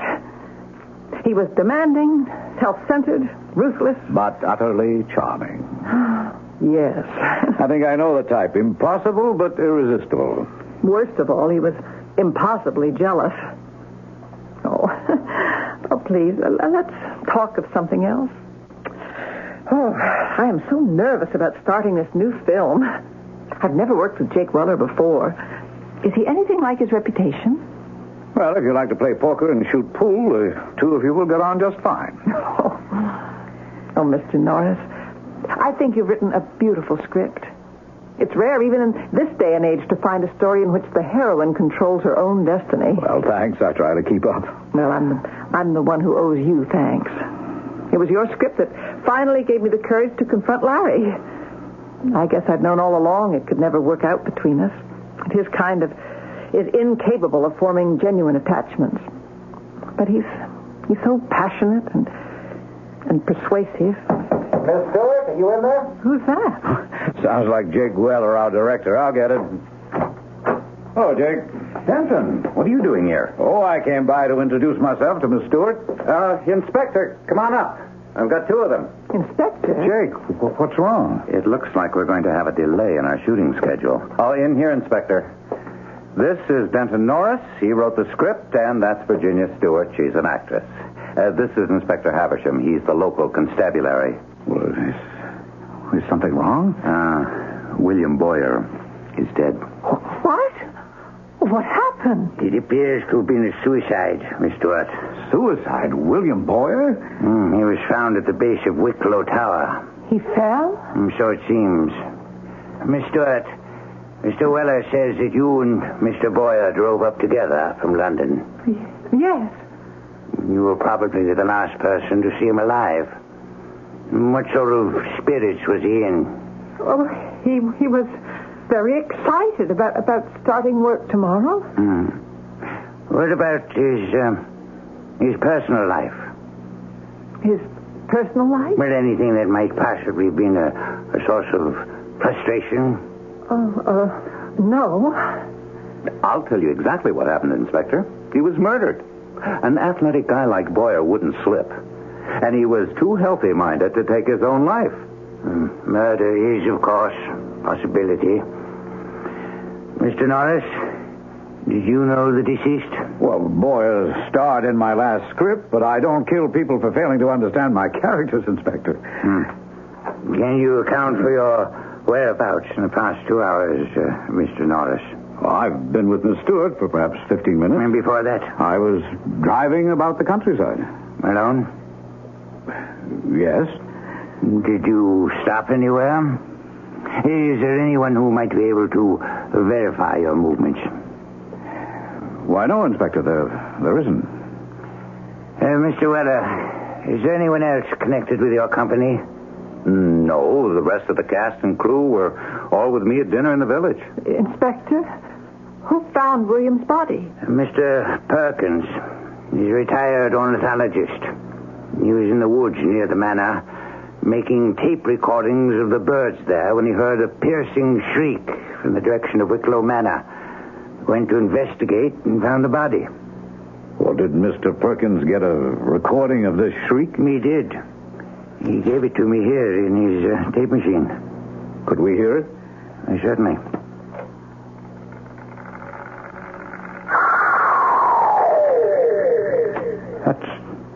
That's the most awful sound I ever heard. There is, of course, another possible explanation for Mr. Boyer's death. Oh, now, you don't take that legend seriously, do you, Inspector? No, I don't, Mr. Norris.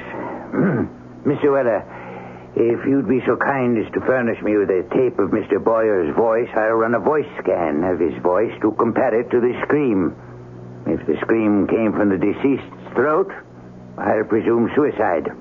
If not, I presume murder. Yeah. Good evening.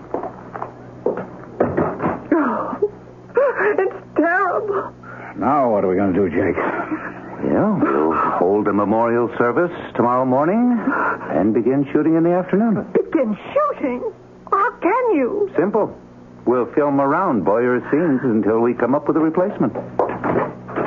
I believe you would have preferred James Cadell in the role all along, wouldn't you, Denton? See you in the morning.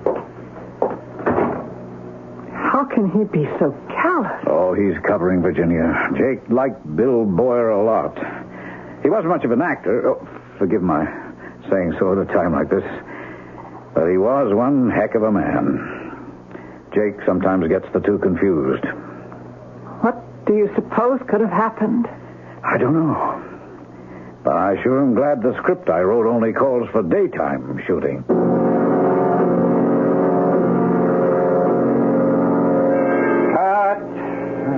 Finally, we got a take speaking French. It's a wrap. I'm sorry, Mr. Weller. I found it very hard to concentrate today. It's okay. I understand. Go back to the inn and get a good night's sleep. Well, there's our wandering screenwriter. I wonder what local phenomena he's been observing today. Jake? Virginia? I've just been to the police station.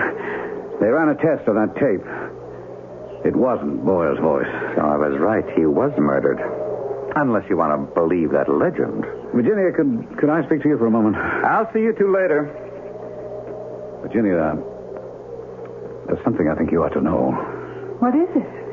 It was publicized that you were seeing a lot of Boyer last week in London, wasn't it? Of course. There are always photographers around. Why? Well, I was having lunch today in one of the pubs in the village. I noticed a man talking to the bartender, and I knew at once that I'd seen his face before. Where? In that photograph you found in your suitcase. Larry?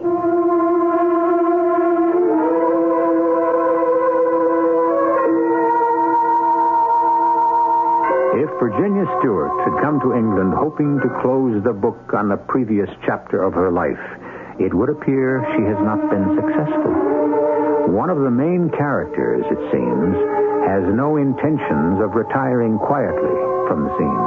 Yet Virginia is determined to have him out of her life once and for all. At least, that's what she says. I shall return shortly with Act 2.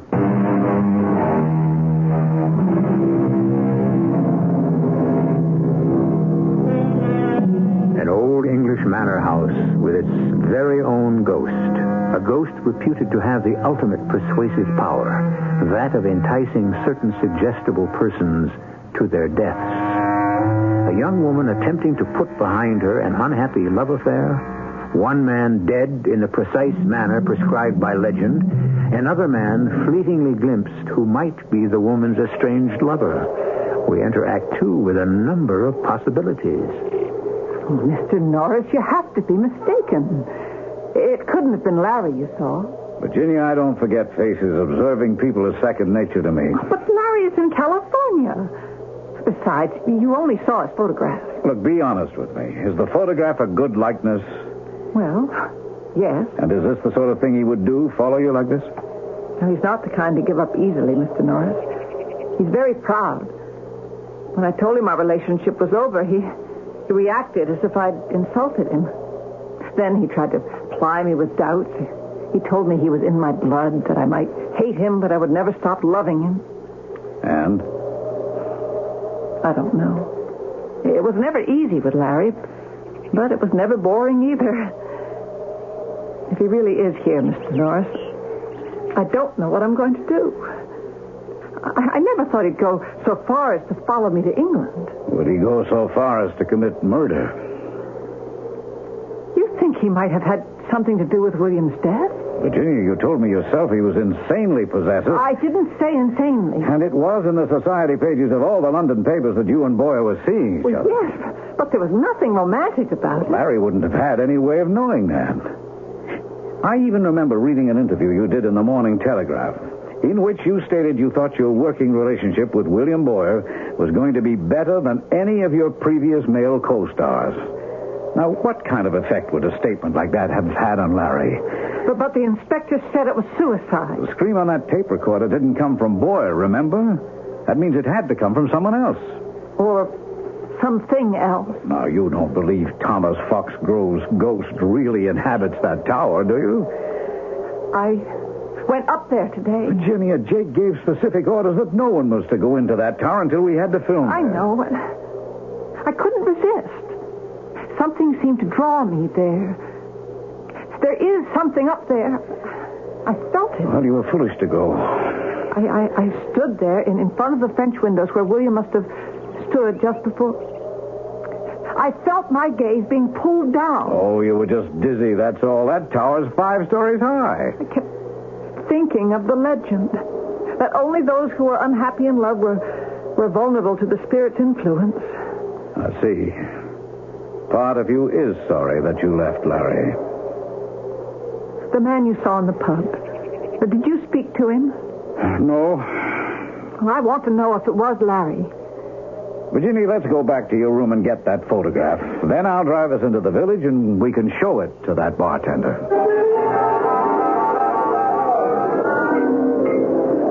Evening. Oh, good evening. I wonder if we could have a word with you? Oh, you'll have to make it a quick one, Gov. You can see my trade is heavy tonight. Well, I had lunch here this afternoon, and I noticed you talking to a gentleman. He was about my height, but very swarthy. Oh, I talked to a lot of people. We have his photograph here. You recognize him?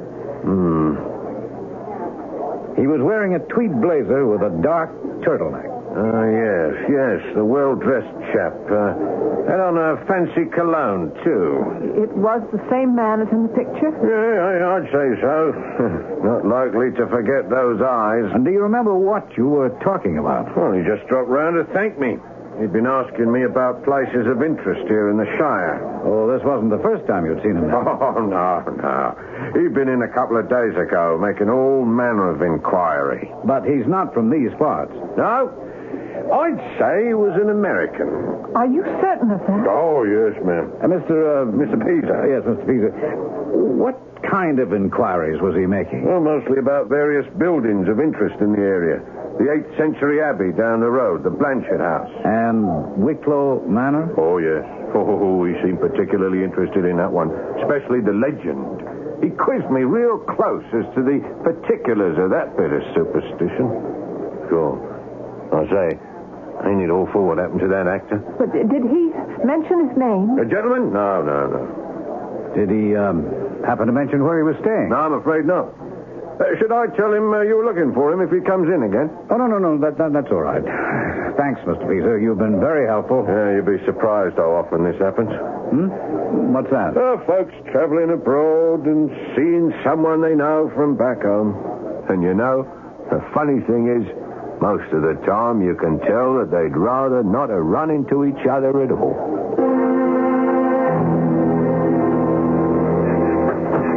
You want me to take you back to the inn? In a minute. I need some air. Oh, it's cold. Virginia, what do you think? But did you tell Inspector Havisham about this? No. I thought I should tell you first. Few words I spoke in anger. It seemed to me you were anything but angry, that you weighed your words pretty carefully. Oh, it's my fault we broke up. I should have been willing to give it another chance. Larry knows that. He knows I'll be back.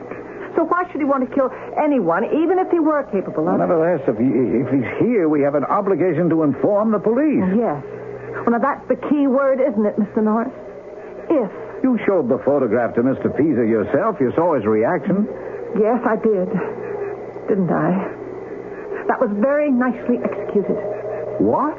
Well, how do I know you didn't just plan this all out in advance? Now, why would I want to do a thing like that? Well, all my life, everyone has always thought they knew what was best for me. Every man I dated wanted to improve my mind. You know why I love Larry? Because at least he accepted me for who I am. Sometimes that's not enough. And my closest friends never understood. I was always having to justify and apologize. Well, I am tired of doing that. And I won't listen to you, a perfect stranger, stand there and presume to tell me my own mind. I want to go back to the inn.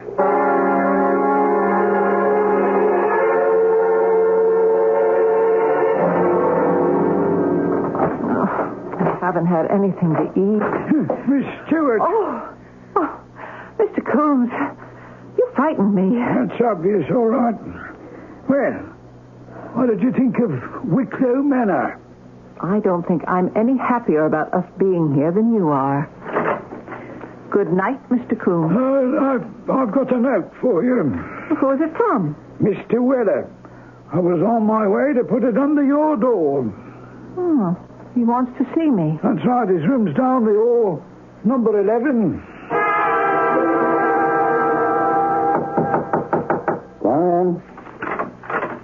Mr. Weller? Ah, come in, Miss Stewart.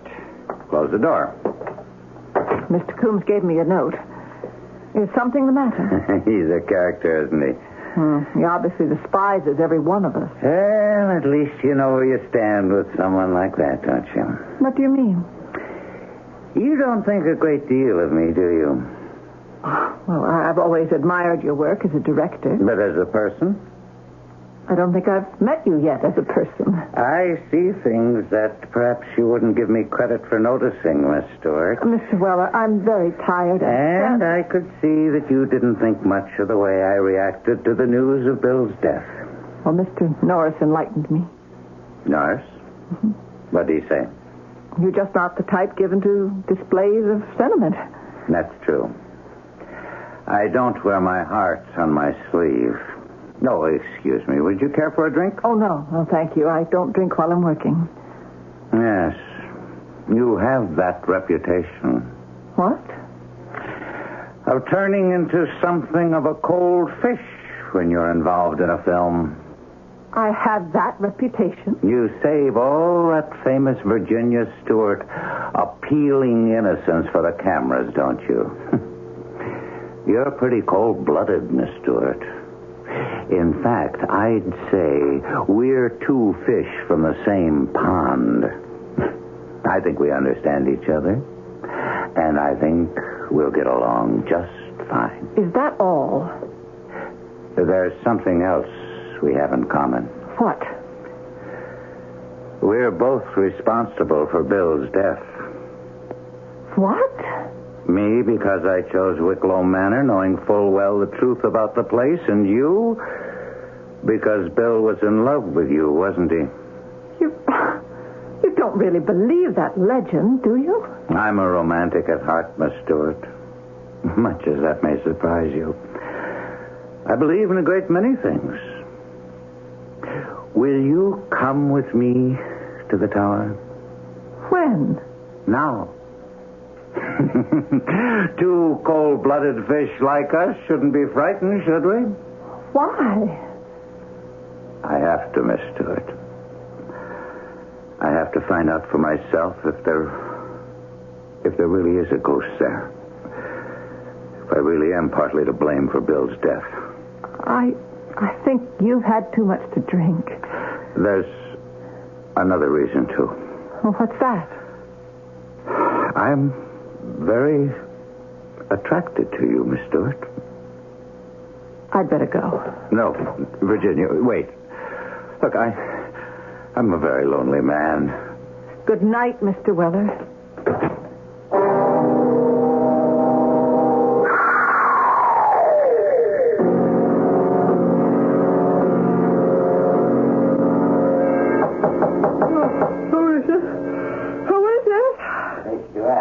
It's Inspector Havisham. Oh, just a moment. It's almost midnight, Inspector. What do you want? You didn't hear anything? Well, I'm a very sound sleeper. Hear what? The Mandrake Shriek. What? Mr. Jake Weller is dead. He was found at the base of Wicklow Tower. No. I'm afraid I have to ask you to come down to police headquarters. Me? Why? Mr. Coombs says that you went to see Mr. Weller in his room earlier this evening. Yes? In the span of barely 24 hours, 2 men have died identical deaths. In both instances, you were the last person to see them alive.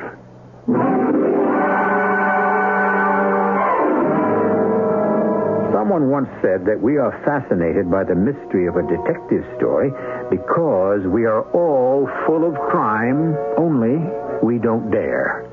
Could it be that we're fascinated by the ghost story for a similar reason? That no matter what the scientific bent of our minds, in our inmost souls, we're all as full of superstition as our primitive ancestors. Of course, at this point, we still don't know which kind of story we're dealing with. Detective or ghost? We shall find out when I return shortly with our final act.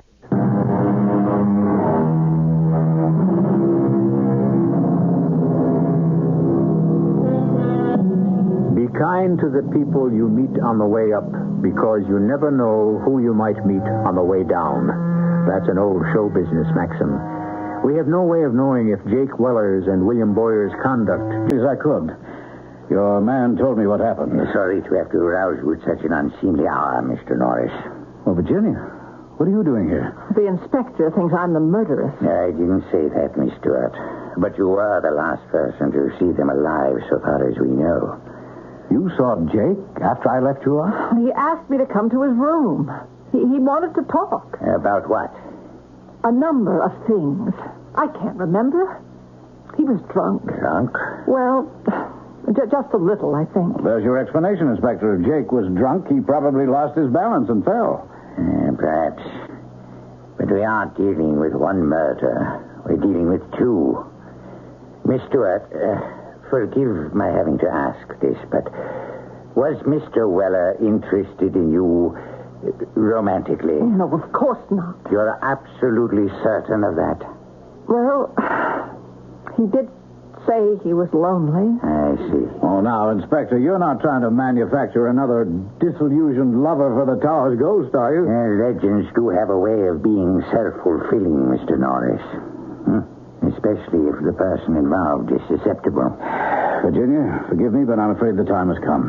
What for? I'm going to have to tell him. Oh, no, you're wrong. Oh, tell me what? I think we may know the man you're looking for. You don't know the man you saw with Larry? Larry? Well, he's an acquaintance of Miss Stewart's. I saw a man very much resembling him at the Quail and Raven pub at noon today. And can you describe him to me? Virginia, is that photograph still in your purse? Oh, yes. Here it is, Inspector. What motive could this person have for murdering the two men? Jealousy? Miss Stewart, is that true? Larry? I don't know. I don't know what to think anymore. Well, I'll have my men familiarize themselves with this snapshot. If he's anywhere in the area, he'll be picked up soon enough. I suppose that's all for now, though I would like both of you to keep yourselves available for further questioning. Virginia, I'll drive you back to the inn if you like. Thank you. Oh, Inspector? Yes, Miss Stewart? When you're finished with that photograph, could I have it back?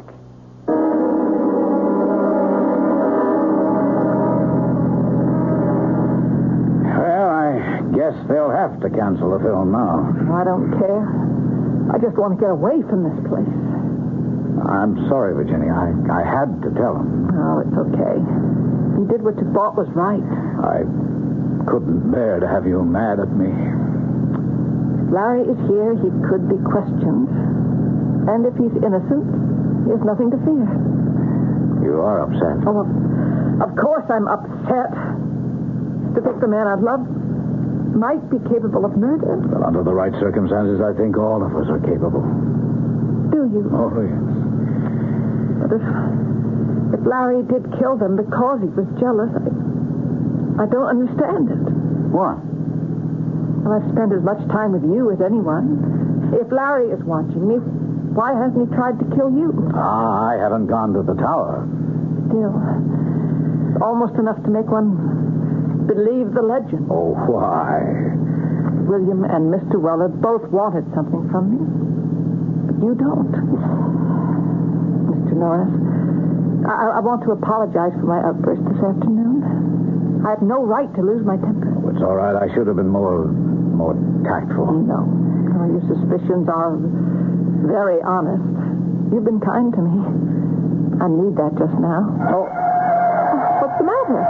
Darn, I meant to take that turnoff we just passed. Why? To approach your inn from the other direction. Well, I mean, this way we'll go right past Wicklow Manor, and I shouldn't think you'd want to see it now in the middle of the night. I'll just back up. No, don't. Look, you can see it from here.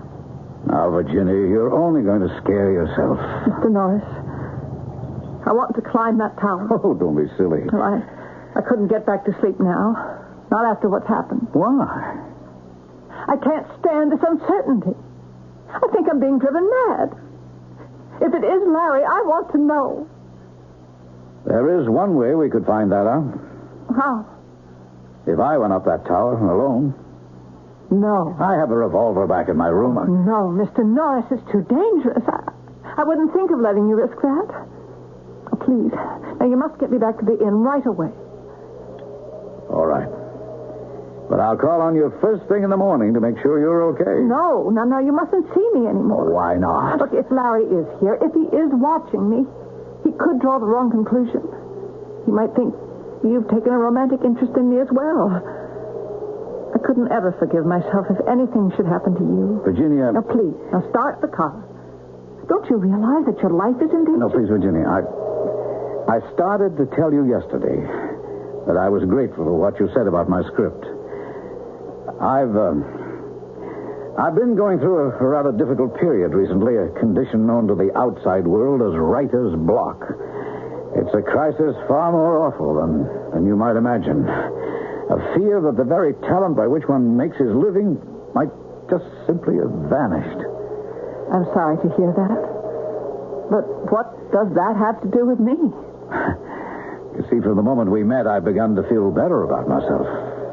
I can't explain why, except to say that I know it's a feeling necessary to my work. Oh, Mr. Norris, please stop. Every word you're saying could be putting your life in greater jeopardy. No, it's not, Virginia. What? You think I'm too old for you, don't you? That's the real problem, isn't it? Mr. Norris. But I'm not. I'm intelligent, I'm sophisticated, and Virginia, I need you. Mr. Norris, please start the car.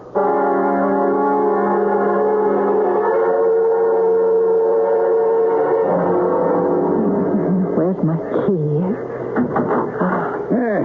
Hey, Stuart, finally you're back. Thank you, Mr. Coombs. I must have left my outside key upstairs. I suppose you people will have to stop making that film now, won't you? Now that you lost your leading man and your director. Well, that should make you very happy, shouldn't it? Does indeed, Jim.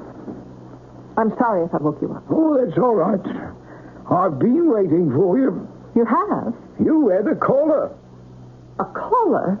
At this hour? That's right. He came by to see you shortly after you left with the inspector.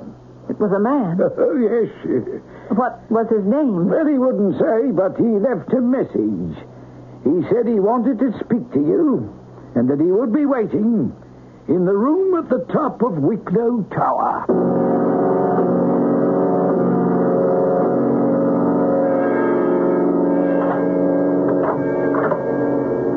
Hello?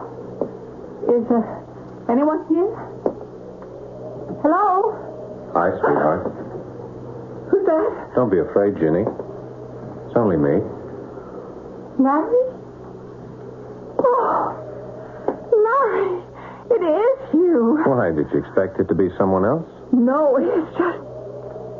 Well, so it is true. You did follow me all the way from California. Now, don't let it go to your head, Ginny. I wasn't going to let you leave me like that. Since when did I ever let you have the last word? Oh, Larry, it's been so awful here. Hey, come here. Hey, you know what we're going to do as soon as you finish this picture? We are going to take off through Europe just like gypsies, huh? Just the two of us. What do you say to that, huh? Larry, I told you it was over. But why? Now, don't use that tone of voice on me. I mean it. Like you meant it all those other times? I don't blame you. It was my fault. I was behaving like a madman. I'd have left, too, but that's all over now. Is it, Larry? Well, for how long? I mean, we just go round in circles. We exhaust ourselves getting nowhere. But we live, don't we? I'll tell you what you want, sweetheart, and I'll tell you why you want it. You want a nice, stable, and predictable relationship so you can devote all your energies to your career. What do you mean? Because deep down, you don't like people. They frighten you. You prefer to deal with them as professionals, not as human beings. I don't think that's true. Of course it's true. You know it is. And that's what attracts you to me and repels you. Because I won't let you get away with that. I make you look me in the eye. Larry, why did you have to come here? Just tell me how much longer you'll be here so I can make our plans. The film will probably be canceled. What? Or at least delayed. Why? 2 people have been killed. Killed? What happened? They fell to their deaths from this room, from those French windows over there. Oh, no wonder you're so scared. Larry, why did you ask me to meet you here? This place is supposed to be haunted, huh? You know about that? Sure, I've been here for 3 days. I got the whole story from a bartender in town. Oh, but why? It was a test. 2 weeks ago, you swore you never wanted to see me again, yet now you're willing to come to me in a supposedly haunted tower at midnight. Larry, do you know anything about those murders? Of course not. No, I want the truth. Angel, why should I kill anyone? If I did, I'd have to go to jail, and then we really would be separated. We're separated now, Larry. Say that again. What? Say that again. If you really mean that, repeat it. Don't look at me like that. Come on, Jenny, let's go down, huh? Let's get out of here. You'll feel better once we're out of this room. I mean, if your film has been canceled, we can leave for Europe in the morning. No, we can't. Why not? Well, the police don't want me to leave yet, and they want to speak to you, too. To me? What for? Well, Mr. Norris, the screenwriter, saw you in a pub this afternoon. The police know I'm here? I gave them the photo you put in my suitcase. But it'll just be a routine. That was foolish. I mean, don't you see what this means? They'll ask me to account for my movements, and how can I do that? And of course, they'll think I killed Boyer and Weller.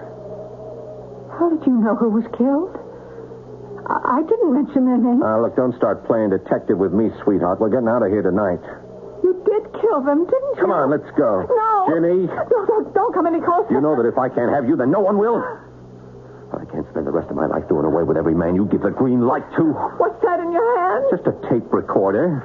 I'm afraid we're going to have to wake up the good inspector one more time. All right, Larry, hold it right there. What? Mr. Norris. I've got news for you, sir. The good inspector is already awake. Be careful. The good inspector is also armed. Inspector, how did you know that? You have Mr. Norris to thank for saving your life, Miss Stewart. Mr. Norris? I went back to your inn, Virginia.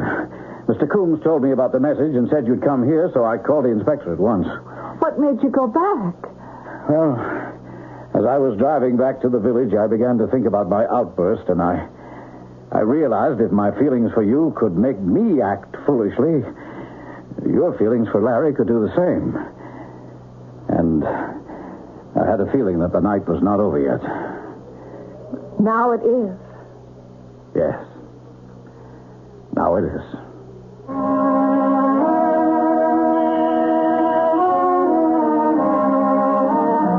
Denton Norris was a writer, and writers, like actors, rely on their powers of empathy to put them in touch with their fellow man, the better to create the characters they write about or portray. In this case, empathy was also responsible for saving Virginia Stewart's life. But what about her almost fatal attraction to Larry? A final word on that in a moment.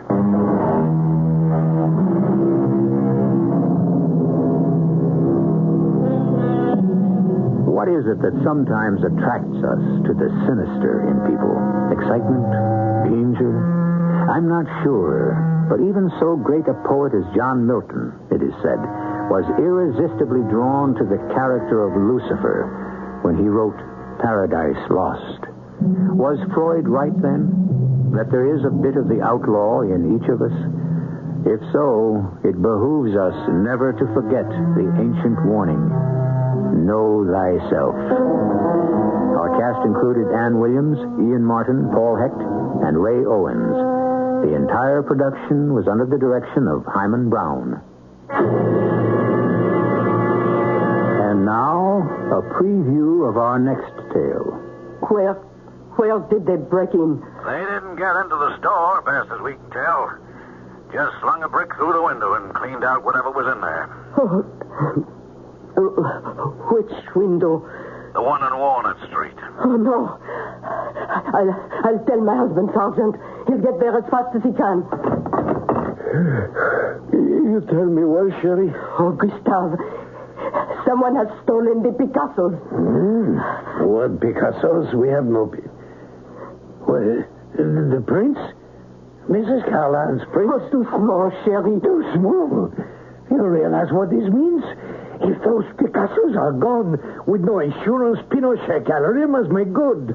Where will I find $100,000? We'll be bankrupt. Radio Mystery Theater was sponsored in part by Buick Motor Division and True Value Hardware Stores. This is E.G. Marshall inviting you to return to our Mystery Theater for another adventure in the macabre. Until next time, pleasant dreams.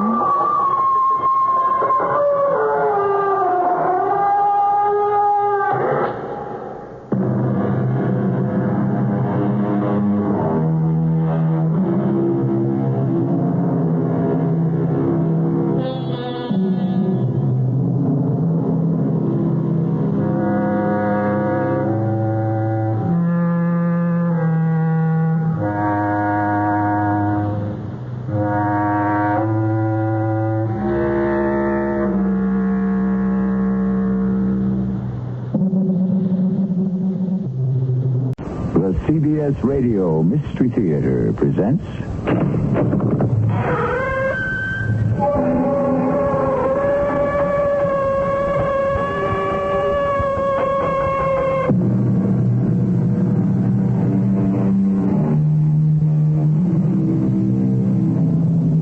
Come in.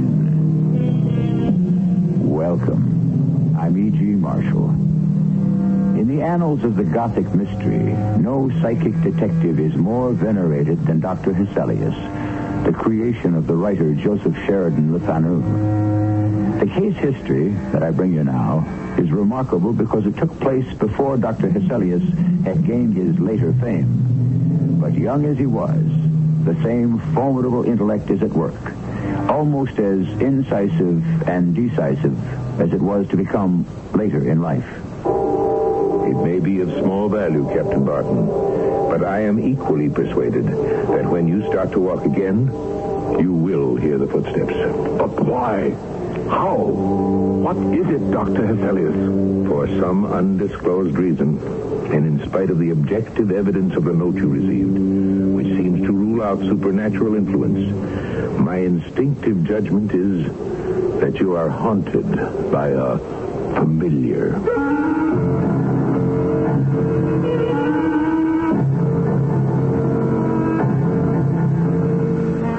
Our mystery drama, The Familiar Ghost, was written especially for the Mystery Theater by Ian Martin and stars Charles Irving. It is sponsored in part by Contact, the 12-hour cold capsule. I'll be back shortly with Act One.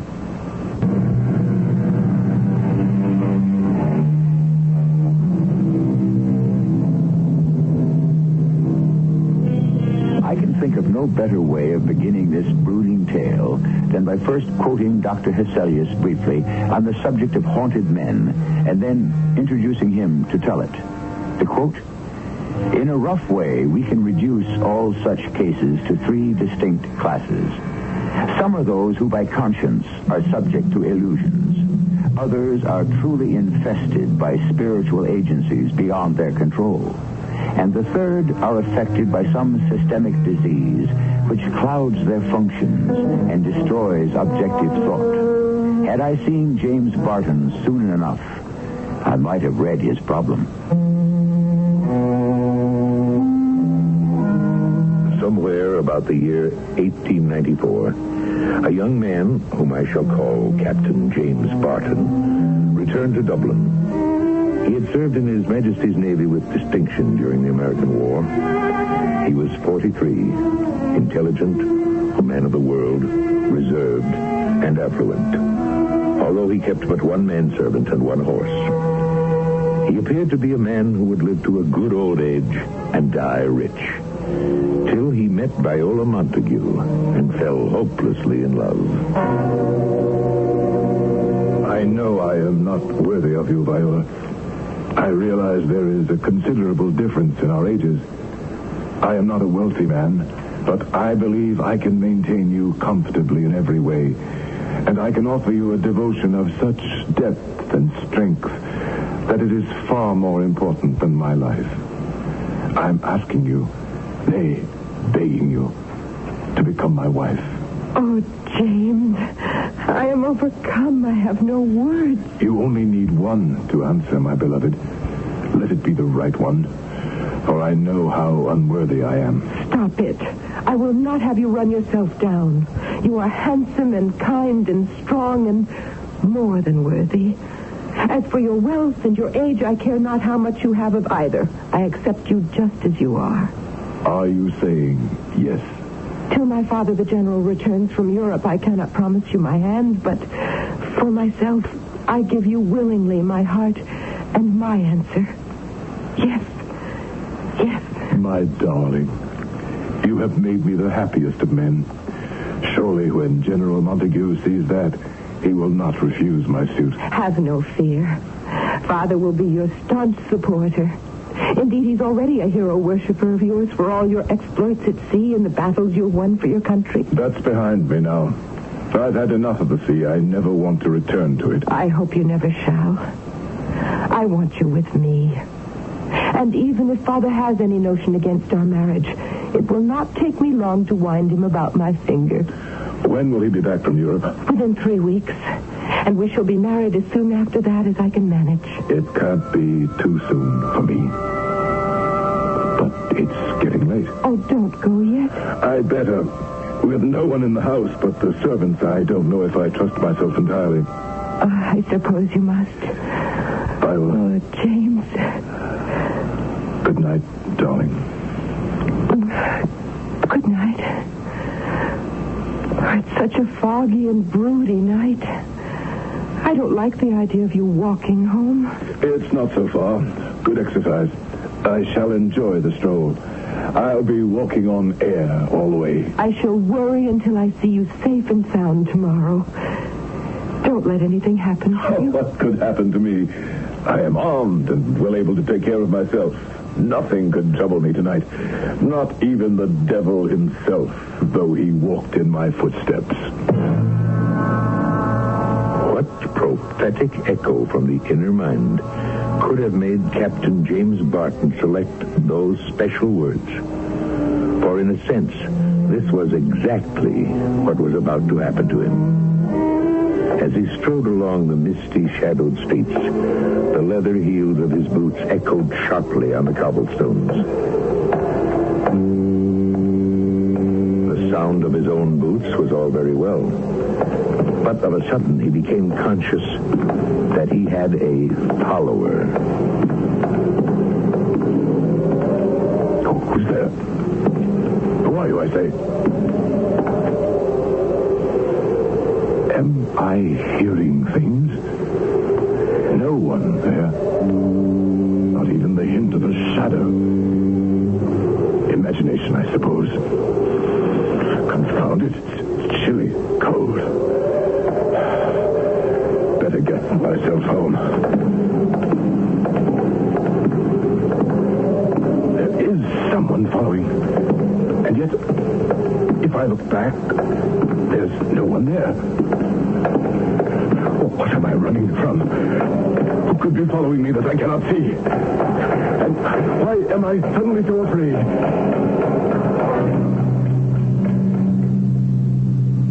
In a panic of fear at the unknown and the unseen, poor James Barton ran until he reached his rooms. There, common sense returned, and he went to bed, resolutely blotting out his imaginary follower.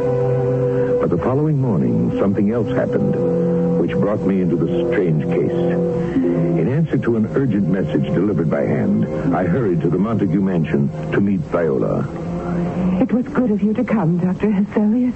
Your father has befriended me on many occasions. You are a good friend. Now, let us get down to whatever it is that is troubling you. I need help, or rather, I'm afraid my poor fiancé does. I was surprised at the news of your engagement. Does the general know of it? I've written him, but there's been no time for a reply. However, I have no doubt that Father will be delighted. It's about the day after he proposed, when he took me to lunch. I was conscious that something was bothering James. While we were walking, and even in the carriage, he kept glancing constantly over his shoulder as if someone or something was following us. He had never acted this way before? No. I'm afraid for him. Why? I don't quite know. This follower, this presence, whatever dogs his footsteps, haunts my mind, too. When he first told me, laughing it off about someone trailing him, I knew that it was nothing to be laughed off. Viola, I've known you ever since you were quite little. I've never had any indication that you were at all sensitive to the preternatural. I never have been before. I might have written it off as undue concern for someone I love, just as I'm sure James would have, if it hadn't been for this. And what is this? A letter that came to James through the post. I'm sure he never would have shown it to me except for the accident that last night this fell inadvertently to the floor from his jacket. Oh, may I read it? That's why I asked you to come. Is Captain Barton aware that you called me? Oh, yes.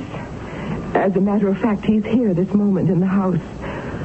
I wanted to talk to you first, before you met, because you'll find he wants to push this aside. But you think it's more important than that? I am afraid. I'm terrified for him in a way I find difficult to express. I know that my husband-to-be is in dreadful jeopardy. I hope your fears are not justified. But I think if the captain is here, by all means, he should join us. He's in the next room. I'll get him. James, would you come in, dear? Of course, Viola. James, this is the Dr. Hesselius I've told you so much about. Dr. Hesselius, my fiancé, Captain James Barton. Pleasure to meet you, sir. And for me. Doctor?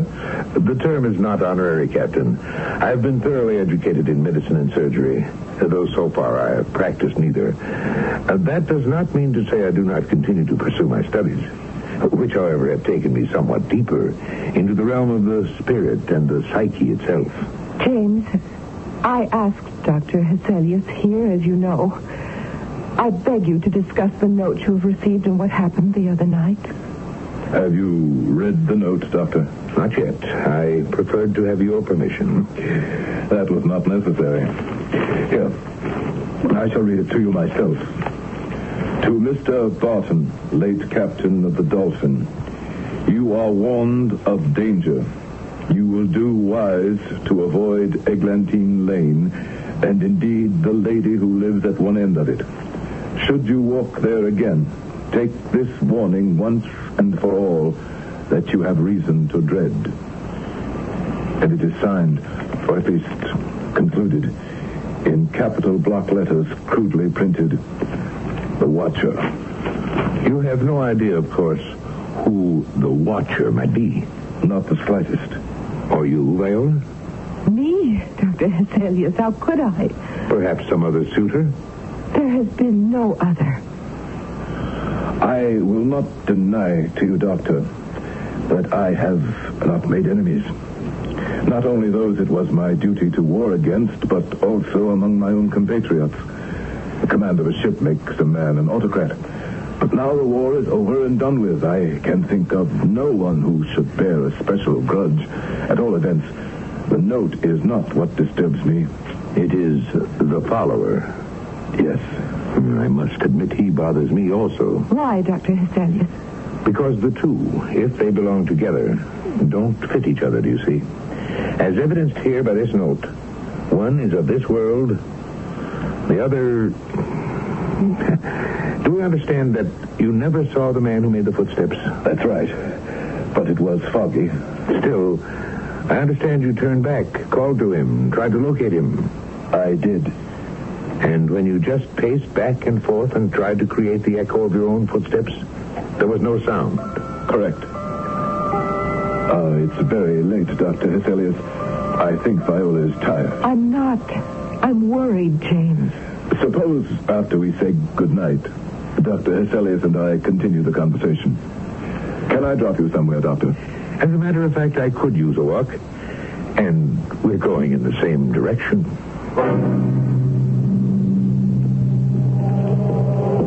You know, of course, that I was anxious to have you walk with me as a witness. I guessed as much. To listen and look for whatever dogs your footsteps. Yes. But you didn't want Viola to know that it is a constant fact by now. How did you know? Am I right? Yes. More and more. Sometimes even in the daylight. But there is never a figure to account for the footsteps. No. And you have satisfied yourself that it is not a simple echo? Yes, I have. Listen. Do you hear them? No. But stop and turn. Do you still hear them? No. But as soon as we start to walk again, I know I will. It may be of small value, Captain Barton, but I'm equally persuaded that as soon as we start to walk again, you will hear the footsteps. Why? How? What is it, Dr. Hesselius? For some as yet undisclosed reason, and in spite of the objective evidence of the note you received, which seems to rule out supernatural influence, it is my instinctive judgment that you are haunted by a familiar. Haunted by a familiar. Now, there is a strange and awkward word, as old-fashioned in its way as our story. The dictionary will define it as many things, but the term of choice here would seem to be held in service by a supernatural tie. But who is held in service? The ghost or the host? Which is the familiar? I shall return shortly with Act 2.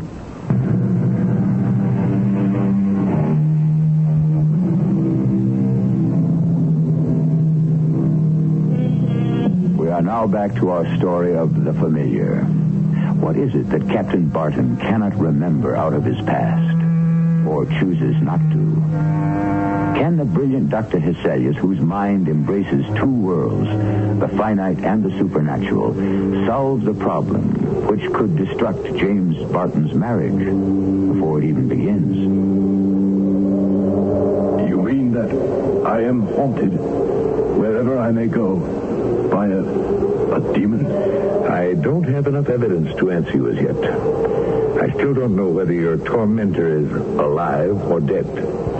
Nor, Captain, do I think you do. Alive or dead, how do I get rid of him? Now, the first step, perhaps the only step, is remembering who he is. How can I remember someone I cannot see but only hear, who writes me in print so that I cannot recognize the hand, and who signs his letter only the watcher? Time must answer that for you. But I have no time, or little. Within the next few days, General Montague will return, and I hope give his consent to my marriage to Viola. I would not advise that until... I realize that marriage to her will be impossible until this matter is resolved. Of course you do. I propose you come to my offices tomorrow and allow me to make as thorough a physical examination of you as possible. There's nothing the matter with my health. Would you rather the problem was all in your mind? No. I'll come to your offices in the morning. Good. For tonight, let us see you safely home. How can I be safe while I am hounded? You hear the steps again. Yes.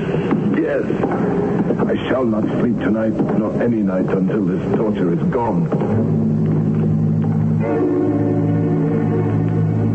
I was puzzled and intrigued by this curious hallucination. The imaginary footsteps that dogged Captain Barton were easy enough to account for. Our imagination can, under periods of great stress or excitement, conjure up almost any unbelievable terror. But the note, that was something else again. Clearly, this was no simple case. The threat came from this world as well as the world beyond. And with the captain's visit the following morning, the mystery only deepened. This came by the morning post. My man brought it to me. The same crude printing as before. Never mind the printing, Doctor. Read it. You may as well think, Captain Barton, to escape from your own shadow as from me. Do what you may, I shall follow or see you as often as I please. I will do better than that. I shall let you see me, for I do not want to hide myself as you fancy. If you are of good conscience, what do you have to fear from the eye of the Watcher? He means to reveal himself. Won't that be all to the good? I don't know. You haven't guessed who he might be? No. Then perhaps when you see him, you will. At all events, Whoever he is, he seems to belong to the natural world rather than the supernatural. But what about the footsteps? Imagination plays tricks on all of us. A man would have to be mad to imagine something like that. Not necessarily. Let me examine you thoroughly, physically, and then worry about any aberrations of the mind. I found him in excellent health. Remarkable condition, in fact, for a man of his age. Had I not known it, I could easily have concluded that here was a man in his mid or early 30s, in the prime of life. My report to him seemed to lift his spirits somewhat. There were a few laboratory tests to be completed, and we made an appointment for the following day. But another development was to enter this strange case before that appointment was kept.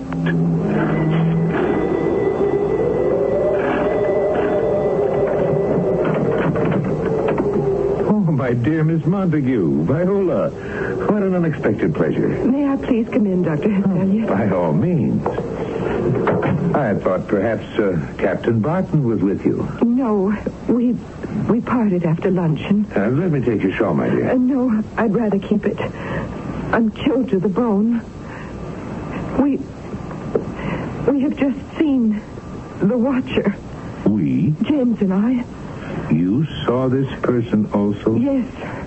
Clearly? Well, we were in the carriage on the way home. There was quite a crowd gathered at the corner of Eglinton and Copley Streets. And all of a sudden, I felt James give a compulsive start. He had told me the good news of his general health, but the start was so violent. I thought for a moment that perhaps he'd had a heart attack. I turned to him quickly. No. James, what is it? Are you ill? I see him, Viola. Who? The one who follows me. The Watcher. Where? There, in the crowd. Don't you see him? The short man there, wearing the fur cap and that strange foreign coat. Can't you see him? With the red face and the brown teeth clenched in that awful smile. Stop the carriage. I've got to catch him. Find out what he wants. Check it out of him. No, James, no. Don't risk going near him. I must. I've got to see him face to face. And did he catch him? No, Dr. Hesselius. I mean, I don't know. He disappeared into the crowd and seemed as if he might have turned into Eglinton Lane. Whatever had interested the crowd seemed to be over, and they dispersed. Quite suddenly, the corner was empty, and James had vanished into thin air. Did you look for him? Oh, yes. I had the driver turn into Eglinton Lane, and we went the whole length of it. There was no sign of James. At his lodgings, his servant said he had not returned. I went back to the corner where he had disappeared. He wasn't there. In desperation, I came here. What am I to do? Can you describe him to me?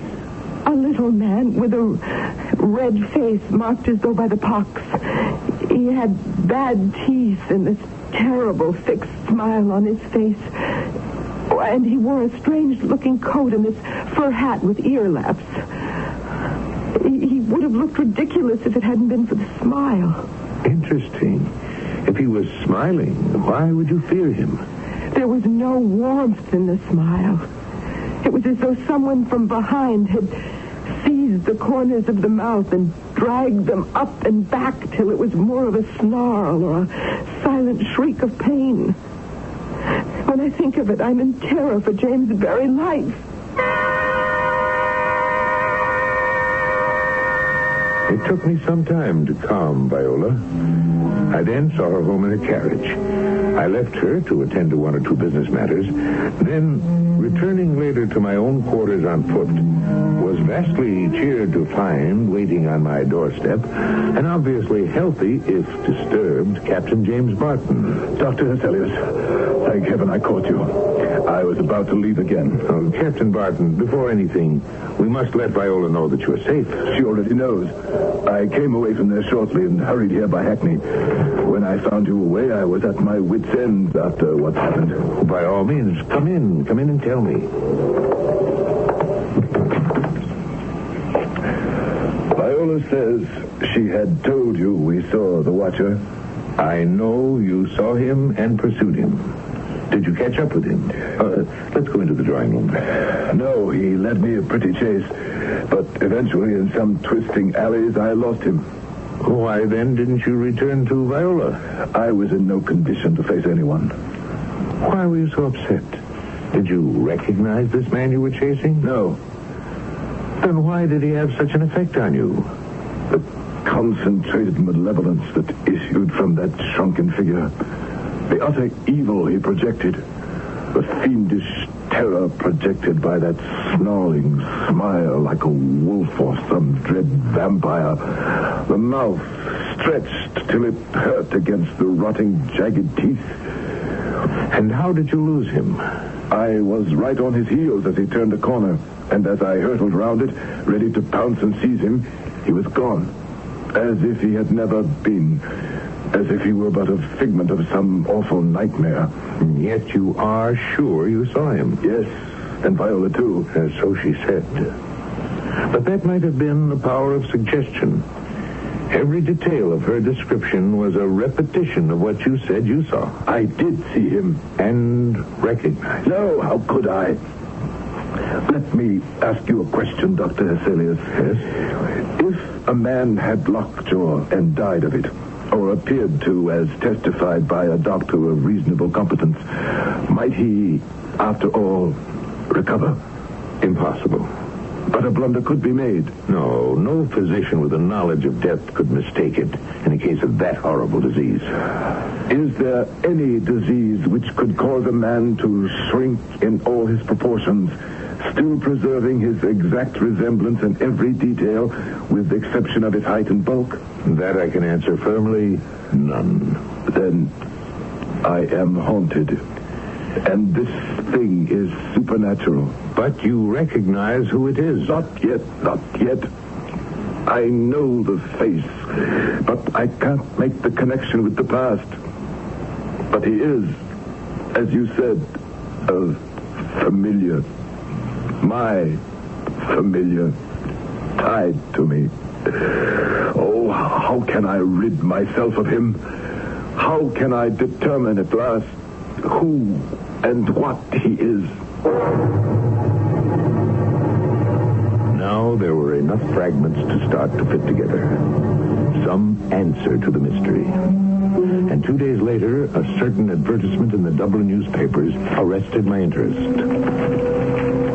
If Sylvester Yelland, formerly foremast man aboard His Majesty's frigate Dolphin, or his nearest of kin, will apply to Mr. Hubert Smith, attorney, at his office in Dame Street, he or they may hear something to their great advantage.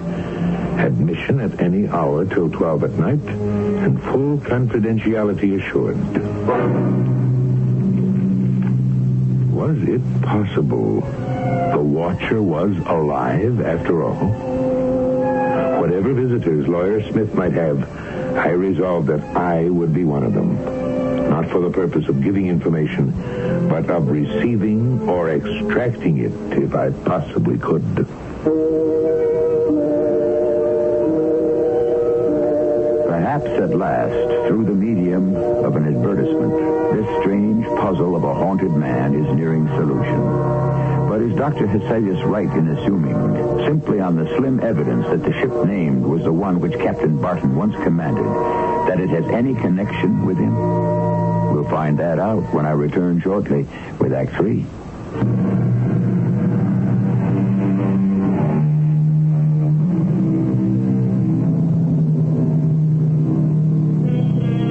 All of us are haunted by mistakes in our past. Sins of both commission and omission. Something far deeper is born on the current from Captain Barton's past life. Something that bears with it the threat of retribution. But is the threat one of physical violence or something darker and far worse?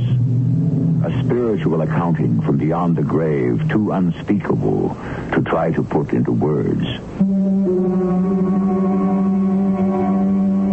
Upon reading the advertisement in the paper, I had been convinced that only Captain Barton could have placed it there.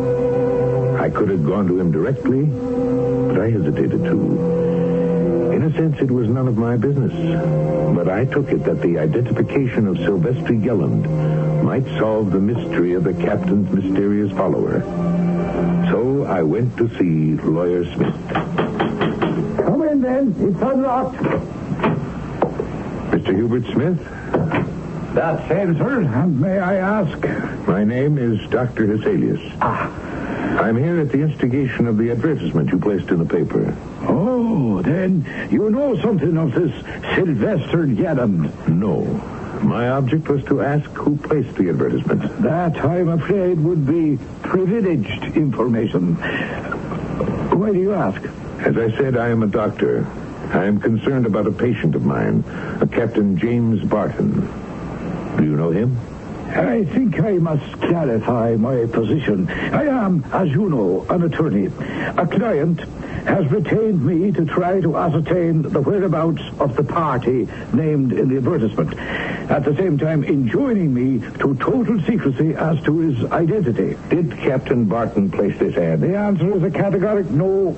Then can you tell me who Sylvester Yelland is? Has he gotten in touch with you?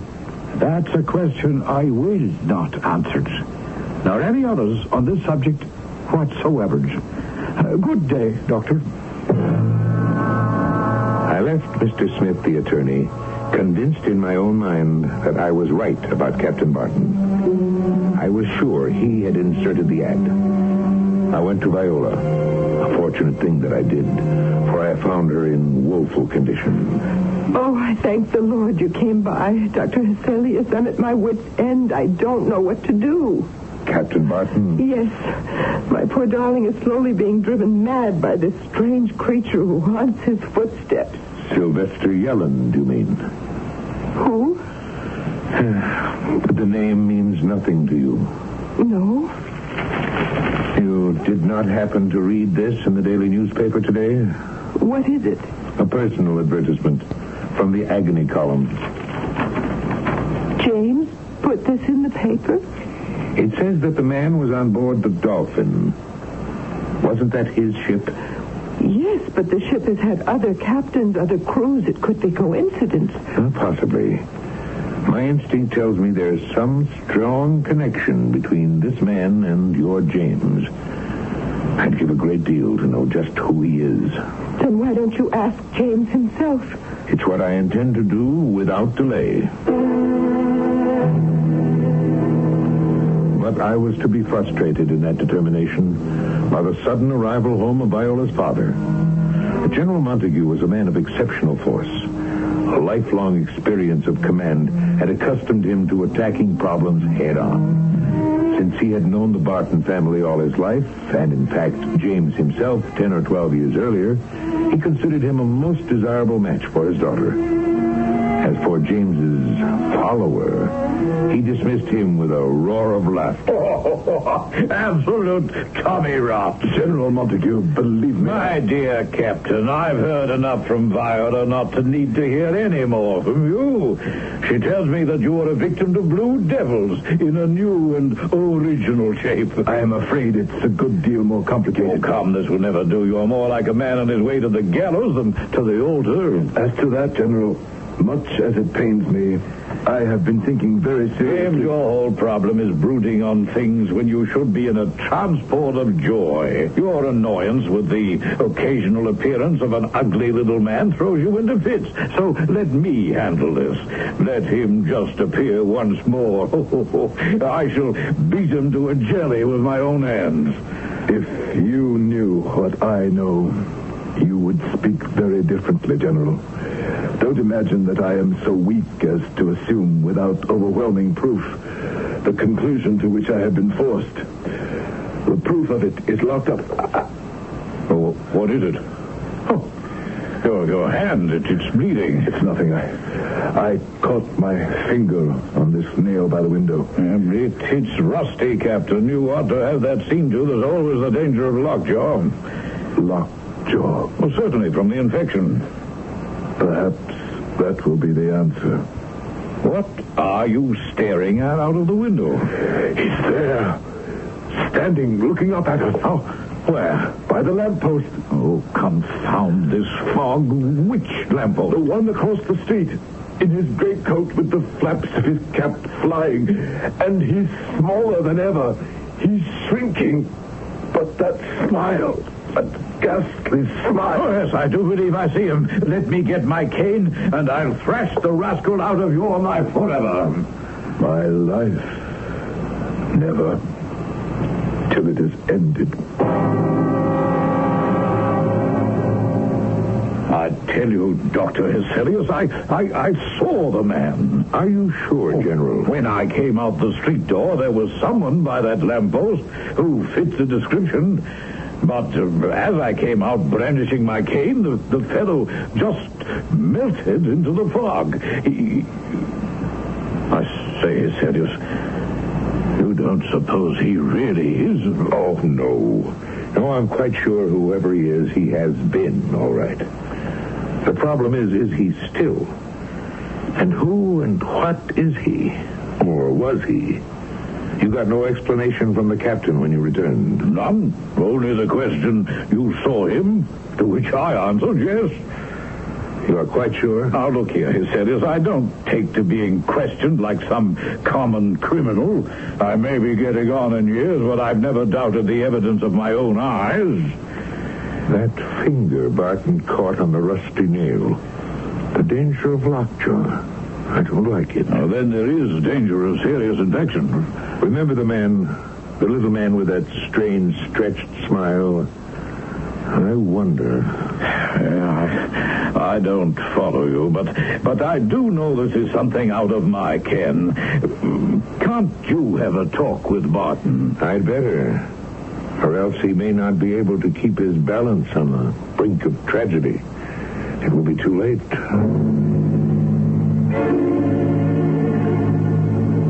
But before I had the opportunity to visit the captain, Viola herself had been there. And things in this strange affair had taken a new turn.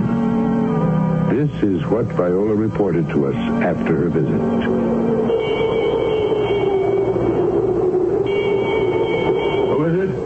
It's Viola James, darling. Viola, no. Go away. Please, let me in. You should not be here. Go away from me, as I begged you. Forget me. I'm not worthy. Let me be the judge of that. Darling, it's cold. Let me come in. Why not? The struggle is almost ended now. Come in. What struggle, darling? My sufferings will soon be over. I pray I leave you no legacy of suffering, too. What suffering? Retribution. My punishment for my sins. I don't know what to say to you except for whatever it means. Comfort has been revealed to me. I am happy to hear you speak so tranquilly.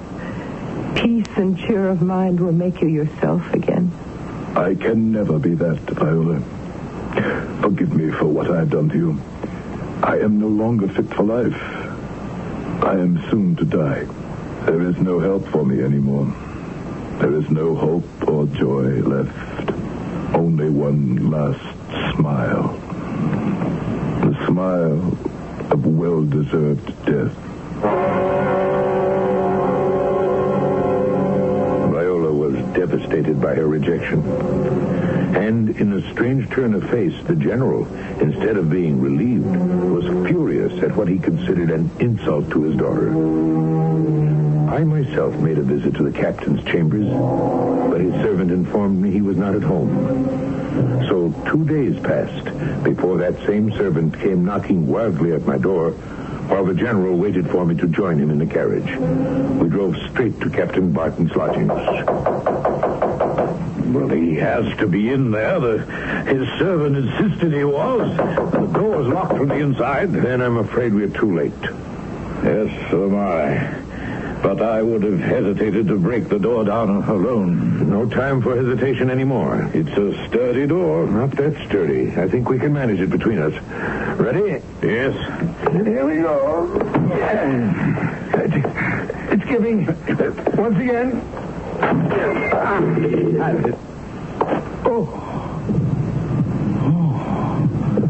Good Lord. Control yourself, General. I'm sorry, Hesselius. I've seen plenty of men dead in battle. It isn't the fact of death that shocks me. It's the manner. I've never seen any man, no matter how terrible his injury, look like that. It's the most desperate agony I've ever seen. The parody of a smile.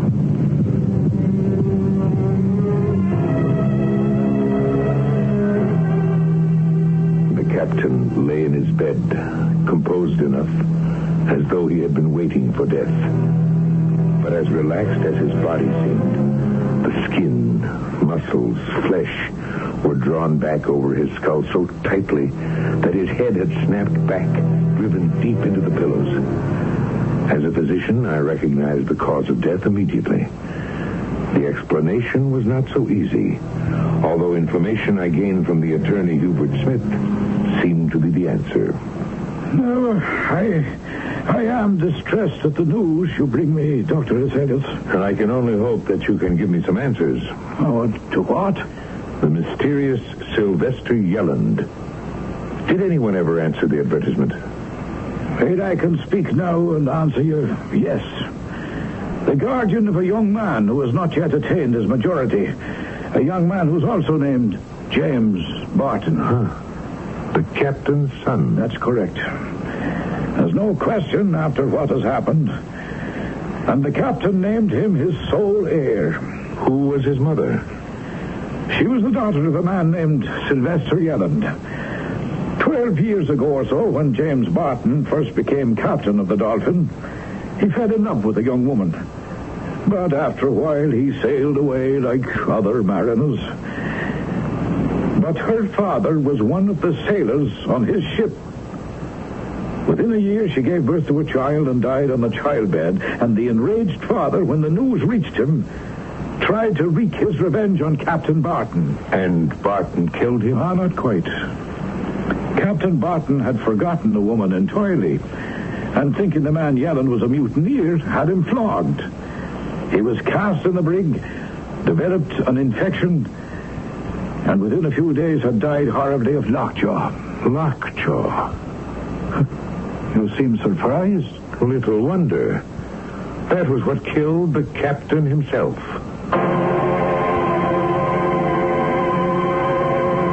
There it is.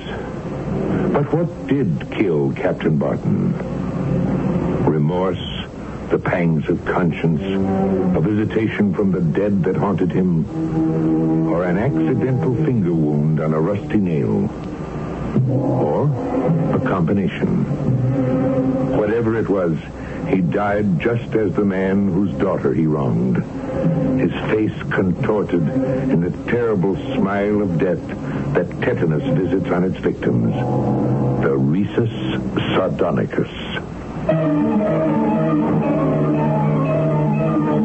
Let me hasten to add, to reassure all of you, that this story would not have been possible today. All children get shots to guard against the virulence of tetanus, and the vaccine is absolute protection. 200 years ago, we were not as fortunate as we are today. I'll be back shortly. Palo Verde, an epic saga, a rich, lusty novel of 3 generations set against the dusty pueblo that became modern Los Angeles. Palo Verde is the drama of Amelie, sensitive, supremely passionate, and the 2 Van Vliet brothers whose fierce love for her almost destroys them all. Palo Verde is the next generation. Kingdom, flying ace and silent movie idol. Shy Tessa drawn toward the most dangerous of loves. Palo Verde, the new best Jacqueline Briskin, from McGraw-Hill, at your bookstore now.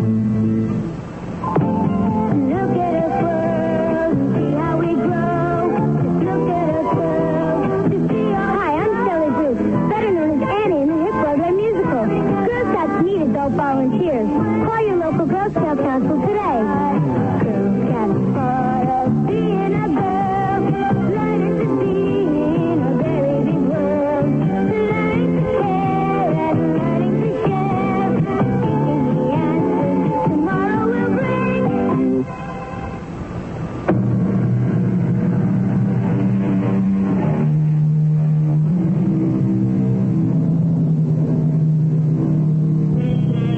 I think you could say that this has been, in every sense of the word, a morality story. As I mentioned before, we all make mistakes. That is the human lot. It is only or make amends that we deny our birthright. We can try to shut our minds, convince ourselves that we have forgotten them, but we cannot control the watchdog of our minds. Shakespeare said it, for conscience doth make cowards of us all. Our cast included Charles Irving, Gordon Heath, Terry Keane, and Ian Martin. The entire production was under the direction of Hyman Brown. And now, a preview of our next tale. The butcher. His real name was Valdez. What was his first name? Do you remember? Marcos. Colonel Marcos Valdez. I've often wondered what happened to him. Sometimes I fantasize about returning here to search him out. But that's past. Look, Dr. Limon, I really must get back to that restaurant and speak to that woman. It wouldn't be advisable. Why not? It's what I was trying...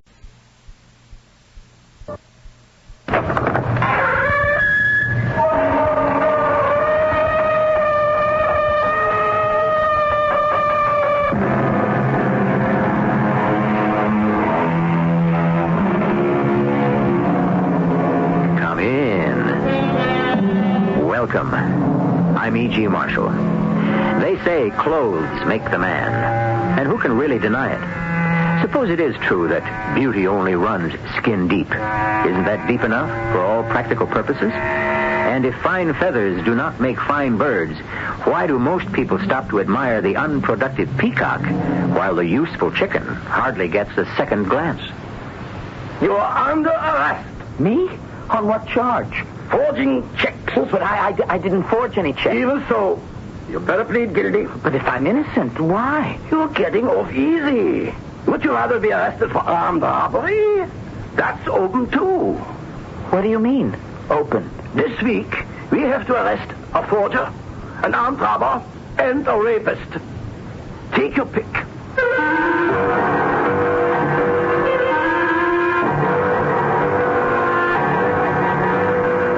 Mystery drama Little Richard was written especially for the Mystery Theater by Sam Dan and stars Christopher Tabori. I shall be back shortly with Act 1.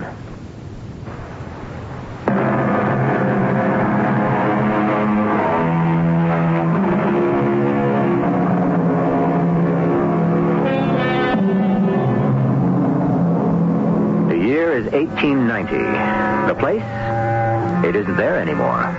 Like so many small countries in Central Europe, it's been blown away by the winds of change, the winds of upheaval, revolution, and chaos. But 100 years ago, there was a town named Kalterhof, and it was the provincial capital. It was a sleepy little city, and each afternoon it would wake up to witness the main event of the day, the dress parade of the 3rd Company of Her Majesty's Grenadier Infantry. Company! Forward! March! Led by the band, soldiers in their brilliant uniforms would step along smartly to the stirring martial rhythms. But this is not going to be one of those gay and gemütlich operettas. No, indeed. We have serious business to attend. 2 more days, Otto. 2 more days. 2 more days till what? Oh, what have I been talking about? 2 more days, and I'll be free. Oh, that. The day after tomorrow, I won't be just listening to that band music. I'll be out on the street watching the parade. Really? 2 more days, and I'll be out of here. Out of this cell, out of this jail. Oh, this place isn't all that bad. You know what your problem is, Otto? You've actually become accustomed to prison. Yes. And in time, so will you. Oh, no. In just 2 days, I'll be a free man. Oh, sure. I was sentenced to 2 years, wasn't I? And in 2 days, my time will be up, won't it? So then they'll have to let me out. Well, they will, won't they? Certainly. And believe me, I learned my lesson. Did you? Oh, yeah, I learned. You can't beat the system, Otto. Don't even try. And I won't, rest assured. I'll never see the inside of a jail again. You're sure of that? Of course. Oh, I'm going to miss you, Otto. I don't know. You may see me again sooner than you think. Oh, no. I'm finished with all that easy money. I'm convinced the hardest way to make money is to steal it. I'm going to try to get some honest work. Doing what? this, that, the other thing. But the only thing you know how to do is steal. And it seems I don't even know how to do that too well either. That's why I want to give it up. Don't give it up. Just learn how to do it better. Oh, no. I'm going to get a job. They don't grow on trees, you know. All over Europe, there are millions of unemployed. Haven't you heard? Well, yes, that's what I heard. But you know what I think? I believe if a man really wants to work, he can always find a job. Marshal, make sure to serve the officers. Neighbors, who is that sneaking towards the door? Has he paid his bills? If you need me, I'm going to my office. Frau Brunhilde? Who's that? Who's in this room? Me, Frau Brunhilde. Oh, I'm going mad. I don't see anyone. But I'm standing right here. What? Oh, so you are. How did you get in here? They told me this is your office. And what if it is? Frau Brunhilde, I'm looking for a job. Oh, I don't need any more waiters. Besides, a waiter has to be a big, easy-to-spot kind of fellow. You just blend into the scenery. Oh, but please, I'll even wash the dishes. Have you ever done it before? Well, I cannot afford to take on an inexperienced, fumble-fingered fellow like you. Oh, you'd cost me more in broken glasses. No, there's nothing for you here, I'm afraid. Oh, please, Frau Brunhilde. I've been everywhere. No one wants to hire me. Well, what do you know how to do? I'm very good with figures.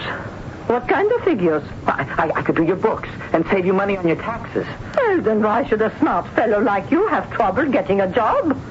Well, you see, Oh, you're a man with a past. Is that it? Yes. I look at your face. You're very shy, very quiet. Just the type of woman would make a fool of. Did your wife betray you? Take up with a lover? Did you kill her? Did you shoot them both? Is that why you were sent to prison? No, Frau Brunhilde. I was sent to jail because I forged a check. You forged a check? It was a very small check. Oh, that was foolish. As long as you are going to go to jail for it, couldn't you have made it a big one? About the job, Frau Brunhilde. Do you have the working papers? Working papers? What are working papers? Papers, naturally, that permit you to work. Oh, is this something new? Yeah, since last year. I've been away so long. There are so many things I have to catch up with. I would certainly say so. When was the last time you had a glass of champagne? Oh, I can't remember. Well, little one, try this. I'm not really little. Drink up. And now, little one, when was the last time you kissed a woman? Oh, I can't recall. Let me refresh your memory. Come over here. Frau Brunhilde, where does one get these working papers? At the mayor's office. Well, I'd better be on my way. You'll have to wait till tomorrow afternoon. Come here. Frau Brunhilde. We have the rest of the night and all of tomorrow morning. Frau Brunhilde. And so, gentlemen, on the question of the budget... listen. The parade. Excuse me. I wish to go into my private office so I can watch them through the window. The rest of you go about your affairs. Let me open the window. What a stirring sight. Yes, Mr. Mayor. What a splendid body of men. The very best, Your Excellency. True blue, red-blooded patriots. We may all sleep more soundly at night knowing that heroes like these guard the frontiers. How well Your Excellency puts it. Who are you? This is my private office. Be good enough to leave. Oh, no, please, Your Excellency. Or shall I call the guards and have you thrown out? It's about working papers. But what have I to do with working papers? The mayor's office issues all... Downstairs in the basement. Some clerk. They wouldn't give me any. Why not? I don't know. I even tried to bribe the fellow, but they... How dare you attempt to subvert, corrupt, an honest official of Her Majesty's government? How can he be honest, Your Excellency? First he took my money, and then he refused to do anything for me. We can't have any of that. We run an honorable administration. Yes, sir. When you buy one of my officials, he stays bought. Otherwise, you know what results. Chaos. Anarchy. Isn't that so? Oh, yes, Your Excellency. Why did he refuse to issue you working papers? He said my name was on a list. What sort of list? A list of men who are never to receive papers. There is no such list. Oh, but Your Excellency. I tell you, there is no such list. What's your name? Richard Mell. You are on it. But why? What have I done? You know what you did. You forged a check. I went to jail. I served my time. I paid my debt to society. Do you remember whose name you signed to that check? Whose name? You see what a thoroughly depraved criminal you are. You have forged so many checks, you can't even remember all of them. Oh, please, Your Excellency. I want to reform. The name you signed was Hugo Turai. Yes, Your Excellency. Now that you refresh my memory, it was Hugo Turai. Do you know who Herr Hugo Turai is? Yes, Your Honor. Hugo Turai is the wealthiest man in the province. That's why I thought to steal from him. After all, he's never missed the money. Herr Hugo Turai. Do you know who he is? He happens to be my father-in-law. I said I was sorry. Petition for working papers denied. Oh, come in. Oh, yes, Inspector. Your Excellency, it's the 1st of the month. All the special tax receipts have come in. Well, bring them up here and place them in my private safe. Yes, sir. And escort this wretch to the door. And if you ever see his face around here again, throw him into jail.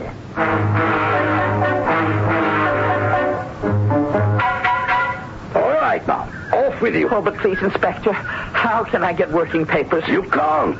You're on the list. But how can I get off the list? There's only one way. You have to die. Oh, but surely... And you're not a bad fellow. Maybe something might turn up. Where are you staying? You can reach me at Frau Brunhilde's. Temporarily. Frau Brunhilde's? Well. You can never tell. You just keep out of mischief now.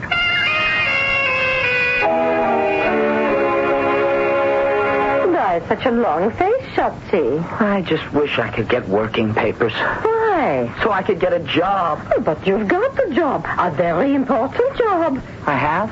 What? Your job is to keep me happy. Oh, please. Let us drink a little champagne. I want a job that will utilize all my skill and experience and ability. You've got it. Please. Oh, how frothy and bubbly. Well, bottoms up. And now, you silly boy, come over here. But I'm so tired. Now, you give your Brunhilde a nice big kiss.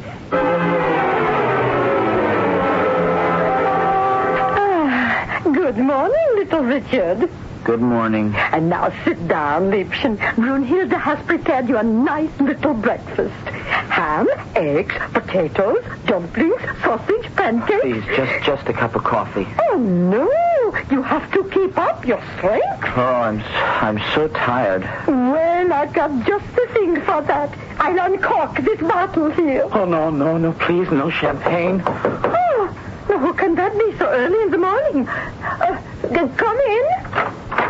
Oh, it's the inspector. Good day to all. What brings you here this morning, Inspector? I'm sure I paid my special tax this month. Oh, that's in perfect order, Frau Brunhilde. Oh, then what do you want with me? My dearest Frau Brunhilde, I have not come here to see you. You haven't? No. The object of my visit is your guest, Herr Richard Mell. Little Richard? What do you want with him? As a police inspector, what would I want with Herr Richard Mell? I am here to place him under arrest. Arrest? Why do you want to arrest me? Finish your breakfast. No, why am I being arrested? Why don't we all sit down, eat some pancakes, drink some coffee, and come to a decision? Come to a decision? What decision? Hasn't the inspector already arrived at one? Hasn't he come here to arrest our hero, little Richard? But what has Richard done? We've been with him since his release from jail. What law has he broken? The wheels of justice in this country grind quickly, but we'll catch up with them in Act 2 shortly. More about a luxury sedan that rewards its owner so handsomely. Contact your local Chicago BMW dealer and test drive a BMW 733i.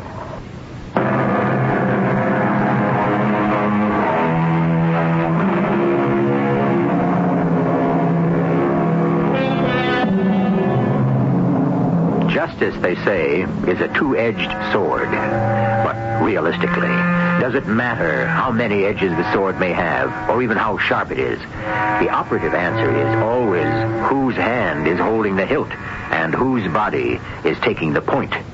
That very piercing point. But why? Why am I being arrested? On what charge? Forgery. Frau Brunhilde. Where did you buy such exquisite ham? Oh, please, Inspector. You must allow a lady her little secret. Forgery? What did I forge? Checks.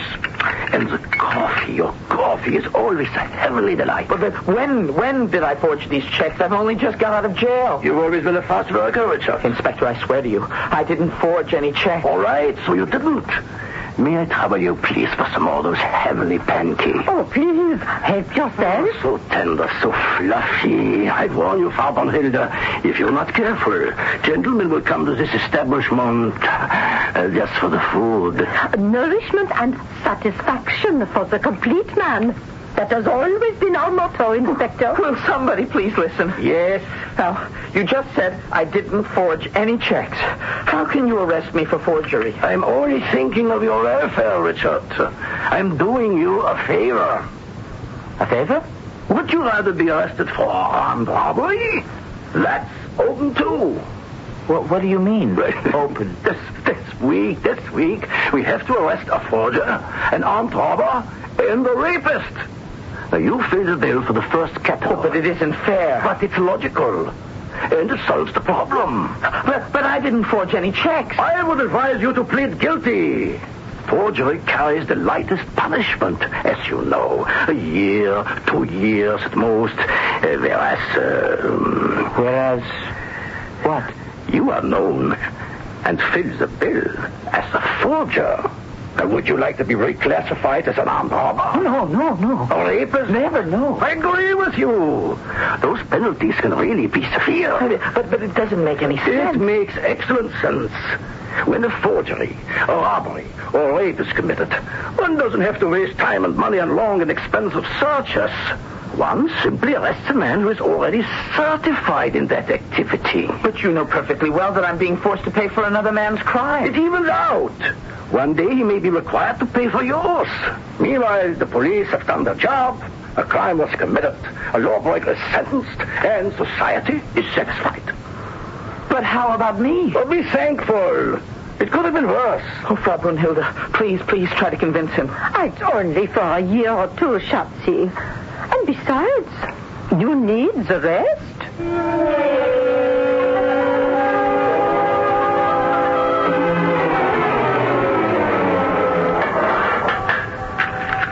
Welcome home. You see? Everything just as you left it. Hello, Otto. What did they give you? 16 months. With time off for good behavior, you should be out in a little more than a year. Yeah. Cheer up. What have I got to be cheerful about? Why don't you relax? It's nice and pleasant in here. There you are. 2 o'clock on the dot. We get our daily band concert. I was innocent, Otto. I tell you, innocent. It doesn't matter. You might just as well have been guilty. You paid the price anyhow, didn't you? But why, Otto? Why? Oh, isn't it clear by now? Oh, it's crazy. It's the only sensible thing the government's ever done. A crime is committed. The police have a reliable pool of culprits to draw from. I understand that. But what about people like me who sincerely, really, and truly want to reform, to rehabilitate ourselves, become useful members of our society? But you're a useful member of society now. How can you say that? Oh, here, look at this. Here, yesterday's newspaper. See? Right there on the bottom of the page. Oh, what does it say? Forger sentenced to prison. Richard Mell. Why, that's me. Well, of course. Pleaded guilty to forging checks in city court. A repeat offender. Mel was sentenced to a year and 4 months in jail. Oh, this is terrible. I just told you. It makes you a useful member of society. This does? This news item? Of course. Are you mad? Look, Richard, you see, your average, respectable citizen. Now, he reads this piece in the paper. Now, what does he say to himself? They caught the scoundrel and they put him away. Now, honest men can sleep soundly at night. Don't you see, Richard? Because of you, this man and millions like him will get a good night's rest. Now, how many other people in our society can give their fellow men such a wonderful and refreshing gift? You're mad. Everyone's mad but me. Well, Otto, 2 more days. 2 more days. What about it? 2 more days and I'll be free. Oh, that. Yeah. Yes. But didn't we have a conversation like this about a year ago? Yes, we did. Seems to me I can remember it word for word. Oh, no. This time it'll be different. This time very different. In what way, Richard? This time, I'm not coming back. Poor Richard. Oh, prison's all very well for you, Otto. You like to read, you like to philosophize. But I can't stand it. I need the sunlight. Oh, the sunlight streams in here during the bright daylight hour. But it's not the light of freedom. It's not the air of freedom. We can hear the music. But you can't see the band. You can't see the sunlight glinting on the brilliant brass trumpets and the sparkling red, black and gold uniforms of the soldiers. But I see it, Richard. I see it all in my imagination. Well, maybe you do. And maybe it's enough for you. But it's not enough for me. I can't live in my imagination. Why not? The imagination is the most glorious place in the world. But it isn't the real world. What's so wonderful about the real world? I don't know. It's cold, it's hard, it's cruel. It's never been good to me. But it's the only world there is. Is it? Well, it's the only world I can understand. Go out there, Richard. Go. And I'll expect you back in a couple of weeks. Your Excellency. Who's that? It's me, Your Honor. Who are you? Don't you remember me, Mr. Mayor? Why should I remember you? My name is Richard. Richard Mell. How did you get in here? Well, I sneak past the sentries. It isn't their fault, Your Honor. Don't blame them. It's just that I'm the kind of fellow hardly anybody notices. What do you want? Quickly, before I have you thrown out. Sir, it's about getting my working papers. Oh, yeah, I remember you now. Yes, sir. And I was wondering... Working papers, huh? But the fact is, you don't need working papers. I don't? Of course not. You are a criminal. Yeah, but, sir, I want to be an honest man. No, we can't take that chance. Your Honor? What kind of honest man would you make? You have no practice, no training. Whereas you are really an excellent criminal. We need people like you. You need people like me? What is the function of organized society? To protect the citizens against criminals. If there were no criminals, who would need government police forces? Who? Well, tell me that. No, but, sir... Petition denied.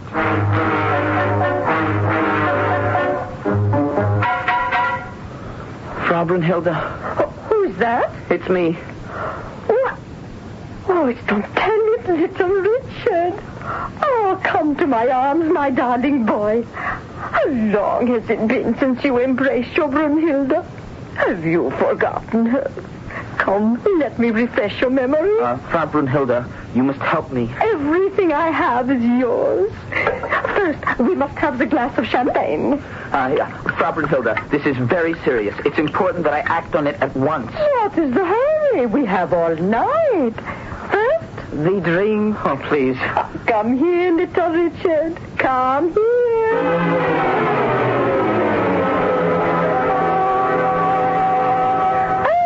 Good morning, little Richard. Good morning. See, your Brunhilde has prepared you a nice little breakfast. No, just coffee, please. Just coffee. Nonsense. You must keep up your strength. Yes? Oh, good morning, Inspector. Here we have a most happy little domestic scene. You remember little Richard? Do I remember little Richard? Inspector, won't you sit down and join us in the little petit déjeuner? No. Forgive me, there's no time. It's the first of the month. I must make my rounds. You understand? Of course. See Maxwell at the bar. He'll have the envelope for you, Inspector. Of course, you remember there's been a slight raise this month. Yeah, I remember. Well, Richard, good to see you again. You're not going to take him away soon, are you, Inspector? I hope not. Will you be staying here, Richard? Certainly. Let me know if you change your address. Why should he change his address? Why, indeed. Well, good day to you. Good day, Inspector.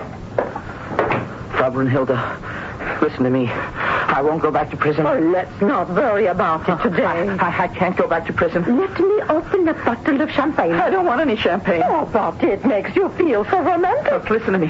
Listen, please. I'm not going back to prison. But, Schatzi, there's nothing you can do about that. Oh, yes, there is.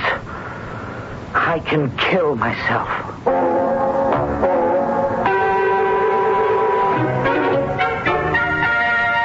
Yes, he can always do that. But that's such a final, binding, and irrevocable step to take. And is this really that kind of story? True, we have taken an extremely cynical view of the world. But have we followed little Richard for 2 acts just to lose him at the end? But yet, given the situation, there doesn't seem to be a way out. Unless we can come up with something in Act 3. This is WBBM Chicago.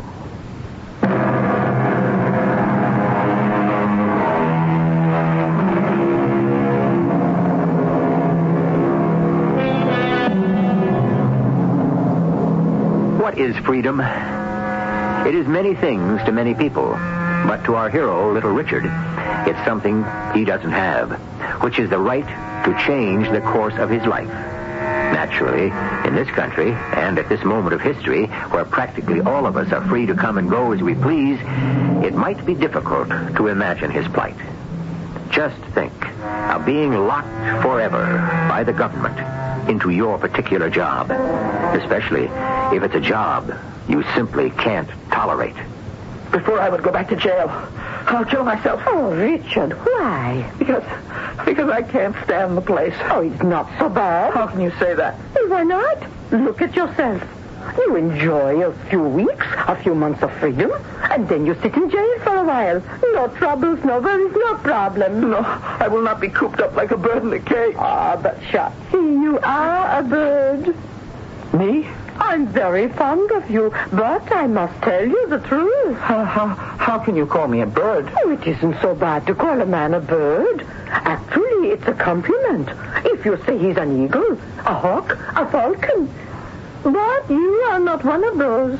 No? Well, what am I? Dear boy, you are a sparrow. A sparrow? Yes, a little gray sparrow that flutters about, that tries to lose itself somewhere in the scenery. No, that isn't true. Oh, but it really doesn't make any difference to me. Here, have a glass of champagne. No, not now. Why do you call me a sparrow? Look at yourself. How you carry on. How you weep and moan because you have to go back to jail. But I don't want to go back to jail. Well, then do something about it. I shall. I intend to kill myself. Is that the only thing you can think of? What else is there? Well, can't you think of anything? No. You see, that's your trouble. You give up too easily. Well, what's the use? I don't have any talent. Oh, I wouldn't say that. No, I mean talent that could get me out of this situation.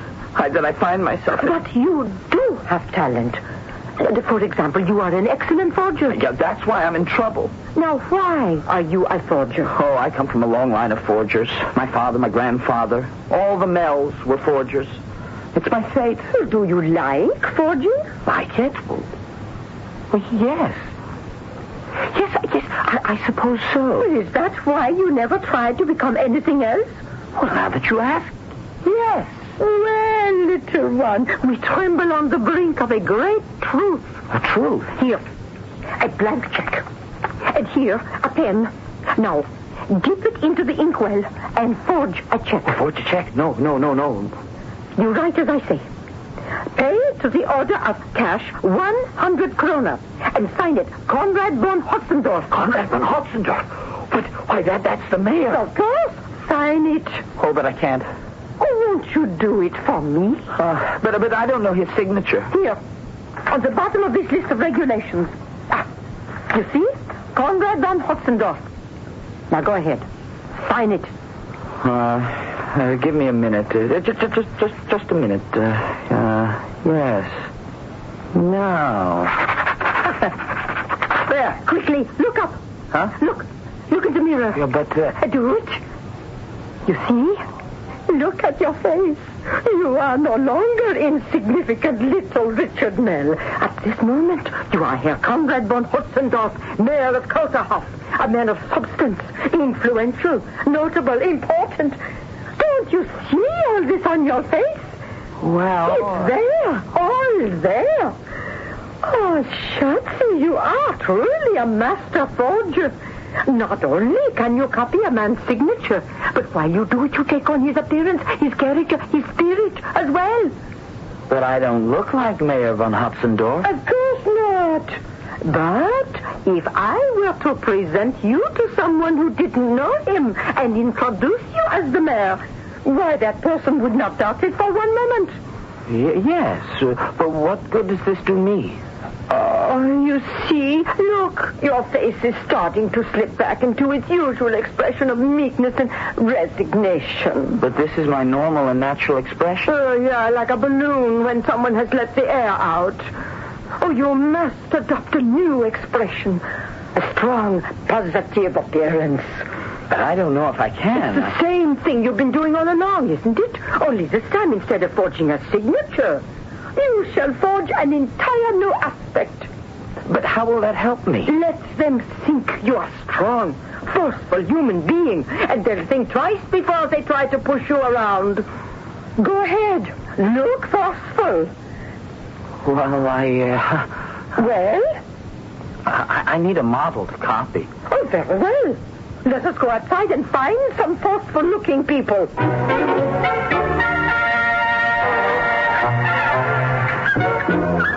Well, Shopsy, do you see anyone? Are you sure this will help? Oh, look. Look down there. The entrance to the barracks. See? The grenadiers are forming up for the parade.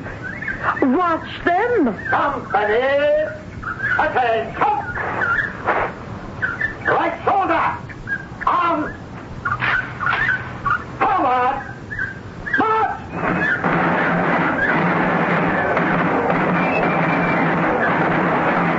You see? Look at them. They all look alike, don't they? Fierce-looking men with those bristling mustaches. Yeah, that's what I call a forceful group. Now you study them carefully, minutely. Yes, I see. Oh, if you could only look like that, little Richard. If you could only look like one of them. Could you? Oh, of course I could. Greetings, Frau Brunhilde. And yes, it's little Richard. A good day to you, Inspector. Watching the parade, I see. Sorry I cannot join you. I have important business. Good day. Yeah, he has important business. He's collecting the monthly bribes from all the business people in the city. You see that briefcase? It's so heavy, he can hardly carry it. Where do they keep that money, I wonder? In a safe in the mayor's office. Do you know how much money is in there? I could retire from business tomorrow. And you would never have to worry about anything for the rest of your life. Yes, I know. We could go to Vienna. Vienna. But it's a dream. A beautiful dream. Oh, Vienna, the city of dreams. But we could make that dream come true, little Richard. Oh, how? Little Richard no longer. There's a new Richard. A powerful, masterful, fear-inspiring Richard. In his bristling mustache and his brilliant uniform. Who would ever know him? What are you saying? In his uniform of Inspector General. Inspector General? Yes, my hero. We shall get you an Inspector General's uniform. Where? We shall forge one. Just as you would forge a check. Like a fool, I ask where. I should be asking why. So that you may forge an Inspector General. You mean put on an Inspector General's uniform? Yes. Oh, yeah, but why? Why am I going to do this thing? Because of the money. What money? The money in the mayor's safe. Oh. Oh. But both of them, the mayor, the inspector, they know my face. They'll recognize me. Never. They'll never even dream. Oh, yeah, but if they do, I'll go to jail. What have you got to lose?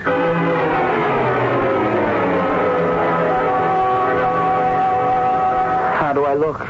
Terrible. Oh, you see, I told you it wouldn't work. Is this the Richard Mell, master forger? An Inspector General doesn't ask questions. He demands answers. No. Again.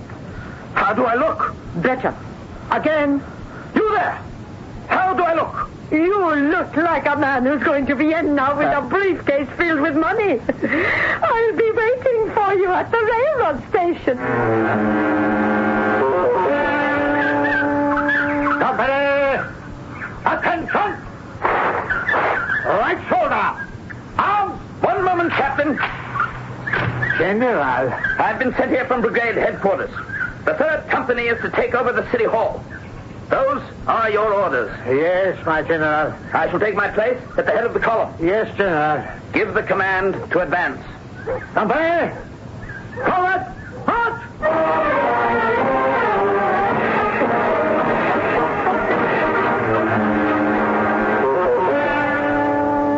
Open the door, Captain. It's locked, General. Kick it open. Yes, sir. Draw your revolver and follow me.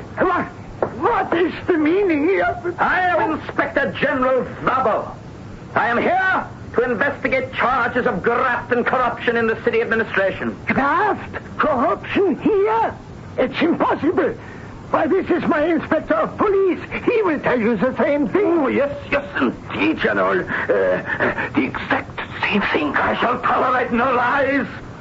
I am vested with extraordinary powers. Do you understand? Oh, yes, General. I could have you both shot. Oh, please, sir. I might just do it on general principles. I've never seen a pair of more thoroughgoing scoundrels in my life. Please, General, I have a wife. I have children. If the General will inspect the books and the accounts, he will find them all in perfect order. And what about the contents of your private safe? My private safe? I don't have a private safe. In the wall, behind the portrait of Her Majesty. Oh, you depraved, debased scoundrels. You used the picture of Her Sainted Majesty, our Virgin Queen, to camouflage your hellish deeds. Open it at once. Yes, sir. And look at this. Thousands and thousands of kroner. A queen's ransom. General, please, you and your captain, you can make your fortune here.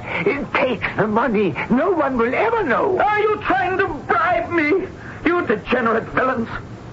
Captain, if either of them says one more word, shoot. Now, you, take that valise and fill it. All the money. Move. Yes, General. Yes, sir. Captain, I appoint you military commander of Kosovo. Yes, sir. The place is under martial law until further notice. Understood? Understood, General. And throw these two into prison. And keep them there pending further instructions. If they give you any trouble, hang them. Oh, please, General. I must be getting back to brigade headquarters and turn this money over to the judge advocate's office. You, too, will regret the day you were born. Captain, commandeer a carriage to take me to the railway station. At once, General. And you, Mr. Mayor, give my regards to your father-in-law, Mr. Hugo Terai. Yes, General, I will. Hey, this jail is getting classy. Will you just look at the swells? Shut up. What are we going to do now? Maybe my father-in-law can pull some strings. For you? What will he do it for me? It is every man for himself. Wait. How did he know about my father-in-law, Hugo Terai? Well, what? There's something about that general, now that I think of it. The way he said, Hugo Turai, it reminded me of... No, it's impossible. Does he remind you of anyone? Wait. No. It's impossible. Why is it impossible? It couldn't be. Yeah, but it is. Richard Mel. Guard! Get the captain! Captain! Quickly! What's all this noise? There isn't a moment to lose. That was no Inspector General. That was a conference operator. Send word to the train station. Stop him. The general said to put you in prison. He should have said to put you in a lunatic asylum. And that is what I'm going to do. I'll see to it that you get ice baths, and I'll tie you up in straitjackets and lock you up in padded cells. Just let me hear one more word out of you.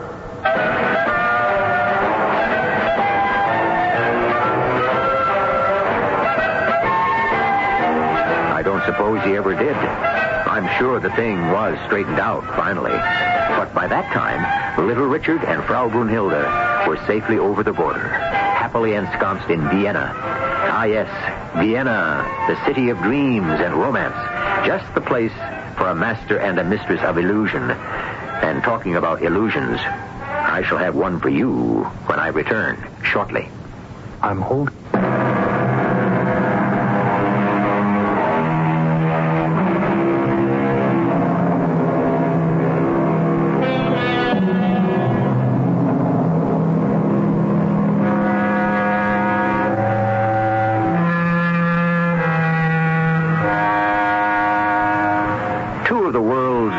Philosophers, Plato and Pythagoras, agreed on a fundamental precept which states, be what you would like other people to think you are. Of course, they did not intend this to be a justification for confidence operators or singers and scammers.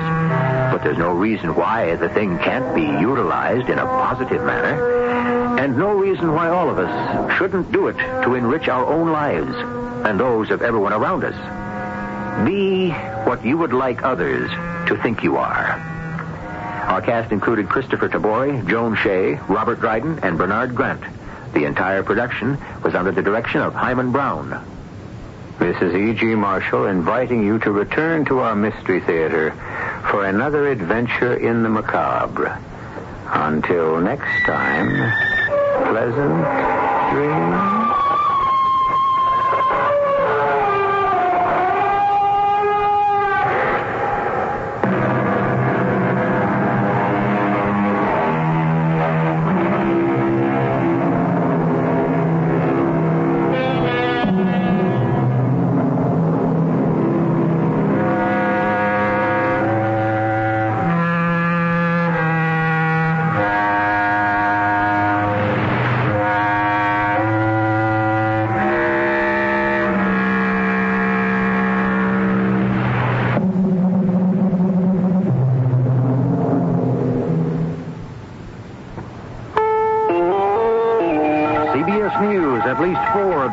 Survivors from the flight deck wreck aboard the carrier Nimitz may be transferred to a special Army burn center in Texas.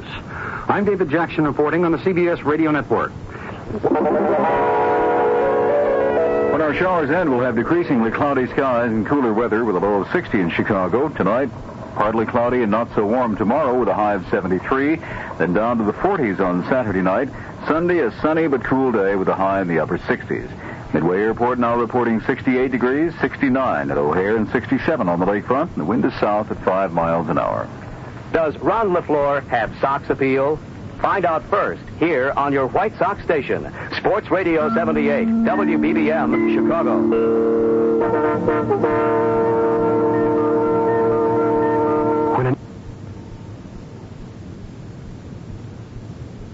There must have been some hell of a fight in that kitchen, and I'm not waiting for the winner to come back. This is E.G. Marshall inviting you to return to our Mystery Theater for another adventure in the macabre. Until next time. pleasant dreams.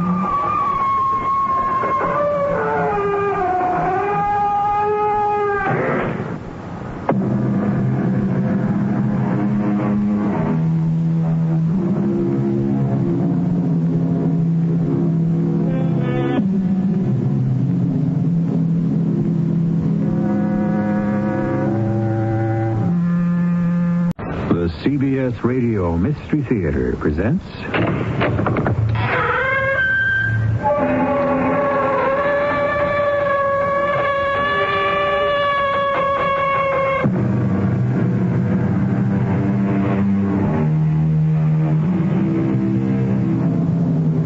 Come in.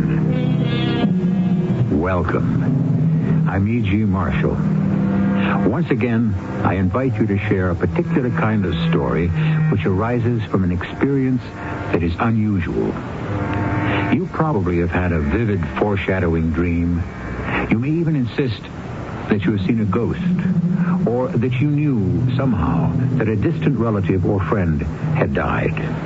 No matter what anyone may say, such experiences are as real as they are puzzling. They're impossible to prove scientifically because the mind is infinitely complex. Consider, for instance, the problem that Dr. Louis Roby, a psychologist with offices in New York's East Side, is talking over with his associate, Dr. Raymond Taylor. You heard the tape, Ray. Who is this, Mrs. Banning? I really don't know. You asked me to see her. Well, she was frantic. And now, this request. Why hypnosis? Because only in the state of induced sleep could she relive what happened generations ago. It's a horrible story, Louis. I don't doubt that it's true. What happened arose from some hereditary trait, some mutation of a gene. And the tiger surfaced.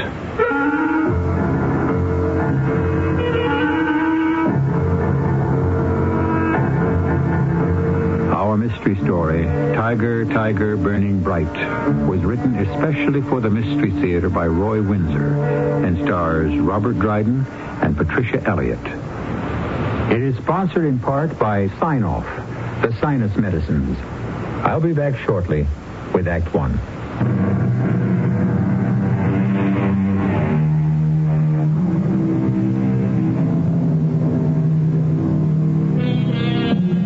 Such words as déjà vu, in which you experience something you seem to have experienced before, or inspiration, a word that means many things, a state of intense intellectual or emotional stimulation, or in theology, a supernatural influence that makes it possible for man to receive and to pass along some divine truth, all quite vague, and all challenges to psychologists who study mental processes.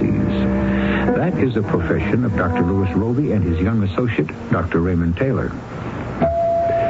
Oh, you expecting another patient? No, I was about to go home. I'll see who it is. Thanks. If it's about an appointment... Yeah, I understand. Dr. Roby? Are you Dr. Roby? I must see you. No, I'm Dr. Taylor. I must see Dr. Roby. Well, I'm afraid that... Please, Oh, here. Sit down. I'll bring you a cup of water. No, I'm sorry. It's foolish of me. I won't faint, but it's churning around in me. You must think I'm crazy. Maybe I am. Dr. Roby, I must see him. You're not a patient of his? No. I've only heard of him. And you are? Banning. Mrs. Clarence Banning. Please, take me to Dr. Roby, or I don't know what will happen to me.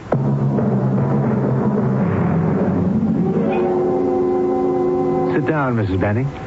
I'm all right. Forgive me for breaking in on you so late in the day, Dr. Roby. You're ready to go home, and here I am. I apologize. I'm as nervous as I'm so distraught I hardly know who I am. Nervous as a what, Mrs. Banning? Does that unspoken word upset you? I don't know why it should. Yes, it does. Can you tell me what's bothering you? If I could. I wouldn't have come to you for help. But we have to begin somewhere. Now, you're Mrs. Clarence Benning, and you live where? I would rather not say. I don't want my husband to know about this visit. You wouldn't learn about it from me. Your visit is a confidential matter. This has nothing to do with him. He's a fine man. Until recently, we've never had a strong disagreement. Ah, but recently you did disagree? No, we didn't. None of that is important, Doctor. I don't have the usual case history for you. I say this knowing how foolish it might sound, but there is a demon churning around inside me. And you don't know what it is. Why do you think I'd be able to help you, Mrs. Benning?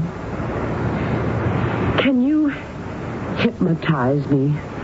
Oh, that's an extreme measure. Can you? Are you qualified? Yes, to both questions, but why do you... No, let me put it this way. What has led you to resort to the idea of hypnosis? Because I feel that there is something buried inside me that only hypnosis can release. The other doctors have... Well, they've diagrammed my life from childhood, but this thing that churns inside me is something that is deeply buried. It has nothing, I know, nothing to do in my own personal background. You're implying that it's something more remote? It must be. Isn't that possible, Doctor? Yes, it may be. Excuse me for 1 minute, Mrs. Banning. If I can hypnotize you, Mrs. Banning, I'll record my questions and your responses on tape because... Ray, would you mind very much staying on a while longer? Mrs. Banning has requested hypnotic treatment. I may want to confer with you briefly after the session. Thank you. All right, Mrs. Banning. You will hypnotize me, Doctor. I'll try to. Why don't you sit in a more comfortable chair, the leather armchair over there? All right. Will you be able to put me under? I don't know, but I'll soon find out. Mrs. Banning? Oh, you're not Mrs. Banning? You say your name is Armstrong, Charlotte Armstrong. Charlotte. Bruce almost always called me Charlie. Only when he spoke severely, and that was seldom, did he say Charlotte. Was Bruce your husband? Oh, yes. Lieutenant Bruce Armstrong. An army man? Yes. A career officer with the Royal Engineers. We were stationed at a small outpost near the Trista River, a tributary of the Ganges. Where in India would that be, Mrs. Armstrong? In Bengal. And you and your husband lived there in that outpost? With our little girl. Oh? Born in India? No. No, I returned to my parents in Canterbury for the birth of Clarissa. And then you and the little girl returned to India? Yes. We were in Calcutta for a time, and I rather enjoyed it. Then Bruce's unit was ordered north into Bengal, and I insisted on joining him there. And Clarissa? She went with me, of course. She insisted. Clarissa was no longer a baby. No, heavens no. She was 8 years old and devoted to her father. What year was that, Mrs. Armstrong? The year we went out was 1870. And Victoria was queen.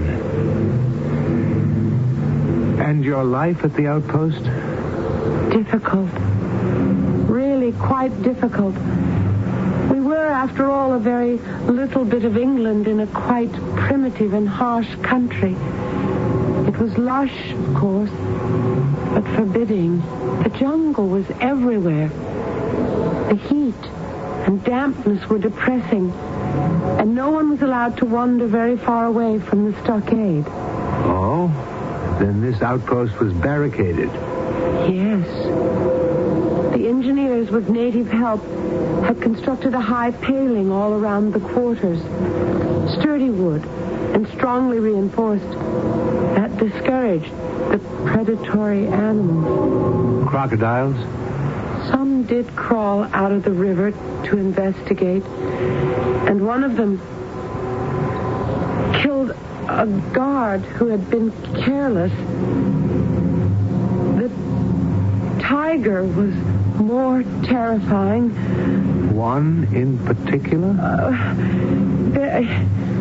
They were around, you see. One in particular was, but no, I'd rather not go into that. What about that particular tiger, Mrs. Armstrong? Please. Was this tiger a killer? Have mercy. Bruce, where are you? You saw this tiger, Mrs. Armstrong? It was before tea. It's so very warm, Clarissa said. Can't we take a short ride in the buggy, Mother? I said, let's. It might cool us off. So the little pony was hitched up, and Clarissa and Go on. We had barely got out of the gate to the outpost when... Think hard, Mrs. Armstrong. I can't go on. You are outside the gate to the outpost. You're in the buggy drawn by the pony. And then... Oh, good Lord! Clarissa, run! Oh, Clarissa!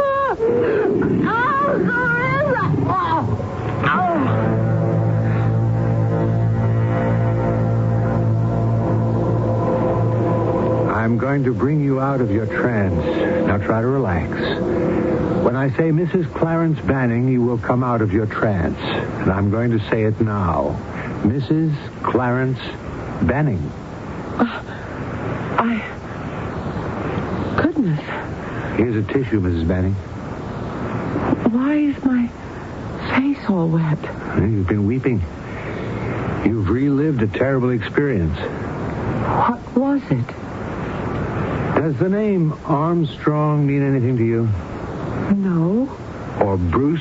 Or Clarissa? No. But I like the names. Who are they? Your husband and 8-year-old daughter.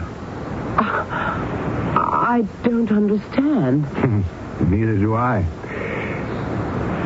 Can you tell me something about your family, your mother and father? Are they mixed up in this? Tell me about them. Well, they were my parents. That's about all I can tell you. We were never very close. When they were divorced, my mother went her way and I went mine. You parted? No. I continued to live with my mother, and then I went to college. My mother remarried. I met the man, and I disliked him. An unctuous type. After college, I came to New York and supported myself until I married Clarence. And your grandmother? I only saw her a few times. She lived in Baraboo, Wisconsin. Her name? Mrs. Paul. Her first name was Laurel. What is this about, Doctor? And her mother? I have no idea. Oh, no family albums, no stories about the past? Not that I know of. What are you driving at? I want to see you again, Mrs. Banning. Why are you being so mysterious? What did I say under hypnosis? What made me cry? When we're finished, I'll tell you everything. For now, I want to think over what I heard.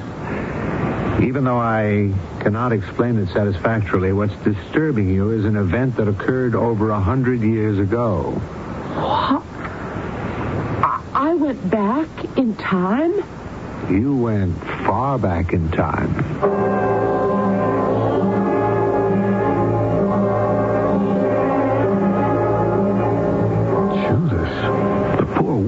It's remarkable, Ray. The incident itself, it could have been out of a story by Kipling, and even stranger, this Mrs. Banning having the incident buried in her after over 100 years. Bridie Murphy kind of thing. She said something very significant on that tape, Louis. She said she was nervous as a Then she stopped. She couldn't say cat. Yeah, I caught that, too. That's why I agreed to hypnotize her. When she stuck on that word, I suspected, well, several things. But not what she revealed. I can't get over the horror of it. A young mother and child attacked by a tiger. I wonder if the child escaped. There's some kind of link to Mrs. Armstrong. Or to her husband. He was a young man. He may have remarried. Yeah, that's true. But I think Mrs. Banning's related to Mrs. Armstrong's side of the family. I'll try to find that out tomorrow. I wonder what precipitated the emergence of that 100-year-old skeleton. Even she won't know. A remark, a photograph in a magazine, the sound of horses' hooves. No, that we'll never know. But I will, I hope, find out what happened to 8-year-old Clarissa. There have been many instances of this kind of recall. For some reason, a man or woman under hypnosis travels backward in time and repeats in detail a conversation heard in an old English inn in the 18th century and can describe its interior down to details that astonish experts. This is not fakery. When conscious, they don't know the things they describe. More about this fascinating subject when I return with Act 2.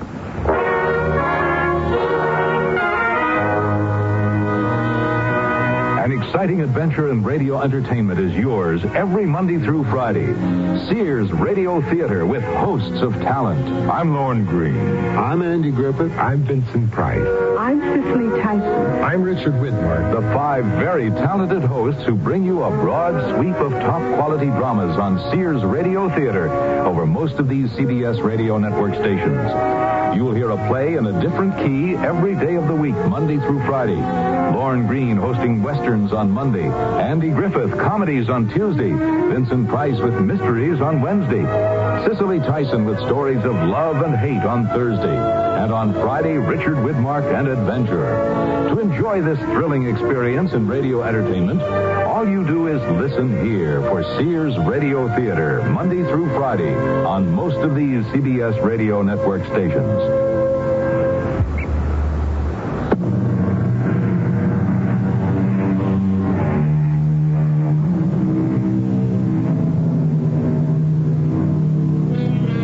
A reputable medical dictionary explains recall as the act of bringing back to mind that which has been previously experienced. But what if something is recalled that you have not experienced? What if, for instance, you could see vividly before you the murder of Julius Caesar? How do you explain that? And the person seeing the murder in retrospect speaks in the Latin of 44 B.C. It is that kind of subject we continue to examine in Act 2. Late the same day, Mrs. Banning has just returned home. Clarence? I'm in the living room, dear. I'm sorry I'm late, darling. Such a busy day. I'll sit down for a minute before I plunge into the kitchen. Well, we're going out for dinner, all right? Perfect. But what's the occasion? Your busy day. Oh? Did you like him? What?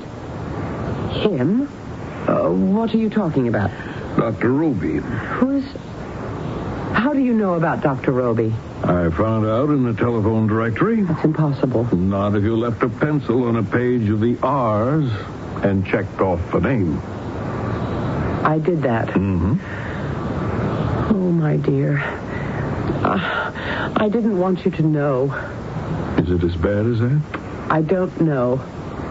You liked Roby? Very much. I asked him to hypnotize me. Good heavens. Under hypnosis, I wept a lot. Look at me, I'm still all puffy. Well? I can't tell you anything, Clarence, because I don't remember. Didn't he tell you what you said? No. He has it all on the tape. And he wouldn't discuss it, huh? He said later. Maybe. Well, he's reputable. I checked on him. Are you seeing him again? Late tomorrow. More hypnosis? I think so. When he brought me out of it, I my face was covered with tears. You must have revealed something distressing. I suppose so. And you can't remember anything about it? Nothing. Nothing at all.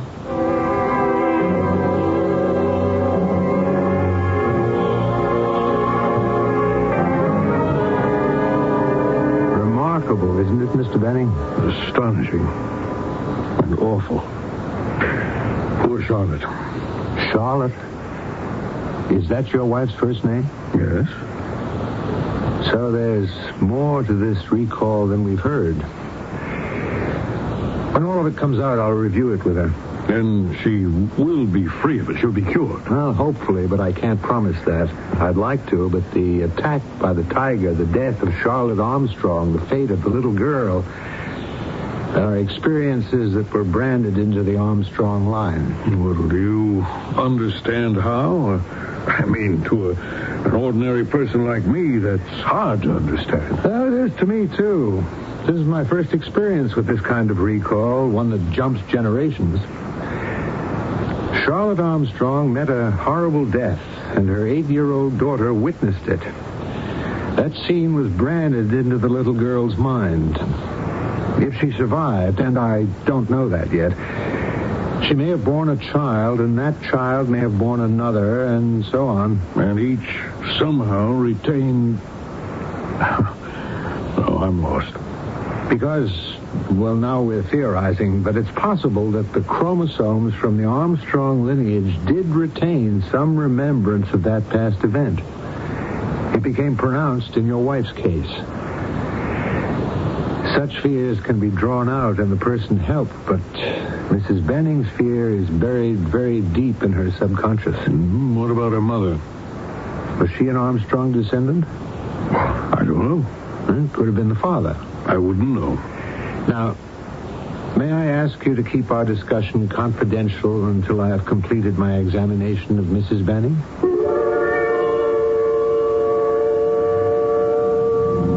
What is your name? Charlotte Armstrong. My married name. I'm wife to Lieutenant Bruce Armstrong, and we have a darling little girl named Clarissa. Clarissa. What an interesting name, isn't it? I watched her grow into a fine young woman. Well, how could you have done that, Mrs. Armstrong? I don't see why not. You were riding in a 2-wheeled buggy. Oh, no. No. Wasn't there an accident? It sprang at the pony. The tiger. The Bengal tiger sprang. I can't believe it. It was horrible. Horrible. The dear little pony. With one sweep of his paw, the tiger killed him. And Clarissa? Run, Clarissa. Run. Bruce, my God.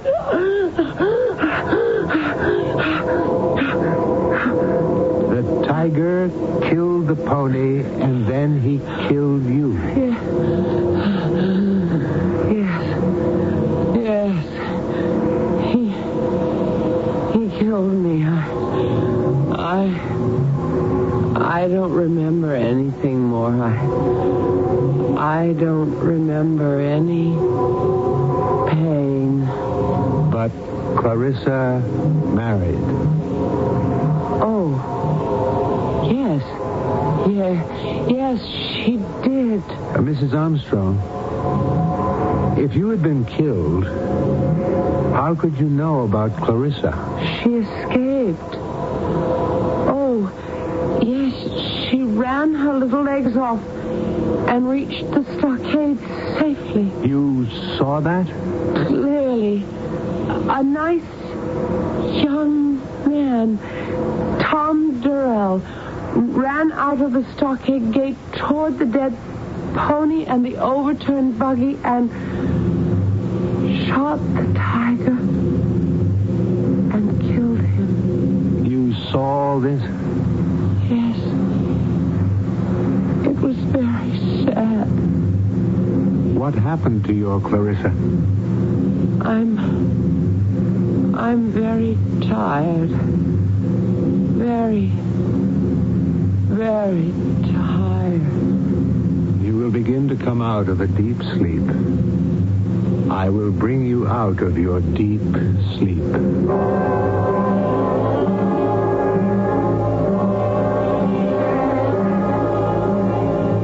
Has she left? No. She's lying down in my office asleep. She's exhausted. Did you listen to the tape? Yeah, I just turned off the machine. Sit down, Louis. Oh, for a minute. I'm exhausted, too. It's not reincarnation. No. She's not an instance of a soul returning to a new body. What next? I'll talk with her and send her home. Then I'll ask her and her husband to come in for a visit. What about her problem, that churning sensation she has? Well, once she knows what's caused it, it may disappear. I hope so. Are they children? No.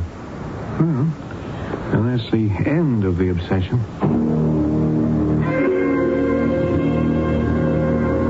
Well, Dr. Roby? Rested? Oh, best nap I've had in months. That's good. In reply to your question, I can say that another consultation won't be necessary. Oh? And your conclusions?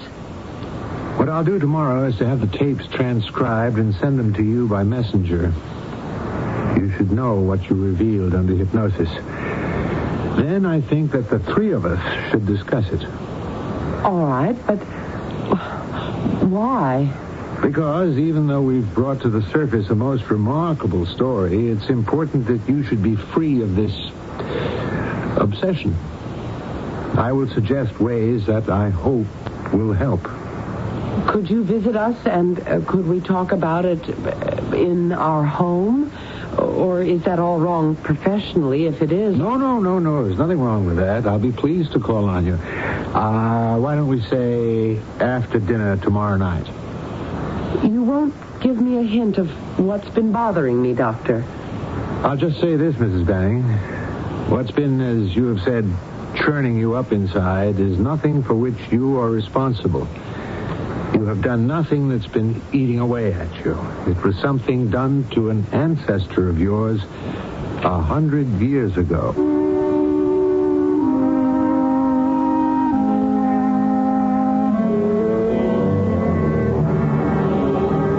It's positively weird, Doctor. Have both of you read the transcripts? Yes.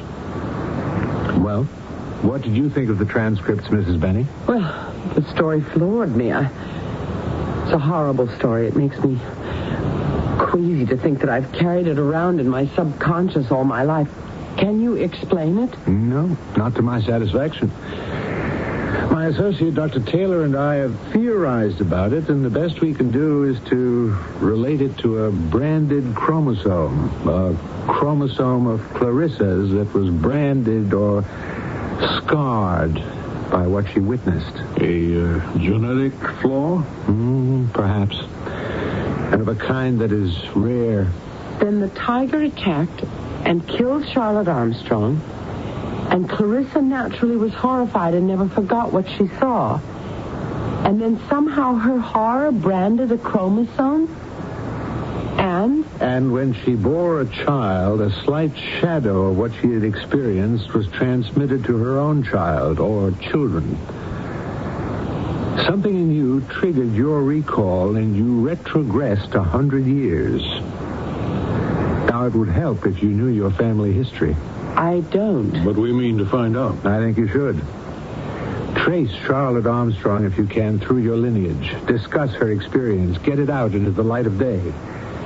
If you persist, it's my hope that it will cease to horrify you and become just a conscious memory. You can handle that. Yes, I can do that. Good. It's what's hidden that's dangerous. What's secreted. It festers and is debilitating.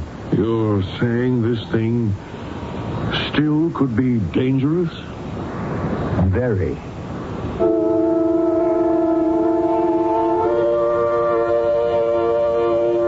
Going back in time, sometimes hundreds of years, is not unique, but it is unusual. Cases have been documented without being explained. Perhaps it's a form of reincarnation, the recapture of a life lived before. As a poet said, the caverns of the mind are obscure, and that is still true. Our bodies and minds are the product of inheritance, shaped by environment. The past echoes in us. More when I return with Act 3.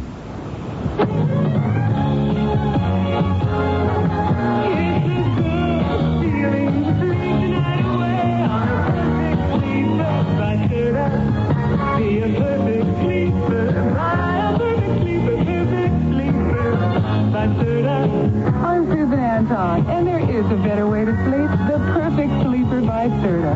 Every perfect sleeper, from the Signature One to the Avanti with Pillow Soft Top, gives you firmness that feels good. Firm, deep support for your back and luxurious comfort on top for you. See your Serta dealer soon. It's a good feeling to sleep the night away on a perfect sleeper by Serta. Be a perfect sleeper by a perfect sleeper, perfect sleeper by Serta. It's a good feeling to sleep the night away on a perfect sleeper by Serta. Be a perfect sleeper by a perfect sleeper, perfect sleeper by Serta.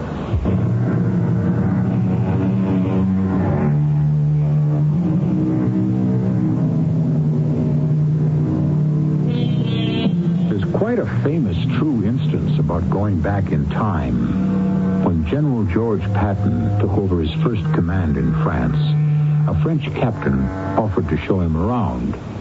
Not necessary, said Patton. I've been here before. To prove it, he led the way to what was an old Roman amphitheater. Then to the drill grounds and to the former temples of Mars and Apollo. Patton, who believed in reincarnation, told the captain that he had been a Roman soldier in a previous life. That's one story, and there are others.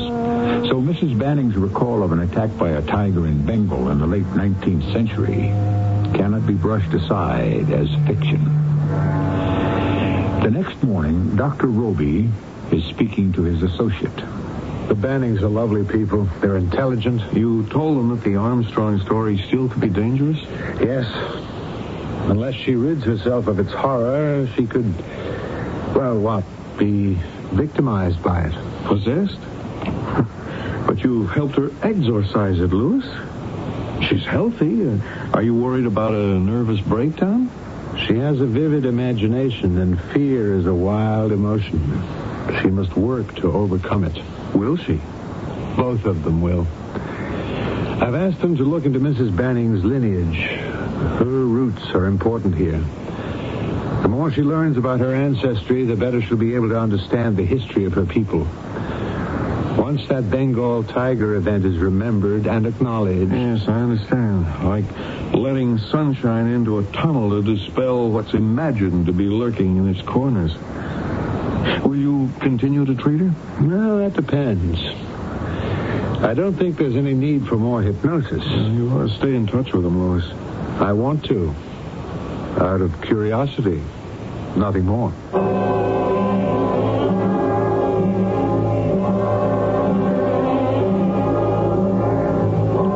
Clarence, won't you be late at your office? It's almost... Yes, I know. I'm not going to the office. I'm taking a few days off. Honey, we're going to get to the bottom of this tiger business. Oh. And the logical place to start, the only place, is with your family. But I have no family. You know that. Well, there's your father, Charlotte, and stepfather. He wouldn't know anything. My stepfather, I mean. And I haven't seen my real father in, it must be 25 years. Where does he live? I don't know. Well, where did he live? Harrisburg, Pennsylvania, I think, but I'm not sure. I don't want to see him, Clarence.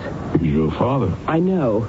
He is my father, but he never was a father to me. Loveless man. After I went to college, I never saw him again. My mother divorced him, as you know. A domineering woman. They had bitter quarrels. A lovely childhood. I've tried hard to forget it. Well, if you won't see him, I must. Clarence, please, let's forget it. No. Really, I feel quite fine now. Dr. Roby dragged the past out of me, and I am fine, really. Good. But I intend to follow the doctor's orders. Now, he's anxious to link you up with Charlotte Armstrong. And so am I. But why? To clear away the last shred of mystery about what you recalled. Get the whole thing out in the open. Your father's name, if he's still living, you know that? No. Well, if he is, he must be in his 70s. Well, anyway, his full name? Wingate. Ronald James Wingate. Harrisburg, Pennsylvania. All right, I'll try to trace him. And then we'll pay him a visit.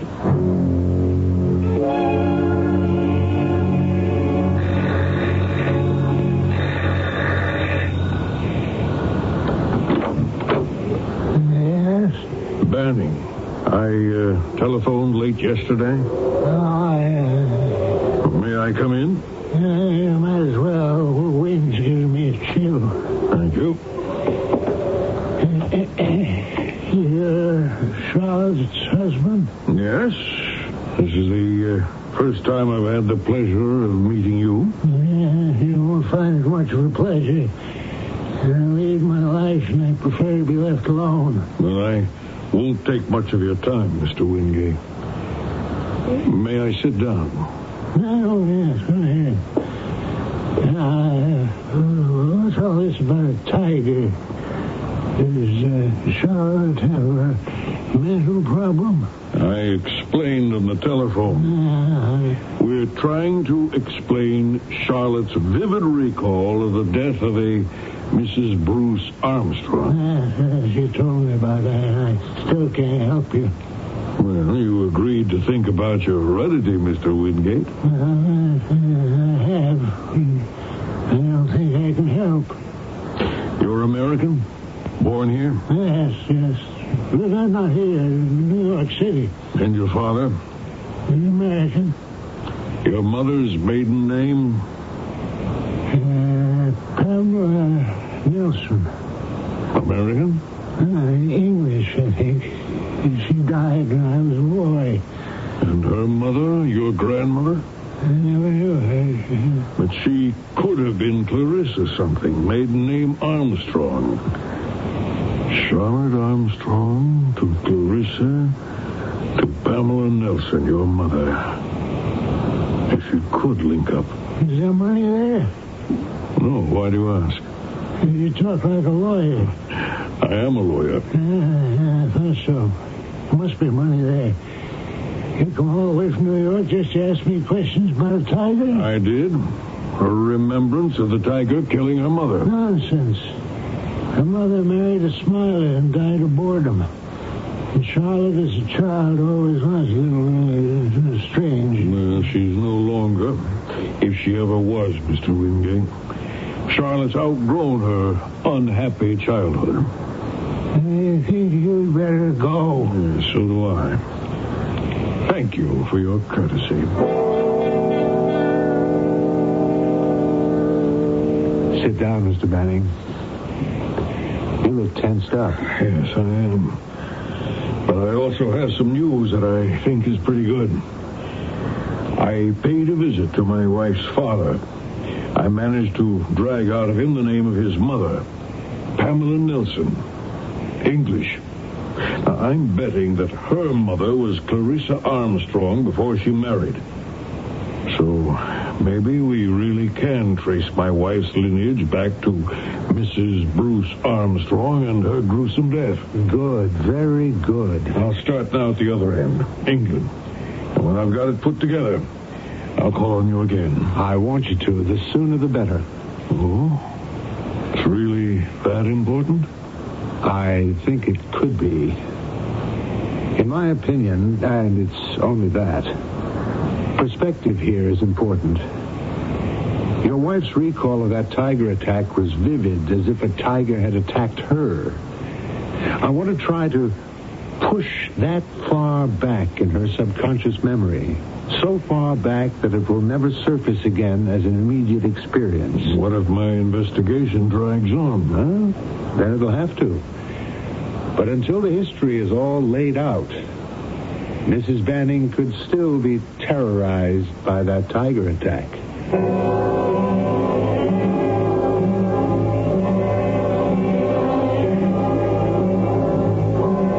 What did Dr. Roby have to say? Oh, not much, really. He's pleased about my detective work. You've been gone a very long time. Well, I stopped by my office and got busy about the English end of the thing. What time? Well, it is late. Almost noon. Well, how about a walk along Fifth Avenue? It's a lovely day. I'd love that. We'll stroll for an hour and then have some lunch. Oh, that sounds very pleasant. I need some fresh air. Are you all right, darling? Yes. No tiger tantrums? No, not this morning. No, I'm over that, Clarence. Good. Let's hope so. Doesn't the doctor think so? Oh, yes. It's not in your tone of voice, Clarence. So I'm still not free of that thing. Well, almost, my dear. Once we get it in perspective, that was Ruby's word, it will be exorcised. And we shall. I'll hear from England within a week. And until then? Well, we enjoy life, think bright thoughts, take a stroll down Fifth Avenue. You are a sweetheart, Clarence. Yes, come to think of it, I think I am.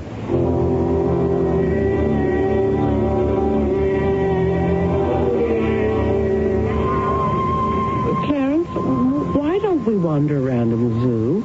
Well, all right. And we could buy some peanuts and feed the elephants. Fine. You never said much about your visit with my father, Clarence. Well, it didn't amount to much, my dear. Was he cordial? No. But that was unimportant. He's a strange man. Look. Some of the big animals are in their outdoor cages. Yes. Look at that fella. Can you look at him, or shall we turn away? No. Huge, isn't he? Magnificent. A Bengal tiger. That's right.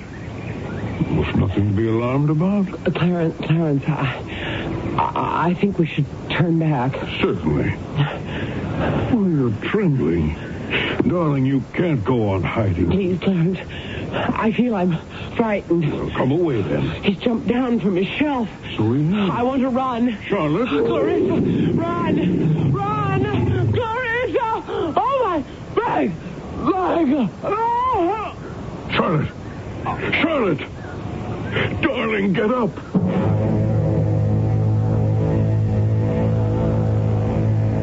She's dead? Dead. Oh, no.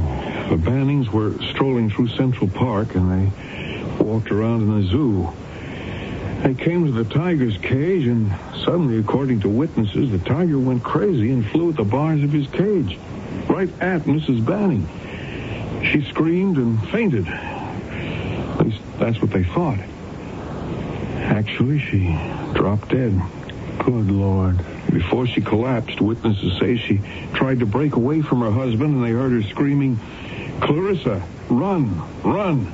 Horrible. And she collapsed. Must have been some kind of, affinity between the tiger and Mrs. Banning. Oh, that's far-fetched, Ray. Yeah, maybe. But animals do sense when a person's afraid of them. I caused her death. Well, that's foolish. Through hypnosis, I brought that killer tiger to the surface of her mind. Well, of course, and a good thing, too. But because I did, Mrs. Banning was conscious of it. It had come to the forefront of her mind. When she saw the tiger in the cage, that was the catalyst. That tiger became the Bengal killer tiger. The collision of the ideas horrified her. That's why she became Mrs. Armstrong for that moment. Now I'll see who it is, okay? Mr. Banning? Dr. Roby? Come in. I don't know what to say. Dr. Taylor just told me what happened. I'm inexpressibly sorry. I feel my responsibility deeply. I thought you might. But you were not responsible, Doctor. I've been walking around and thinking for hours. I'd like to blame someone. But I can't. It was fated. Even the cure. Hypnosis and exorcism to get rid of an obsession. It was just fated that the cure was discovered too late. My wife was doomed over 100 years ago.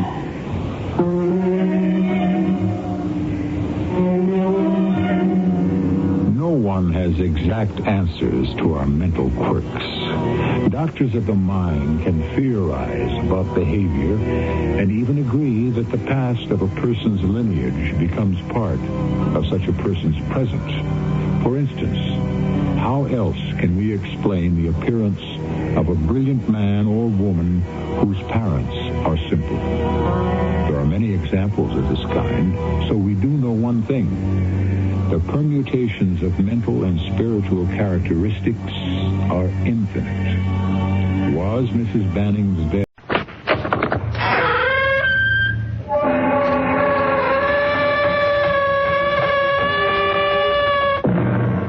Come in. Welcome. Welcome to Mystery Theater. I am Hyman Brown, inviting you to join my class in mental calisthenics, where we exercise the most mysterious muscle in the human body, the imagination. Enough, said the poet, is as good as a feast. But what is enough? Mr. Webster tells us it means sufficient. But what does sufficient mean? That's right. It means enough. So we go round and round, and because it's so hard to agree on what constitutes enough of anything, we find that we have more than enough of murder. How did you kill those men? Magic. Magic. Okay, I can wait for you to tell the truth. I wrote them each a letter. And the letters killed them. They read the letters, and it killed them dead. That's impossible. Why do you say it's impossible? Because words on paper alone can't kill anybody. That isn't so, Sergeant. Didn't you ever hear the saying, the pen is mightier than the sword?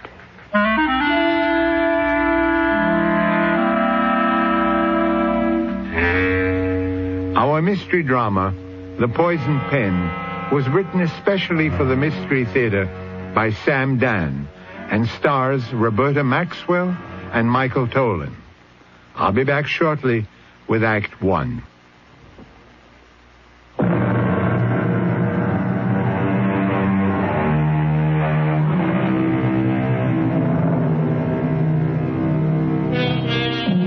Every year, New York City is inundated by a bright wave of eager, anxious would-be stars.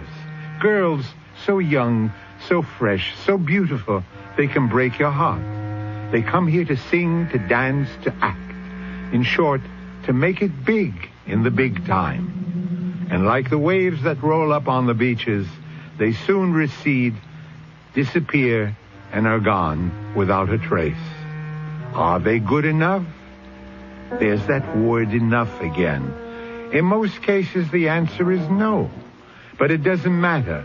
So great a multitude clamor for a place in the spotlight, and yet there's only room for so tiny a handful. Let us concern ourselves with a theatrical agent named Barney Hogarth. What's that, Fred? You didn't get your check. It's impossible. I put it in the mail last night. Don't yell at me. Your argument's with the U.S. government. Freddie, pal, I swear to you, it's in the mail and it ain't gonna bounce. Hey, Proudfoot, come in here. You sent for me, Mr. Hogarth? How many times do I have to tell you? When Fred Sinclair calls, I'm out. Now, please, Mr. Hogarth, you're shouting at me again, and it makes me so nervous. I really become ill. Is there any mail? I can't do my work. Did the mail come? Mail? Oh, well, now, let me get my thoughts together. What's that in your hand? And, this. Yes, it's the mail. That one letter? It must be some actor looking for work. What do they want from me, these people? Go on, read it. Well, what are you standing for like a dummy? Now, I can only do one thing at a time, Mr. Hogarth. I came in here to ask you something. Yeah? Well, I haven't been paid in a month. We'll talk about it after lunch. Mr. Hogarth, you give me a hard time and we won't talk about it at all. Read me the letter, huh? Yes, sir. Don't these actresses know letters don't mean a thing? No, dear Mr. Hogarth, 6 months ago, a young lady approached a gentleman on the street. She was starving. She was desperate. She needed money for her lodging. She said to the gentleman, sir, I will do anything for $50. What is this, a gag? But this gentleman looked at her with deep compassion, and he said, poor child, take the money and bless you. It's a crazy world. I, that girl, have come into a considerable inheritance. I'm wealthy. I wish to prove the biblical adage, cast your bread upon the waters. I wish to reward your generosity 1,000-fold.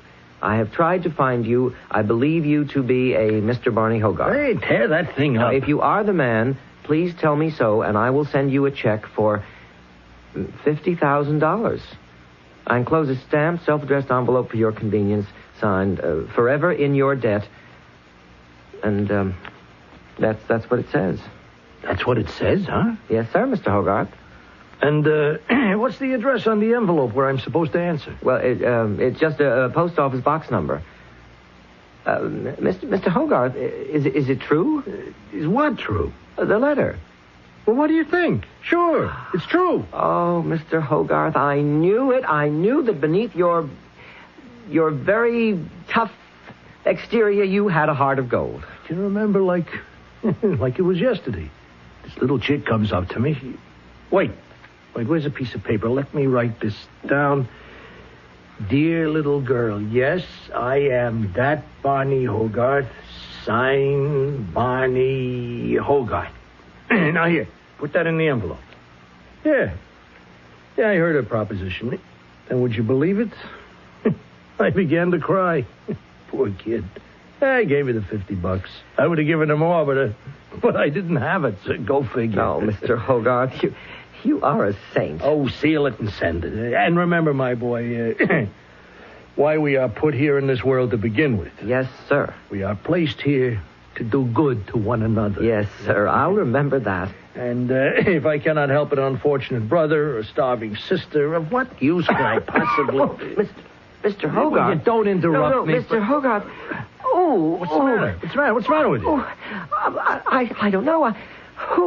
What? I can't breathe. It's hot in here. What's the matter? The room. What, are you sick or something? I'm so dizzy. The room is dancing. I can't breathe. Mr. Hogarth, help me. Proudfoot. Oh. Proudfoot. Come on, kid. Proudfoot.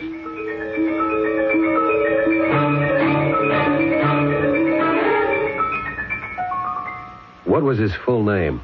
Sebastian Proudfoot. What did he do here? He ran the office for me. He's something the matter, Sergeant. Where was he from? I don't know. Somewhere in Texas, maybe. Did he have any enemies? Maybe Oklahoma, one of them places out west. Enemies? How should I know? He worked for you for 3 years. You ought to know something. What do you know about young kids today, especially in this business? They're all crazy. Who can keep track of what they do? You can't tell me anything about his private life? Listen, what is all this? I thought he died of a heart attack. He did. Then what are the cops buzzing around for? The heart attack was brought on by a poison. He was murdered. You're kidding. I mean, who'd want to murder him? Had he been acting strangely? Well, who knows what would be strange for him? He died in your office. Like that? out of a clear blue sky for no reason. Okay, that's all for now. He was a very nice boy. Why should anybody want to kill him?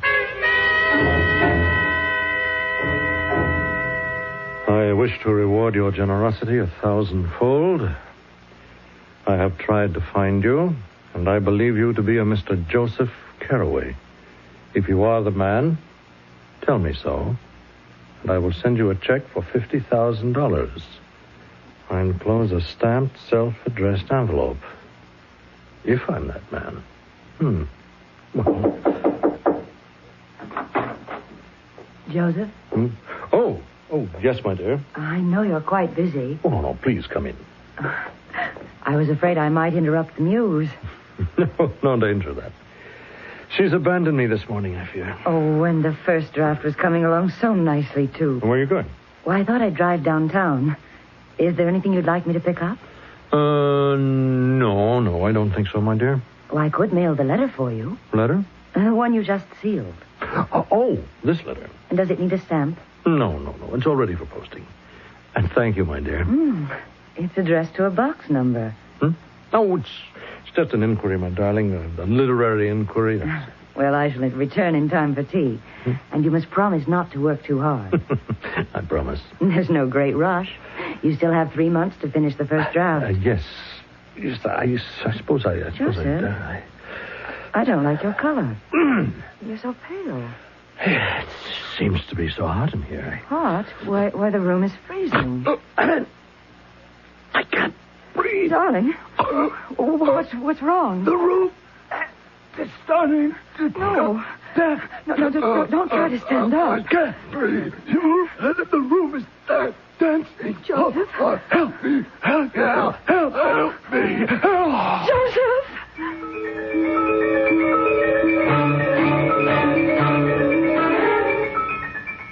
I believe you to be a Mr. Frank Clancy. If you are the man, tell me so, and I will send you a check for $50,000. I enclose a self-addressed stamped envelope. Honey, you're on.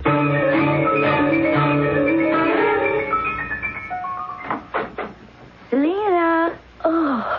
Oh. Good morning, Mama. Didn't you get into bad habits in New York? Sleep until 9:30 in the morning? Mama, everybody in New York sleeps till noon. Is that a fact? Well, I brought you your breakfast. Oh, thank you, Mama. Well, I have to fatten you up a bit. You got so skinny while you were away. You keep spoiling me like this, and I never will want to go back to New York to resume my career. How is your career coming along, Selena? That's my problem.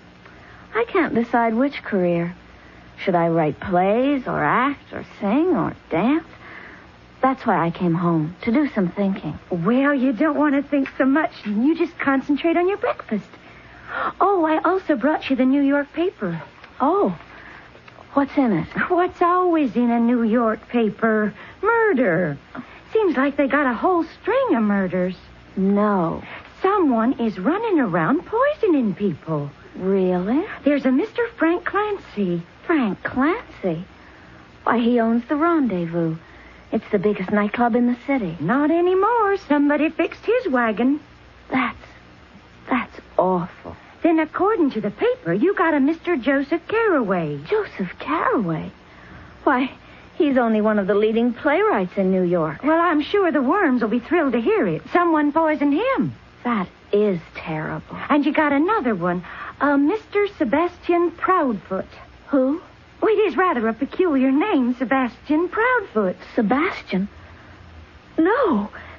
He shouldn't have been poisoned. Well, honey, if you get right down to it, nobody should be poisoned. But he wasn't supposed to. What do you mean he wasn't supposed to? He's a very young fellow. He was a very young fellow. And it's a shame. Well, how would you know?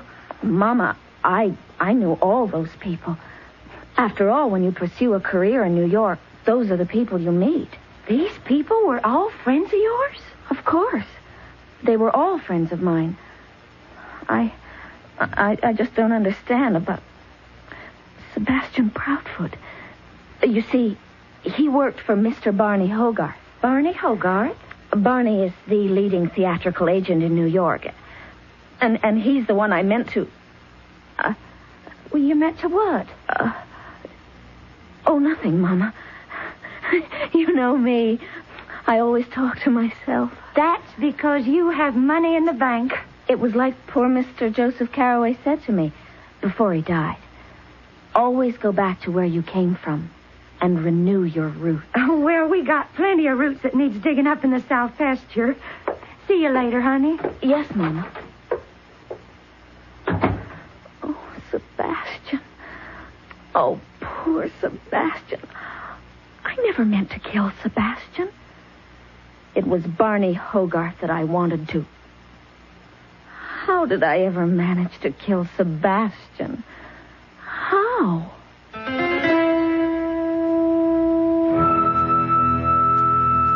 That's an interesting enough question to leave you with for now.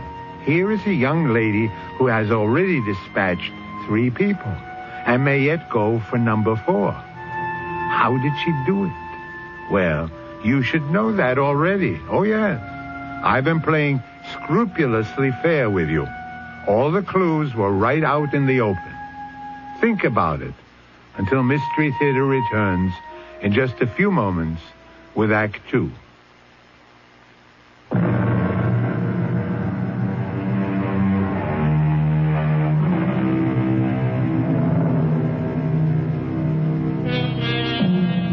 Her name is Selina. She's one of those honey blondes with bright blue eyes. There's laughter in her face and innocence in her smile. She is delightfully naive and refreshingly sincere. These are the signals you get from her appearance. Forget it. She's already killed 3 people. But so far, she's the only one who knows that.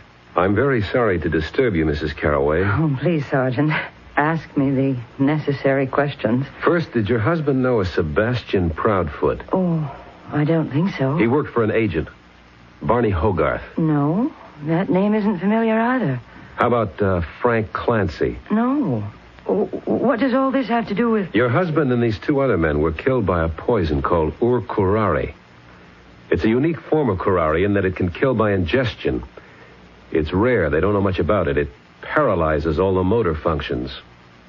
I'm sorry I had to tell you that. Oh, it's all right. Who had a motive for killing your husband, Mrs. Carroway? In these things, don't you usually suspect the wife, Sergeant Garvey? Yes. Except in this case, you'd also have to have killed 2 other people. How could Joseph have been killed? We don't know much about that poison. We don't know how it was administered or how long it needs to act. One moment he was active, busy, filled with life. And suddenly he couldn't breathe. The room began to dance, and he was dead. What was he doing? Nothing. He just finished writing a letter, and I offered to mail it for him. And he just died. Enemies. Had he ever harmed anyone? Harmed? What I'm asking, Mrs. Carroway, is anyone poorer because of him, unhappy because of him? Oh, I don't think... Mrs. Carroway, did he ever hurt anyone? No. I can say in all sincerity, he never hurt anyone.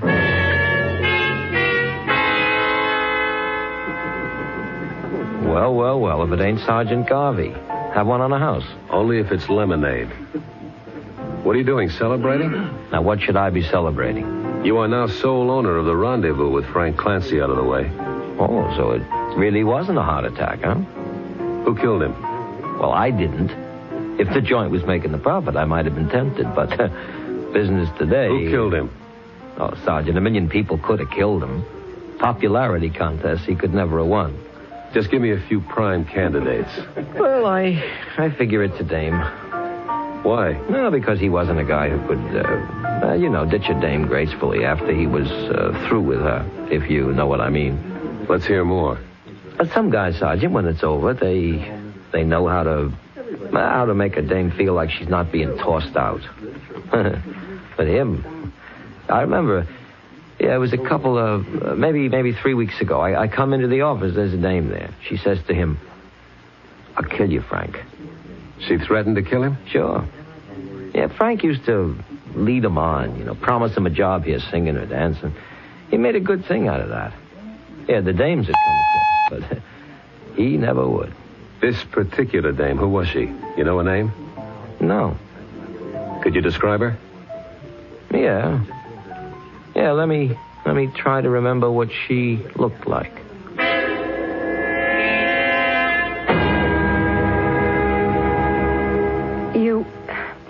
You're completely off base, Sergeant.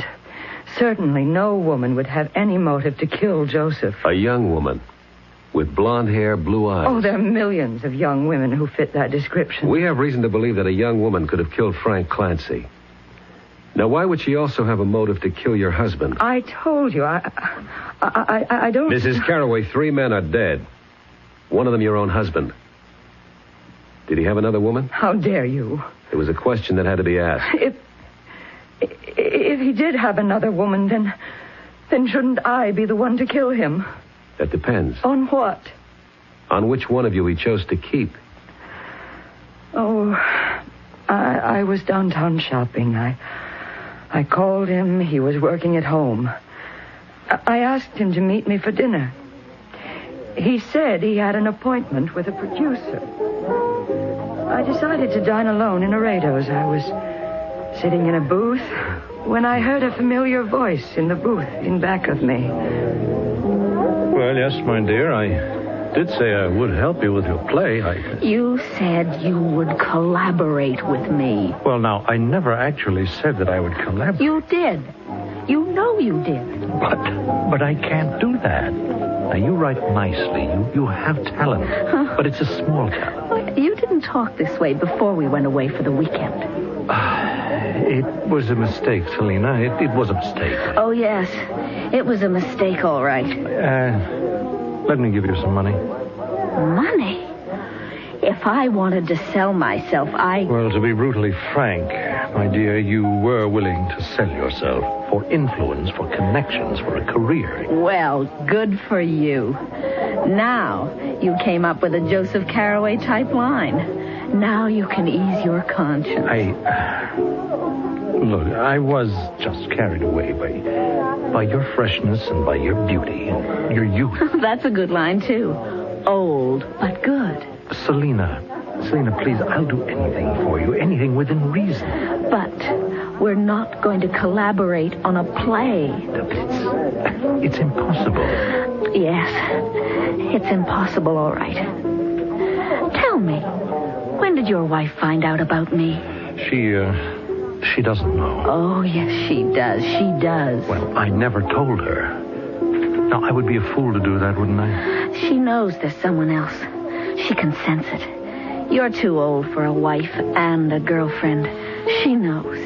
And that's why you feel you have to get rid of me. Oh, that's ridiculous. No.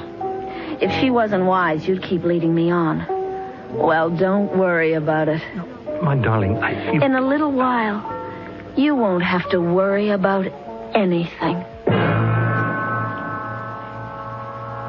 She got up and ran out, and he went after her. Were you able to see what she looked like? No. And her name was Selena? Yes. Selena what? I don't know. So she ran out and he ran after her. And what happened later? I don't know. I mean, between you and your husband. Nothing. Isn't that kind of, unusual? No, Sergeant. Many people just accept it. Many people simply cannot make an issue of it. They're frightened. They don't know where it will lead. Besides, I knew it was all over and that it would never happen again. So, there's a blonde-haired, blue-eyed girl named Selena.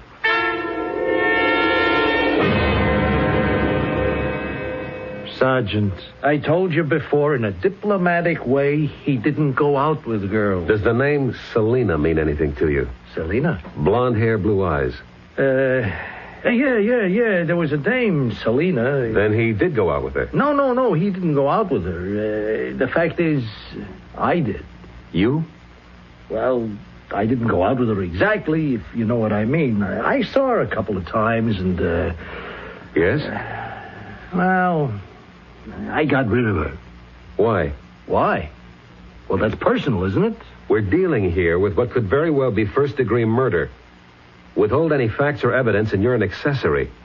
Would you like any part of that? No, I'm only too happy to cooperate with the law. It's the duty of every citizen. After all, our government is only as strong About as this girl, Selena. Well, you know how they come in here looking for an agent, and she was different. I mean, she was the same, but she was so fresh, right off the farm, and you know the type? And? Well, I said somebody's going to pluck this little blossom sooner or later, so why not you, Barney Hogarth? And you did?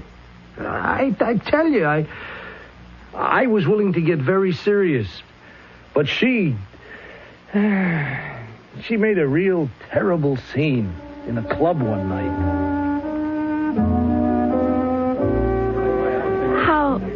How's the part coming, Barney? The part? Oh, great. Listen, honey, where are you living now? Shouldn't I be meeting the producer?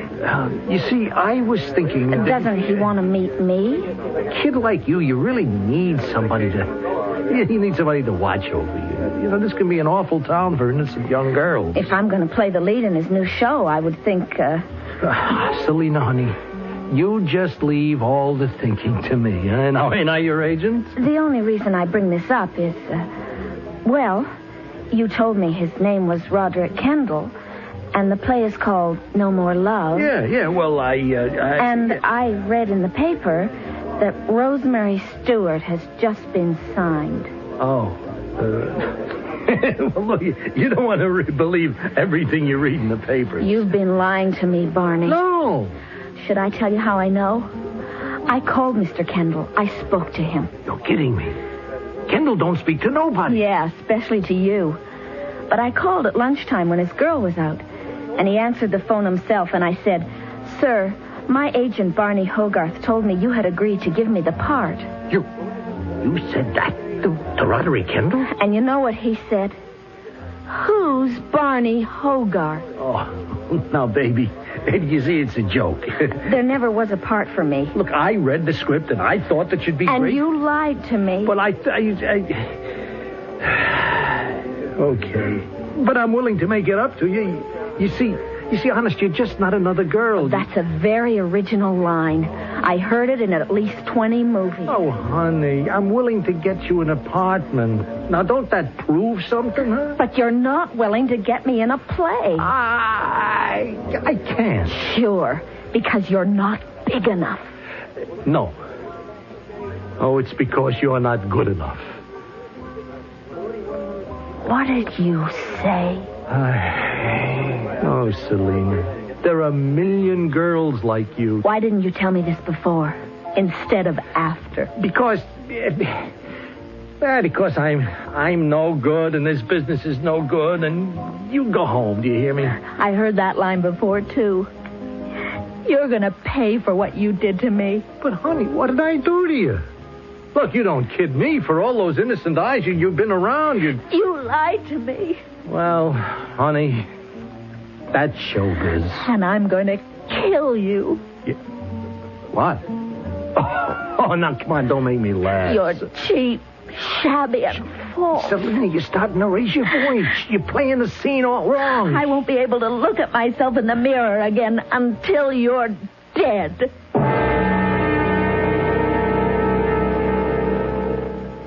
She said she'd kill you. That's what she said, Sergeant. And she sure was mad enough.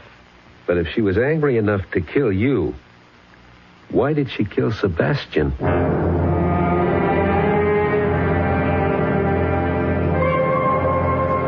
Why? The eternal why. Once again, you should know why. All the evidence is already in. Every vital clue that Detective Sergeant Garvey is about to discover is a fact you should know already. Well, while all of these trips are free, it's more fun to work your passage. Mystery Theater will continue in just a few moments.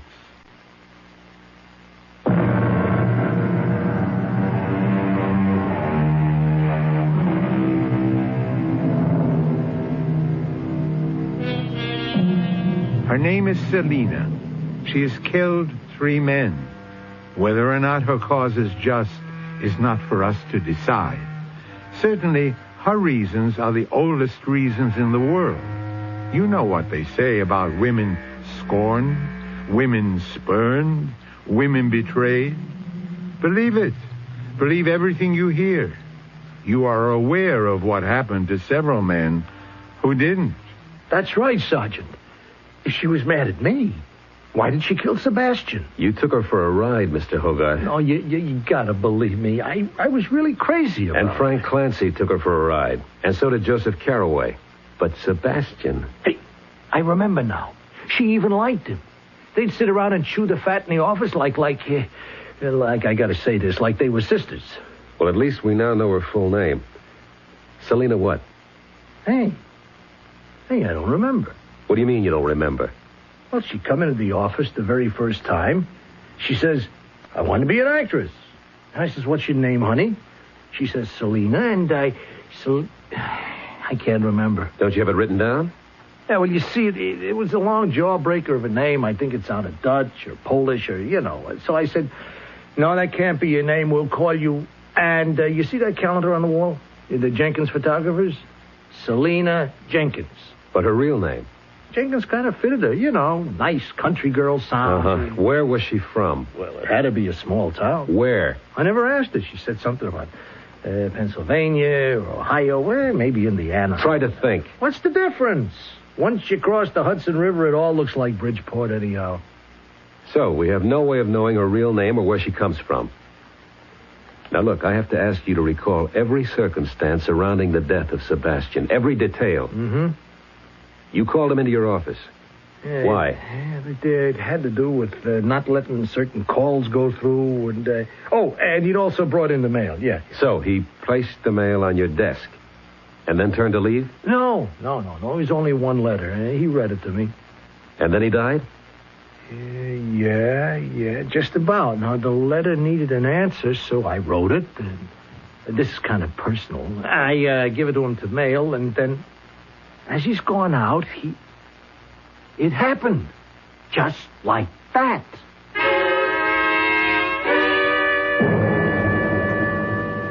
What's this, Selina? You about to leave? Yes, Mama. It's high time I was going back to pursue my career. Well, you could have a very nice career down here, honey. The oldest Franklin boy would marry you in a minute. I know, Mama. And he's got the farm and a partnership in the mill. And he's very smart. That's true, Mama. Good looking? Best looking boy in the county, Mama. I'll write you from New York. Oh, now, it's a bad time of year for colds. Do you remember to take some of that bark Grandpa brought home from South America? Oh, Mama. You scrape off just a tiny, minute amount, first sign of a sniffle. Not too much, though. They do say it can really lay you low if you go whole hog. Now, Mama, I know how to use it. And you remember, in case the people in New York don't know how to fully appreciate your talent, you come right back home, you hear? Yes, Mama. I hear.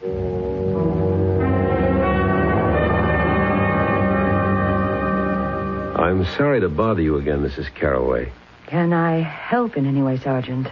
The girl Selina figures prominently in all 3 deaths. She could have placed the poison somewhere in Mr. Hogarth's office, and poor Sebastian was killed by mistake.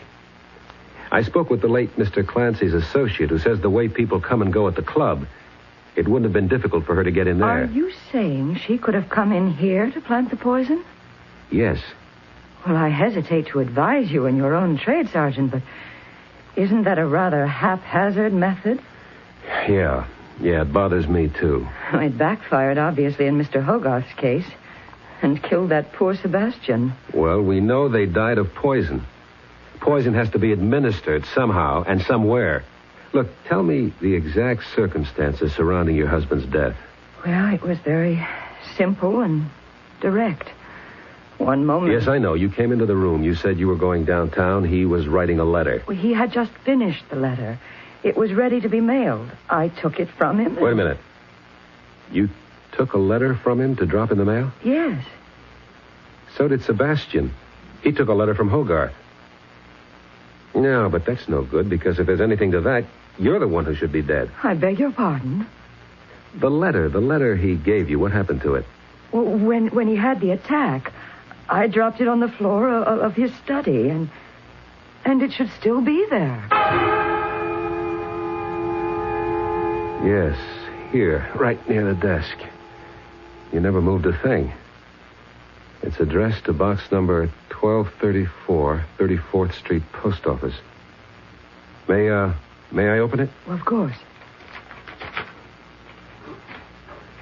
Dear Miss, I am the man, Joseph Carraway. What do you suppose this means? I don't know. Is there anything on his desk that could lead us to an answer? Well, I haven't been able to bring myself to go through his papers. Could you do it now? Well, I'll have to eventually. Yes, I'll do it now. And if there's anything that might be important... I understand, Sergeant. I understand.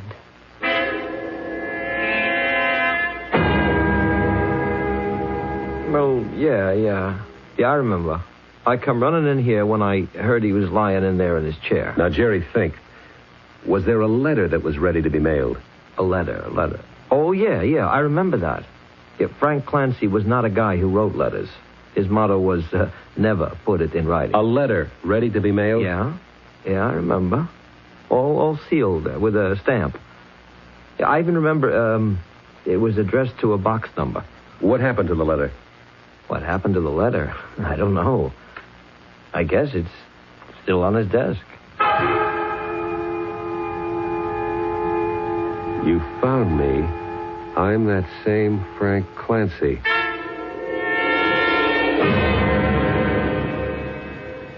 Barney, there was a letter you addressed to a box number. You'd just written it. You gave it to Sebastian Proudfoot to mail. Where's the letter? The letter? Well, I mailed it. You mailed it? Well, it was a personal thing, you know. What did the letter say? Look, this doesn't have anything to do with... Did it say, I am the same Barney Hogarth? How do you know? Okay, Mr. Hogarth. Who did you send the letter to? I don't know. 2 other men wrote letters identifying themselves to somebody. Now, what kind of hustle was being worked here? Hustle? Yeah. Now that you lay it out, it does sound like a hustle. But what could she hope to gain by it? She? Yeah, if it really is a dame. Look here, I got a letter in the mail. Hey, read it. If you are that man, please tell me so. I will send you a check for $50,000. I enclose a stamped, self-addressed envelope for your convenience. Signed forever in your debt. Word for word, that's the letter that Frank Clancy and Barney Hogarth each received. But what's the purpose of it? The post office box doesn't even exist. What does that mean? It means that whoever sent that letter didn't really care about getting an answer. Well, then why enclose a stamped, self-addressed envelope? Why? So that... Sergeant? Sergeant, is something the matter? Is it possible? Can it be that simple? Well, I'm afraid I don't understand you, Sergeant. Mrs. Carraway, you've been of the greatest help. Now I'm sure I know how your husband and those other 2 men died. But what are you saying, Sergeant? It was a mistake. The killer didn't want Sebastian. She wanted you. The killer? Selena. But Selena wouldn't... But I mean, she's such a pretty little thing. So's a coral snake. But I don't even know where we can find her. I do. Where? Right here. Here? She'll be back. She has to be back. She missed you. She'll come back and make sure of you. What do you mean? How would you... She'll have to do it soon, too. So my advice to you is don't leave the office. What do you mean, don't leave? Live here, sleep here. Eat all your meals at a restaurant. But I can't. And I'll be here with you. I want to wait for her. Well, what makes you think that I'm your new assistant. Are you crazy? You couldn't fool anybody. You look exactly like a cop. I'll just have to do the best I can. But I'm not letting you out of my sight.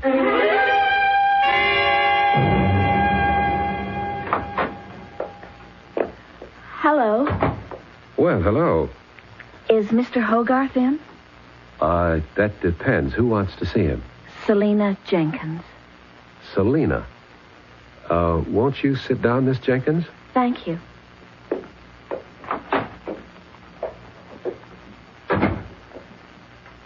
She's here. Well, why don't you arrest her? I have no evidence. But she wrote all those letters, didn't she? We can't prove any of it. But she threatened me. She threatened the other two also. Threats alone are not proof. But what are we going to do? We have to catch her in the act. But what? That's how the law works. You can't arrest someone before they commit a crime. But she's already committed 3 murders. We can't prove those yet. We hope to prove yours. Mine? The coffee pot's out near my desk. Now I'm going back out there.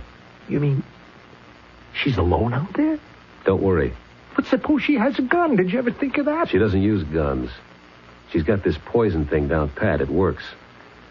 Now, I came in here to give her a chance to doctor the coffee. Oh, I hope you know what you're doing. If you knew what you were doing originally, I wouldn't have to be here in the first place.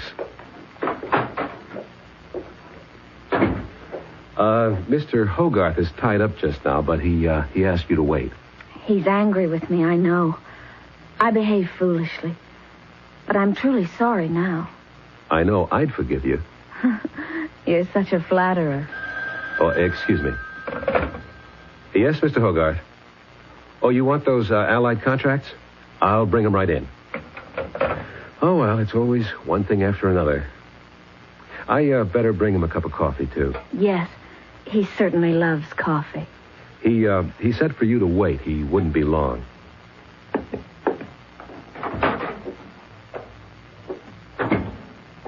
Well, did she or didn't she? This coffee goes to the lab. If it has poison in it, we've got her. Maybe she ain't the one. She's the one. And I'm sorry for her. You just sit here in your office. I'll bring the coffee out again. He didn't want the coffee. Oh, that's unusual for him. He drinks it all day. Well, no sense letting coffee go to waste. Would you like a cup? No, thank you. Well, I might as well drink it myself. Oh, What is it? I think I got something in my eye. Here, look and see. Oh. Oh, I'm sorry. I'm so clumsy. That's all right.